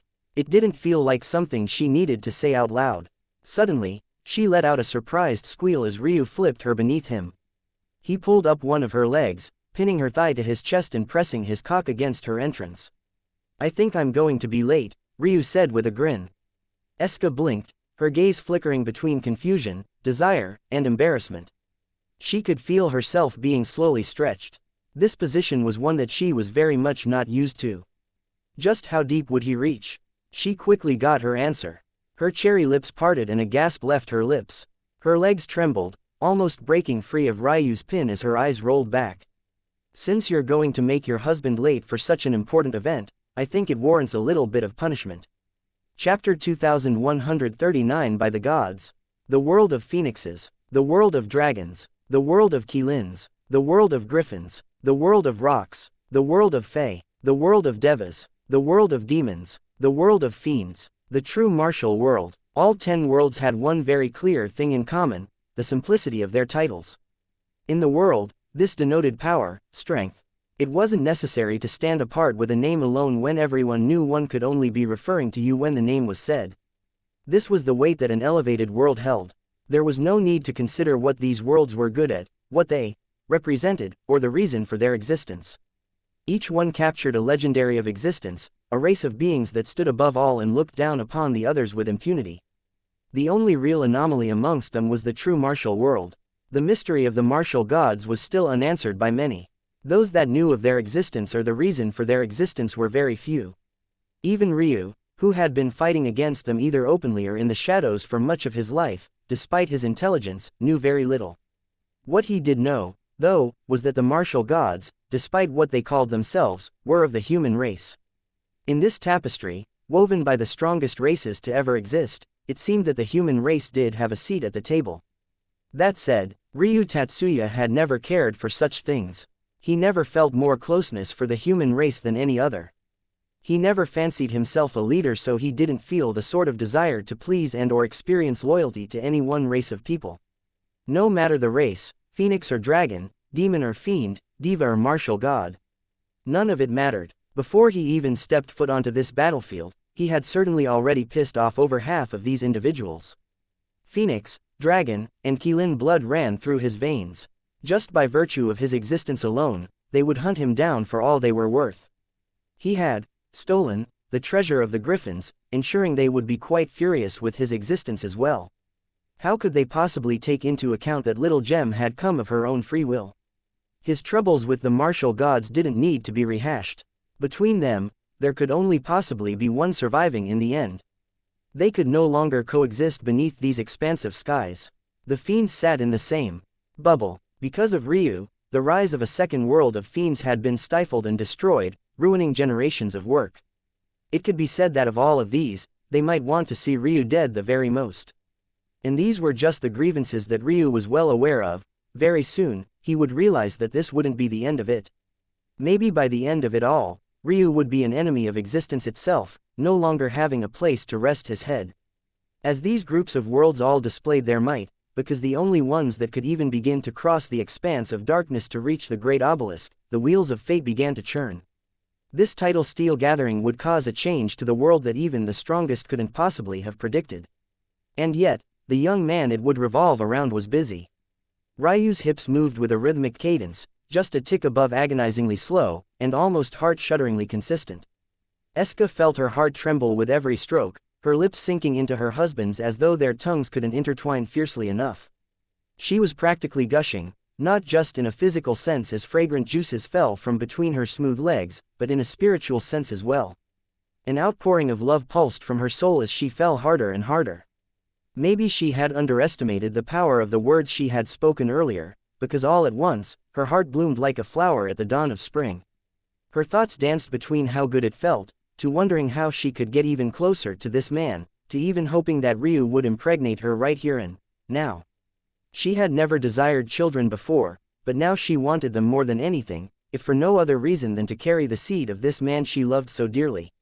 A faint part of her brain laughed in derision, looking down on her for having fallen so far. But that part of her was only growing smaller with time.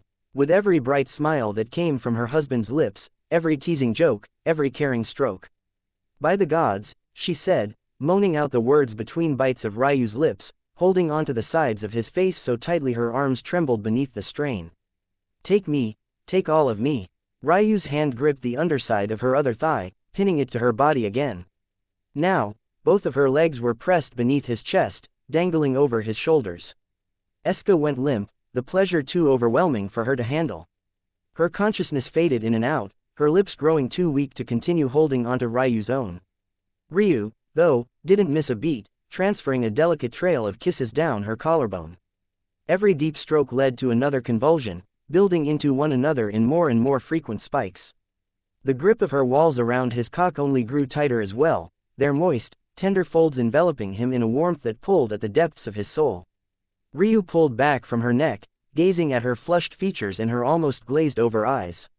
Even now, her beauty was almost unmatched, and he felt a tenderness stirring deep within even his own heart. He bottomed out, stirring his hips and releasing deep within her. Eska's toes curled, her legs flexing so hard she nearly flung him off of her. Chapter 2140 How could I possibly not? The calm rush of water filled the atmosphere. With a light smile on her face, Eska happily washed her husband's back before reaching around him, her small hands passing soapy water down his chiseled abs and through to his crotch. She cleaned every inch of him, not missing a single spot and almost carelessly rubbing her silky body across every inch of him. Ryu smiled. The stamina of a Tao goddess truly couldn't be underestimated. Not long ago, she hadn't even been able to breathe without a shudder coming from her chest. The sound of her heartbeat had come like the rapid beating of a snare drum. But now, she was already teasing him again as though she needed to be taught another lesson. Her actions, though, were fair enough. After all, how could he be clean if that didn't also include his dick and balls? Eska wrapped around from behind him, her large breasts swaying with soapy suds as they pressed against his crotch. With an almost innocent smile, she rubbed them against his member as though this was truly the best and most efficient way to clean them. Ryu watched her work between his legs with a smile in his eyes. She truly didn't seem to be trying to arouse him at all. He could tell that she was just helping him clean up in the way that was most pleasurable to him. Truly, she had given herself over to the dutiful wife role without the slightest hesitation. Indeed, in that way, she was quite a bit different from Ailsa. It wasn't that Ailsa would never do this, but it would be akin to the difference between desiring to do it and wanting to do it. These seemed to be the same thing, but if Ryu had to describe it, Ailsa would do it because she wanted to please him, while Eska was doing it because it pleased the both of them. Not only did she know it made him happy, but she gained quite a bit of satisfaction from taking care of her husband in ways she felt no other woman would do nearly as well. Ryu cupped her cheek while she was lost in her work, pulling her face to his and giving her a deep kiss. The two of them lost themselves in their own world again not long after coming up for air. Ryu laughed as he walked through the endless expanse of darkened skies. You're mad at me. He looked over to Hope, who carried an unamused expression. Today is the last day and you actually spent all that time with Eska. What about the rest of us? You mean what about you? Ryu asked. Hope snorted, crossing her arms and turning away. Ryu smiled, looking down at Hope's belly. It was minor, so unnoticeable that most wouldn't realize a thing, but he could see it. A small bud of life. He could tell why she was stressed. She hadn't even told him that she was officially pregnant yet, and the longer he took to notice, the more peeved she became. Ryu didn't blame her, not to mention the fact he didn't have that bone in his body to begin with, not for his women, that is, he had sympathy for it. It was what his father was speaking of, and likely one of the main reasons he had been given such warnings. He was only one person, even if he was a person with seemingly infinite strength and time compared to mortals. There was only so thin he could stretch himself. And if children became involved, it would only become worse. That said, that was the mentality of a weak man. If he was stretched too thin, didn't he just have to grow more powerful? As for why he had pretended not to notice, Ryu took Hope's hand. She put up a mock resistance, but considering she was a Tao god and could have easily ripped her hand out if she truly wanted to, it was clearly just a token effort. She harumphed softly, looking away, but no longer resisted. Ryu smiled, taking a step forward. Hope felt that something was wrong almost immediately, but she didn't have the time to react before she found herself standing above a world she could only describe as a beautiful marble of swirling green and blue. Wow, she said softly. The world wasn't radiating a particularly powerful aura, but somehow, it felt better than a world that was. She didn't know how to put her finger on why that was, it was contradictory and didn't make much sense. This world is a mortal world. It doesn't look very special on the outside, but it makes one feel at peace. That's because it's actually not far away from blooming and gaining a heaven of its own, awakening its people to the existence of chi and allowing them to set off on their own cultivation stories. Hope's eyes widened and her head snapped toward Ryu. Ryu, the value of such a world couldn't be explained in a few words. This was even more valuable than finding a realm heart. That was because a realm heart was in a state where it still needed to be coaxed. It was a bundle of instincts that could easily become hostile and dangerous. But this sort of world, its realm heart was in an in-between state, one where it was still very vulnerable, but it was also anchored in the world in a way it couldn't escape. Essentially, it had all the upside of a realm heart with none of the associated difficulty in reining one in. Tao gods would fight bloody wars over such a world. Hope's lips trembled before she slowly regained her composure. This is great, Ryu. This will be of great help to you. To me. Ryu smiled knowingly. What do you mean to me? This isn't for me. This is for our child. Hope's eyes opened wide before tears began to spill over. Ryu beamed. How could I possibly not know? Hope threw herself into Ryu's arms, sobbing her heart out. Chapter 2141 Why not me? Happy now. Hope pouted. Don't make fun of the woman carrying your child. You did this on purpose. Ryu laughed heartily, not minding it at all. He had done this on purpose, but it wasn't for the sake of making Hope feel antsy. How could he prepare a surprise if she already knew? And how could he allow his first child to come into this world with a great amount of fanfare and grace?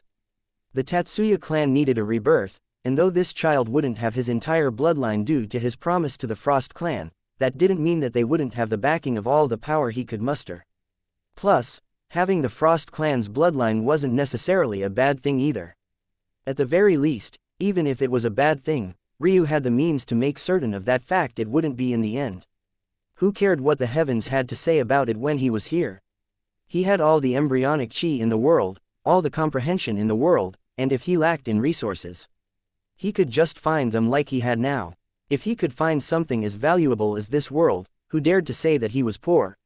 He had methods that most in the world couldn't hope to fathom, nor did they need to. When the time came for his child to make their presence known to the world, they would come to know the sort of weight the Tatsuya name held. Hope snuggled up against Ryu's arm, beaming from ear to ear. Her mood swung with the wind, but she didn't seem to notice at all. As for Ryu, he didn't mind it in the slightest. Whether it was her hormones or not, also didn't matter to him. As far as he was concerned, as much grace as he extended to his women normally, Hope deserved 10 times as much right now. Plus, like he had said before, he understood her perspective. It was one thing for her to make the conscious choice to be with him knowing that she might personally be neglected from time to time, but the calculation was very much different when children became involved. Ryu would never blame her for that. And likewise, he would never neglect his children. Come, Let's take a stroll. Hope blinked. But, they can wait. The situation around the obelisk was beginning to grow more tense and people began to appear. Of course, for the time being, it looked as though there was no one at all.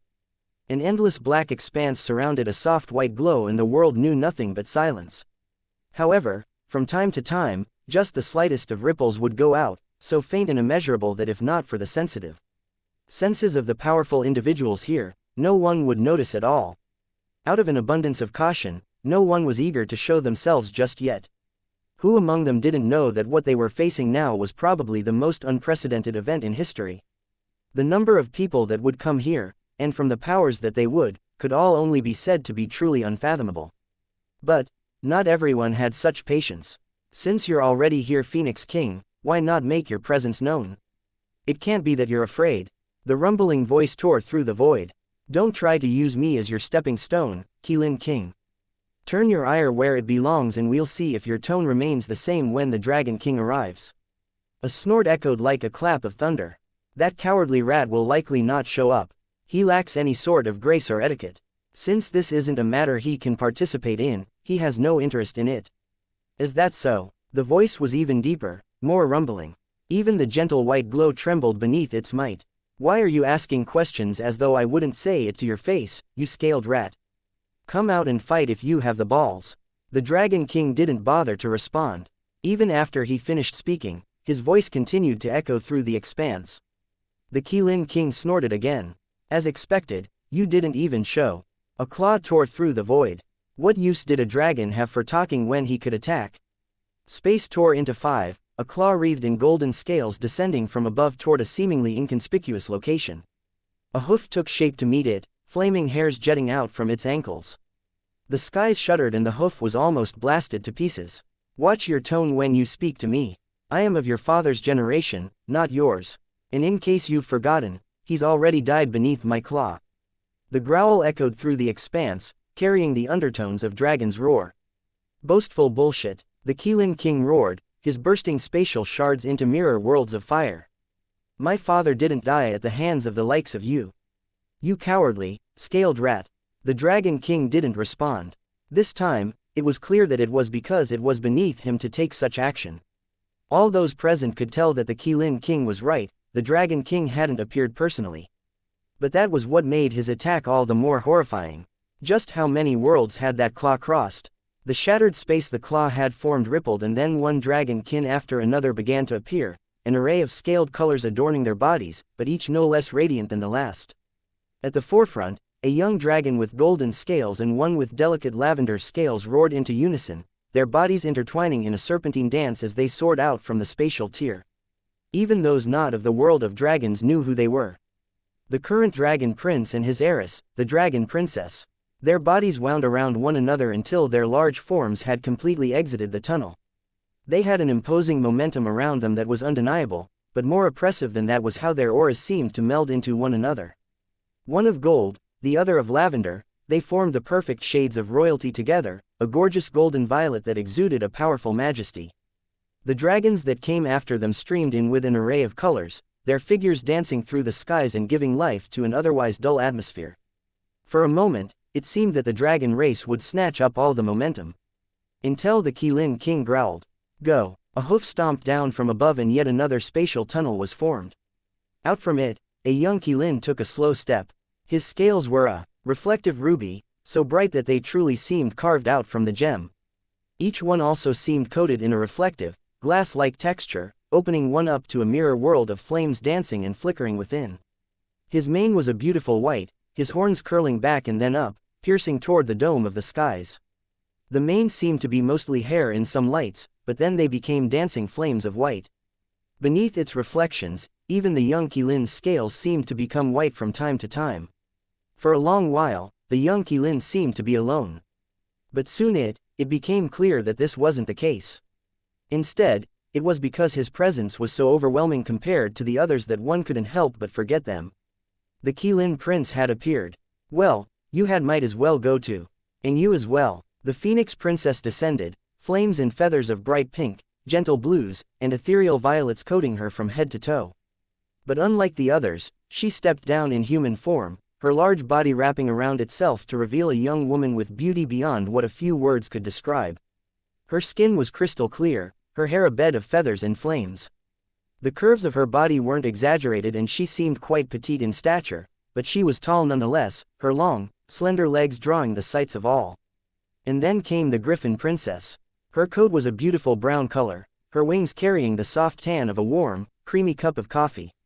Faint accents of gold adorned her in just the right places, the tips of her wings, the reflective hues of her eyes, the crown of feathers that adorned her head. She didn't take human form, but it was easy to tell that if she cared to do so, her beauty would be no less than that of the Phoenix Princess. A snort came from the distance as a silvery streak passed through the skies. Taking the form of a human. This is why you'll never amount to much. Silvery gold lightning flashed and a lightning rock soared through the skies. The Rock Prince. The Phoenix Princess only smiled lightly. I have no desire to marry any of you brutes. I would much rather find my prince among the humanoids. A fanciful glint lit in her eyes. Ha ha. Then why not me? An imposing aura flourished. Chapter 2142 Silent and bombastic. A young man walked around from the void, followed along by a large cohort. The first thing one would think of when you saw him was bright. He was almost hard to look at. In fact, if it wasn't for how powerful those here were, he would be more than just hard to look at. Just gazing at him a single time would be enough to cause blindness in the best of cases. In the worst of cases, it would be enough to incinerate one's mind, searing a permanent image into one's retinas with nothing more than a glance. The young man wore robes of white gold and his golden hair fell like a waterfall down his shoulders and spilling over to the small of his back. His hair, though, could hardly hide the large pair of white wings on his back. In fact, there wasn't just a single pair, but rather two pairs, each one so large they dwarfed the size of his actual body.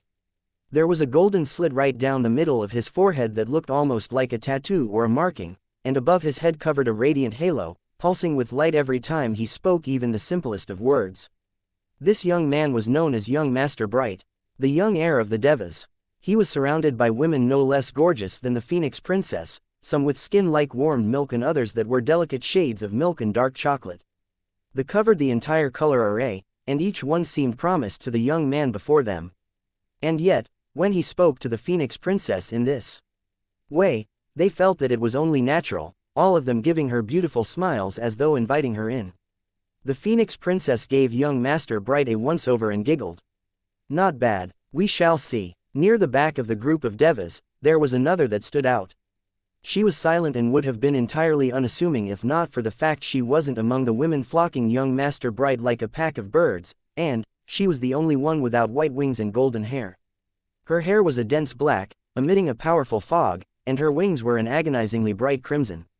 She wore black robes that seemed fit for a man, and the coldness on her gaze seemed to freeze the space before them solid. However, while she stood apart of young Master Bright, she was surrounded by her own group of figures. It was just that every single one of them was a shadow with a vaguely masculine form and a large pair of wings each. It wasn't possible to see even their faces. Young Mistress Knightley, she was the shadow to young Master Bright's light, the moon to his sun. I don't like my women to have such hesitation. Young Master Bright said, his smile still as illuminating.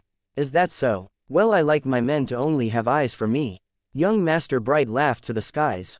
In that case, young maiden, you have two options. Either you forget your daydreams, or you marry a mediocre man who will chase you around like a lost puppy. Phoenix Princess's smile didn't fade. In fact, it only became deeper. There is a third option. Oh, please enlighten me. Crush all the men in the world, and then take my pick of the litter. Her words carried just the slightest hint of chill. Another man would have found his balls shriveling into his body, vanishing, never to return again. However, young Master Bright only laughed harder. If there was such a day you could do such a thing, you would never marry. I know women like you quite well. Would you even bother with a man you could press beneath your thumb? In fact, I think I've decided. I'll show you what a true man is very soon. We'll see if we can't thaw that cold smile in the throes of passion. Would your cock even be able to hold up to the heat? Ah, such crude words for such a fair maiden. I prefer my women gentle and demure. But I think I'll take you as a concubine nonetheless if for no other reason than to prove a point. The two seemed to be smiling at one another, but the biting chill in their words caused those from inferior worlds to not even dare to appear. Tisk, tisk, tisk. A deep rumbling voice that seemed to almost match the Dragon King's in rhythm and cadence appeared. With it, a demon appeared. A skeleton with bones as black as night as a foggy crown of dark gold billowing above his head. Loose black robes swept down from his body. Flashes of eerie silvery white light coated his body from time to time, revealing the face of a ghostly young man who was handsome beyond what words could describe. In fact, he was even faintly beyond young Master Bright in looks. If not for the fact he spent half the time as a skeleton, it would likely not be a contest at all. Souls howled every time he opened his mouth, making it sound as though thousands were scrambling to talk over one another. The aura of this young man continuously shifted and changed, and somehow, he seemed to encompass all the auras of the Demon Kings. Young Master Shade. Several individuals looked over with a serious expression, even young Master Bright was no different. This was the one young man who appeared alone, and it wasn't that there were others hiding, he was truly alone. Not a single god of the world of demons had appeared. It was as though they were signaling the very same thing. Their confidence in this young man had no bounds, no limitations. Maybe deep inside, they felt like even if the Dragon King took action to kill him, it wouldn't make the slightest difference. The fate concentrated on this young man was so great that targeting him was more likely to kill you than it was to kill him. When courting a woman, you need to be much gentler. You show no regard for the fairer sex. Of course a powerful woman will be a little willful. If you cannot handle her, then just say so. Young Master Bright smiled. I think I do well enough with women. Using your status to capture women who would do anything to birth your children for no other reason than your powerful bloodline is not something to be proud of. Young Master Shade said slowly. Young Master Bright's expression didn't change, but his wives were all instantly infuriated. How could they not be insulted by such words? They were all proud daughters of heaven. They might be inferior to these top geniuses, but it was only by half a step. How could they have been so easy to appease? However, before they could say anything, their husband raised a hand so they obediently fell silent, glaring at young Master Shade. Your tongue is sharp for a man without one. I wonder what other important bits of flesh you're missing. A dangerous light flashed in young Master Shade's eyes, his neck tilting to one side. The sound of chains rattling echoed through the air, whipping scythes of energy accumulating. Would you like to find out? A sneer flashed on the young skeleton's face as his visage pulsed in and out of existence. I don't have a fondness for men and it might hurt me more than you. But I do wonder if you would have the same arrogance if you were pressed down beneath me. Or, would you kill yourself right then and there? A cold shiver ran through their soul. If there was one thing young Master Shade was known for, it was his lack of a bottom line. These words weren't empty. He never said such things just for the sake of saying them. As the tension grew, a young man appeared in complete silence. He was followed by a group of fiends, but even now, he seemed to be the center of them all. He looked petite and almost fragile, his face pale and his eyes swirling with three colors. He seemed to have no presence at all, and yet, the longer you looked at him, the larger and looming he seemed to become, as though he had no bottom line at all, at least not one anyone could properly see through. Ryu had never seen this man before. In fact, even to the fiends, he was a relatively new character. Yet, despite the dissatisfaction in the eyes of the fiend that followed behind him, even she did not dare to speak a word about it. But, Ryu would surely recognize him nonetheless. That was because this young man was the only tri-elemental fiend chilled in existence, an anomaly amongst anomalies and someone that had survived against all odds. Yeager's son. The skies trembled. To the dawn there was dusk, to the sun there was the moon, and to the silent entrance of Yeager, there was the bombastic presentation of the martial gods. Chapter 2143. When one gaze after another landed on the approaching martial gods. However, unlike the others, it was very difficult to tell just who the top dog was. The only other group where this was the case were with the Devas. They had young Master Bright and young Mistress Knightley, both of whom seemed the same, but separate, one's light to the other's shadow. Though the dragons had the Dragon Prince and the Dragon Princess, the latter was clearly a quarter step beneath that of her husband. The gap between the two wasn't as enormous as there existed between the others and their subordinates, but they were there.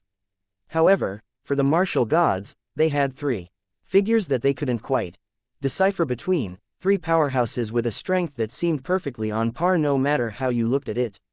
Zalvador of the Divine Wings. Baltar of the Divine Hegemony. And then, behind them, there was another group that felt just a quarter step beneath. This group included Aurelia, Alina's mother, and Leander, her stepmother.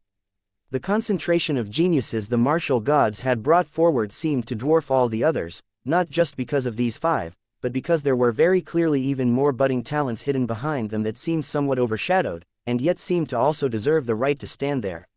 Among this number, there was Elena, her brother Baron, and their step-siblings.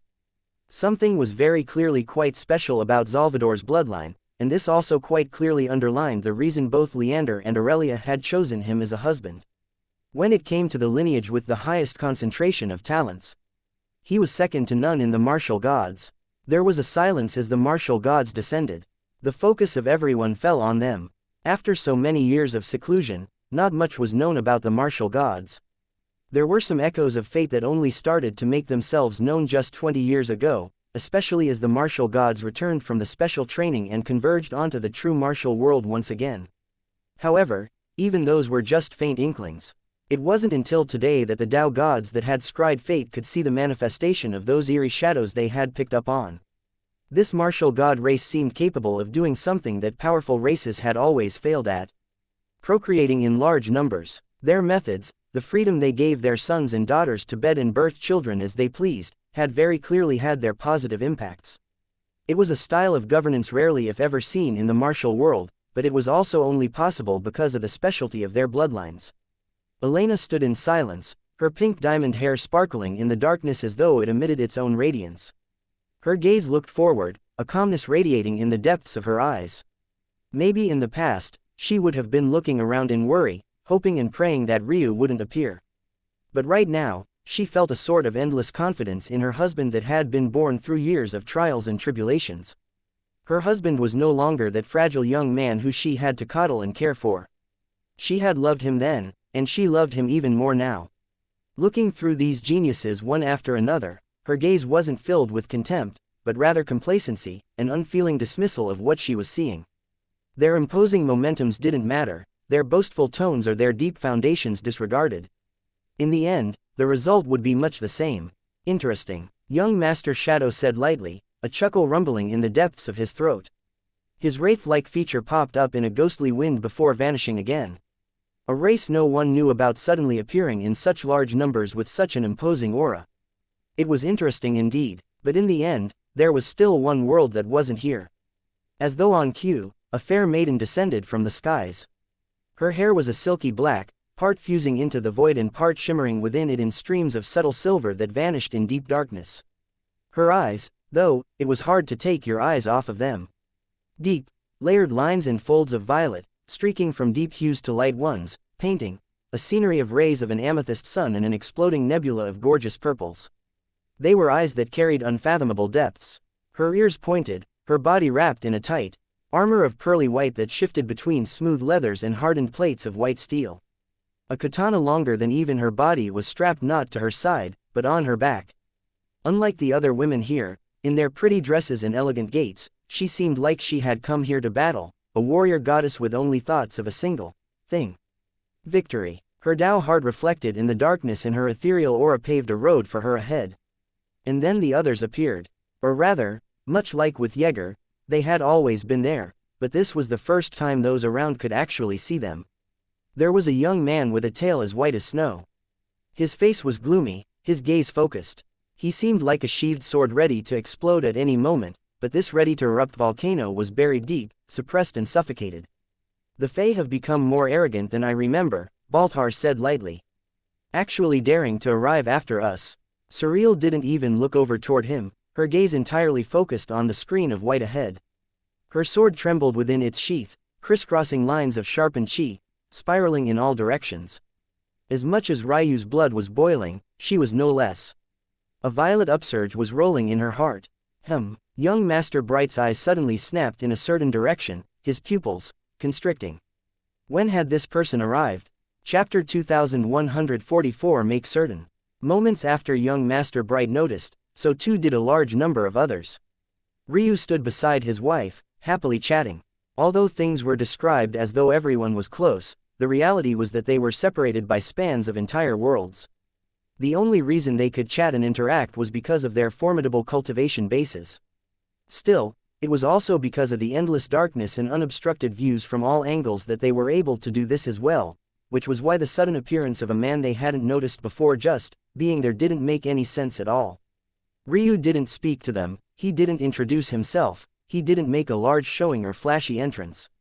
In fact, the only person who knew he was here before anyone else was another one of his wives, Elena. He gave her a smile that put her heart at ease, then pointed at Hope's belly. Elena instantly understood and her eyes shone bright with excitement and a hint of jealousy. She had never been obsessed with the idea of having children either, mostly because when she originally decided to marry Ryu, she didn't think that they would have long together to begin with. It was already hard enough for Ryu to choose to be with her, convincing him to leave a child behind in his death as well would have been even more difficult. So to save him the potential heartache, she chose to never bring it up. But now, she suddenly felt a great urge to have children as well. Elena took a step forward and became a streaking light of pink, sparkling diamond, her wings unfurled in a delicate array. It was only because she did this that people noticed Ryu's presence at all.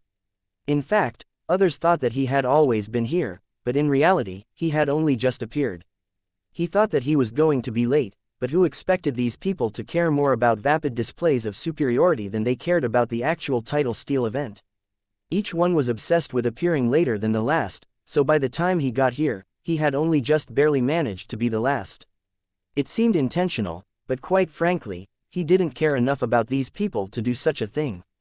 What did it matter to him? One way or another, he would crush them just the same. When the time came, they would certainly know him. That said, he also couldn't possibly appear and ignore his wife, right? Elena had already flashed over and the martial gods could only frown at the change. This Ryu, they had been looking for him for over 2 decades now and he had just appeared out of nowhere. And he didn't care to hide his presence from them at all. They frowned. Their ancestors weren't here, they couldn't leave their location for the moment, not until the time was ripe. Had Ryu done this on purpose? But how could he see through such a thing? After a while, they calmed. It didn't matter. With Ryu here, was there a need to worry about how things would end? The result would only be one thing. Elena threw herself into Ryu's arm and gave him an excited kiss on the lips before entirely ignoring his presence. Hope and Elena hardly knew each other, but in barely a few seconds it was as though they had been lifelong friends. Elena held onto her sister-wife's hands, talking excitedly about the baby as though it was her own. And truthfully speaking, it might as well be. This was the sort of thing Elena had always wanted. There was a reason she was so obsessed with getting Ryu to have more wives. This way, in the future, she would have a real family, not one where her parents bedded one another for their bloodlines or her mother was on her own in an attempt to carve out a path for her and her child, a real family. One no different from the Tatsuyas. Ryu smiled and brought his other wives out. There was an odd sense of satisfaction in his heart as he watched these beauties interact with one another, fluttering around like gorgeous fairies. In the distance, Surreal rolled her eyes, her focus slipping for just the slightest moment before she went back to staring at the white screen before them like a hound. Even now, she had still only come for one thing. Her final battle with Ryu would come in due time. Oh, the Phoenix Princess covered her lips with a hand. Their delicate pink blossomed like petals, a chuckle leaving them. Ryu didn't seem to have eyes for the world around him at all, his white robes and hair completely still. He seemed unmoved and unbothered by it all, as though he had come here for sightseeing as opposed to anything more substantial. A rumbling echo pealed across the skies. Young Master Bright, who had been smiling all the while, suddenly had a gloomy appearance, sparks of golden lightning shooting out from the sides of his eyes like fine line cracks in space. His wives surrounded him, trying to see what was wrong and soothing his spirit, but though he didn't push them away, his fury wasn't abated. He locked eyes with Ryu. Or, rather, on Ryu's side profile as Ryu still wasn't bothering to pay much attention to the world around him. A scum of the mystery's lineage. I didn't think that there was still one that existed after so many were wiped out. It's good that you've appeared, I will make certain that you are the first to die. Clink, clink, clang, pieces of illusory golden armor clasped onto young Master Bright's body and then solidified. A howling pressure filled the skies as the call of ancient weapons rang. Several individuals felt the need to restrain their weapons lest they rage out of control. The war god pupils had appeared. Chapter 2145 Inappropriate. Ryu slowly looked over, his head tilting. There was a smoldering silver light in their depths, unfathomable and deep, unreadable, even. But as quickly as it was there, it vanished. He turned away from young Master Bright once again, turning back to his wives and his smile returning as though nothing at all had happened. He had thought about attacking just now, but in the end he felt that, it wasn't worth it. If he attacked now, wouldn't he have to leave his wives? He had already been suppressing himself for several decades now. The likes of this young Master Bright were entirely unable to shake him now. By Surreal's side, Falling Snow's rage also flared, his tail swaying and claws growing from his hands as his canines extended. But in the end, he too managed to calm himself. His rage burned in a fiery ember, suppressed and protected from the chilling cold for just the time being. Young Master Bright, however, was so infuriated that he laughed to the skies. He couldn't remember ever being ignored in his life. Since the days of his youth, he had always stood atop of the world. Even if he had been telling Ryu to lick his shoes, the latter should have obediently listened to every word even if he erupted in a rage afterward. Mystery's lineage, huh? Young Master Shadow's eyes flashed with interest, a ghostly tongue flicking out from his mouth and licking over his lips before his visage disappeared again.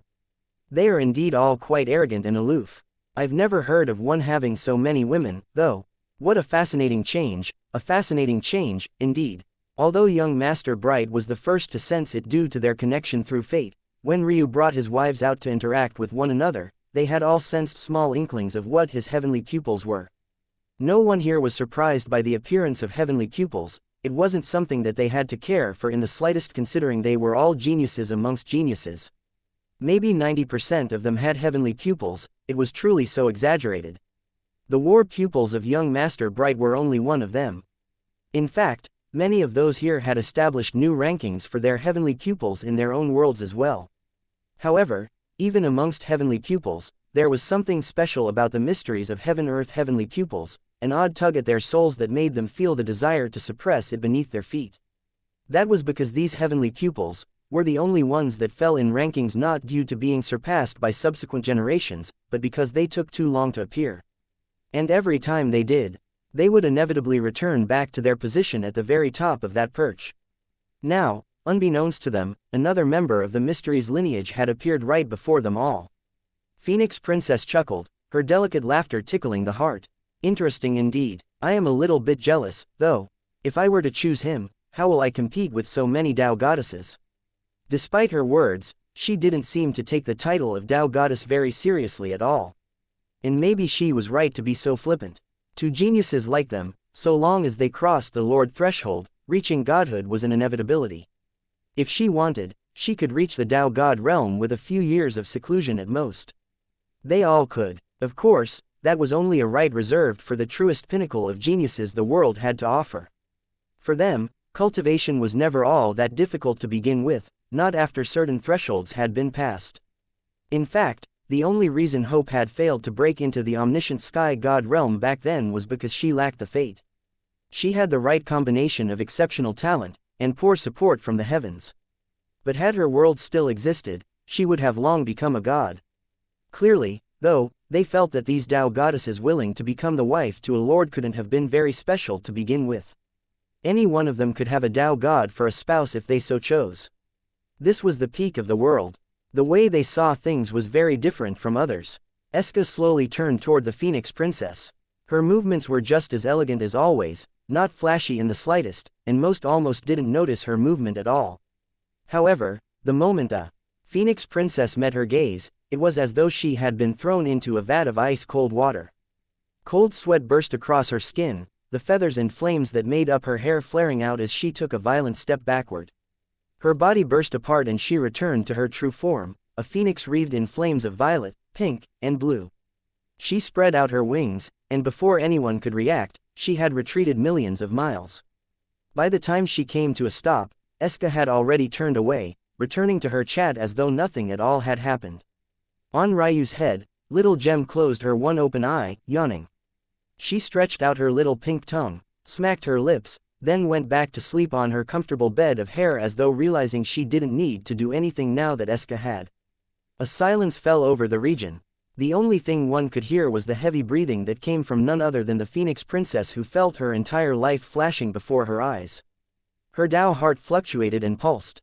But just when everyone thought that it would collapse, it suddenly shone as bright as a star. The Phoenix Princess's momentum towered and pierced the skies. Even without a change to her cultivation, her power seemed to have reached a new stage. But it wasn't her who spoke first. That was inappropriate, don't you think, fellow Taoist? Chapter 2146 Crackling. The calm, soothing voice of a woman filled the skies. She didn't appear, but the solidification of the environment told a tale of just what kind of standing she held. This wasn't the Phoenix Queen. It was the mother of phoenixes, an ancestor who stood above even the former. The fact that she had to appear spoke all the words that needed to be said. Eska didn't reply, instead looking toward Ryu. But Ryu only smiled as though telling his wife to have her fun if she so pleased. It was only then that she deigned to speak, and the subtlety of their actions couldn't escape the sights of the sharp. Juniors shouldn't hide barbs in their words, and they should respect their elders, Eska said lightly. The mother of phoenixes paused. I think that we can forgive a child for making assumptions considering who your husband is, no? She finally said with the same gentle tone. I see where your disciple learned her tone from. Unfortunately, one day, this will get her killed. As for those here, Eska swept a glance, her pressure making the juniors feel as though they couldn't even withstand her gaze. Your words seem to imply that they stand on the same level as my husband. Nothing I've seen proves that to be the case. After speaking these words, Eska turned away, ignoring the happenings and focusing her attention on the family around her. The light chuckle of the mother of phoenixes echoed and then she too vanished. There was nothing more to be said. Even if Ryu wasn't already an enemy of those here, those words would have certainly made him one. But Ryu himself didn't seem to have noticed at all. The Phoenix Princess slowly regained her calm, her wings wrapping around themselves until she shrank back down to human form, her gaze sharp for a moment before receding in a placid chill. She gazed not toward Eska this time, but Ryu. It was hard to tell exactly what she was thinking, but her playfulness had vanished as well. Salvador's eyes narrowed and the situation seemed to only grow more tense. The only people who seemed to be having any fun at all were those around Ryu, but even Ryu himself seemed to be slowly growing more focused. As time ticked by, and more, much less substantial groups finally managed to complete the trek across existence, Ryu was finding it harder and harder to suppress his urges. At that moment, Ryu felt a small hand slip into his. He looked down to find that Elena was smiling up at him, her lips spread into a happy curve. What is it? Ryu asked. You're happy, she said, the sweetness practically overflowing from her eyes. Am I? I can see it. I've never seen you so happy. Ryu smiled. Yeah, maybe he was. It was about time that he displayed his might to the world. Do you want to go? Ryu asked. Elena looked to the title steel. Not really, you know I don't like to fight. But you will. Yes, because I don't want to be useless to you. Ryu brushed a thumb across her cheek before he looked up toward her family in the far-off distance. He swept by her mother, then her father, then his eyes locked with her little brother. He had never met the latter of them, or her mother either, but it only took him a glance at fate to see through them all. You don't need to, Ryu said softly. You can if it makes you feel better. But it's entirely unnecessary. Elena smiled. Okay, then I won't. Ryu chuckled. As happy as Elena thought he felt, he was far happier to hear her say such words. It meant that she was willing to trust him with her future. And what more could a husband ask than that? He could imagine how much blood, sweat, and tears she had put into the last several years, but cultivating was never her ambition. Her love for Ryu and her hope to make something better of herself for his sake was what had kept her going. She also didn't want to be a burden or a stain on his legacy. Would she be the reason her husband was one day looked down upon by others because she was too weak for him? But since her husband had said such words, there was truly no need. His meaning was quite clear. With him here, was there a need to worry about such things? But hubby, Ryu looked at her with a questioning gaze. I want a baby too, she said with sparkling eyes. Ryu erupted with laughter, his booming cadence trembling the otherwise silent atmosphere. Whatever my wife wants. Elena's eyes glowed and she practically skipped over to Hope, a devious light in her eyes. Of course, she would be asking for one of Hope's pills. But what Ryu didn't expect was that Elena was the only one. In fact, Eska also politely asked for one. Ryu chuckled. It seemed that he would have his hands full very soon. Selhera and May didn't ask for one. And technically, neither did Ismine. She and Eska might share the same body, but they wouldn't be pregnant at the same time. But he didn't take offense to such a thing. His wives were their own people and they had their own ambitions. Those three were still quite eager to grow stronger on their own. However, this wasn't the stage for them. They would be returning to his inner world. On this day, he would well and truly be letting loose. One after another, his wives kissed him goodbye and returned to his inner world. Then, standing in the vast expanse, completely alone, his blood erupted. Ryu's gaze swept across the skies until he landed on the world of rocks, his gaze sharp. A grin spread across his face as memories pulled on his heartstrings. Reaching up, he patted Little Gem and then put her away as well, even after a little protesting on her part. He clenched and unclenched his fists, his bones crackling with the might of thunder. Whoosh! A strong wind buffeted the surroundings as the pulsing lights of the tidal steel spread out in all directions. It was well and truly time now. Ryu took a step forward and vanished before anyone else could say a word. Chapter 2147. Beaming. Ryu tilted his head to the skies, a smile on his face as he felt the beams of the sun's rays. There was something especially peaceful about the feeling in his heart right now. He hadn't even looked around the world he was in just yet because, honestly speaking, it didn't matter to him in the slightest what it might look like. It didn't make a difference. He was finally here. He finally got to do the things that he had dreamt of ever since he was nothing more than a child who still had to grab onto his father's robes to not get lost in a crowd. This was it. His eyes sharpened as he roared to the skies. At that moment, a figure that was across from him shattered into a rain of flesh and blood. They had just been about to launch a sneak attack against him, only to find themselves torn to pieces. Ryu wasn't even targeting them on purpose. But, weren't they a little too foolish to try and stand across from him right now? Part of being a strong cultivator was knowing and understanding your own limits, and who you could or couldn't provoke. Clearly, this man had thought himself better than he was. Even after seeing the situation in the outside world, maybe he thought that he could still deal a swift blow to Ryu, or maybe he thought that this was his best chance to get a leg ahead. The Tidal Steel Challenge was open to all cultivators. Technically speaking, no matter what cultivation realm you were in, it was possible to enter, from the depths of mortality to the heights of godhood. The problem was that those who had already titled themselves could not enter, and one of the main requirements for becoming a powerful god in the first place was to take this exact sort of action. In addition, it could be said that in this Tidal Steel world, cultivation didn't matter very much at all. That was because the currency in this land wasn't chi, nor was it the strength of one's body or soul, but rather fate. Ryu turned his gaze toward a steel floating off in the distance. It was so far away that it was nothing more than a black line in his vision, barely discernible at all, even with his level of eyesight. It was even further from them than they had been in the expanse of darkness earlier. Obviously, that was their destination. The Tidal Steel world was split into 9 perfect regions, and from each region, only 9 would gain the chance to move forward. Whether one could make it through would depend on this. A string of white formed from the dead participant, streaming toward Ryu and entering his body. He felt a seal on his cultivation loosen somewhat, rattling about in his body. Well, it wasn't truly a cultivation seal. It oddly felt like he still had access to all of his strength somehow, but that he also couldn't exhibit. Control, is it? The world isn't listening to me. Instead, every time I try to exert influence on it, it fights back. The more fate I gather, the looser its restrictions become and the more dominating my strength will become. Or rather, the more dominating a form it will return to. The difference didn't seem important, but it made all the difference in the world. That was because they weren't necessarily starting from zero. If anything, they had all been nerfed by the exact same amount. However, the levels they had fallen to were anything but equal. But this subtlety was also the reason why those above the Lord Realm were at a disadvantage and often didn't bother to enter.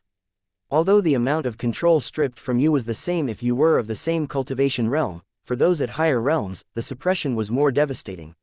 For the truly powerful, the ancestors amongst ancestors, the progenitors amongst progenitors, this suppression was even more exaggerated. If you already had a title, the suppression might even outright kill you before you could do anything. This aside, from Ryu's understanding, the Tidal Steel should separate them by potential. The odds that the true powerhouses would meet so early on was unlikely. At least for the others. Ryu, though, was a special anomaly. That was because although his fate star had begun to spin once more, what it hadn't been able to do was return to its peak potential. Because of that, Ryu's fate was probably counted among the small fry, so he wouldn't be granted a region of his own like the others. In all likelihood, there was someone else who was designated as the king of this hill by the title Steel. Now, it seemed he would have the fun of being able to find this person. Ryu grinned. He preferred it this way. If he was stuck battling small fry until the end, where would all his fun come from? That said, battle wasn't the only thing to benefit from here. Still, without an adequate amount of fate, it would be impossible to make it to the next regions further ahead. However, Ryu wasn't worried about this in the slightest. Since he had wrapped himself up for over 2 decades, it was about time he let loose. He finally cared enough to look at the world around him. It was a bland stretch of forest, the splatter of blood and organs coating the otherwise calm atmosphere. There was more than just one dead too. It seemed that he had killed as many as 3 with his roar, and there were no doubt many more coming here for that goal precisely. Well, come on, then. Ryu roared to the skies again. Several figures rushing to this location just to check it out found themselves exploding into blood mist. Tens of kilometers away, hundreds, even thousands. They didn't seem capable of protecting themselves despite the distance. Ryu rose into the skies, his aura beaming. Chapter 2148 Deduce. Ryu's palm struck out in waves, colliding with the earth and ground in continuous waves as though he had completely lost his mind. His laughter became akin to the ravings of a madman. Everywhere he went, he unleashed an onslaught, and geniuses that had come here with hopes, dreams, and aspirations found them shredded apart. Unwillingness bathed the air and soaked the skies, blood hanging so densely it weaved into the trees and poured through the soil. Ryu should have felt bad, he should have been accumulating poor karma, he should have probably felt something, at the very least. Well, something other than sheer joy and elation. But he didn't care about the slightest. All of his suppressed emotion, all his repressed rage for the world, boiled out at the same time. But this time, it wasn't because he felt unwilling or weak. Instead, it was because he was taking back what had always rightfully been his. The geniuses scattered, fear gripping their hearts. Ryu rose so high in the skies that he could probably be seen from every corner of this region, but once again, he didn't care. In fact, he wanted them to come. The larger the numbers, the better. Today, he would let his Tao title ring through the skies, shatter stars and sprinkle their mass onto the world below. He would rip out the cores of worlds with his palms and shape them into his very likeness. He would tear out the hearts and destinies of these so-called geniuses, and for the crime of trying to stand in his way, he would make them know despair. Whether the smallest, most insignificant character here, to those who deigned to call themselves princes and princesses. They would suffer beneath his boot. He's already unlocked the ability to fly. Run, we can't keep up with this. Band together, gather a force, we'll all die if things continue like this. There's a fate barrier keeping us trapped here. Fuck you, you build a team, then. A young man looked to the skies with a frown on his face. He had black scales running down his cheeks and seemed to have the aura of a dragon on him, but not quite. In fact, he was a dragonling, a race of creatures born from demons, not dragon kings. But after years of evolution, they ended up converging onto the path of dragons, becoming quite similar to them in many respects. Dragonlings had not only powerful bodies and the likes, but they carried many of the fate talents of dragons, even capable of using the path of reincarnation to tap into them and steal some of the methods of dragon ancestors of the past. It could be said that this was the true ability of dragonlings, but they didn't like to claim it. At the very least, half of their ancestry didn't. The dragonlings were separated into 2 factions, one of which wanted to be recognized as a member of the dragon race, and another portion that wanted to delve into the true abilities of their Ling demon race all the more. This young man didn't care either way. Known as the Dragonling Prince, the only thing he cared for was power. Since dragon talents came more naturally to him, he used them. But he was eager to see if he could break free of that and forge a new path for himself, one where maybe he would become the ancestor instead. However, the oddities in this region he was trapped in made him frown. There was someone formidable here. Just as he was hesitating, though, his gaze flashed. He turned his nose up to the skies and sniffed. The trees in the surroundings were almost uprooted with how violently they bent toward him. This smell, dragon, the Dragonling Prince felt his heart tremble with anticipation. Was that the person causing all this trouble? Dragons had always been so arrogant, this certainly checked out. He took a step forward, but then hesitated. His eyes narrowed and then he turned, slinking away into the shadows. His body shifted and disappeared as though he had never been there in the first place. Ryu appeared above a dilapidated temple. So many people had scattered away from him, running with their tails between their legs. Now, it was more of a hassle than not to go and deal with them. Well, he would deal with them in due time, especially as the region began to shrink. But right now, it was far more convenient to him to deal with the other matters. Like he had said earlier, there were other methods of taking advantage of this realm, one of them was precisely right up his alley. Ruins. Ruins were dotted across the realm. Other than defeating and killing other participants, this was another way to gather fate. However, Ryu didn't think that this matter was so simple. The tidal steel felt like a treasure birthed by the heavens themselves, maybe some overlord force of law that controlled all of existence itself. He had even heard of some rumblings that the tidal steel had existed since the very beginning of time. He had also heard that from several individuals in the true martial world that the tidal steel was the treasure of the Ruin Master Guild, and that even they couldn't quite figure it out completely. But not figuring it out completely, and not causing any changes to occur in it, were two vastly different concepts. Still, Ryu had already promised his wife to wipe out a certain guild. He was still quite a distance from that now, and was still trying to catch up to his wife first. But that didn't mean that he couldn't deal them a devastating blow now. The question was, how? These ruins were here by oddity. It didn't make sense that something like the tidal steel would use such a method, not when ruins usually represented the inheritances of others. By the time you were ready to accept your Dao title, how could you still be willing to accept the inheritances of others? If you were weak. So what did it mean for them to be here? A bright glow beamed out from Ryu's eyes as he began to deduce. Chapter 2149 Pluripotent. Interesting. It took Ryu an entire 3 hours to deduce the secret. He even had to enter the ruin itself, checking it out without clearing it, a task that was much more difficult than it sounded.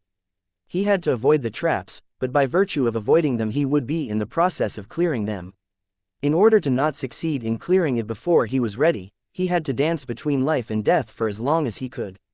Essentially, until the very end, his life had been on the line. That feeling though, left him feeling quite alive. He wouldn't rather be doing anything else. Well, aside from maybe his wives. But even a man like him needed a break from that from time to time. Soon enough, he'd have a farm of kids running around everywhere.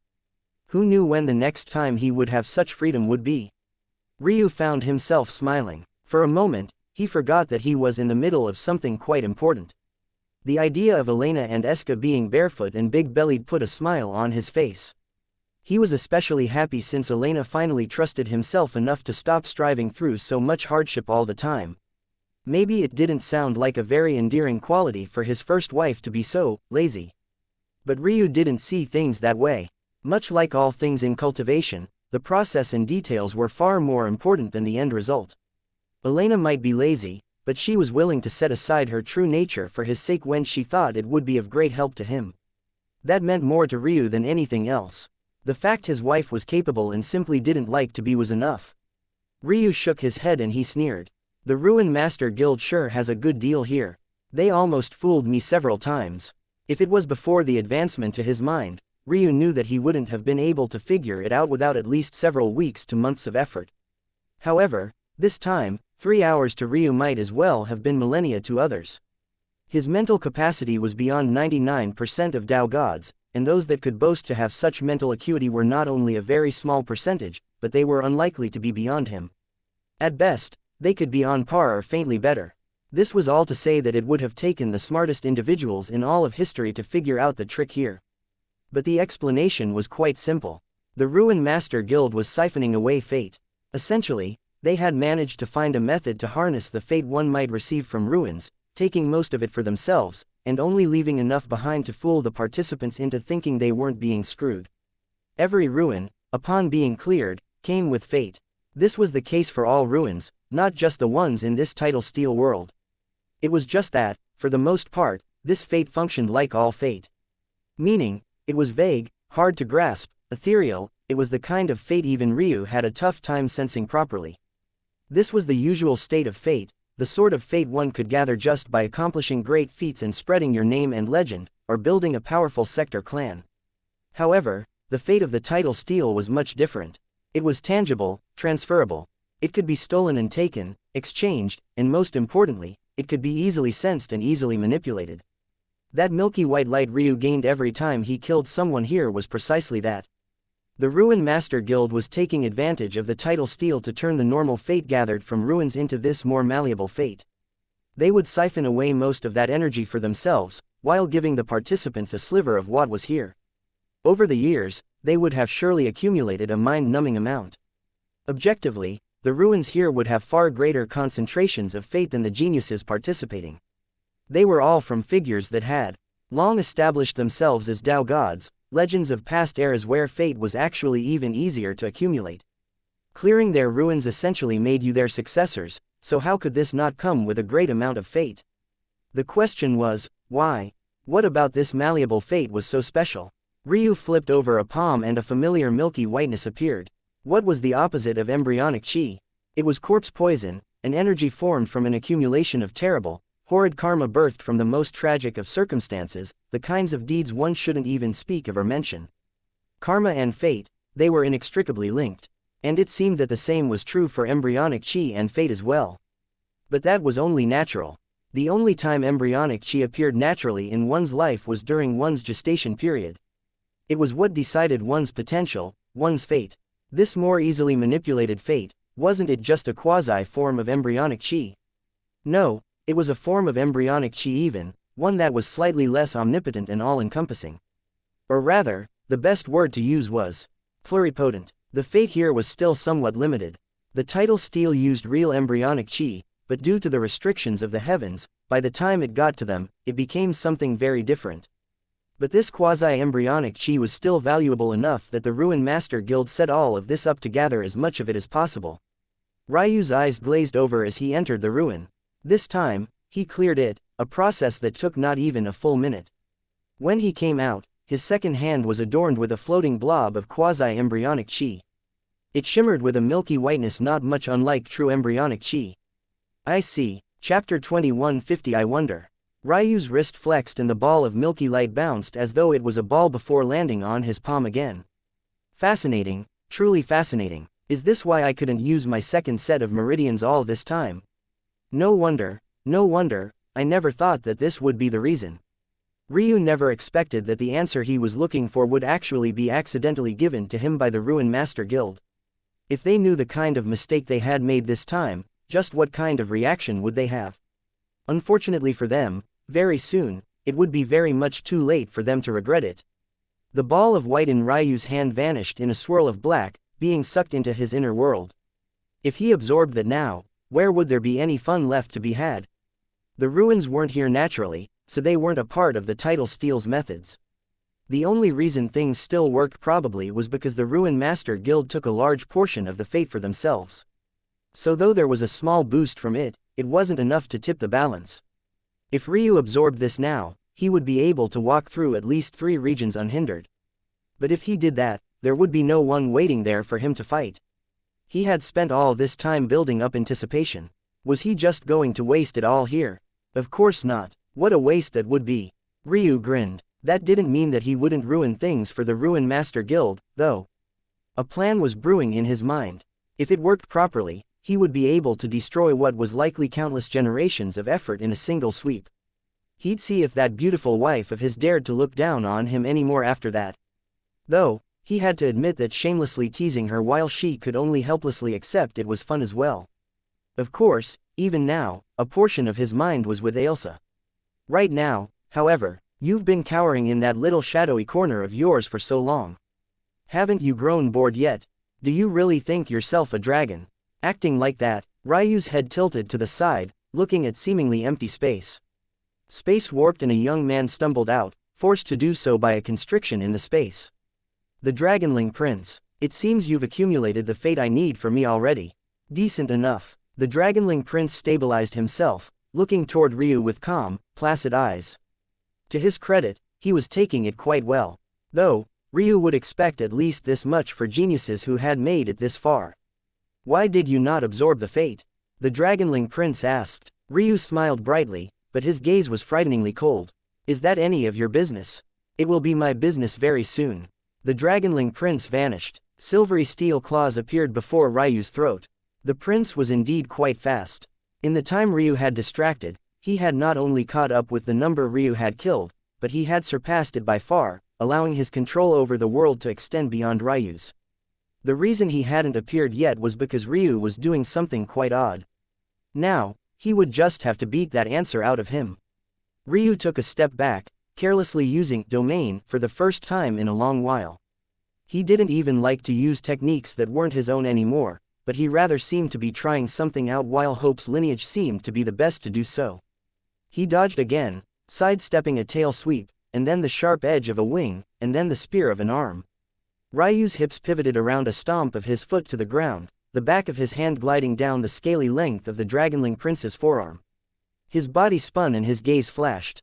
With a sudden explosion of power, his elbow drove right into the prince's chest. The sound of bone crunching echoed and the dragonling's body bent away from Ryu, flying out in a spurt of blood and crashing through a line of trees. Ryu must have had barely 10% the power of the dragonling right now, and yet, the end result was much the same.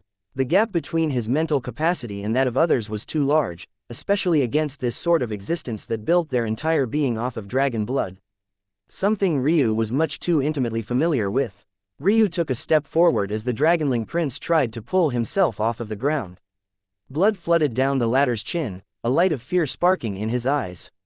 Suddenly, Ryu looked like that towering mountain once again, the gap so large that he couldn't even fathom it. "I can tell why you came," Ryu said with a smile. "You must have smelled my dragon blood.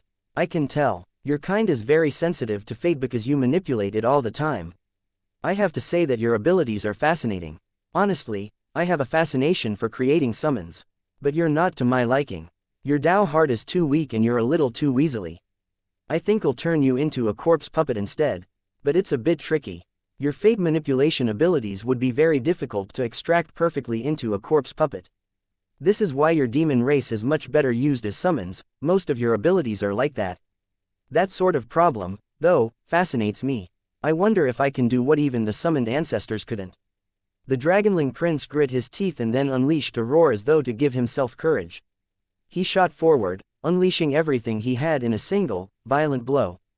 Ryu's eyes flickered with light. He struck down with a finger from above, tapping the dragonling's wrist. The dragonling's entire balance was thrown off, his fist driving toward and then into the ground. Ryu took the opportunity to drive a knee through his head, bending and snapping his nose, and turning it into shrapnel that shredded his brain to pieces. With a light step, Ryu turned around his body, driving a palm into the back of his head before the momentum of his knee could even fully take hold. The two forces combined and nearly squashed the dragonling's head to minced meat. The dragonling shuddered, and then he fainted, his life barely hanging on by a hair. Chapter 2151 Send. Ryu leaned over, picking the dragonling up by his neck. He looked at him for a moment. This sort of injury would instantly be fatal to any mortal, but a Dao Lord had far more vitality than just this. Of course, this wasn't because Ryu wanted to spare him. Instead, it was because he wanted to complete a live refinement. As he had said, was there a better place in the world to build his corpse puppet army? He had no intentions of using them for this battle, but very soon, he just might need them. He could smell something over the horizon. A sneer curled Ryu's lip and a swirl of dark space swallowed up the near corpse in his hand, sealing it away in his inner world. At the same time, he took the opportunity to pull the fate that the dragonling had gathered into himself. Normally, he would need to kill to do this. But with Ryu's level of control, he could just take it in the case of the target being too weak or too out of it to fight back.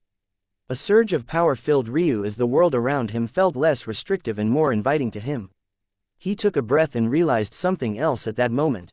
Part of what had taken him so long to decipher what was happening with the ruins was because the world wasn't listening to him. In fact, it was actively fighting back against him. Ryu took a step and shot into the skies. With his near fate, the range of his third perspective had expanded considerably and in a brief instant, he scanned the entire region. There are still a few. But none worth turning into corpse puppets. Although he wanted to accumulate quite a number, it would be useless if their talents were worthless. They had to at least be of some interest to him, and if they hadn't lasted even this long with only the dragonling hunting them down, they weren't worth much of anything. Ryu had only been out of it for 3 hours, but they were all scurrying around like cowardly rats. It was needless to say that if none of them were worthy of being a corpse puppet, none of them were worthy of being a summon either. With a gentle tap at the air, Ryu attacked across a large distance, space becoming nothing more than a worthless construct to him as he drilled holes through their bodies, snatching away their fate.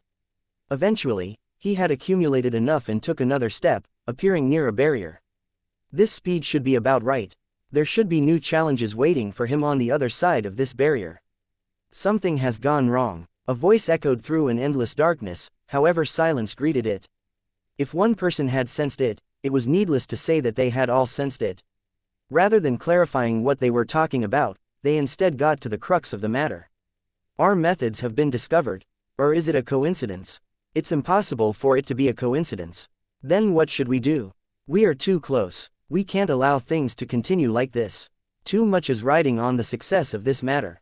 Send I am. Silence fell once again. Sending in a Tao god was troublesome for several reasons that Ryu had already seen through. While it was possible, you just might be co-signing the death of a talent. A weak Tao god would be shredded apart by the geniuses of the Lord Realm just for the foolish attempt of stepping in. So it was impossible for them to send one of those. The only way was to send someone powerful enough to actually be capable of playing this game of fate, but in such a case, they would be sacrificing one of their own talents. I am is very close to reaching that level. Close is relative. It's a matter of billions of years even now. Although this is a short time to us, our plans will bear fruit long before that. We are working on orders of centuries at most. He will not be useful to us. The reasoning was obvious. If I am took so long to complete this objective, then he obviously wouldn't be useful for the penultimate moment.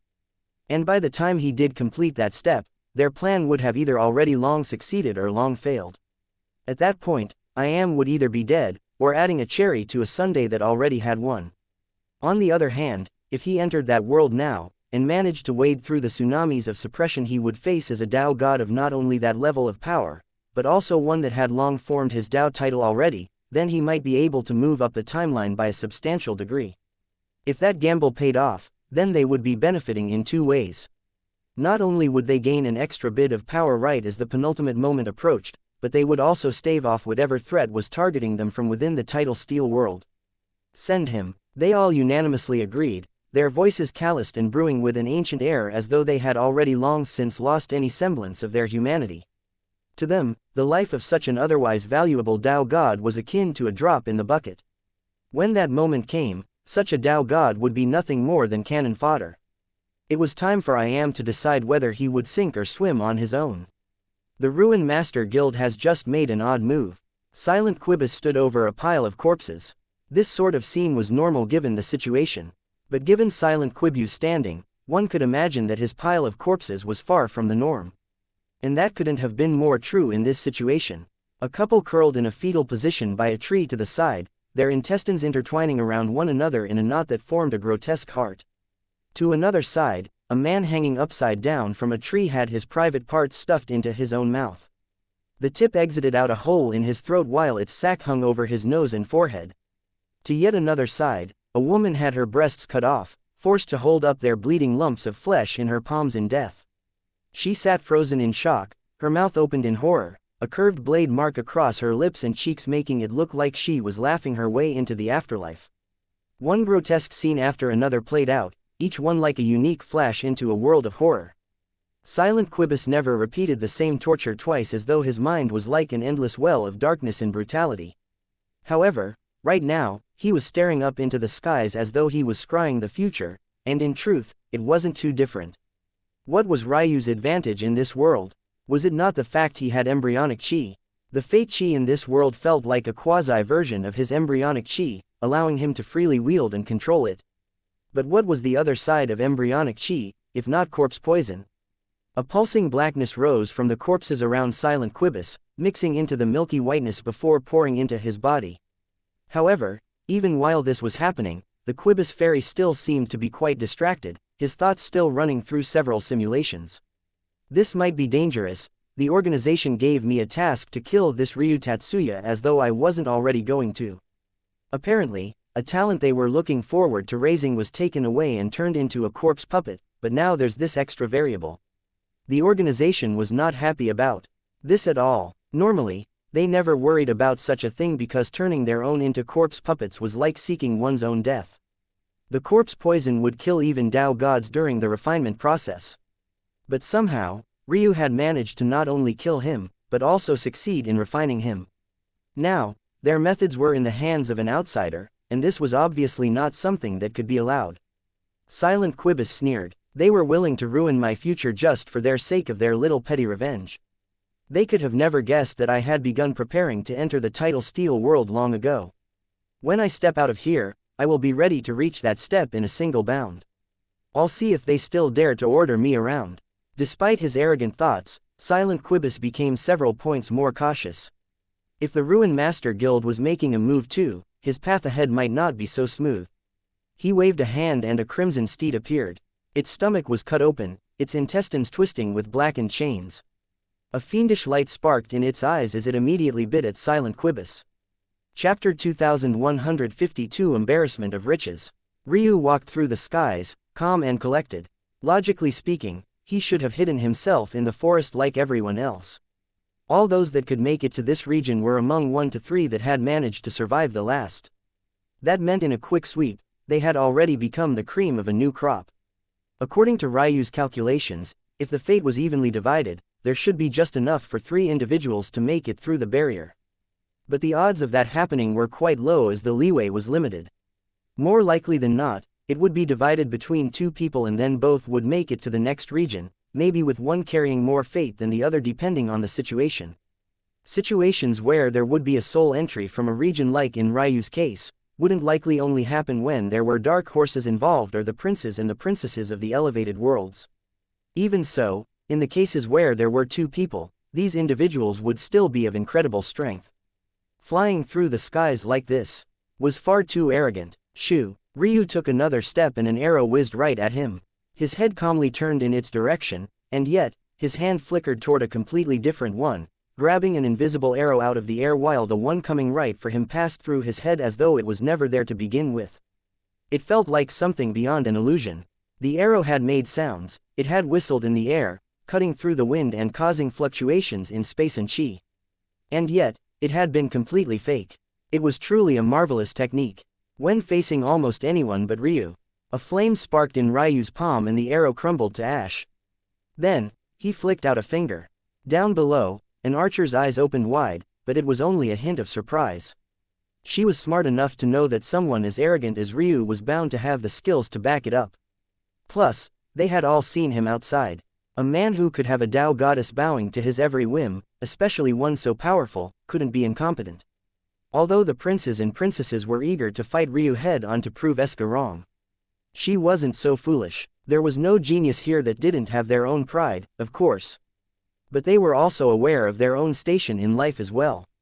If they wanted to surpass those geniuses, they had to play the long game. That was why she had fired that arrow on a delay. She had long since moved from the location where the real, invisible arrow came from. Ryu flicking a finger toward the location she had been but no longer was, gave her an accurate gauge of his abilities. Next time, she would be more prepared. She froze. The young woman looked down at her chest.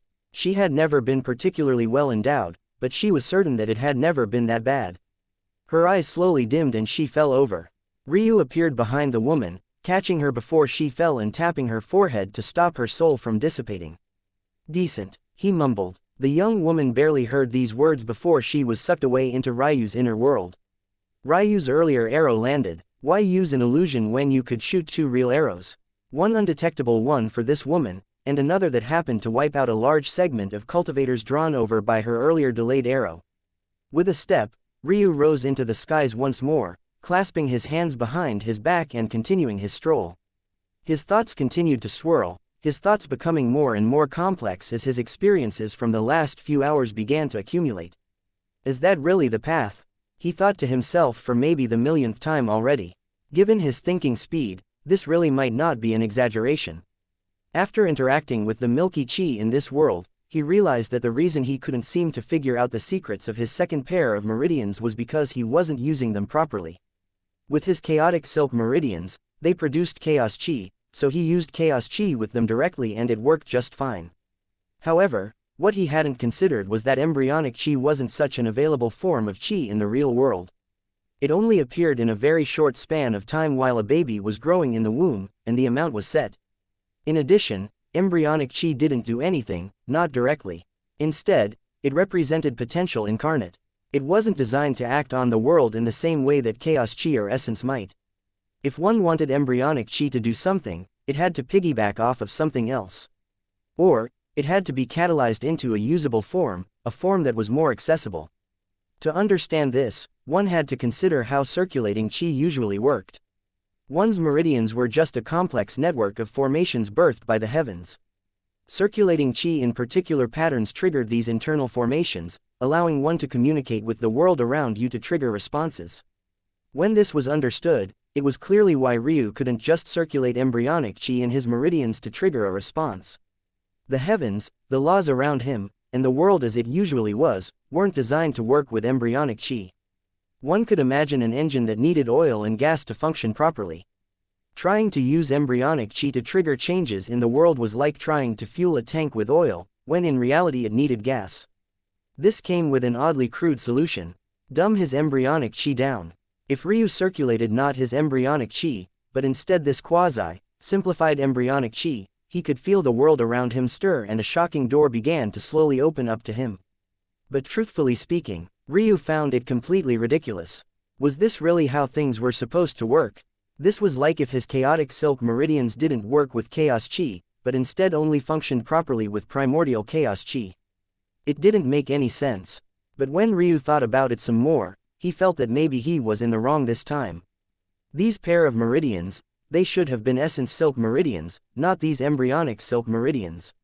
As far as he knew, this latter set of meridians shouldn't exist at all. They had only been forced to appear due to a mutation in the path he had taken, and also a unique change triggered by his spiritual foundation. All things considered, this was likely the first time in the history of existence that these meridians had appeared. Who was to say that the heavens had never made a mistake before? He was making the assumption that there had to be some way, some method to get it to work with embryonic chi. But what if that wasn't true in the slightest? What if his meridians, as powerful as they were actually defective and this was the only way to make proper use of them? The more Ryu thought about it, the more he felt that this was probably the truth. Although he was somewhat disappointed, others would probably kill him for his thoughts right now. Who cared if he couldn't circulate techniques? His meridians produced embryonic chi. That allowed him to practically infinitely increase his potential. His stamina was unlimited, the stamina of his allies would be unlimited, his ability to grow, raise, and nurture an army, a clan, a generation of elites, and generations more after that, would be entirely second to none. If Ryu had the ambition to build an empire, it would become the strongest in all of history without the slightest shred of doubt. But now, for him to complain about it after actually finding a method to use them anyway. It was an embarrassment of riches. The truth of the matter was that Ryu was probably the only one in existence with this unique set of circumstances. Even if someone else had the very same coincidental encounter and managed to trigger the formation of these embryonic silk meridians, and even if they managed to figure out the method to use them, it would be impossible for them to do so. Not unless they, too, had mysteries of heaven and earth pupils and a perfect blackbody soul. It was only because Ryu had a fate soul nature that he could manipulate his embryonic chi to this extent, changing its character to become the quasi-embryonic chi of this tidal steel. And finally, Ryu's milky chi churned and a radiant light came from him. At that moment, the land beneath him shone with gold and the trees shot into the skies, instantly growing to over 10 times their original height. Ryu's lip twitched. That was just the simplest circulation pattern he had found, and he had only used a single droplet of embryonic chi. Wasn't the result a bit too exaggerated? Chapter 2153 Ruby Light. Ryu was truly shocked by what he was feeling. In that moment, it was as though he had grasped the very essence of life itself, and he breathed it into existence. These trees had their growth accelerated by thousands of years in a single breath. The air responded to him with a mother's warmth and there was a gentle caressing that soothed his soul. But Ryu felt that there was something off. This is not natural. Ryu could feel that he was pulling from something, a potential lingering deep within, not himself, but the world itself. The more he used this strength, the more the world around him would suffer for it until it reached a point where the world would die. There was a reason why this sort of strength wasn't handed out by the heavens. If not for the fact Ryu had undergone a shocking mutation, and a series of coincidences allowed him to reach this step, he wouldn't be able to do much other than just watch his embryonic chi sit and rot within his body, outside of its healing capabilities, of course. But now, with the power at Ryu's fingertips, he felt like he could strip a world of its future potential for the sake of immediate benefits, like he was shifting the fate it had to play with and taking it for himself. This was a shocking amount of power. Ryu could feel this drain so clearly despite the fact it was just the simplest circulation pattern of his meridians. With it, he could expel a great amount of life and healing injury, not only benefiting allies without having to pass out droplets of embryonic chi, but also accelerating the growth of plants and wildlife like he had just now. It wasn't very controlled, and quite frankly, it was a terrible technique. It wouldn't even count as a common technique, quite frankly. And yet, the results were so shocking.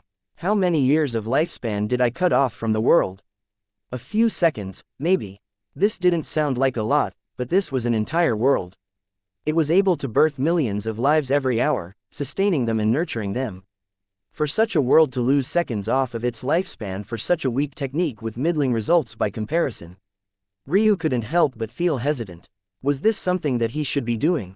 This sort of power was very dangerous. And if others knew he had it, well, if in the past he had once been worried about others coming after his chaotic silk meridians, this situation would make those potential ones feel like a complete and utter joke. Ryu didn't doubt for a second that even the Phoenix Sky God would drop everything to come after him for such an ability. And he didn't even know if he could blame them for it. Looking to the skies, Ryu couldn't help but let out a chuckle. Did he fear these people? No. Was he worried about the fate of the world? Not really. But if he used this power with too much impunity, let alone the fact the heavens would definitely start breaking its rules to come after him, where would he and his family live?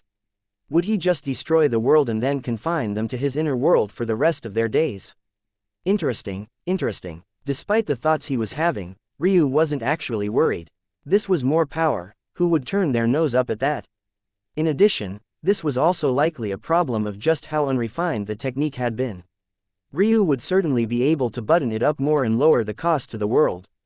But there was still no doubt that as he refined more powerful techniques, the price to pay would only grow steeper. It was just something he felt that he needed to keep in mind, or else this sort of power, it could truly destroy the fabric of existence itself.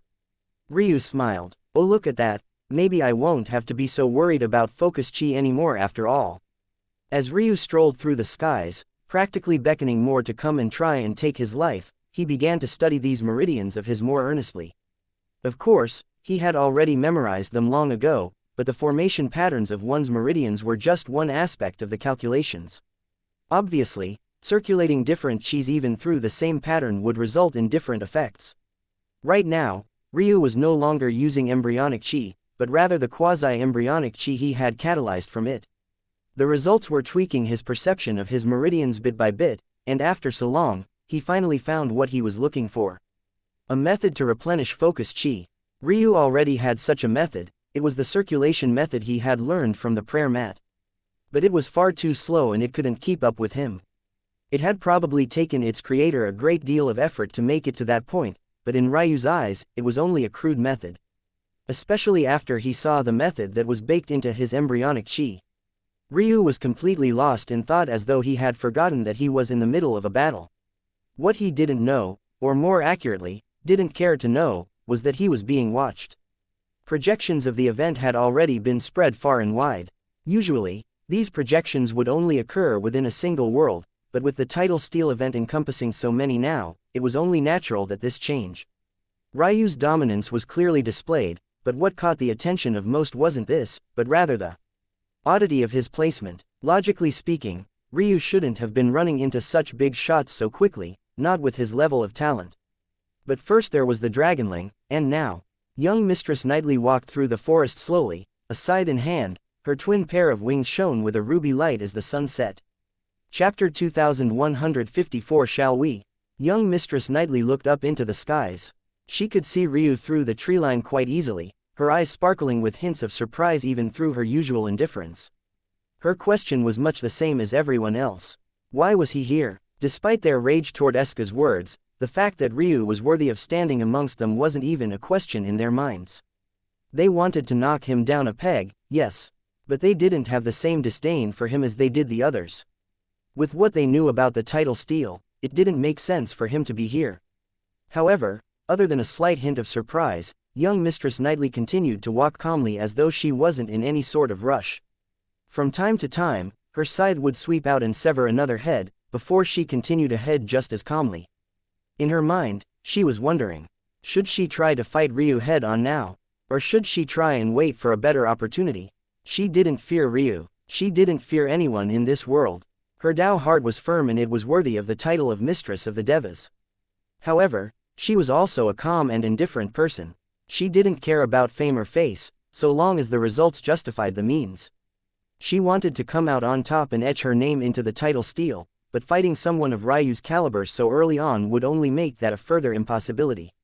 So, she decided to just keep moving at her own pace.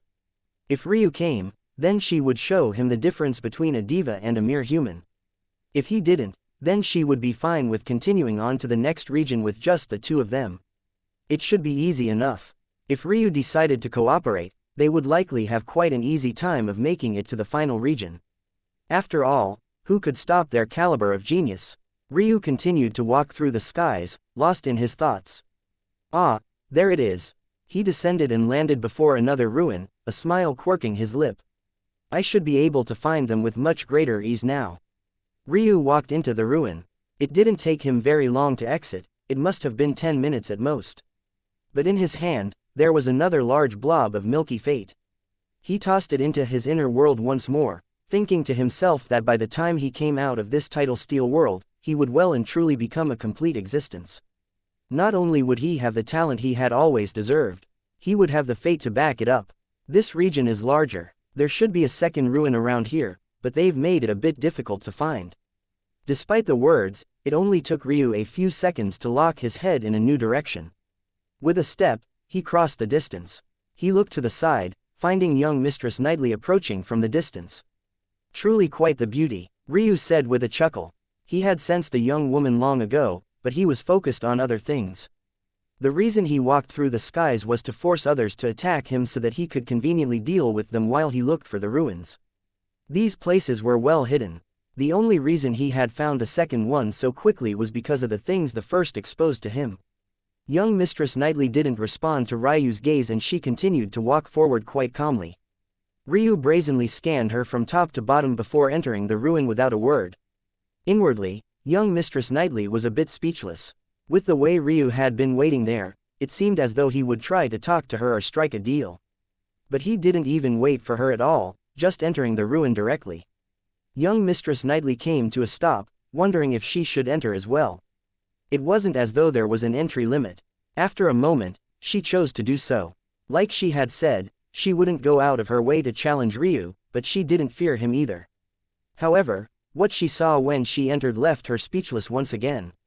She had entered with the intent to catch up and see if she could take some of the fate for herself. Even half of the fate in this ruin would be enough for her to make it to the next region. There was nothing. The traps, the challenges, they were cleared. Or maybe they never existed. She rushed ahead even faster, but she kept running into nothing at all. She frowned, her body leaning forward as she pushed off with a strong flap of her duo pair of wings. Wind sliced against the cave walls as she became a streak of black and red. However, she still couldn't catch up. Unless Ryu had taken a completely different path from her, she had no ability to understand just how he had managed to make it so far. Until she saw it, there was a burst of light and Ryu appeared before her vision. The region was an expanse of red waters and Ryu's light steps almost seemed to dance in the center of it.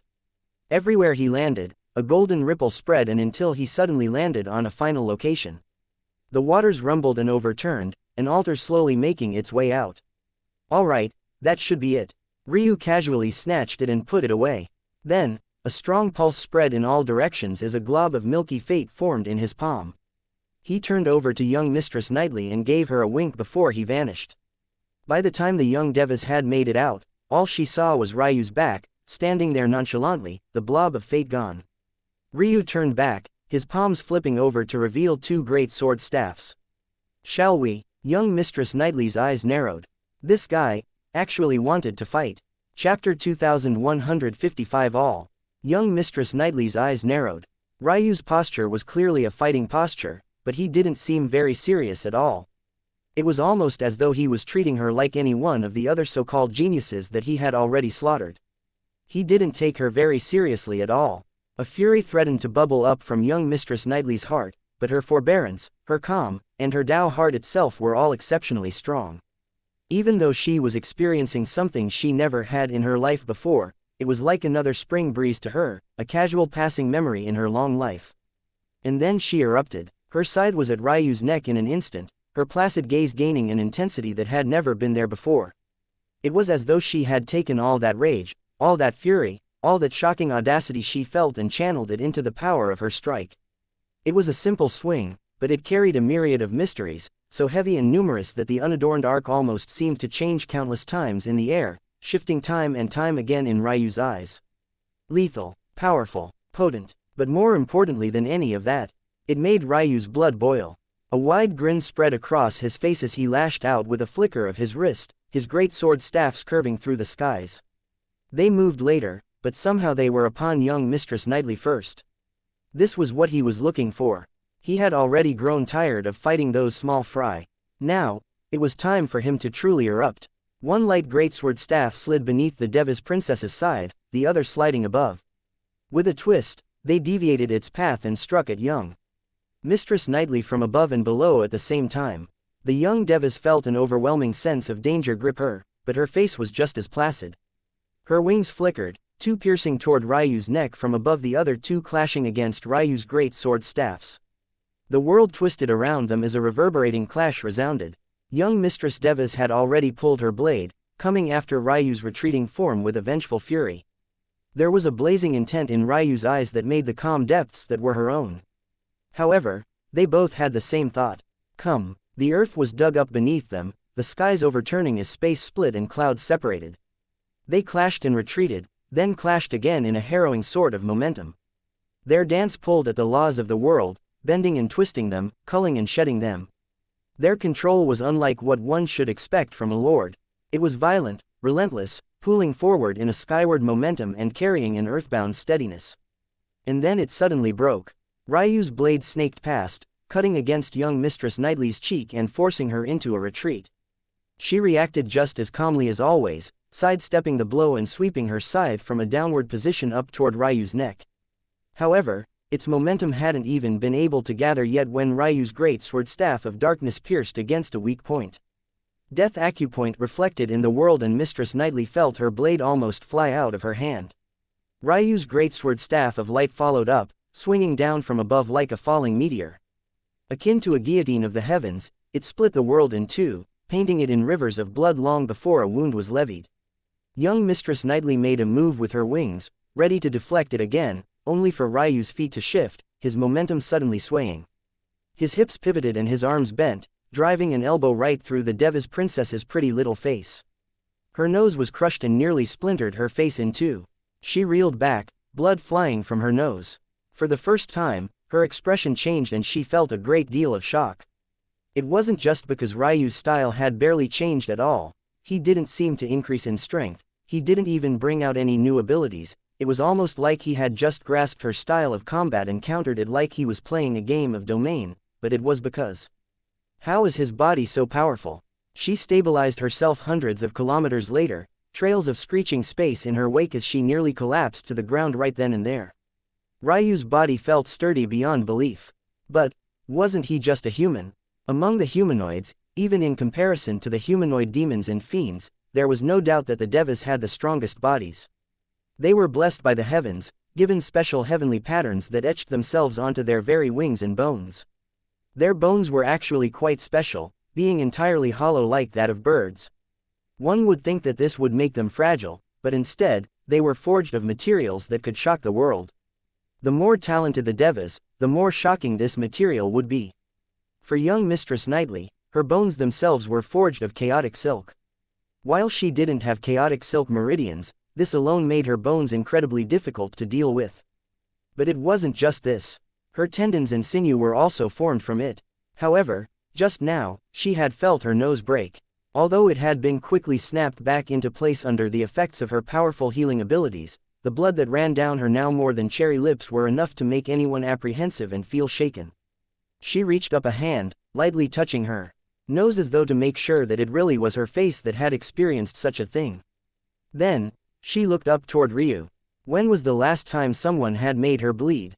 She really couldn't recall. All of a sudden, a grin spread across her face as well and her posture changed, matching the madness in Ryu's eyes. They both shot forward at the same time, their chi blooming. Ryu's chaos chi left dark gold streaks in the air and young Mistress Knightley's own suddenly bloomed in an unexpected way. The sound of chi exploding within young Mistress Knightley's body reverberated.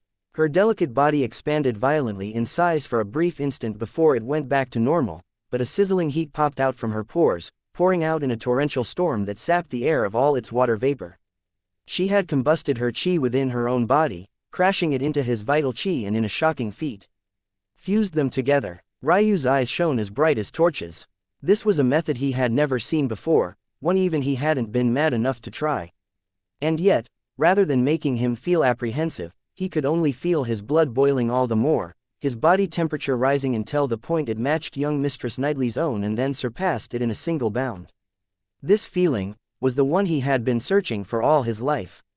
Scythe and blades reverberated across the skies, each clash before forcefully suppressed beneath their control, and yet, while the region around them remained intact, near the edges of their control domain explosions of space and winding hands of times twisted and bent around one another. Young Mistress Knightley suddenly suffered a kick to the abdomen that sent her piercing right through a mountain sturdier than any Ryu had ever laid eyes on. It seemed that in pure hardness, it was beyond even the Shrine Mountain. The Deva's princess tore this sturdy mountain apart, carving out a new path out of it before charging Ryu once more. Her Tao bloomed across the skies, a peak-founding Tao of an elevated world pouring forth before it too took a step beyond. The booming cadence of her chi and vital chi within her body came to a sudden stop, calming like a gentle breeze before a coming storm.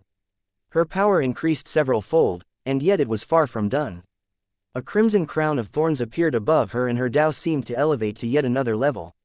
And then, her chi, her vital chi, and her spiritual quintessence pooled into a single vast ocean. Her spiritual foundation rumbled, her Tao soared, and her 4 of her 6 pillars slowly fused into one as a triangle formed on her forehead. It was said that the strongest shape in the world was a triangle. Why 6 pillars, when just 3 was more than enough? And that was what young Mistress Knightley had based her Tao on. Her Tao title would shock the world when she revealed. She raised her scythe, her lips parting as she spoke but the words being obscured as though by the heavens themselves. Today I, Goddess All-Pillar, will show you your place beneath me. She had completely forgotten about the tidal steel event as the boiling of her blood reached a fever pitch. All she wanted was Ryu's head, not because he infuriated her, but because no one should dare to stand in her way. This world was hers to command. The winds, the seas, the skies and the earth. The tides of energy and the tsunamis of emotion. The very talent she had been granted by the heavens, and the fate that she would rip away for herself. She would stand atop of this world. A pillar of bloody light erupted from her, complex runes swirling about it as it solidified into a pillar that stabilized the earth and held up the heavens. 1 begets 2, 2 begets 3, and 3 begets all. 2 more pillars appeared and young Mistress Knightley vanished from sight. When she could be seen once again, her scythe was already cutting into Ryu's neck. Chapter 2156 True King. Ryu's voice boomed and the boiling blood in his body erupted. One after another, his bloodlines roared with life and vitality, pooling into themselves as birthed phenomena stacked to the high heavens. An ancient, rumbling voice pooled across the dark expanse, carrying with it a heavy sword of distaste. The Dragon King sensed the change the moment it happened, but it wasn't just him. The Phoenix Queen, the Griffin Queen, the Rock King, the Qilin King, all of the beasts felt it at the first instant, but none more than the Phoenix, the Qilin, and the Dragon. This boy, their fury peeled across the skies like flashes of crimson lightning. How dare he? It took all of their disciplined self-control to not rush into the tidal steel world right this moment. But what pissed them off more wasn't the fact that Ryu had so many of their bloodlines, or even that they were so powerful, and not even that they were mixed, when they felt nothing but endless disdain for their enemies in the 4 ancient beast clans. It was that despite having such bloodlines, despite the fact he surely knew it would piss them off to no end to reveal them, Ryu revealed them so openly, so boldly, it was like an extra slap to their faces. The words Eska spoke earlier reverberated in their minds. For a long while, they had taken the words seriously only because such a powerful woman had spoken them. A genius of Ryu's caliber marrying a Tao goddess wasn't rare. Well, it was rare in the sense that geniuses of Ryu's caliber in the first place were rare, but within said group, it wasn't uncommon. To those like Ryu, reaching the Tao God realm after crossing the Lord threshold was all but guaranteed. Whether he could step beyond and enter the mysterious realm only the fewest of Tao gods could, though, that was another matter. All of that said, Eska was simply at a caliber all to her own. Because of that, they had paid more attention to the fact that she was speaking at all, and far less to the young man she was actually speaking about. But now that they thought about it, not only had Eska looked to Ryu for permission to speak before she did, he was so nonchalant about it. Even after she said the words she said, he only smiled, and it couldn't even be said that he was indifferent to them. It was something beyond that. It was like he hadn't been paying them any heed at all, like it was more important for him to appease his wives and spend those last few precious moments with them than even care about what their reactions might be to these words. Confidence, arrogance, a pride buried deep within his bones that exuded out with his every action. And now, as his white scales bloomed across his body and his wings, he displayed that pride boldly to the world. The scythe cut across Ryu's neck, swiping through and drawing a line of blood. Ryu took a strong step back as his blood was drawn, a single droplet of it spiraling through the skies and crashing to the ground below. The drop was nothing more than a touch of bloody dew, and yet it tore through the thick trunk of an ancient tree, shattering it to its very core akin to an exploding arrow before digging out a deep cavern in the depths of the hardened soil. Young Mistress Knightley's second attack came even more swiftly as though she had already expected Ryu to dodge. All of her power was concentrated into a single point, her combat style encompassed by a single word. Firm. There was nothing fancy to her attacks, nothing flashy at all. Her chi hardly leaked and even the space around her only rippled the slightest bit, almost like a whimpering mirage in the depths of a hellish desert, but these simple attacks carried a strength that could sever the lives of most sovereigns. Lords, sovereigns, and gods were well known for their durability. But beneath Goddess All-Polar's blade, one was no different from a mortal. A pierce through the heart, a decapitation of the head, the severance of a limb. Any one of these injuries that Ryu might usually otherwise be able to shrug off with a strong pulse of his soul and a sweep of his embryonic chi would now be lethal to him. And he loved every single second of it. He was a man who was rarely impressed, but facing off against his first cream of the crop genius, he could say with a wide grin on his face that he wasn't disappointed in the slightest bit. Their blades crossed and their noses nearly touched beneath their momentum.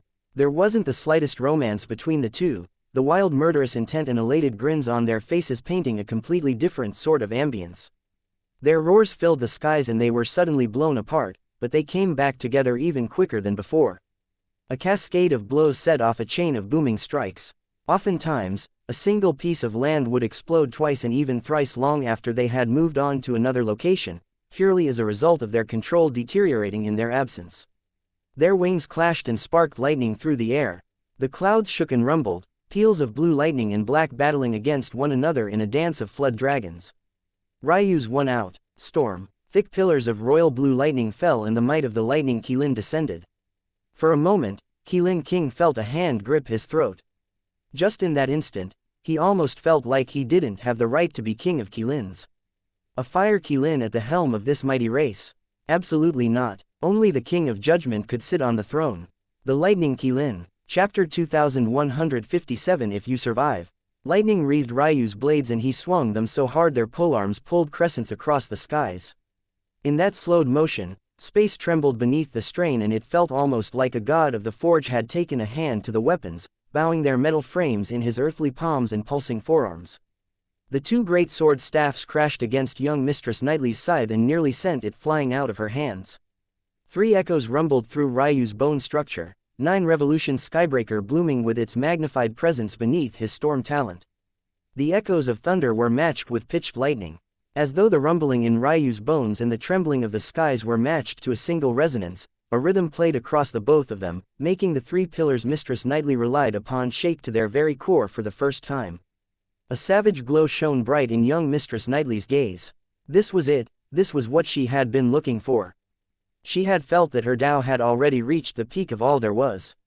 As much as she had searched for a path to improve it, it was simply impossible to find. She had already stepped beyond the threshold of an elevated world, so just how much further could she make it? However, she had felt that this tidal steel world would be one of her last chances to find that path. As she continued to grow, it would only become more difficult to take that step in the future. But just now, she had felt it. Weakness. This was the very first time her 3 pillars had shown any sign whatsoever of trembling, and it was because of this man before her. Young Mistress Knightley ran a red tongue across her pearly white teeth, a lusty light of desire sparking in her eyes. However, this lust had little to do with Ryu's looks or her desire to bed him, and everything to do with her. Lust for improvement, her desire to grow stronger, and her anticipation to do both. The soft flesh of her tongue pricked against her cute, low-profile canines, drawing a line of blood that dripped down her cherry lips. For a moment, she looked no different from a tempting seductress before that aura vanished in favor of a towering might. Whether she would be able to step through the gates of heaven and reach that ever-elusive threshold would be decided within the next few moves. She unleashed a roar that was anything but delicate. Akin to war drums thrashing against heaven's limits, her chest expanded beneath the strain, her lungs almost bursting with the amount of air she forced into them. Her all-pillar chi, unique to herself, exploded out from her body. A line of meridians was drawn from her body to her wings and then back again, forcefully connecting them all. The chi for millions of miles was forced into obedience as the aura of a diva goddess descended, or so it seemed. In that moment, she might as well have already stepped into that threshold. With her Tao heart blossoming and her momentum climbing, she was a woman truly worthy of stepping to the peak of the world and standing above it all. Ryu's booming laughter met her momentum, his lightning dancing and his great sword staffs pulsing with light and darkness. The 3 auras danced around one another, forming an odd resonance that was eerily familiar. But maybe because she was so in tune with herself, so focused on improving on her own and surpassing this opponent before her, young Mistress Knightley didn't seem to notice. "You are a good woman. If you survive this, I'll make you my summon and show you what the true peak of the world looks like." Young Mistress Knightley wasn't enraged by the words. Instead, she spoke out herself, her fiendish grin no less savage than Ryu's own. "You are a good man. If you survive this, I will protect you from the ancient beasts and make you my prince consort." Ryu grinned in return. "I'm a hypocritical man. I can have many women, but my women aren't allowed to be so frivolous. Those men are not my husbands, they are concubines prepared for me for when I cross the threshold of Tao Goddess. My Deva's race has trouble procreating, so the strong amongst us must do this. I do not mind appeasing you a small bit, though, my future husband. You may be my first, and I will only allow you to lay in my bed. The others will be nothing more than tools." Ryu's laughter pealed across the skies like blooming thunder. He raised his blade to the skies, choosing not to respond for the moment. Very soon, the world itself would hear the words of his heart. Maybe they all assumed that this was a clash of equals, a stormy symphony of a two-genius ballad. But this was far from the case. Young Mistress Knightley was a peak lord. Ryu was only a quasi-lord. Today, he had come not just to face against the geniuses of the world. He had come to assert his dominance. Suddenly, his light, dark, and lightning chi solidified. 3 pillars descended from the skies, mirroring Goddess All-Polar's own. Young Mistress Knightley's eyes widened as for the first time, she sensed Ryu's Tao. A vast chasm opened up between the two of them and her heart shook violently. What was this? I hope you survive. It would be a shame for such a beauty to leave this world." Ryu's lips slightly parted once more. Judgment. The sound was almost soft, like the world itself didn't realize it had been broken apart until it was too late. Young Mistress Knightley's momentum reached a peak at the same time as she too slashed out, but somehow, it was hard for anyone to notice this at all. A shocking sweep of chi expanded in all directions, swallowing the battlefield whole. Chapter 2158 Fun. The world fell into silence. It wasn't the normal kind of emptiness of sound, the kind still filled with the gentle sweeps of wind and the rustling of trees. This was a true silence, like a vacuum formed in the depths of space, lacking a medium for such a thing to travel in the first place. Ryu stood high in the skies, exhaling a slow breath. Through his lips were sealed and his expression was calm. The rapid rise and fall of his chest showed that he wasn't nearly as calm and nonchalant as he had made it seem. And yet, it hardly seemed to matter when a woman dangled from his palm by her hair. Young Mistress Knightley hung limply, her robes tattered and torn, her wings drooping downward without nearly the same sharpness and rigidity they had just had moments ago. Blood covered her delicate features, her consciousness having faded to black. Her life itself hung on by nothing more than the faintest of strings, but there was a peculiar smile on her face. Ryu recognized that smile. It was the sort of smile he had had when he spoke to the Phoenix Sky God for the first time, the smile he had when he realized that maybe losing wasn't what he feared most, but rather the lack of a chance to try. If he failed while on his rise to the top, then so be it. Did he think he would? Not in the slightest bit.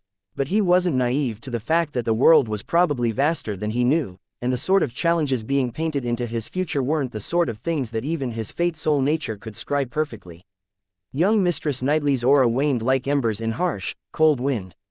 Ryu exhaled a final breath, his calm finally returning to him as his heart settled down. Dangerous indeed. Maybe he was too arrogant, but he had insisted on defeating young Mistress Knightley by copying her Tao. Well, he had copied it in part and then created a new technique based on it. This was the result of a perfect fusion of his new Tao, both the order half and the chaos half, one aspect analyzing the heavens and the other analyzing the opponents that stood across from him. When they came together, he was able to do even this. Young Mistress Knightley's Tao was truly extraordinary. The 6 pillars of cultivation were obviously bloodline, spiritual foundation, soul nature, bone structure, meridians, and finally the Tao. Using her Tao, she was able to shrink this to just 3. She combined meridians and spiritual foundation, combined bloodline and bone structure, and combined soul nature and Tao, forming 3 pillars from the original 6. When this was triggered, this allowed her the foundation she needed to combine her spiritual quintessence, Qi, and vital Qi into one, effectively taking the 3 realms of cultivation and forming them into a single ultimate realm of cultivation. When this occurred, the energy she could wield was actually no less potent than Ryu's chaos Qi. This was the weight of a true genius.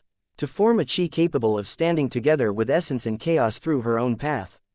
It was hard to see how such a person could even be capable of losing in the first place. She was right to be so arrogant to the point of turning her nose up at everything. What was truly shocking about this was that she was so very close to Ryu's one above all. But she had chosen the exact opposite path, choosing to place the emphasis on 3 rather than the 1. Ultimately, if Ryu was correct, she was probably looking for a path that would allow her 3 pillars to be further combined into one, but the difficulty in scaling such a thing was so exceptionally high that it was no wonder she felt like she had crashed into a wall. Without a mind on the level of Ryu's, it was impossible for her to take such a step. In fact, even if Ryu dedicated the next decade to solving this problem for her, he likely wouldn't succeed. He would need much more time and experience for that, maybe even a sudden bout of inspiration. Ryu had said it once before in this battle already, he was rare if ever impressed. But in his first battle against a genius of such caliber, he had actually been so thoroughly floored. So this was the ceiling of the world. Or was it? Ryu looked to the skies, still holding up the delicate beauty by her hair as though he didn't have the slightest hint of a soft spot for her. His gaze seemed to pierce through the veil, but even with the strength of his heavenly pupils, he still couldn't reach that height. The height of the heavenly court. Just what was it? What was it worth? Why did it exist? And why was it so eager to make him come to it and obey? Ryu's shoulder moved and he raised the young Deva's body by her hair until they were eye level. Her breath hiccuped and a deathly aura exhaled from her cherry lips. Troublesome indeed. He said that if she survived he would make her a summon, but this would no doubt enrage the Devas. Ryu chuckled. Since when had he ever cared about such a thing? With a swirl of space, she vanished into his inner world. Ryu's chuckle deepened and he clasped his hands behind his back, continuing his stroll ahead as fate poured into him. Fun, fun, fun. He laughed so heartily one would think that he was holding his baby in his arms already. Grinning ear to ear, he could feel his blood cooling to a low simmer. The boiling had calmed somewhat, but he could feel that it was already prepared to pool over any second now. Today was truly the best day of his life. Chapter 2159 Obedient. A male concubine was sent flying, his spine cracking in half as he collided against a pillar so thick with Tao runes that it didn't even rattle despite the strength the Tao goddess had used.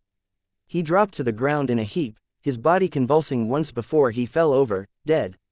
A middle-aged woman with faint lines of age on her face stood from her bed, a line of white liquid running down her legs. But she hardly seemed to notice at all, a cloudiness fogging her vision. Despite her age, the woman was truly a beauty few could compare to, carrying a grace and elegance that belied the scent of the room and the aroma between her legs.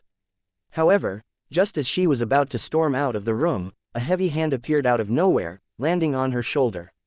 The man's voice was commanding and swayed with an imposing air. Swayed seemed like an odd descriptor for a voice, but the way the man's voice slurred and swung with laziness made it feel like he was constantly trying to seduce those around him with a long, drawn-out drawl. "Get off of me!" the woman shrieked, her aura flaring out like a tempest. Her crimson wings flared out in 4 pairs, 8 magnificently carved ornaments hung out from her delicate back, each feather like a beautiful carved ruby. But the man was uncaring.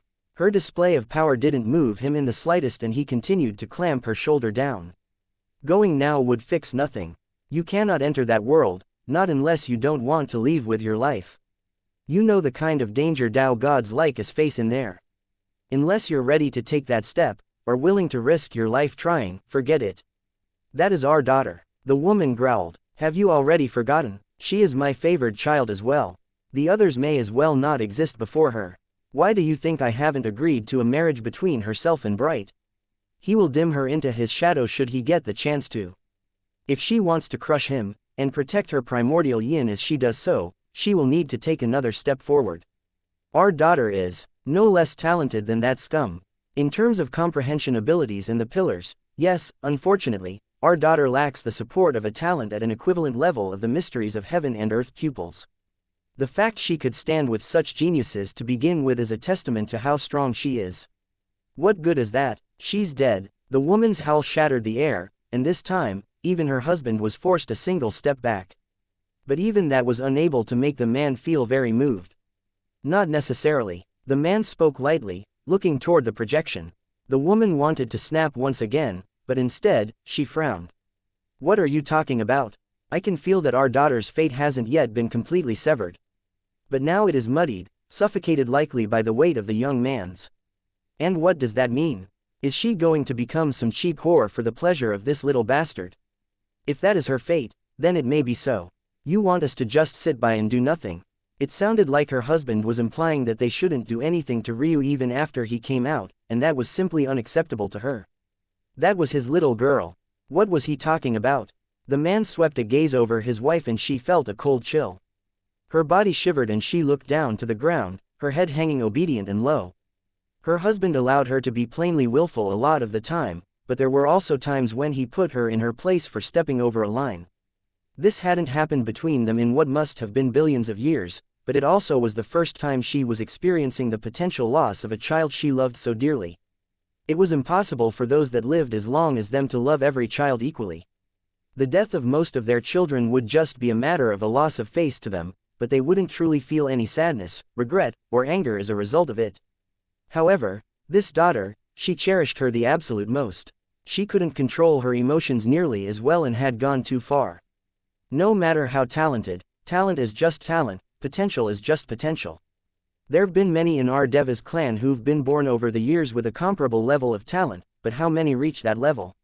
Our daughter will certainly become a Tao god, but will she reach that stage? That is an entirely different sort of unknown. With her head still lowered, the middle-aged woman didn't dare to reply. Now come. Knightley's father spoke lightly. It seems that all this time with these frivolous, effeminate men has made you forget who your husband is. The words had hardly come from her mouth when the middle-aged woman fell to her knees obediently, reaching for the straps of his robes. However, the man waved a hand, a rope of energy taking form. They wrapped around her wrists, then her arms, twisting them to her back and locking them in place. Don't use your hands. Work for it. The anger from the woman's eyes had long faded, and instead, it was replaced by a steadily growing light of desire as though she wasn't being humiliated at all. How long had it been since her husband bedded her? Her teeth clapped onto the folds of his robes and she pulled, whipping her head to the side. Something slapped down onto her face and the mistiness in her eyes clouded her vision over as she looked past its mass and up at her husband. Chapter 2160 Don't mind. Ryu walked through the skies, lost in thought as he entered the next region. He shook his head slowly, truly nothing of interest at all. Maybe he had peaked a little too early, but there was no young Mistress Knightley equivalent here. It was such a shame. Though he was still a little fatigued, he was actually already looking forward to the next battle. Though there weren't any geniuses of young Mistress Knightley caliber, there were many of the Dragonling's caliber, and even several above. It seemed that the talent pool was starting to become sharper and more refined, and yet there was still such a long distance left remaining to go. There are some interesting candidates. Ryu smiled lightly and vanished. When he appeared again, he stood before a young man riding a white tiger. He looked like he had just stepped out of some primitive world, and his eyes had a certain level of brightness and curiosity to him that made him feel like a toddler at heart. He couldn't even react before Ryu grasped his throat. Technically speaking, because of his battle with Knightley, Ryu was actually quite late to enter this region. As a result, there were a large number who had accumulated a decent amount of fate already, and he could sense that a nearby ruin was being quickly cleared by someone. Yet, he didn't seem to be in much of a rush, and neither did the battle take very long at all. The young man found himself and his beast half-crippled before they were tossed into his inner world. This tidal steel was well and truly like an enormous shopping district to Ryu. There was such a large number of accumulated talents here, and they were all of the perfect level, not so low that they would be useless, and not of such high cultivation that he was unable to mold them to fit his vision. This was perfect. He had been worried before about how he would accumulate an army as large as his wife's, a feat that must have taken countless millions of years. But here he was with a fast track. Of course, it would be a while until he could stack up to Ailsa. That was especially so if he considered the difficulty of helping those like young Mistress Knightley to improve. If even he had to spend more than a decade on her alone, one could imagine how much trouble he would have as he accumulated more of her caliber, because make no mistake about it, he would certainly be doing exactly that. However, he didn't allow this to perturb him. As far as Ryu was concerned, when he became true lord, his mind would take another enormous leap forward. By then, something that took a decade before might not take more than a year. Plus, there was one other thing to consider. Time distortion. Ryu's spacetime soul nature allowed him to do the impossible, comprehend while in a time warp. Normally, the laws of the world became too distorted to do this even when the time dilation was especially slow and minimal. However, Ryu had gained the ability to see through these distortions long ago. Of course, the more difficult the problem he was facing, the less time dilation he could use. But he could still cut the time he would need for Knightley by half. For a simpler path like the tiger riding youth just now, he could distort time so much that probably just a few seconds would be enough. This was the gap between a genius and a true prodigy. However, he needed more. He needed to be stronger. As intoxicating as that victory was, he wanted more of it, and he wanted it in larger quantities. Plus, he had promised his wife to wipe out the Ruin Master Guild. That was going to take some doing. By the time Ryu cleared out the whole region of those he found interesting, killing those that weren't, the person clearing the ruin was just about done. It was into this situation that Ryu casually strolled in. A young man sat before a matrix of runes, beads of sweat falling down his face. It only took a moment for Ryu to realize that this young man's life was actually on the line right now. One wrong move and his life would be wiped out. It was quite the sinister set of runes. Or more accurately, it felt a lot more like a visualization. Interesting. Ryu hadn't seen a visualization appear outside of Sacrum. This could be considered the first time. Though, this wasn't exactly the same. There were some hints and differences here and there, mostly in the method of construction used. Visualizations in Sacrum were more of a communication and communion with the heavens, listening to the laws, pulling them from the surroundings, and then building around them. But this visualization method was far more sinister, though all of that was relative. It didn't commune with the heavens, it commanded the heavens, forcing it into submission and twisting the laws into shapes and sizes it wasn't meant to have. This was the far more unnatural form of visualization. The soul was usually the bridge between the heavens and a person. It, of course, had to be remembered that the spiritual foundation was just one of the incorporeal souls. However, it wasn't the only method through which communication with the heavens was possible. This wasn't what was important now, though. What was important was the fact that the soul was meant to be in a symbiotic relationship with the heavens, so it was unnatural for it to use this form of oppressive visualization. Ryu had thought of this method in the past. In fact, one of the many techniques his Tao Heart and Perfect Blackbody soul managed to think of was related to this method of rune manipulation. But in the end, he didn't pursue it. He wasn't very interested in it at all. The juice wasn't worth the squeeze. His comprehension was so high, so why wouldn't he just use the laws of the world directly instead of trying to twist them into something they weren't? However, this method had some merits. At the very least, in this application, it could create a great deal of danger for a man who was foolish enough to attach his soul to something that he didn't quite comprehend. But then again, maybe that was the boldness of a genius. Ruin Master Guild, huh? Is this a genius of yours? Ryu crossed his arms, chuckling lightly. Pathetic. He wasn't surprised that members of the Ruin Master Guild had appeared here. But it went to show just how sinister the organization was. Even their own geniuses weren't aware of the truth of these ruins and were attempting to clear them much the same. Oh, would you look at that? He made a breakthrough. Ryu chuckled again. The young man showed the grit of a true genius and made a sudden breakthrough in his comprehension. Now, his momentum was steamrolling and he was just a few minutes away from breaking the visualization array before them. It was then that Ryu slowly raised a finger. The visualization array shattered and the young man was sent flying backward. Ryu casually caught him out of the air, and with a wave of his hand, the situation in the ruin reversed, all of the fate surging toward him once again only to be tossed into his inner world. Who! The young man immediately lashed out with a powerful attack. The momentum was quite imposing, but it was hard for the young man to muster up much energy when he had basically just drained himself so completely and wholly. Ryu easily blocked it with a palm, illusory divine chains stretching out of him and wrapping the young man up. Normally, Ryu would have already tossed him into his inner world, but he hadn't been paying enough attention to this young man's Tao heart to see if it was worth it just yet, and he also didn't have much desire for his abilities. Ryu wanted fighters, and a ruin master by trade didn't exactly fit that bill. So instead, Ryu just pressed a palm to his forehead. The young man felt his soul shudder before it was suddenly ripped out of him. Ryu weaved through the fate in the young man's mind, piecing together memories. It was easy for even low-level sects and clans to protect the memories of their descendants, let alone a power on the level of the Ruin Master Guild.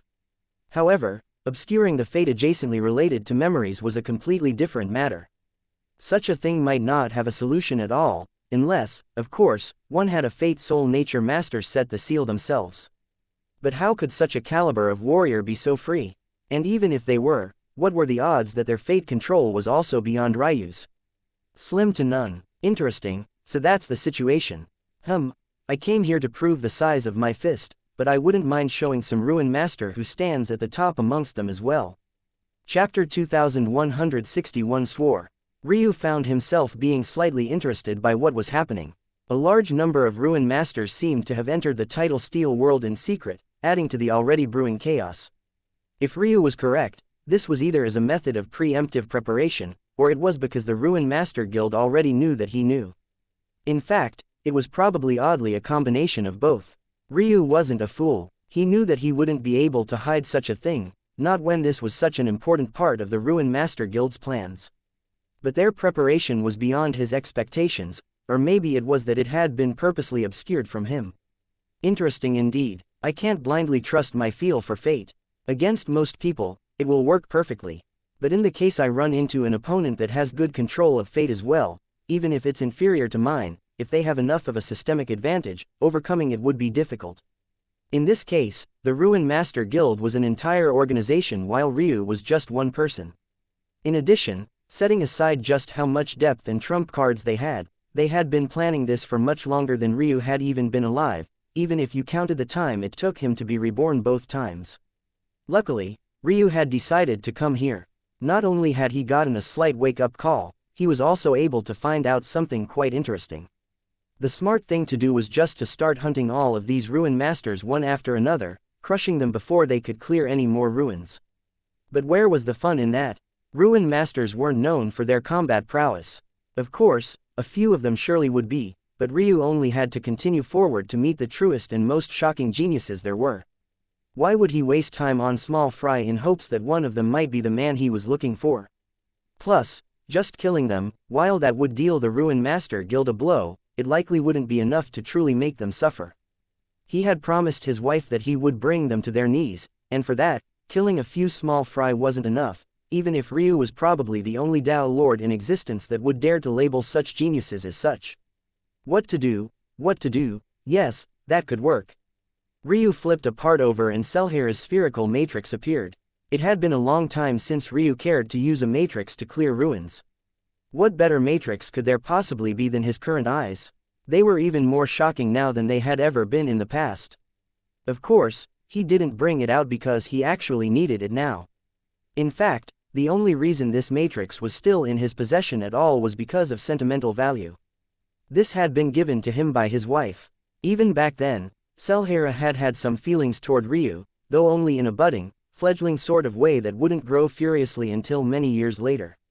And right now, this first gift of his from his wife would actually become a nice honey trap. The moment Ryu took out the matrix, frowns began to mar the faces of those on the outside looking in. Some had speculated that Ryu was a ruin master of some sort, but there was a vast difference between those that dedicated their lives to the profession and those that didn't like Ryu. Ryu clearing the ruins was so easy that everyone took the path of least resistance to explaining it. Obviously, he had brute forced it. Not every ruin had to be cleared with skill. Ultimately, ruins were crafted by cultivators, sects, or clans, and they were fallible. If a Path Extinction Realm expert had a ruin entered by a true sky god, did it matter what restrictions it had? Since the ruins had appeared so early on, everyone had just assumed that they were the relatively easy ones.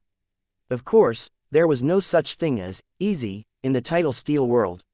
Instead, this referred to a matter of Ryu's strength. Knightley wasn't a Tao god either, but she was still confident enough to try and enter the ruin herself before Ryu actually went in first. With the strength Ryu displayed, he had every right to be ahead of the young Deva's princess in their hearts. But why was he pulling out a matrix? He couldn't actually be trying to be a ruin master, right? Ryu was oblivious to the thoughts of the wider universe. Even if he could read through all of their assumptions, it wouldn't make much of a difference for him anyway.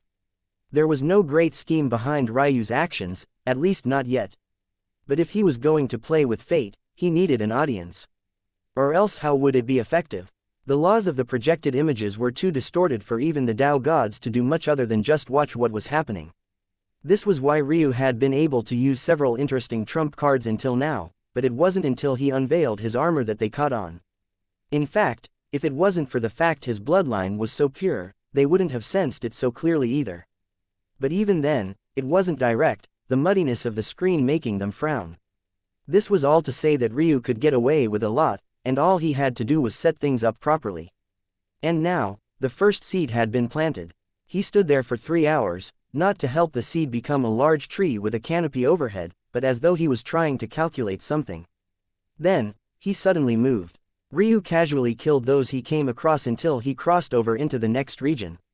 Ah, interesting indeed. Ryu suddenly landed by the side of a young woman.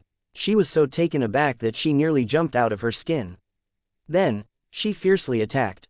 She didn't seem moved by anything, a true genius who only cared about dealing with her enemies as efficiently as possible.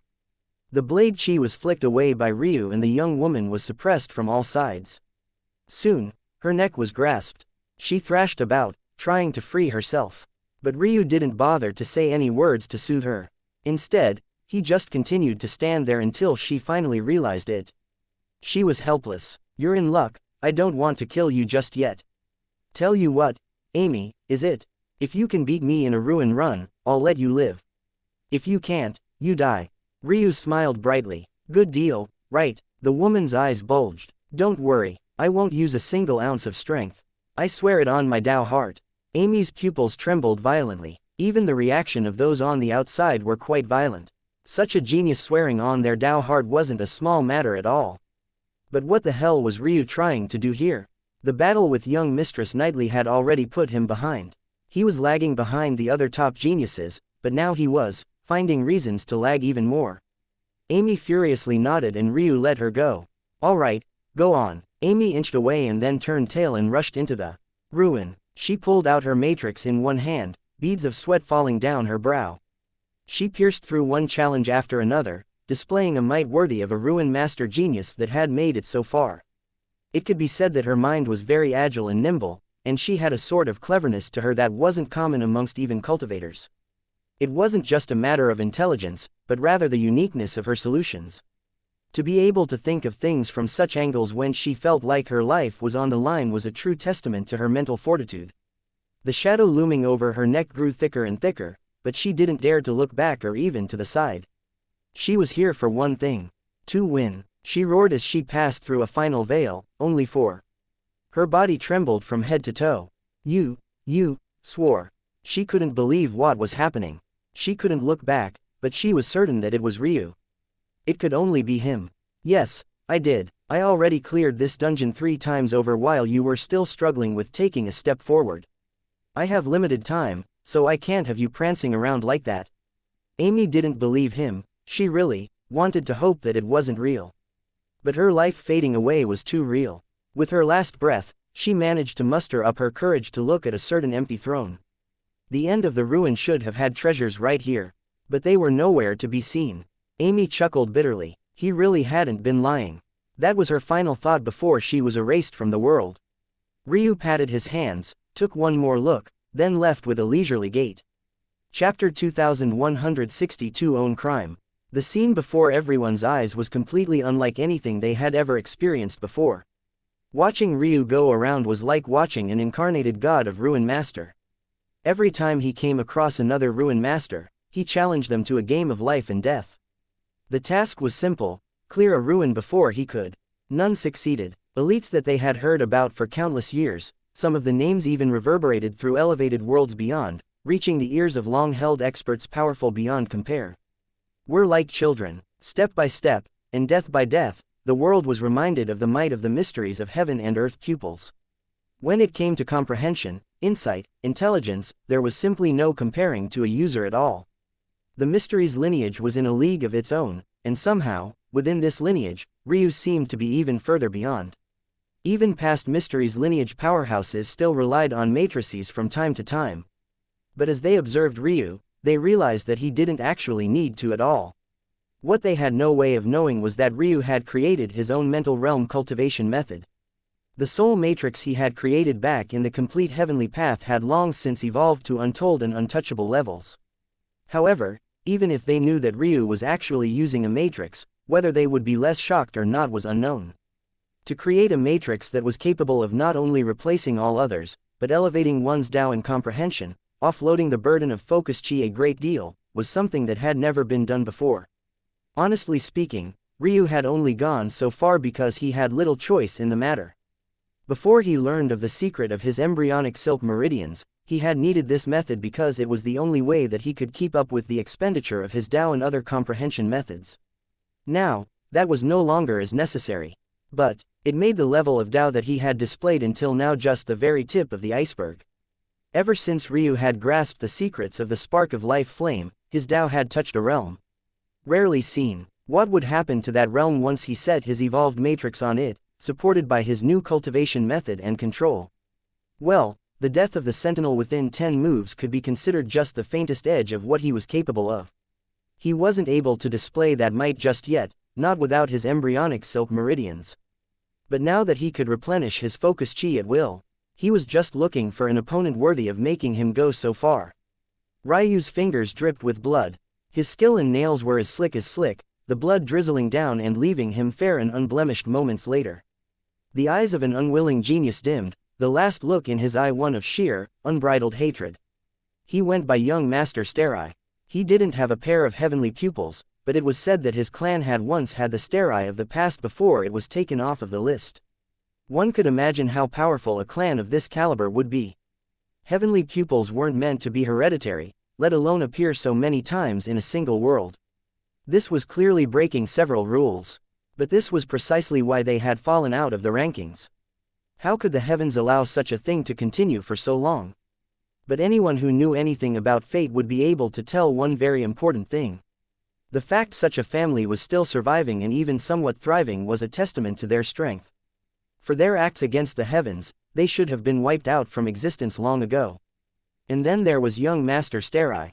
He was their hope of revival, a young genius who was well on his way to accomplishing the impossible and maybe bringing the Sterai back to the ranks of heavenly pupils. He had made quite a name for himself and he was actually part of a list that Ryu had never heard of before, likely because he had never been a part of a world that interacted with so many other powerful worlds. The Ruin Master Elite List. There were just two of them, an overall list and the heavens list that only acknowledged those beneath 1,000,000 years old.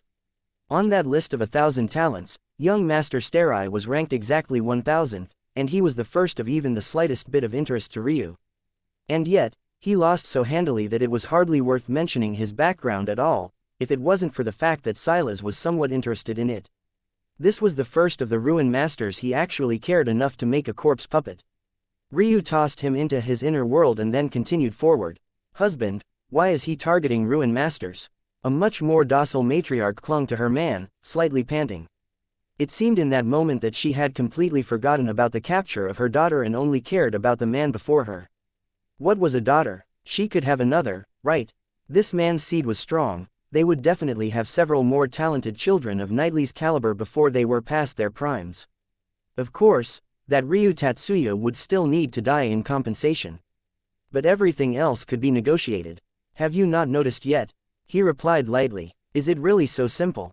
The child takes the title Steel World as his own backyard, and maybe he has the right and capital to do so.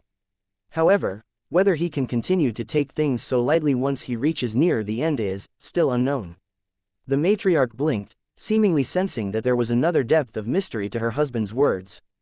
Her gaze flashed and the images shifted and changed until she finally landed on a candidate that caught her interest, not because he was the only other one strong enough to do so, but because he was one of the few that managed to obscure himself somewhat from detection. Ryu could have easily done the same, but it was clear that he was here to show off. As for this person, they were wrapped in an incredibly sinister aura, riding upon what looked like a steed. They had proceeded forward quite far, having already crossed 5 regions to what was Ryu's 3, nearly 4. However, this was also because Ryu was meandering, moving horizontally often when he knew that he should be headed forward straight. The image swapped again, shifting between several figures that had obscured themselves. Amongst them, there were none of the expected characters. All of the best geniuses, the Dragon Prince and Princess, young Master Bright, etc., they were all displaying their might for the world to see. And yet, these few had the strength to obscure themselves and chose to maintain a low profile. Something about her husband's words made her feel like these people were all coming for Ryu. Their numbers are increasing, the patriarch said softly. What? The disadvantage of entering the title Steel World late was great. The requirements were much higher, and the death toll was as such much heavier. To make it worse, you would be matched up against those that had already gathered a great amount of fate on their own already, putting you at a severe disadvantage. Just, why would they do this? Worse than that, why obscure themselves in the first place? In a way, this made them stand out even more than before. If they had just entered like normal people and became dark horses who hid their powers, this would fly under the radar for a long while. So, just who were they that they needed to go as far as to hide their identities? And how did that relate to why Ryu was targeting Ruin Masters in the first place? There was only one answer. The Ruin Master Guild. This child truly knows how to overestimate himself, the matriarch said coldly. This time, her husband didn't reply, clearly in a sort of silent acceptance of the words spoken. And yet, as though on cue, Ryu killed yet another Ruin Master, ranked 981st, young Master Tidebloom. Ryu looked up as though peering toward all those observing him right now, a wide grin spreading across his face. These Ruin Masters are quite trash. I wonder who made such a ridiculous list. Why bother if there's no one worthy on it? Ryu's palm gripped Tidebloom's face, squeezing down and shattering his skull until it was nothing more than a compressed ball of flesh and blood. In the depths of the Ruin Master Guild headquarters, there were quite a number watching the proceedings. Even for them, it was impossible to miss out on such an event. And yet, Ryu's blatant provocations were all they could seem to focus on. He was hunting them down, ignoring the title Steel World competition as though it was nothing more than a leisurely stroll. And soon, his target had shifted once again. He directly skipped over 773rd, and his intentions landed on rank 931st, Elena Reverend. Sharing the same name as my wife is its own crime, Ryu said lightly. Several coughed up blood in rage. Chapter 2163 Rev. Elena Reverend. She was a woman with short-cut, platinum blonde hair, wearing an outfit that came straight out from a nunnery. One would wonder, then, how it would be possible to tell what her hair color was. If she was wearing a nun's outfit, her hair would certainly be covered. But the thing was that while this was true, Her eyebrows shared the same color, the platinum blonde quality shining bright rather than fading into obscurity thanks to her milky brown skin. A wooden necklace hung from her neck, and she walked around with its pendant in both hands, her steps light and her lips constantly parting to emit a delicate melody. She had an intoxicating sort of tone to her voice, one that made even the trees sway in pleasure. But then she stopped. Right across from her, a handsome young man with flowing silver hair stood. He stared at her with a cocky smile on his face, and this nun was caught between being attracted to this man and wanting to punch that smile off of his face. She parted her lips once more, this time to speak, but the man spoke first, hooking a thumb over his shoulder. "Tell you what, if you can clear this ruin before I can, I will spare your life." Elena Reverend frowned, a sense of danger overwhelming her heart. She took a step back. "Oh, you're smarter than the others." They all became very offended, very quickly. "But, being smarter isn't going to help this time. If you don't want to take the deal," Ryu's gaze became malevolent. "I'll just have to kill you right now." Elena Reverend's vision blurred and Ryu's outstretched claw was already reaching for her throat. She reacted quickly, her lips parting and a strong melody coming out. Lines of fate gathered and wrapped around Ryu's hand and her legs. The two became linked and Elena Reverend's body suddenly accelerated backward as though gaining the momentum of Ryu's strike. Ryu raised an eyebrow, suddenly coming to a stop. Elena Reverend came to a stop at the same time. "Fascinating," he said slowly. "I've never thought of using fate reversal like that. Well, at least not in such a specific sort of application. Truly fascinating." It was the first time Ryu was facing off against someone who clearly had some affinity for fate just like he had. But some affinity, and the level of affinity Ryu had were two completely different concepts. Ryu vanished again, appearing to the nun's back and swiping out. There was a flicker as the nun sang once more, her body seemingly shifting into another place. The claw marks dragged across the air, severing space through the location the nun was in, but it passed right through her as though she had never been there at all. Ryu didn't react much to this, following up with another attack just as swiftly. His fist careened through the air in a simple sort of sharpness. The ripple of his robe sounded like the harsh slapping of thick leather. Unadorned and unmarvelous, and yet the danger signs in the nun's head pinged again and again. Her lips parted once more and her notes sang, but she had only gotten part of the way through when her expression changed. Rather than burrowing Ryu's momentum again, she found herself going in the reverse direction she intended. Right toward Ryu's fist. Ryu's fist passed right through her chest, shattering her heart and severing her spine. The nun coughed, blood leaking from her lips as she weakly grabbed onto Ryu's forearm, her small fingers still clinging onto her pendant. Ryu looked down at her indifferently, watching the fight vanish from her eyes, and then suddenly come roaring back. She coughed again, but her grip on Ryu's arm tightened, her nails trying but failing to pierce into his skin. She didn't speak, but Ryu could read her intentions well enough. She wanted to live, she wanted to fight, even now. "Oh yeah, and what do you fight for?" As though his voice held a strong compulsion, Elena Reverend's lips parted on their own. "The faith must be spread, my mother." Ryu grinned. "Is that so? How about you change your god?" "I serve no god, I only seek peace." "If you want peace, you'll need to have a fist large enough to manage it. And you certainly do not have that. I, however, do." A rippling aura came from Ryu and the nun almost shattered to pieces beneath his momentum alone. There was a shifting to her already damaged inner organs. "I do not want to serve you." Ryu raised his head to the skies and laughed uproariously. "Your Tao heart is good. From today on, you will be my summon. Rev, if you want peace, I'll show you a world where no one dares to fight because I stand atop the mountain." Rev tried to fight again. This man fought her for no reason, killed her, and then wanted to change her name. This sort of humiliation, what genius could withstand it? Even a woman with such a gentle temperament couldn't withstand such a thing without feeling completely and utterly furious. And yet, it didn't matter in the slightest. Because she too was tossed into Ryu's inner world without much fanfare. This endeavor was shaping up pretty well. He had found more summonings than he expected for so early on, obviously with young Mistress Knightley as a standout. The others weren't as good as her, just yet. But Ryu had a feeling that it wouldn't be long before he could manage it.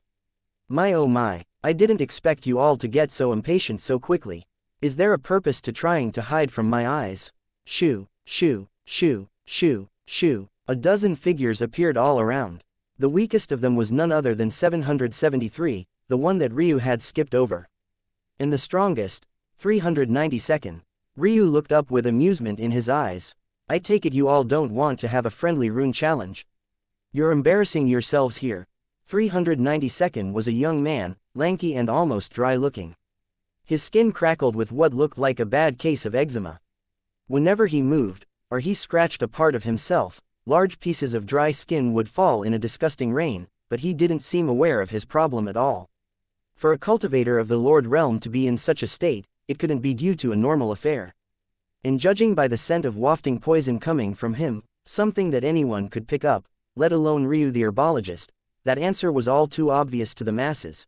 773rd was another woman, but contrasting the nun, she might as well have been her direct and opposing opposite. Ironically enough, this woman wore a nun outfit too, but a very different sort of time. She wore a single-slit leather mini-skirt that rode up her thighs, her breasts were certainly bouncing boobily, and the necklace that hung from her neck had a set of handcuffs on the end of it. She was a true degenerate woman through and through, even the way she cocked her hips and licked her violet lipstick-smeared lips was provocative. Obviously, though, Ryu hadn't just skipped over 773rd because of Rev. He had done so because he sensed that this was happening and he felt that this outcome would be far more interesting. What fun was it in defeating these losers one by one? But he was disappointed by the fact that they didn't seem to have come for a Ruin Master challenge. If it was just a matter of killing them, that would be all too easy. His real purpose was to defeat the Ruin Master Guild at what they do best. Do you think you're worthy? 439th sneered. His exploded in a rain of blood and gore. Ryu yawned slightly as the rest of the group froze. If you want to come here to flex some of your muscle, at least make certain that you have the right to do so. The reason I give you all this challenge is to give you a chance to live. Not a single one of you is on my level. Even if there were a million of you here, I could take a leisurely stroll through you all and slaughter with impunity. So I'll ask again, do you want a chance to live? Or do you want to die right here and now? 392N's eyes narrowed. We didn't come here to fight you. We came here to bring you to someone. And that would be. Ryu shook his head. Number 72nd, Sakamoto. Ryu shook his head again. Are you under the impression that I was having trouble finding you all? 392nd froze again, feeling his heart constrict. I can find you all whenever I want. I started at the bottom of the list on purpose. I'm giving you time to prepare, time to feel fear, time to know that I am coming, because I want to alleviate my boredom. Coming here to try and escort me to someone I can defeat just as easily as any one of you. Who do you think you are, exactly? A cold frostiness came from Ryu's body. 773rd retreated fast as ice began to coat her exposed skin. I'll take the challenge, I'll take the challenge, she screamed. Oh, Ryu's frostiness retracted and his smile returned like a spring breeze. Why didn't you just say so, then? Let's go. Chapter 2164 Try. 392nd lay gasping in a pool of his own blood. By his sides, his companions lay limply, having already bled out. The despair in their eyes was palpable, even in death. Never did they think that they, who had futures so bright and aspirations so tall, would fall like this. They were Ruin Masters. Even compared to others, they would have a bright future. Women, men, money, endless pools of wealth, prestige, respect. These were a number of things that they had already had before they were lords, let alone now that they were lords set on becoming the best of the best, even Tao gods in the future. Even if they didn't make their names ring in this title steal event, how many could? There were only 11 such geniuses they knew of that stood at that pinnacle before the appearance of Ryu. How could these 11 divide up the world all to themselves? There would obviously be those who remained to pick up what scraps were left. And now, there was no chance left at all. They were finished, their worlds dimming around them until they had nothing left to give, until they were worthy of gaining no more at all. And then the vision of 392 faded away. All the while, Ryu never bothered to learn his real name. An interesting ability, though, Ryu thought to himself, looking at the flaking skin of the 392nd ranked Lord Ruin Master. In the vast universe, this ranking was obviously shockingly impressive. There were trillions of people to a single star segment, let alone the fact that there were trillions of star segments themselves. But what really caught Ryu's attention wasn't this. He, quite frankly, didn't give a damn. This so-called 392nd ranked Ruin Master was such a joke before him that Ryu had a hard time getting up to care. If not for the fact that this was all to target the Ruin Master Guild, he wouldn't have bothered to finish the challenge in the first place, opting to just kill them directly. However, this Dao was unique, albeit flawed. The reason 392's skin was flaking so much was because he had a unique regenerative Dao. This Dao went deep enough to the point that it regenerated even his soul itself, and that's right, even focus chi. Ryu definitely didn't expect that he would see such a thing in the world, not after he had gone through so much trouble to find a method. However, after some observation, he realized several problems. First, the replenishment of focus chi was even weaker than the prayer mat's ability. This had been so useless to Ryu for such a long time that he hadn't even bothered to rely on it since re-establishing his foundation in the true martial world, let alone now that he was a sky god who had surpassed a shocking heaven's wrath tribulation. Second, well, just look at him. The price and backlash he faced for maintaining this Dao were as clear as day. It wasn't just a matter of looking ugly, 392 was in constant pain. Even normal movements like walking or talking spiked pain through his body, let alone something like fighting or beyond. There was probably a reason that he had chosen to focus his attention on Ruin Mastery when his Dao was so very clearly well suited to combat. Although the focus chi replenishment was poor, 392's normal replenishment in terms of vital chi, soul quintessence, and normal chi was actually quite impressive. Nothing compared to Ryu, but at least halfway there. And that was impressive in its own right. Ryu was suddenly very interested in the man. It was a shame that his Dao heart was weak. If he had a Dao heart at the level Ryu wanted, he would have never abandoned the path of combat because of the pain. Sure, the fact that he didn't abandon the Dao completely went to show that he actually had quite some backbone. But backbone was something all these geniuses had. It wasn't good enough to catch Ryu's eye.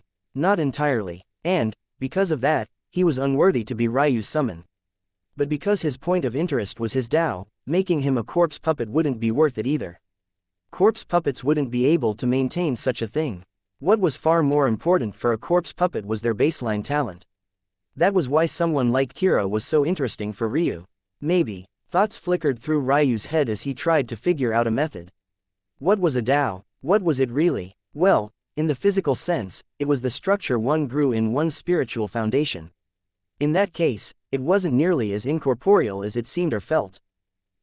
If I can use something like a fate star to refine a corpse puppet, there's no reason I can't do this. Ryu waved a hand and chose to put 392 away for the time being. His thoughts whirled around in his head as a new path opened up to him. What if he, in the future, managed to find a way to replicate Daos and etch them into his corpse puppets? He was sure that others had similar methods and paths already, but they were often pseudo or quasi-versions.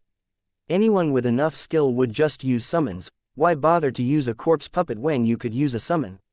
But Ryu had exceptionally high requirements for his summons. He could fix everything about their talent, but their hearts, he wanted them to be firm. Only that way could they reach the peak he had in mind for them. Only that way could he build an army that would surpass his wife's. A wild grin spread across Ryu's face as his thoughts became more and more real. He crossed into the next region, continuing to hunt down Ruin Masters one after another.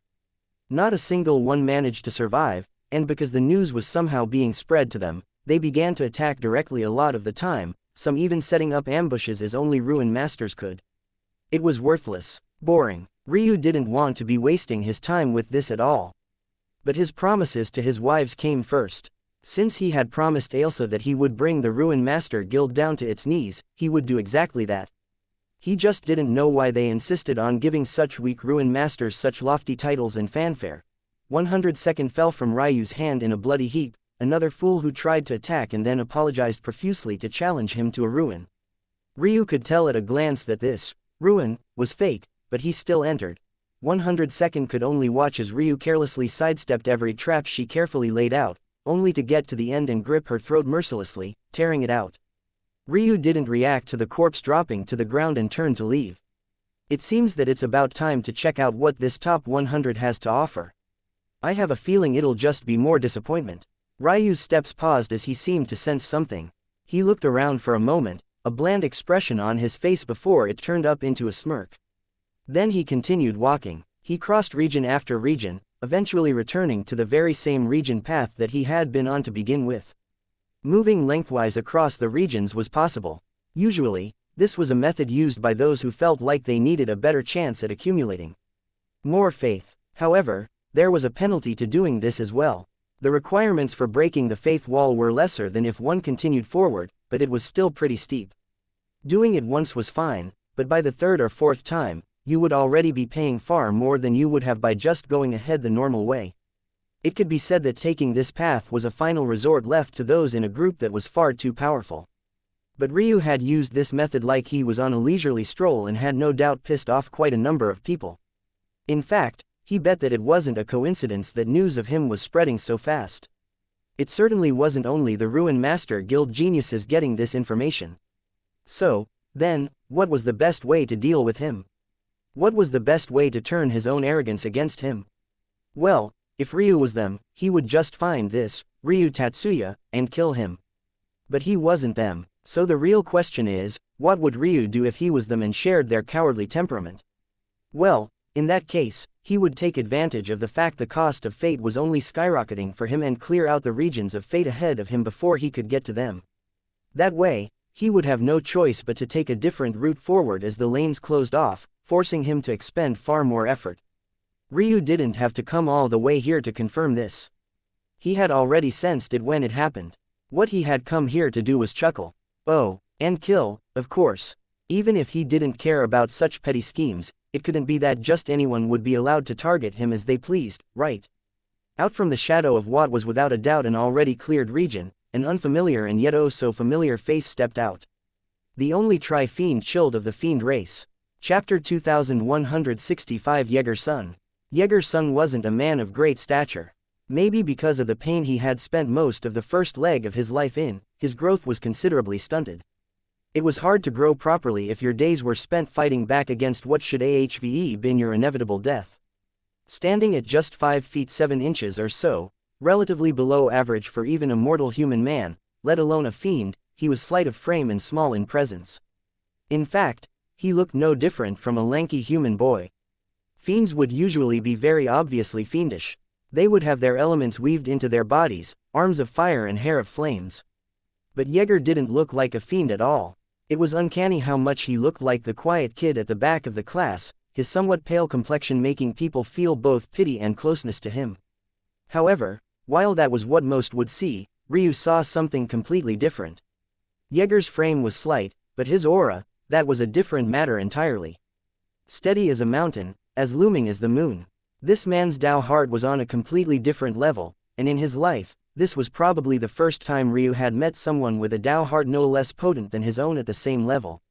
And, unlike the others, Jaeger was only a lower lord as well. Arya, she is with you? Jaeger asked lightly. Ryu smiled. She is. Do you want to see her? I do. Interesting. After saying this, Ryu didn't seem to be making any sort of move to bring Arya out. He had no desire to do so, and Jaeger's own desires had little to do with his own. Who cared if he wanted to see Arya? Jaeger seemed to expect this and didn't react very much. It didn't seem like he was embarrassed in the slightest.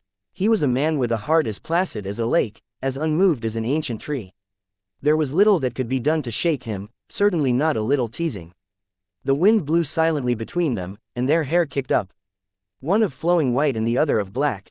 A leaf was plucked from a tree, fluttering down and crossing their sights just perfectly enough that their line to the other was obscured for the briefest instant. The moment was less than a breath, but by the time the leaf fluttered by, the two had already vanished. The two were like mirrors of one another, a fist, a roundhouse, flowing freely into an elbow. Their forearms clashed, sparks flying through the weaving lines of fate as they both took a step back. The ground beneath them didn't so much as compress, their control having reached an unconscious level. Or so it seemed. Jaeger's gaze flickered as he turned back. His foot snapped a tree branch in two. He stared at it for a long while, almost forgetting that he was in the middle of battle. He wasn't injured, his fist was just fine, and his inner organs were all in the right places. But right now, he felt like he had just suffered the worst loss of his life. He had actually lost in control. Ryu didn't follow up, his gaze having become empty and vacant at some unknown time. His previous smiling expression was replaced, a deathly seriousness coming from the depths of his soul. He suddenly took a step forward, and Jaeger finally looked back. Jaeger's body flickered with darkness. He vanished from where he stood and appeared in a tree high a distance away. It seems that I won't be able to defeat you so easily. Now is not the time. With these words, Jaeger flickered off into the distance. Suddenly, he crossed his arms before his face. Ryu's fist crashed down from above like a falling meteor. Jaeger's pupils constricted as a strong pulse came from Ryu's arm.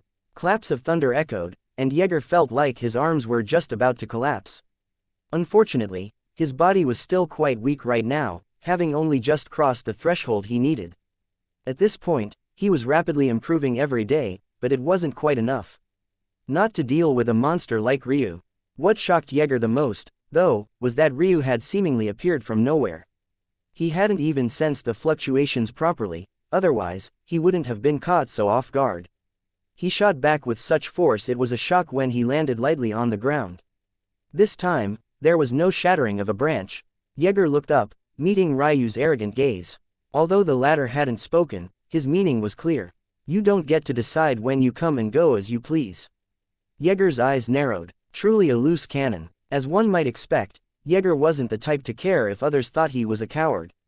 He had only come to test whether Ryu could be taken down now. In the case he couldn't be, he would just return and wait for the appropriate moment. But now, Ryu seemed to have no intention of letting him leave. They were just people with two different approaches and thought processes. Ryu didn't care where or when. In fact, he hardly cared about the title steal itself. All he cared about was fighting to his heart's content, about fulfilling the dream he had had since he was a child, to stand at the top of the world of geniuses. He didn't care to do it for the sight of others, all he cared about was his own personal fulfillment. And Jaeger wasn't about to rob him of that. Not today. A fiendish grin spread across Ryu's placid features. But somehow, that wildness didn't reach his eyes this time. They instead remained deathly still. He was amped up. Ryu kicked at the skies, his body falling so quickly he left streaks in the air. Jaeger stood there calmly, and after some thought, a pair of scimitars appeared in his fair, pale palms. Ryu's great sword staffs appeared at some unknown time, their blades crossing in a brief spark before they retracted and erupted into a flurry. Ryu immediately found that the size of his weapon slowed his speed compared to Jaeger considerably. By comparison, though, his reach advantage was suffocating. Jaeger knew what he had to do, slipping down beneath a swing with a parry and encroaching on Ryu's space. But that was when Ryu's body suddenly became as light as a feather. His azure cloud vein bone structure rumbled to life, and his hair almost floated above his neck in a gentle sway before he accelerated. Ryu's great sword staffs more than doubled in speed, and Jaeger leaned back swiftly, barely dodging an arcing blade that nearly severed his head from his shoulders. Ta, ta, ta. The young fiend completed a rapid series of somersaults backward, but when he had just regained his footing, he found Ryu's greatsword staff still piercing right for his neck. There was a flash in the fiend's eyes, and a bit of his coolness gave way. It wasn't to fear, but rather dissatisfaction and a hint of annoyance. Did this Ryu Tatsuya really think that he was afraid of him? The wind kicked up and then suddenly stilled to a quiet vacancy. Time seemed to still, and a foggy darkness coated the already black scimitars. The blades met once again. There were no sparks this time, and both seemed to feed into one another. Darkness swallowed darkness as Ryu's own black great sword met Jaeger's scimitar. Somehow, the clash felt hollow, almost as though the sound was reverberating through a completely different dimension. Winds kicked up as well, but just as hollow, almost as though the flapping of their robes was triggering on its own, rather than from the harsh howling of air. The two suddenly separated as though the space had finally been overwhelmed, their control unable to keep things steady for long enough to continue. Light, dark, space. Ryu said these words casually, but they made the more focused Jaeger almost collapse. The three elemental fiend chilled stared at Ryu for a good long while.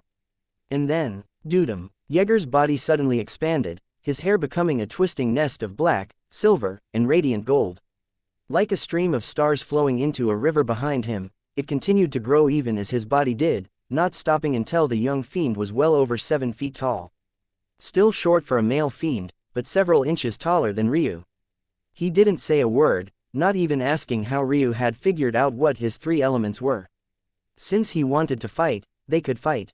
White scales burst across Ryu's body, his wings flaring out as claws extended from his hands.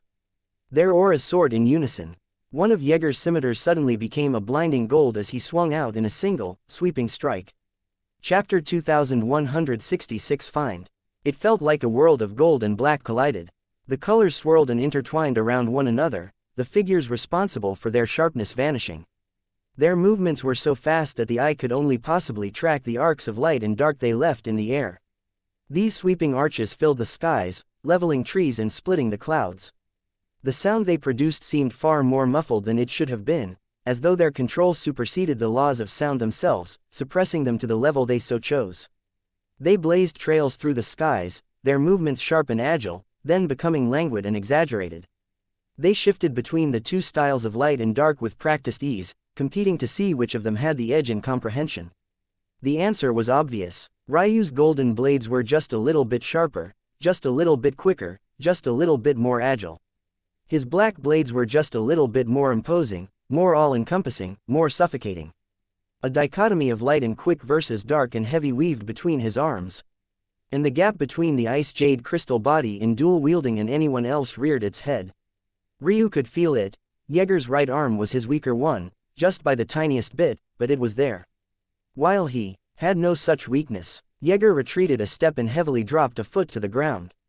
His toes sank into the winds as though pressing into soft soil before he accelerated forward once again, appearing to slash at Ryu's neck in a brief instant of time. Ryu flipped his dark greatsword staff in his hand, piercing its blade toward the ground and aiming the large flat of its body at Jaeger as though to use it like a shield. Jaeger's expression flickered, but it was too late. His blade slipped right into the empty spine of the sword staff just as Ryu twisted his wrist. Jaeger's scimitar was caught in the torsion, his wrist nearly snapping beneath the strain. But worse than that, his blow missed, piercing just under Ryu's armpit in time for him to press the blade to his body with an elbow. Ryu slashed out with his second greatsword staff and kicked in the same motion. His body should have been off balance, especially since he was sending both attacks from the same half of his body, but he did it so fluidly and suddenly that it was hard to pick out the fault until it was too late. Jaeger was forced to block the blade, only to suffer a foot right in the gut. Despite his attempts to summon spatial chi, it was bent and suppressed beneath Ryu's calculations, canceling them out perfectly. The young fiend chilled was sent flying, crashing into one ancient tree after another and ripping them out from their very roots as he continued to fly. One of his scimitars fell to the ground by Ryu's side, piercing so deeply that even its hilt almost disappeared. Ryu carelessly pressed his own greatsword staff into the ground, reaching down and picking the scimitar up. He looked at it as though he was trying to see through something curious. "You're not much of a warrior, losing your weapon like that," Ryu said lightly.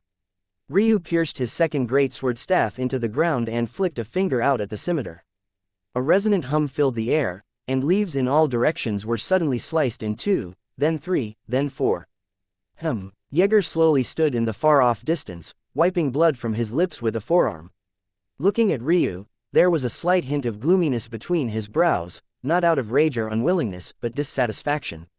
Part of that dissatisfaction was toward his own performance, and the second part was that he didn't want to be fighting this battle in the first place. "I do find it fascinating. I wonder why the Ruin Master Guild and the Fiends are so close." Ryu looked up from the blade and toward Jaeger. "I've been trying to understand your relationship for a long while now, but in a rare showing by me, it still confuses me. Then there's the relation of all of that to the Fae. Well, I assume that you and the Fae are actually two sides of the same coin. The roots of your two races are far too similar to be ignored, but therein lies a question: why be separated in the first place?" Ryu flicked a finger at the scimitar again, a smile beginning to play on his once dull features. "Honestly speaking, right now, you're too weak to be interesting. I was expecting a great battle, but your comprehension is lacking, your body is weak, and if I wanted to, I could have killed you just now. That said, unlike a certain young Mistress Knightley, you haven't reached a bottleneck. You're rapidly growing every day, and you're probably only, 5% of the way through to your peak potential. Let's hope it's more than that." Ryu waved an arm, and the scimitar soared through the skies, piercing into a tree right by Jaeger's cheek. "You can go. You bore me. Why don't you go reach that full potential of yours and then come back?" Ryu's smile became a dark grin. Jaeger could feel his Dao heart twitching. This sort of open scheme, the kind that targeted his heart for cultivation, made him feel inferior and insignificant. It was the most effective kind against a genius like him. You will. Yeager paused and then sealed his mouth shut tightly with a press of his jaw and a purse of his lips. He was Yeager's son. He had no need to leave behind such threatening words. When the time came, he would make Ryu regret today. He pulled his scimitar out from the tree, shattering its enormous form to pieces. Then, he turned and left. Ryu was true to his word, just standing there as Yeager vanished, his thoughts unknown to all but himself. Did he actually just want Yeager to get stronger? Maybe in part, but it was only in part. The things he had said about the Ruin Master Guild and the fiends were what truly interested him the most. There was a reason Yeager, of all people, had appeared when Ryu had only been targeting the Ruin Master Guild all this time. They were connected in some way, and that much had been obvious ever since he had returned from the fiend world.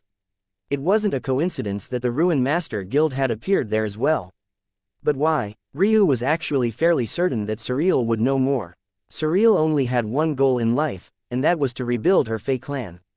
Because of this, she wanted to find a powerful husband who she could have equally powerful children with. But if one thought about it, why would she then choose to suppress herself? She was obviously so much stronger than those Blue Moon and Falling Snow characters, at least back then, so why bother to treat them like real candidates? Logically speaking, if she was just going to suppress herself, then she might as well just pluck out any random man with decent looks and have children with him. It would probably be easier too, considering his talent would tip the odds of pregnancy in their favor so long as he was weaker. So why not? The obvious answer was that she had learned of something that changed her approach. Maybe she hadn't given up on finding a husband, but she had certainly placed the matter on the back burner for now. And the only thing that would make Surreal do such a thing was if she had found new information about why her Fey clan was destroyed in the first place. As far as Ryu knew, the destruction of the Fey of Sacrum was related to the ancient beasts. This was part of the rivalry between the two races, and eventually, in their battle, it was the ancient beasts that came out on top to become the dominant and most favored race of the heavens. This battle played out countless times in countless worlds, and sometimes the ancient beasts would win, while sometimes the Fey would win. There was obviously something about this battle across worlds, across space, across time, that held a secret to it that shook the foundation of Surreal's belief. And now, Ryu was suddenly very curious about it all. Letting Yeager go now was in part to satisfy his desire to beat him at his very best, and another to figure out what role he had to play in all of this as well. Because something told him, given the fate swirling around him, this tri-elemental fiend child was quite the pawn piece. Ryu's lip quirked. Maybe he should put a little more effort into finding a certain pointy-eared beauty with violent eyes. He was sure that she was missing him by now. If she couldn't give him the information he wanted, he would just have to spank it out of her. Chapter 2167 Hunt. Ryu stood before a faith barrier. Ahead, there was a new region waiting for him. This was the path that he was supposed to take from the very beginning, but now, things had certainly changed quite substantially. Not that it mattered. He passed through with ease, his thoughts still considering his battle with Yeager. He wasn't blowing his own trumpet, he really could have defeated him with quite some ease. Maybe even easier than he had defeated young Mistress Knightley. But what fascinated him was the weapon Yeager had been carrying around. Until now, maybe what had fascinated him most about the enemies he had come across were their weapons. It wasn't that they all had the same sort of specialness, but the exact opposite, actually. Each new opponent he faced seemed to have a new way to view the world. Their techniques reflected that as well, but none more obviously than their weapons. Slight tweaks here and there actually made quite a large difference, funny enough. Ryu crossed the barrier while he was lost in thought, an unexpected wave of heat hitting him in billowing waves. He looked ahead, a sea of gold and red before him. The change was quite abrupt and without any sort of rhyme or reason. Before, he had been in a normal forest, and now suddenly everything had changed before him. Ryu looked off to the side, wondering how he should go about finding Surreal. It seemed that the change in atmosphere wasn't enough to make him care for very long. But, he felt that it wouldn't be so easy. If so, he probably would have found her before already. He had a feeling that among those hiding themselves from the world right now, Surreal was certainly among them. She had always been someone who kept her cards close to her chest, and she was very much invested in hiding her potential. That was to say that if she hid herself, it would be difficult for even Ryu to find her. and it was obvious enough that that was exactly the sort of situation he was dealing with right now. That said, it wasn't necessarily impossible to find her. After all, if Ryu just assumed that she was one of the handful of figures strong enough to hide herself from fate, then he could pick her out just like that. She would likely be hiding her combat style and even her gender as well, so he could narrow it down even further. It didn't take Ryu much effort to land on a single one of them and grin. It was a woman who was controlling 3 corpse puppets. Surreal was, indeed, a summoning necromancer. During their first battle, she had definitely summoned an Ice Queen to do battle. But these corpse puppets were a few that Ryu had never seen before. That said, Surreal rarely used her puppets in battle, so this was the perfect method of hiding herself. It hid her aspects as a fae, and also her 2 strongest assets. Her heavenly pupils and her katana. Seems I have a date, then. I stood in silence. He was constantly receiving reports about the state of things, but he had his own problems to deal with. The suppression of this world around him was suffocating, so much so that he even had to be cautious with how he approached lords. This wouldn't last for long, but he knew well that he had to take things one step at a time, especially since he had joined late. The weight of the matters he was facing now wasn't lost on him. He knew that he was being used, he knew that he was essentially being sent to die. But his gaze was calm. He was a Tao god. Even compared to these little geniuses running around everywhere, he had the Tao heart to reflect that. And his plans, his goals, his aspirations, they wouldn't end here. With a step, Lamb finally found what he was looking for. It looked like a stairwell, formed from ancient stone and covered in moss that was no less wizened by the annals of history, randomly placed in the ground. A ruin. He had carefully chosen this ruin because the plans he had for this mission were very different from what others might expect. What neither the ruin master nor Ryu would know was that Lamb had been studying these sorts of things for a very long time. In the past, Ryu had wondered why someone like Lamb would lug around dead weight like Kira and the others. It was odd. A Tao god wouldn't just casually take disciples like that, and normally, even the weakest Tao gods would have disciples that were more powerful. They were simply too inferior. Though their talent couldn't be looked down upon so easily, and it was certainly up to par, their hearts were lacking. And the heart was far more important in deciding how far someone would go. For a long while, even Ryu himself didn't realize just how much of a bridge he covered with his heart alone. Not until he actually gained the talent to match, that is. That was when he truly started imposing his will onto the world. However, what was important here was why had cared enough to take these few in, and the answer could be explained quite simply. Experimentation. It didn't seem so, especially not considering the fact the 3 seemed perfectly fine. They didn't have any marks on them, nor did they seem to have suffered any sort of trauma. But they didn't need to have. All the while, Lamb had been observing them in silence, testing their limits, and seeing what changes they might experience. In fact, the fact their temperaments were so bad was precisely why he was so interested in them in the first place. Kira had been too cowardly to go after the bloodlines he should have to make himself truly strong. Blue was a hypocritical coward who could only take killing others while fearing coming to harm herself. And then there was a certain young man of the true martial world, a martial god descendant who hated Ryu to the bone. He was probably the oddest choice of them all because he showed signs of teetering on the edge of a strong Tao heart. But it was precisely this teetering that was so intriguing to Lamb, because it allowed him to observe the world from a completely different lens. With a step, he entered the ruin, slowly making his way through with leisure. There was one thing about these ruins that was different from those in the outside realm. Usually, ruins would have some sort of restrictions on them. Though not obvious on the surface, those that left ruins behind would obviously not want them falling into the hands of those without potential or those far stronger than them. As such, they would limit the cultivation. However, here, there was no limitation. And yet, the difficulty was set to the Lord. That meant one very important thing. Could clear them with absolute ease. Soon, Lamb got to the very end and found himself staring at exactly what he wanted out of this place, its inheritance. Using his own power here might be possible, but it would be like climbing uphill, and how much he suffered would be far worse than any damage he dealt. But what if he built a new power? Of course, building one from scratch would be almost impossible in such a short time. Well, no, it would actually be quite easy. The real difficulty would be in building one that could match up to these world-ending geniuses. So he wouldn't. Well, he wouldn't do it himself. Instead, he would conveniently use the ruins that were here to do so, building an avatar that could replace the function of his Tao. Or rather, be built from his Tao. I took another step forward, crossing the final barriers with ease and appearing before the inheritance. With one hand, he waved out a strong pulse of control, and with the other, he grasped fate. The inheritance was sucked into the former, while a great surge of quasi-embryonic chi was sucked into the other. If Ryu had been there, he would have realized that I had actually just done exactly what he had. He took all the fate for himself, cutting off the Ruin Master Guild's piece. Except, unlike Ryu, rather than storing all that fate away, he began to form it, mold it. His gaze flickered with dense lightning as an avatar of him formed.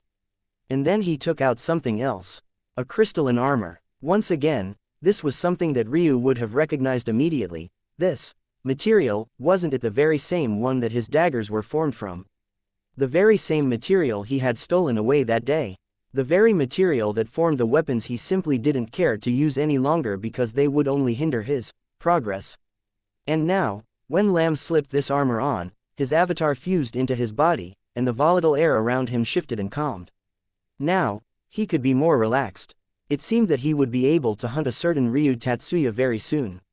Chapter 2168 Ruined. Ryu sat high in a tree with a trunk so thick it rivaled a mountain. Like an ancient mother tree, it covered the skies with its canopy. And yet, this tree was in the middle of a world that felt forged of brimstone and fire. Despite that, it was extremely cool this high up, as though the tree itself was shading Ryu from even the heat despite being rooted in the endless pools of lava. Ryu didn't seem to be in a rush, just sitting there, swinging his legs. His mind was in an endless state of peace, and he wasn't nearly as hurried as he had been before. And then, he looked over toward a certain location. His pupils trembled, and the sights before him seemed to zoom in. Soon, his sight had crossed millions of miles to land on a shadowy figure just crossing a fate barrier. The moment his eyes landed on them, they looked up as though to meet his gaze from so far away at the very same time. Although Ryu couldn't see their face or expression, he knew at that moment that they frowned. This was a normal enough reaction. After all, Ryu hadn't used the undetectable third perspective. Instead, he had used his normal sight, allowing the person to sense him. He had no intention of hiding himself. So, it was only natural that someone capable of hiding themselves from the prying eyes of others would be able to sense such a blatant lock-on. Then there was a flash of annoyance, and it was all too obvious to Ryu that he had, indeed, found her. The sound came a fraction late. If Ryu had reacted to it instead of the beam of slicing light that appeared before him in an instant, he would have certainly been split in two. But how could he make such a mistake? His body flashed, appearing on another branch as the one beneath him was severed in two, lava spilling out from its innards. Bark of glowing black pulsed with life as the tree tried to heal itself, but it seemed that Surreal's attack wasn't so easily dealt with, even for this behemoth. Ryu raised a finger and tapped at the air. The lava around the region where the shadow stood rippled and suddenly attacked her from all sides. It was then Surreal's corpse puppets moved, acting to deflect the piercing lances of lava. They all shattered on impact.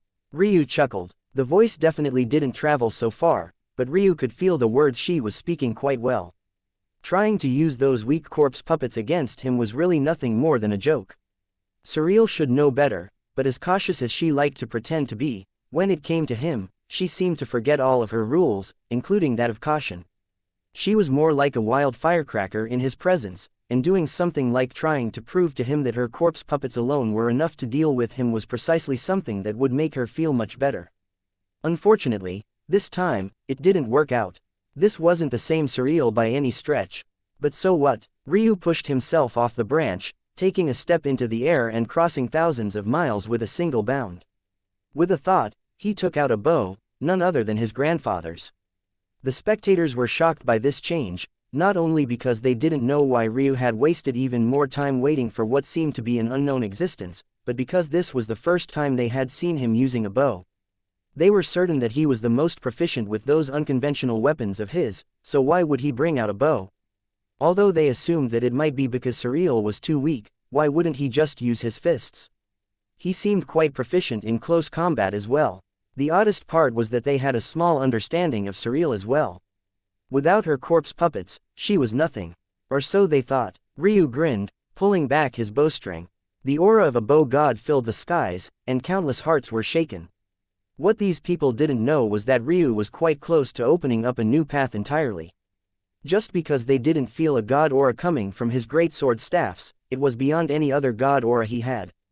But many who were spectating now assumed that all this time, Ryu had never used his true main weapon, until now. 3 arrows cut through the air in quick succession, and Surreal grit her teeth beneath her mask and cloak. She knew that Ryu was doing this on purpose, but there was little she could do to change things. She could only respond with a flip of her palm. A sword that had moved too fast for even the crowd to notice earlier appeared once again, slashing out continuously. A tempest of wind kicked up, and 3 sword strikes met each of the arrows.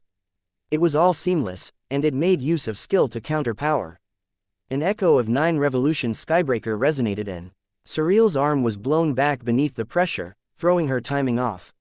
She was forced to take a heavy step back as the last arrow pierced right into her body. Dead, her figure froze up, and then she fell over, a corpse. Ryu shook his head. She actually managed to trick me. Just what level have her eyes reached? In an unknown region, a pair of violet eyes snapped open, seething with rage. Ryu, Tatsuya. Surreal was absolutely livid, but inwardly, she was also somewhat shocked.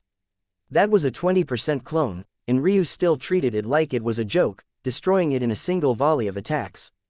Before, she could toy with him with even a 5% true clone, but now, just what happened to him? What kind of breakthrough had he experienced? There was obviously a large gap between 20% and 100%, but it wasn't large enough that Surreal felt any sort of ease. If anything, this made her increase the place Ryu held in her heart severalfold. This matter was too shocking. How could one person increase in strength so quickly, and in such a short time? Although she had had a shocking and vast improvement since the last time she fought Ryu, that was because she had been waiting and biding her time. It had to be remembered that Ryu lost 999 years due to his mutated rebirth talent. Surreal had already left for the true martial world even before he experienced that, so her leg up on him was substantial. It wasn't just a matter of training time, but also accumulation.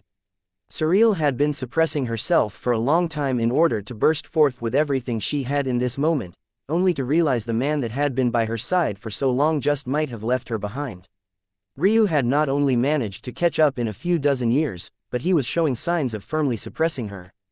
Surreal's expression grew dark. He was also causing her problems. Creating another true clone was easy. Creating one in the perfect circumstances where someone wouldn't be able to link them again would be far more troublesome now, especially since Ryu had already killed her. Plus, before, she had just been planning on swapping her true clone with her real body at the last moment. Because of that, her true body was still in one of the very first regions while her true clone had gone on ahead. That meant if she wanted to go again, she would have to restart from the very beginning. She was so frustrated that she almost went insane. Luckily, her Dao heart was incredibly firm. She could do it. Oh hey, there you are. The familiar voice made Surreal's eyes almost pop out of their sockets. At some unknown time, a handsome man with flowing white hair and silvery eyes had squatted down in front of her, so close it almost looked like he was trying to touch his nose to hers.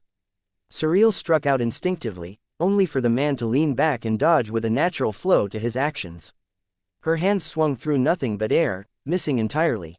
That's not very nice. You insufferable bastard. You've ruined everything. Ryu grinned. Is there a need to hide such a beautiful face? The heavens would shed real tears if you keep hiding yourself. It's just unacceptable. I'm going to kill you. Please do. Do you know how many boring fights I've had in here already? What happened to this being a great collection of geniuses? Die. A sword swung out in a mighty tempest. This was Surreal's true strength, carrying a power with it that could flatten mountains to ash just by carelessly flying overhead. The wild grin on Ryu's face only widened. Chapter 2169-7. Ryu dodged back, the tip of Surreal's sword just barely grazing him. However, despite the fact it certainly touched him, albeit to a small extent, it left nothing but a white mark. Surreal's pupils constricted. She knew the world of her sword, and she also knew exactly how sharp it was. Likewise, she knew that if Ryu wanted to dodge completely, a mere fraction of a millimeter would be what stopped him. That meant he had let it happen on purpose. He was showing her that the gap between them was no longer there. In fact, he was showing her something even more profound than that. He had grown to the point that if she wanted to mess around with him to test his bottom line, he could mess around with her right back. Fine, she growled. Surreal didn't wait any longer. Her battles with Ryu tended to follow the same script. She wouldn't only show as much as she had to, pulling him into an ebb and flow until he was forced to respond to her rhythm instead of the other way around. Not only had he grown to the point where she couldn't afford to get away with something like that anymore, he had also truly pissed her off. Looking at that smug smile on his face, she wanted nothing more than to rip his lips off his face.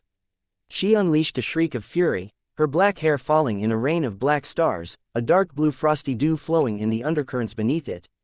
Shingles of black ice coated her body as she took a step forward, accelerating so quickly that Ryu almost couldn't react. Interesting. Icy runes bloomed across the surface of Ryu's body as well, forming nodes that linked the white scales that appeared in succession as though building worlds of snowstorms in each individual shingle.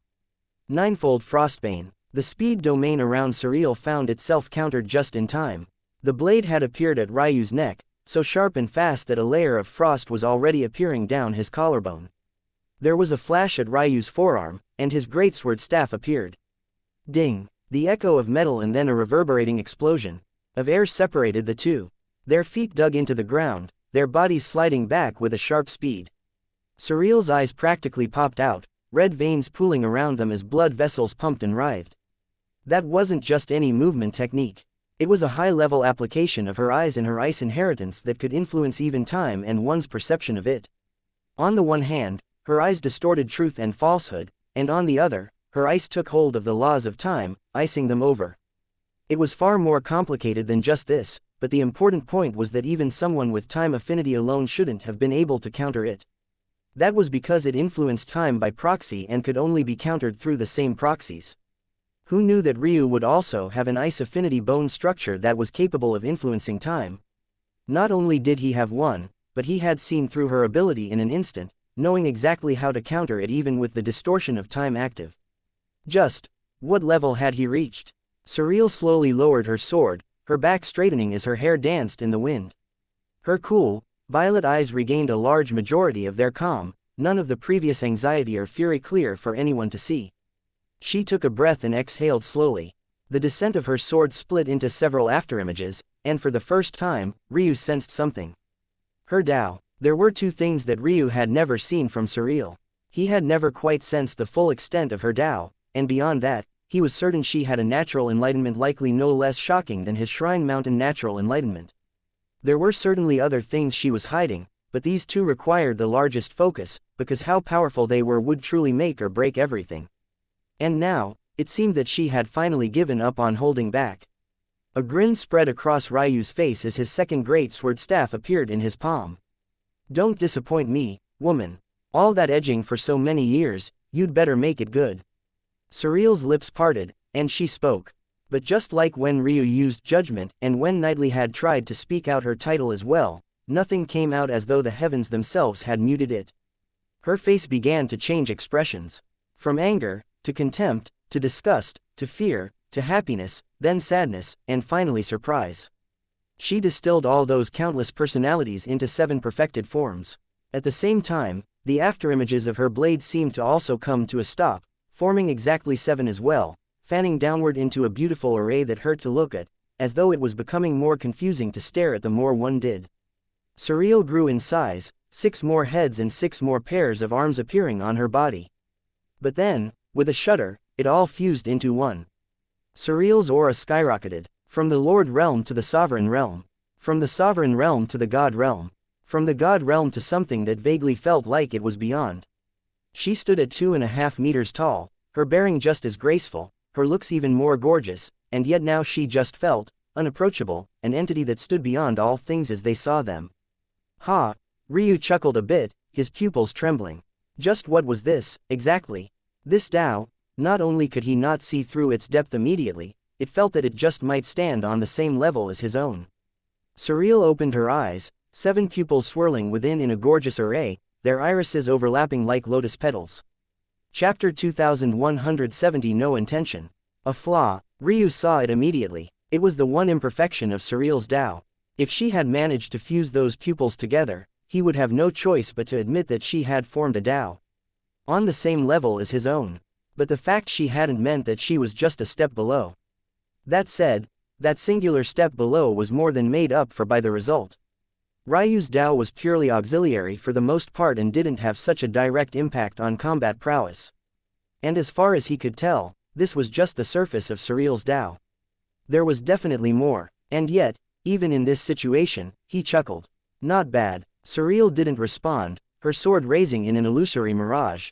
It felt like every one of her actions took place both in reality and a dream world, making it impossible to tell what was true and what was false.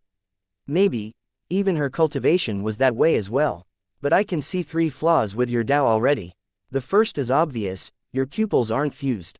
Surreal still didn't reply. The second is that in this state, your eyes are occupied, and you're unable to use their abilities. In fact, you likely only succeeded in forming this Tao by relying on your eyes as a conduit for your soul and Tao heart.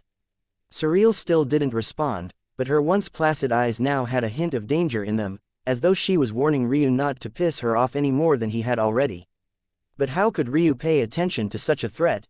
The third weakness is that one of its foundational abilities is worthless against me. Trying to fool the eyes of the mysteries of heaven and earth pupils is a fool's errand, don't you think? Ryu flickered and vanished, a blade passing through where he had just been standing. But the problem was that Surreal didn't seem to have ever moved at all. However, Ryu himself wasn't wasting any more time. Earth's gate, open. Ryu's quasi-embryonic chi pulsed in his body. Right now, he needed more than he could easily give on a casual push. In that moment, his aura flourished, but to the astonishment of those paying attention to the battle, especially with the shocking changes to Surreal. He was still in the Lord Realm. Heaven's gate, open. Fate churned and twisted. Relying on his eyes alone, Ryu could no longer leap an entire cultivation realm while relying on his heaven and earth gate. But with his embryonic silk meridians, Ryu's cultivation shot into the sovereign realm. He stood like a towering mass, his aura buffeting against Surreal's. One was a god, and the other, he should have been an insignificant ant, and yet it felt as though they stood on the same playing field. And then they moved. Of the spectators, there was a sizable portion of them who thought themselves to be powerful Tao gods. They had the sight and insight of such characters, and they had worked their entire lives to reach their current levels. They had earned every inch they had. And yet, watching just the start of this battle, it felt like they were experiencing something beyond themselves, something that stood on a level all to itself. It didn't even feel right to speak of the skies overturning and the lands being blown into an upheaval. That was because not the slightest hint of that was occurring.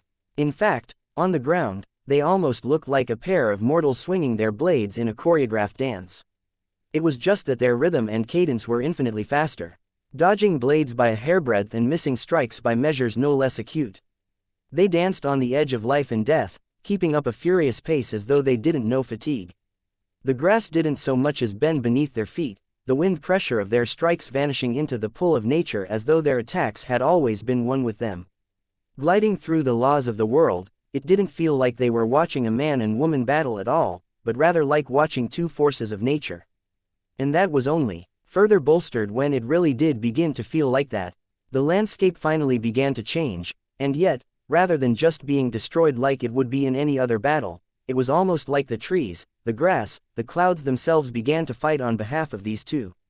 Ryu stomped forward, and the ground shook, a crack opening up to swallow Surreal whole. Surreal stepped forward herself as though she didn't sense the danger. Vines weaved out beneath her feet, catching her plant. Then, with a sweep of her 7-foot-long katana, grass split the blades, forming invisible lines of sword chi that bombarded against Ryu's side. There was a strong wind for just a moment as Ryu's wings flared outward. His aura radiated out, and a tree swayed by his side, its roots bending and twisting as its trunk blocked the oncoming rain. The battle only became more shocking and mysterious, defying common sense and reason in cultivation, not to anyone but gods. This was true god control, a control that went beyond just suppressing the world around you and forcing laws to remain intact, but a control that wielded the laws of nature as though an extension of your own techniques. And yet, it was being used in the hands of two lords at a level most gods wouldn't reach in their entire lifetimes. The two suddenly separated, their relatively quiet battle exploding with a cascade of cacophonous noise. Breathing heavily, the two met one another's gaze, their expressions deathly serious. It seemed that their arrogance had been tempered just the slightest bit. But then Ryu smiled. "All right, tell you what, I'm quite lenient with my women. If you can survive the next onslaught, I'll apologize and then marry you. If you can't, then I'll forgive you and then marry you." Surreal's serious gaze flashed with rage, but it was only a moment before her eyes widened in shock. Ryu's grin softened into a gentle smile. "Sorry, wife, I have no intention of losing." Chapter 2171 Lethal. Ryu's aura completely changed, and in that instant, it was like he was the world. Even with all the heavenly pupils in existence, Surreal was having a hard time tracking exactly where Ryu was, almost as though he had vanished despite the fact she was certain that the man stood right in front of her. There was a shocking realization in that moment that Ryu hadn't just managed to catch up to her, but he had actually surpassed her. However, it only flashed for a moment before her Tao heart became akin to an unbridled wild beast, lashing out against its chains and roaring to the top of its lungs. In that moment, Surreal seemed to have become a completely different person as well. Everything she had done until this point had been undone by Ryu. All her effort, all her secrecy, all her tempering. She had suffered so much humiliation in her life, so many times she had been forced to lower her head when she didn't want to. Contrary to what Ryu believed, this didn't make her heart weaker, it didn't dull her edge either. Instead, every time, her will became sharper, more unbridled. She remembered every instance of those times, and they became akin to flames flickering within the depths of her soul, shuddering against her Tao heart and ridding it of its impurities. She remembered every step she took to get here, every little bit of effort, every slight she suffered, every quirked eyebrow, and every attempt to humiliate her and shatter her purity. All of that was bundled up into her chest. And then there was the man before her, this man who went about life as though he had nothing to lose or fear, this man who thought the world owed him everything, so he went about life as though he had a second one to live at any time, this man she would never admit she loved because how could she love such a foolish, idiotic, brick-headed clown? He stood for everything she stood against, he was the worst of everything, and she hadn't gone through so much to be brought down to her knees by a mere fucking man. It only took a second for everything in Surreal's body to flip on its head, her chi surging and her power shooting to the skies like a towering tempest. Her emotions fueled her Tao, and flames of black-blue danced across her body, carrying with them the slightest tinge of violet. They overturned the skies, and for a moment, it seemed as though Surreal had only become more imposing, like she had poked a hole through the skies with one of those slender fingers of hers. And then she attacked. Ryu's gaze seemed to have lost all of its playfulness. He stood there, watching the blade cut through the skies as though it was wrapped in the dreams and nightmares of the woman who wielded it. Reality bent and warped, the skies shuddering once again. For a long while, the world was at such an unprecedented state of calm when facing them that it was hard to realize that they were even fighting at all. But now, it was like even they had broken past the threshold their shocking control wasn't able to withstand. And then Ryu sidestepped. It was the simplest of moves and hardly carried what seemed like effort at all. Surreal's blade passed just next to his shoulder, the shuddering might surrounding it briskly brushing against the torn robes that adorned his body. She reacted quickly, her wrist flexing and piercing toward the side. But there was a calm reflection of her rage in Ryu's eyes as he took a step forward. All of a sudden, a blade that should have passed right through his body became her arm instead. He was so close to her that it was her elbow, instead of her sword, that slammed against his side. Ryu calmly caught it with a palm, slamming out with a great deal of force. Surreal winced in pain as her arm was nearly bent in the wrong direction, but this so-called wince was nothing more than a flicker in her eyes. Her expression didn't change in the slightest, even as she felt the sprain in her tendons and ligaments. As powerful as Ryu's body was, he couldn't so easily. 9 Revolution Skybreaker activated, and the strong palm seemed to double in force. Surreal's pupils constricted as her arm gave way, her sword nearly flying from her grip. But she managed to hold onto it even as her elbow snapped toward the wrong direction. She took a step back, retreating with a strong shift in her momentum. But somehow, Ryu seemed to stick with her, the earth shifting beneath their feet as Jadebound Clearheart made its presence known. There was a shift in time and reality for a split moment, and Surreal found an arm around her waist. At first, she thought that Ryu was trying to take advantage of her again, until a leg hooked the inside of her ankle. In that moment, the hand she thought would land on her waist shifted to her lapel, and she found herself flying over Ryu's shoulder and heading down to the ground with the speed of a rushing meteor. As the world spun around her, she couldn't help but feel stunned. It wasn't like there were no grappling experts in cultivation, but they were not only incredibly rare, but Ryu shouldn't have been one of them. She had fought this man so many times and never once had he ever used such a move. Surreal's mind regained its focus, and she seemed to understand what kind of situation she was in. Ryu was in a state of perfect harmony. His moves were not only unpredictable, but they carried with them a sharpness and simplicity that was almost impossible to deal with. Now her leading sword arm was broken, and she was about to slam into the ground with enough force to rock her mind. In that split moment where her head was out of it, the number of things that Ryu could accomplish were too many. Tao God or not, the brain still remained important. It was the main bridge between the body and the soul. If it was out of commission even for a moment, consciousness would no doubt suffer. There was a reason Ryu's brain was a huge part of his intelligence. In this situation, rather than panicking, Surreal only grew calmer. How many such situations had she been in? How many times had she put her life on the line? Ryu thought her to be some cowardly flower clinging to the side of the mountain looking for shelter from the harsh winds. But she was anything but. Her body doubled, and she focused everything on creating a shift in reality that was nothing more than a half centimeter. Fooling Ryu's eyes on a large scale was almost impossible, but she had realized already that for something so insignificant, she would be able to get away with it. Ryu would think that she had slammed into the ground a micro-split second before she did, and in the window he used to follow up, she would be able to catch him off guard. Her shoulder flexed as the bones in her broken arm rattled above. This arm whipped backward, and she readied herself. Since her arm was nothing more than a noodle now, she would use it like a noodle. She was a genius amongst geniuses. She had seen the spear whip god aura that Eska and Eismine had created for themselves. Now, she would just use the same principle. Was she a madwoman for trying to use a broken arm like it was some sort of whip? Maybe, but she didn't care. All the while, her timing was absolutely perfect. She readied her stance, and she lashed out just in time for the piece of earth beneath her to suddenly rise up and slam into the small of her back. All the air was knocked out of Surreal at the same moment. She shuddered under the weight of the change, and her body convulsed. At the same time, her spine experienced such shock that her body shut down for a small while. Then, because her body bent at an awkward slant, it was the back of her head that whipped against the ground. Her whipping arm pierced out toward where she thought Ryu would be nonetheless, but she ended up hitting nothing but air. That was because Ryu was actually well above her, slamming down with a heel that crushed her chest. His body seemed to carry the heft of a mountain, Dark Moon Veil swallowing up masses far beyond him and settling it down into a single attack. Surreal coughed up mouthfuls of blood, her body nearly going limp as her heart shattered. All at once, her spine, her head, and her heart suffered lethal damage. Chapter 2172 Right Here and Now.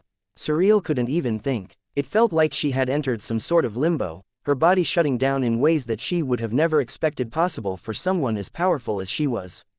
She could barely register the fact that the surrounding land hardly experienced any changes at all outside of the ones Ryu triggered with his jade-bound Clearheart bone structure.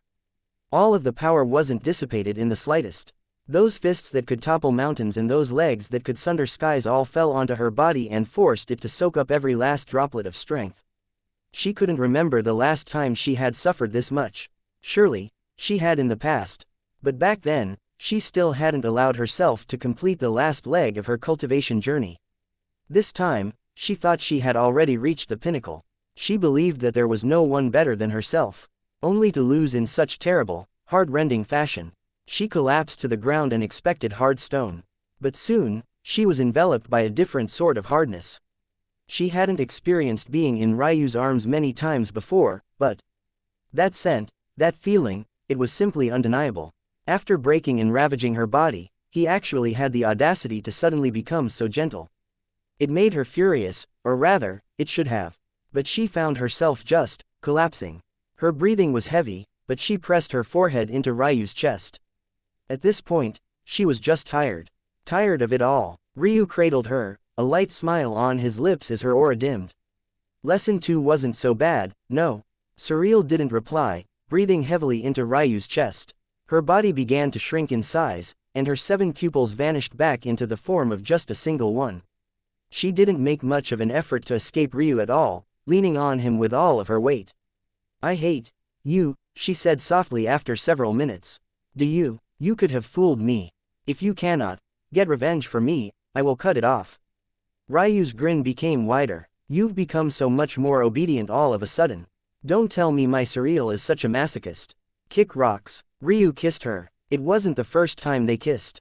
But it could be said that this was the first time Ryu was kissing the true surreal and not just one of her split personalities.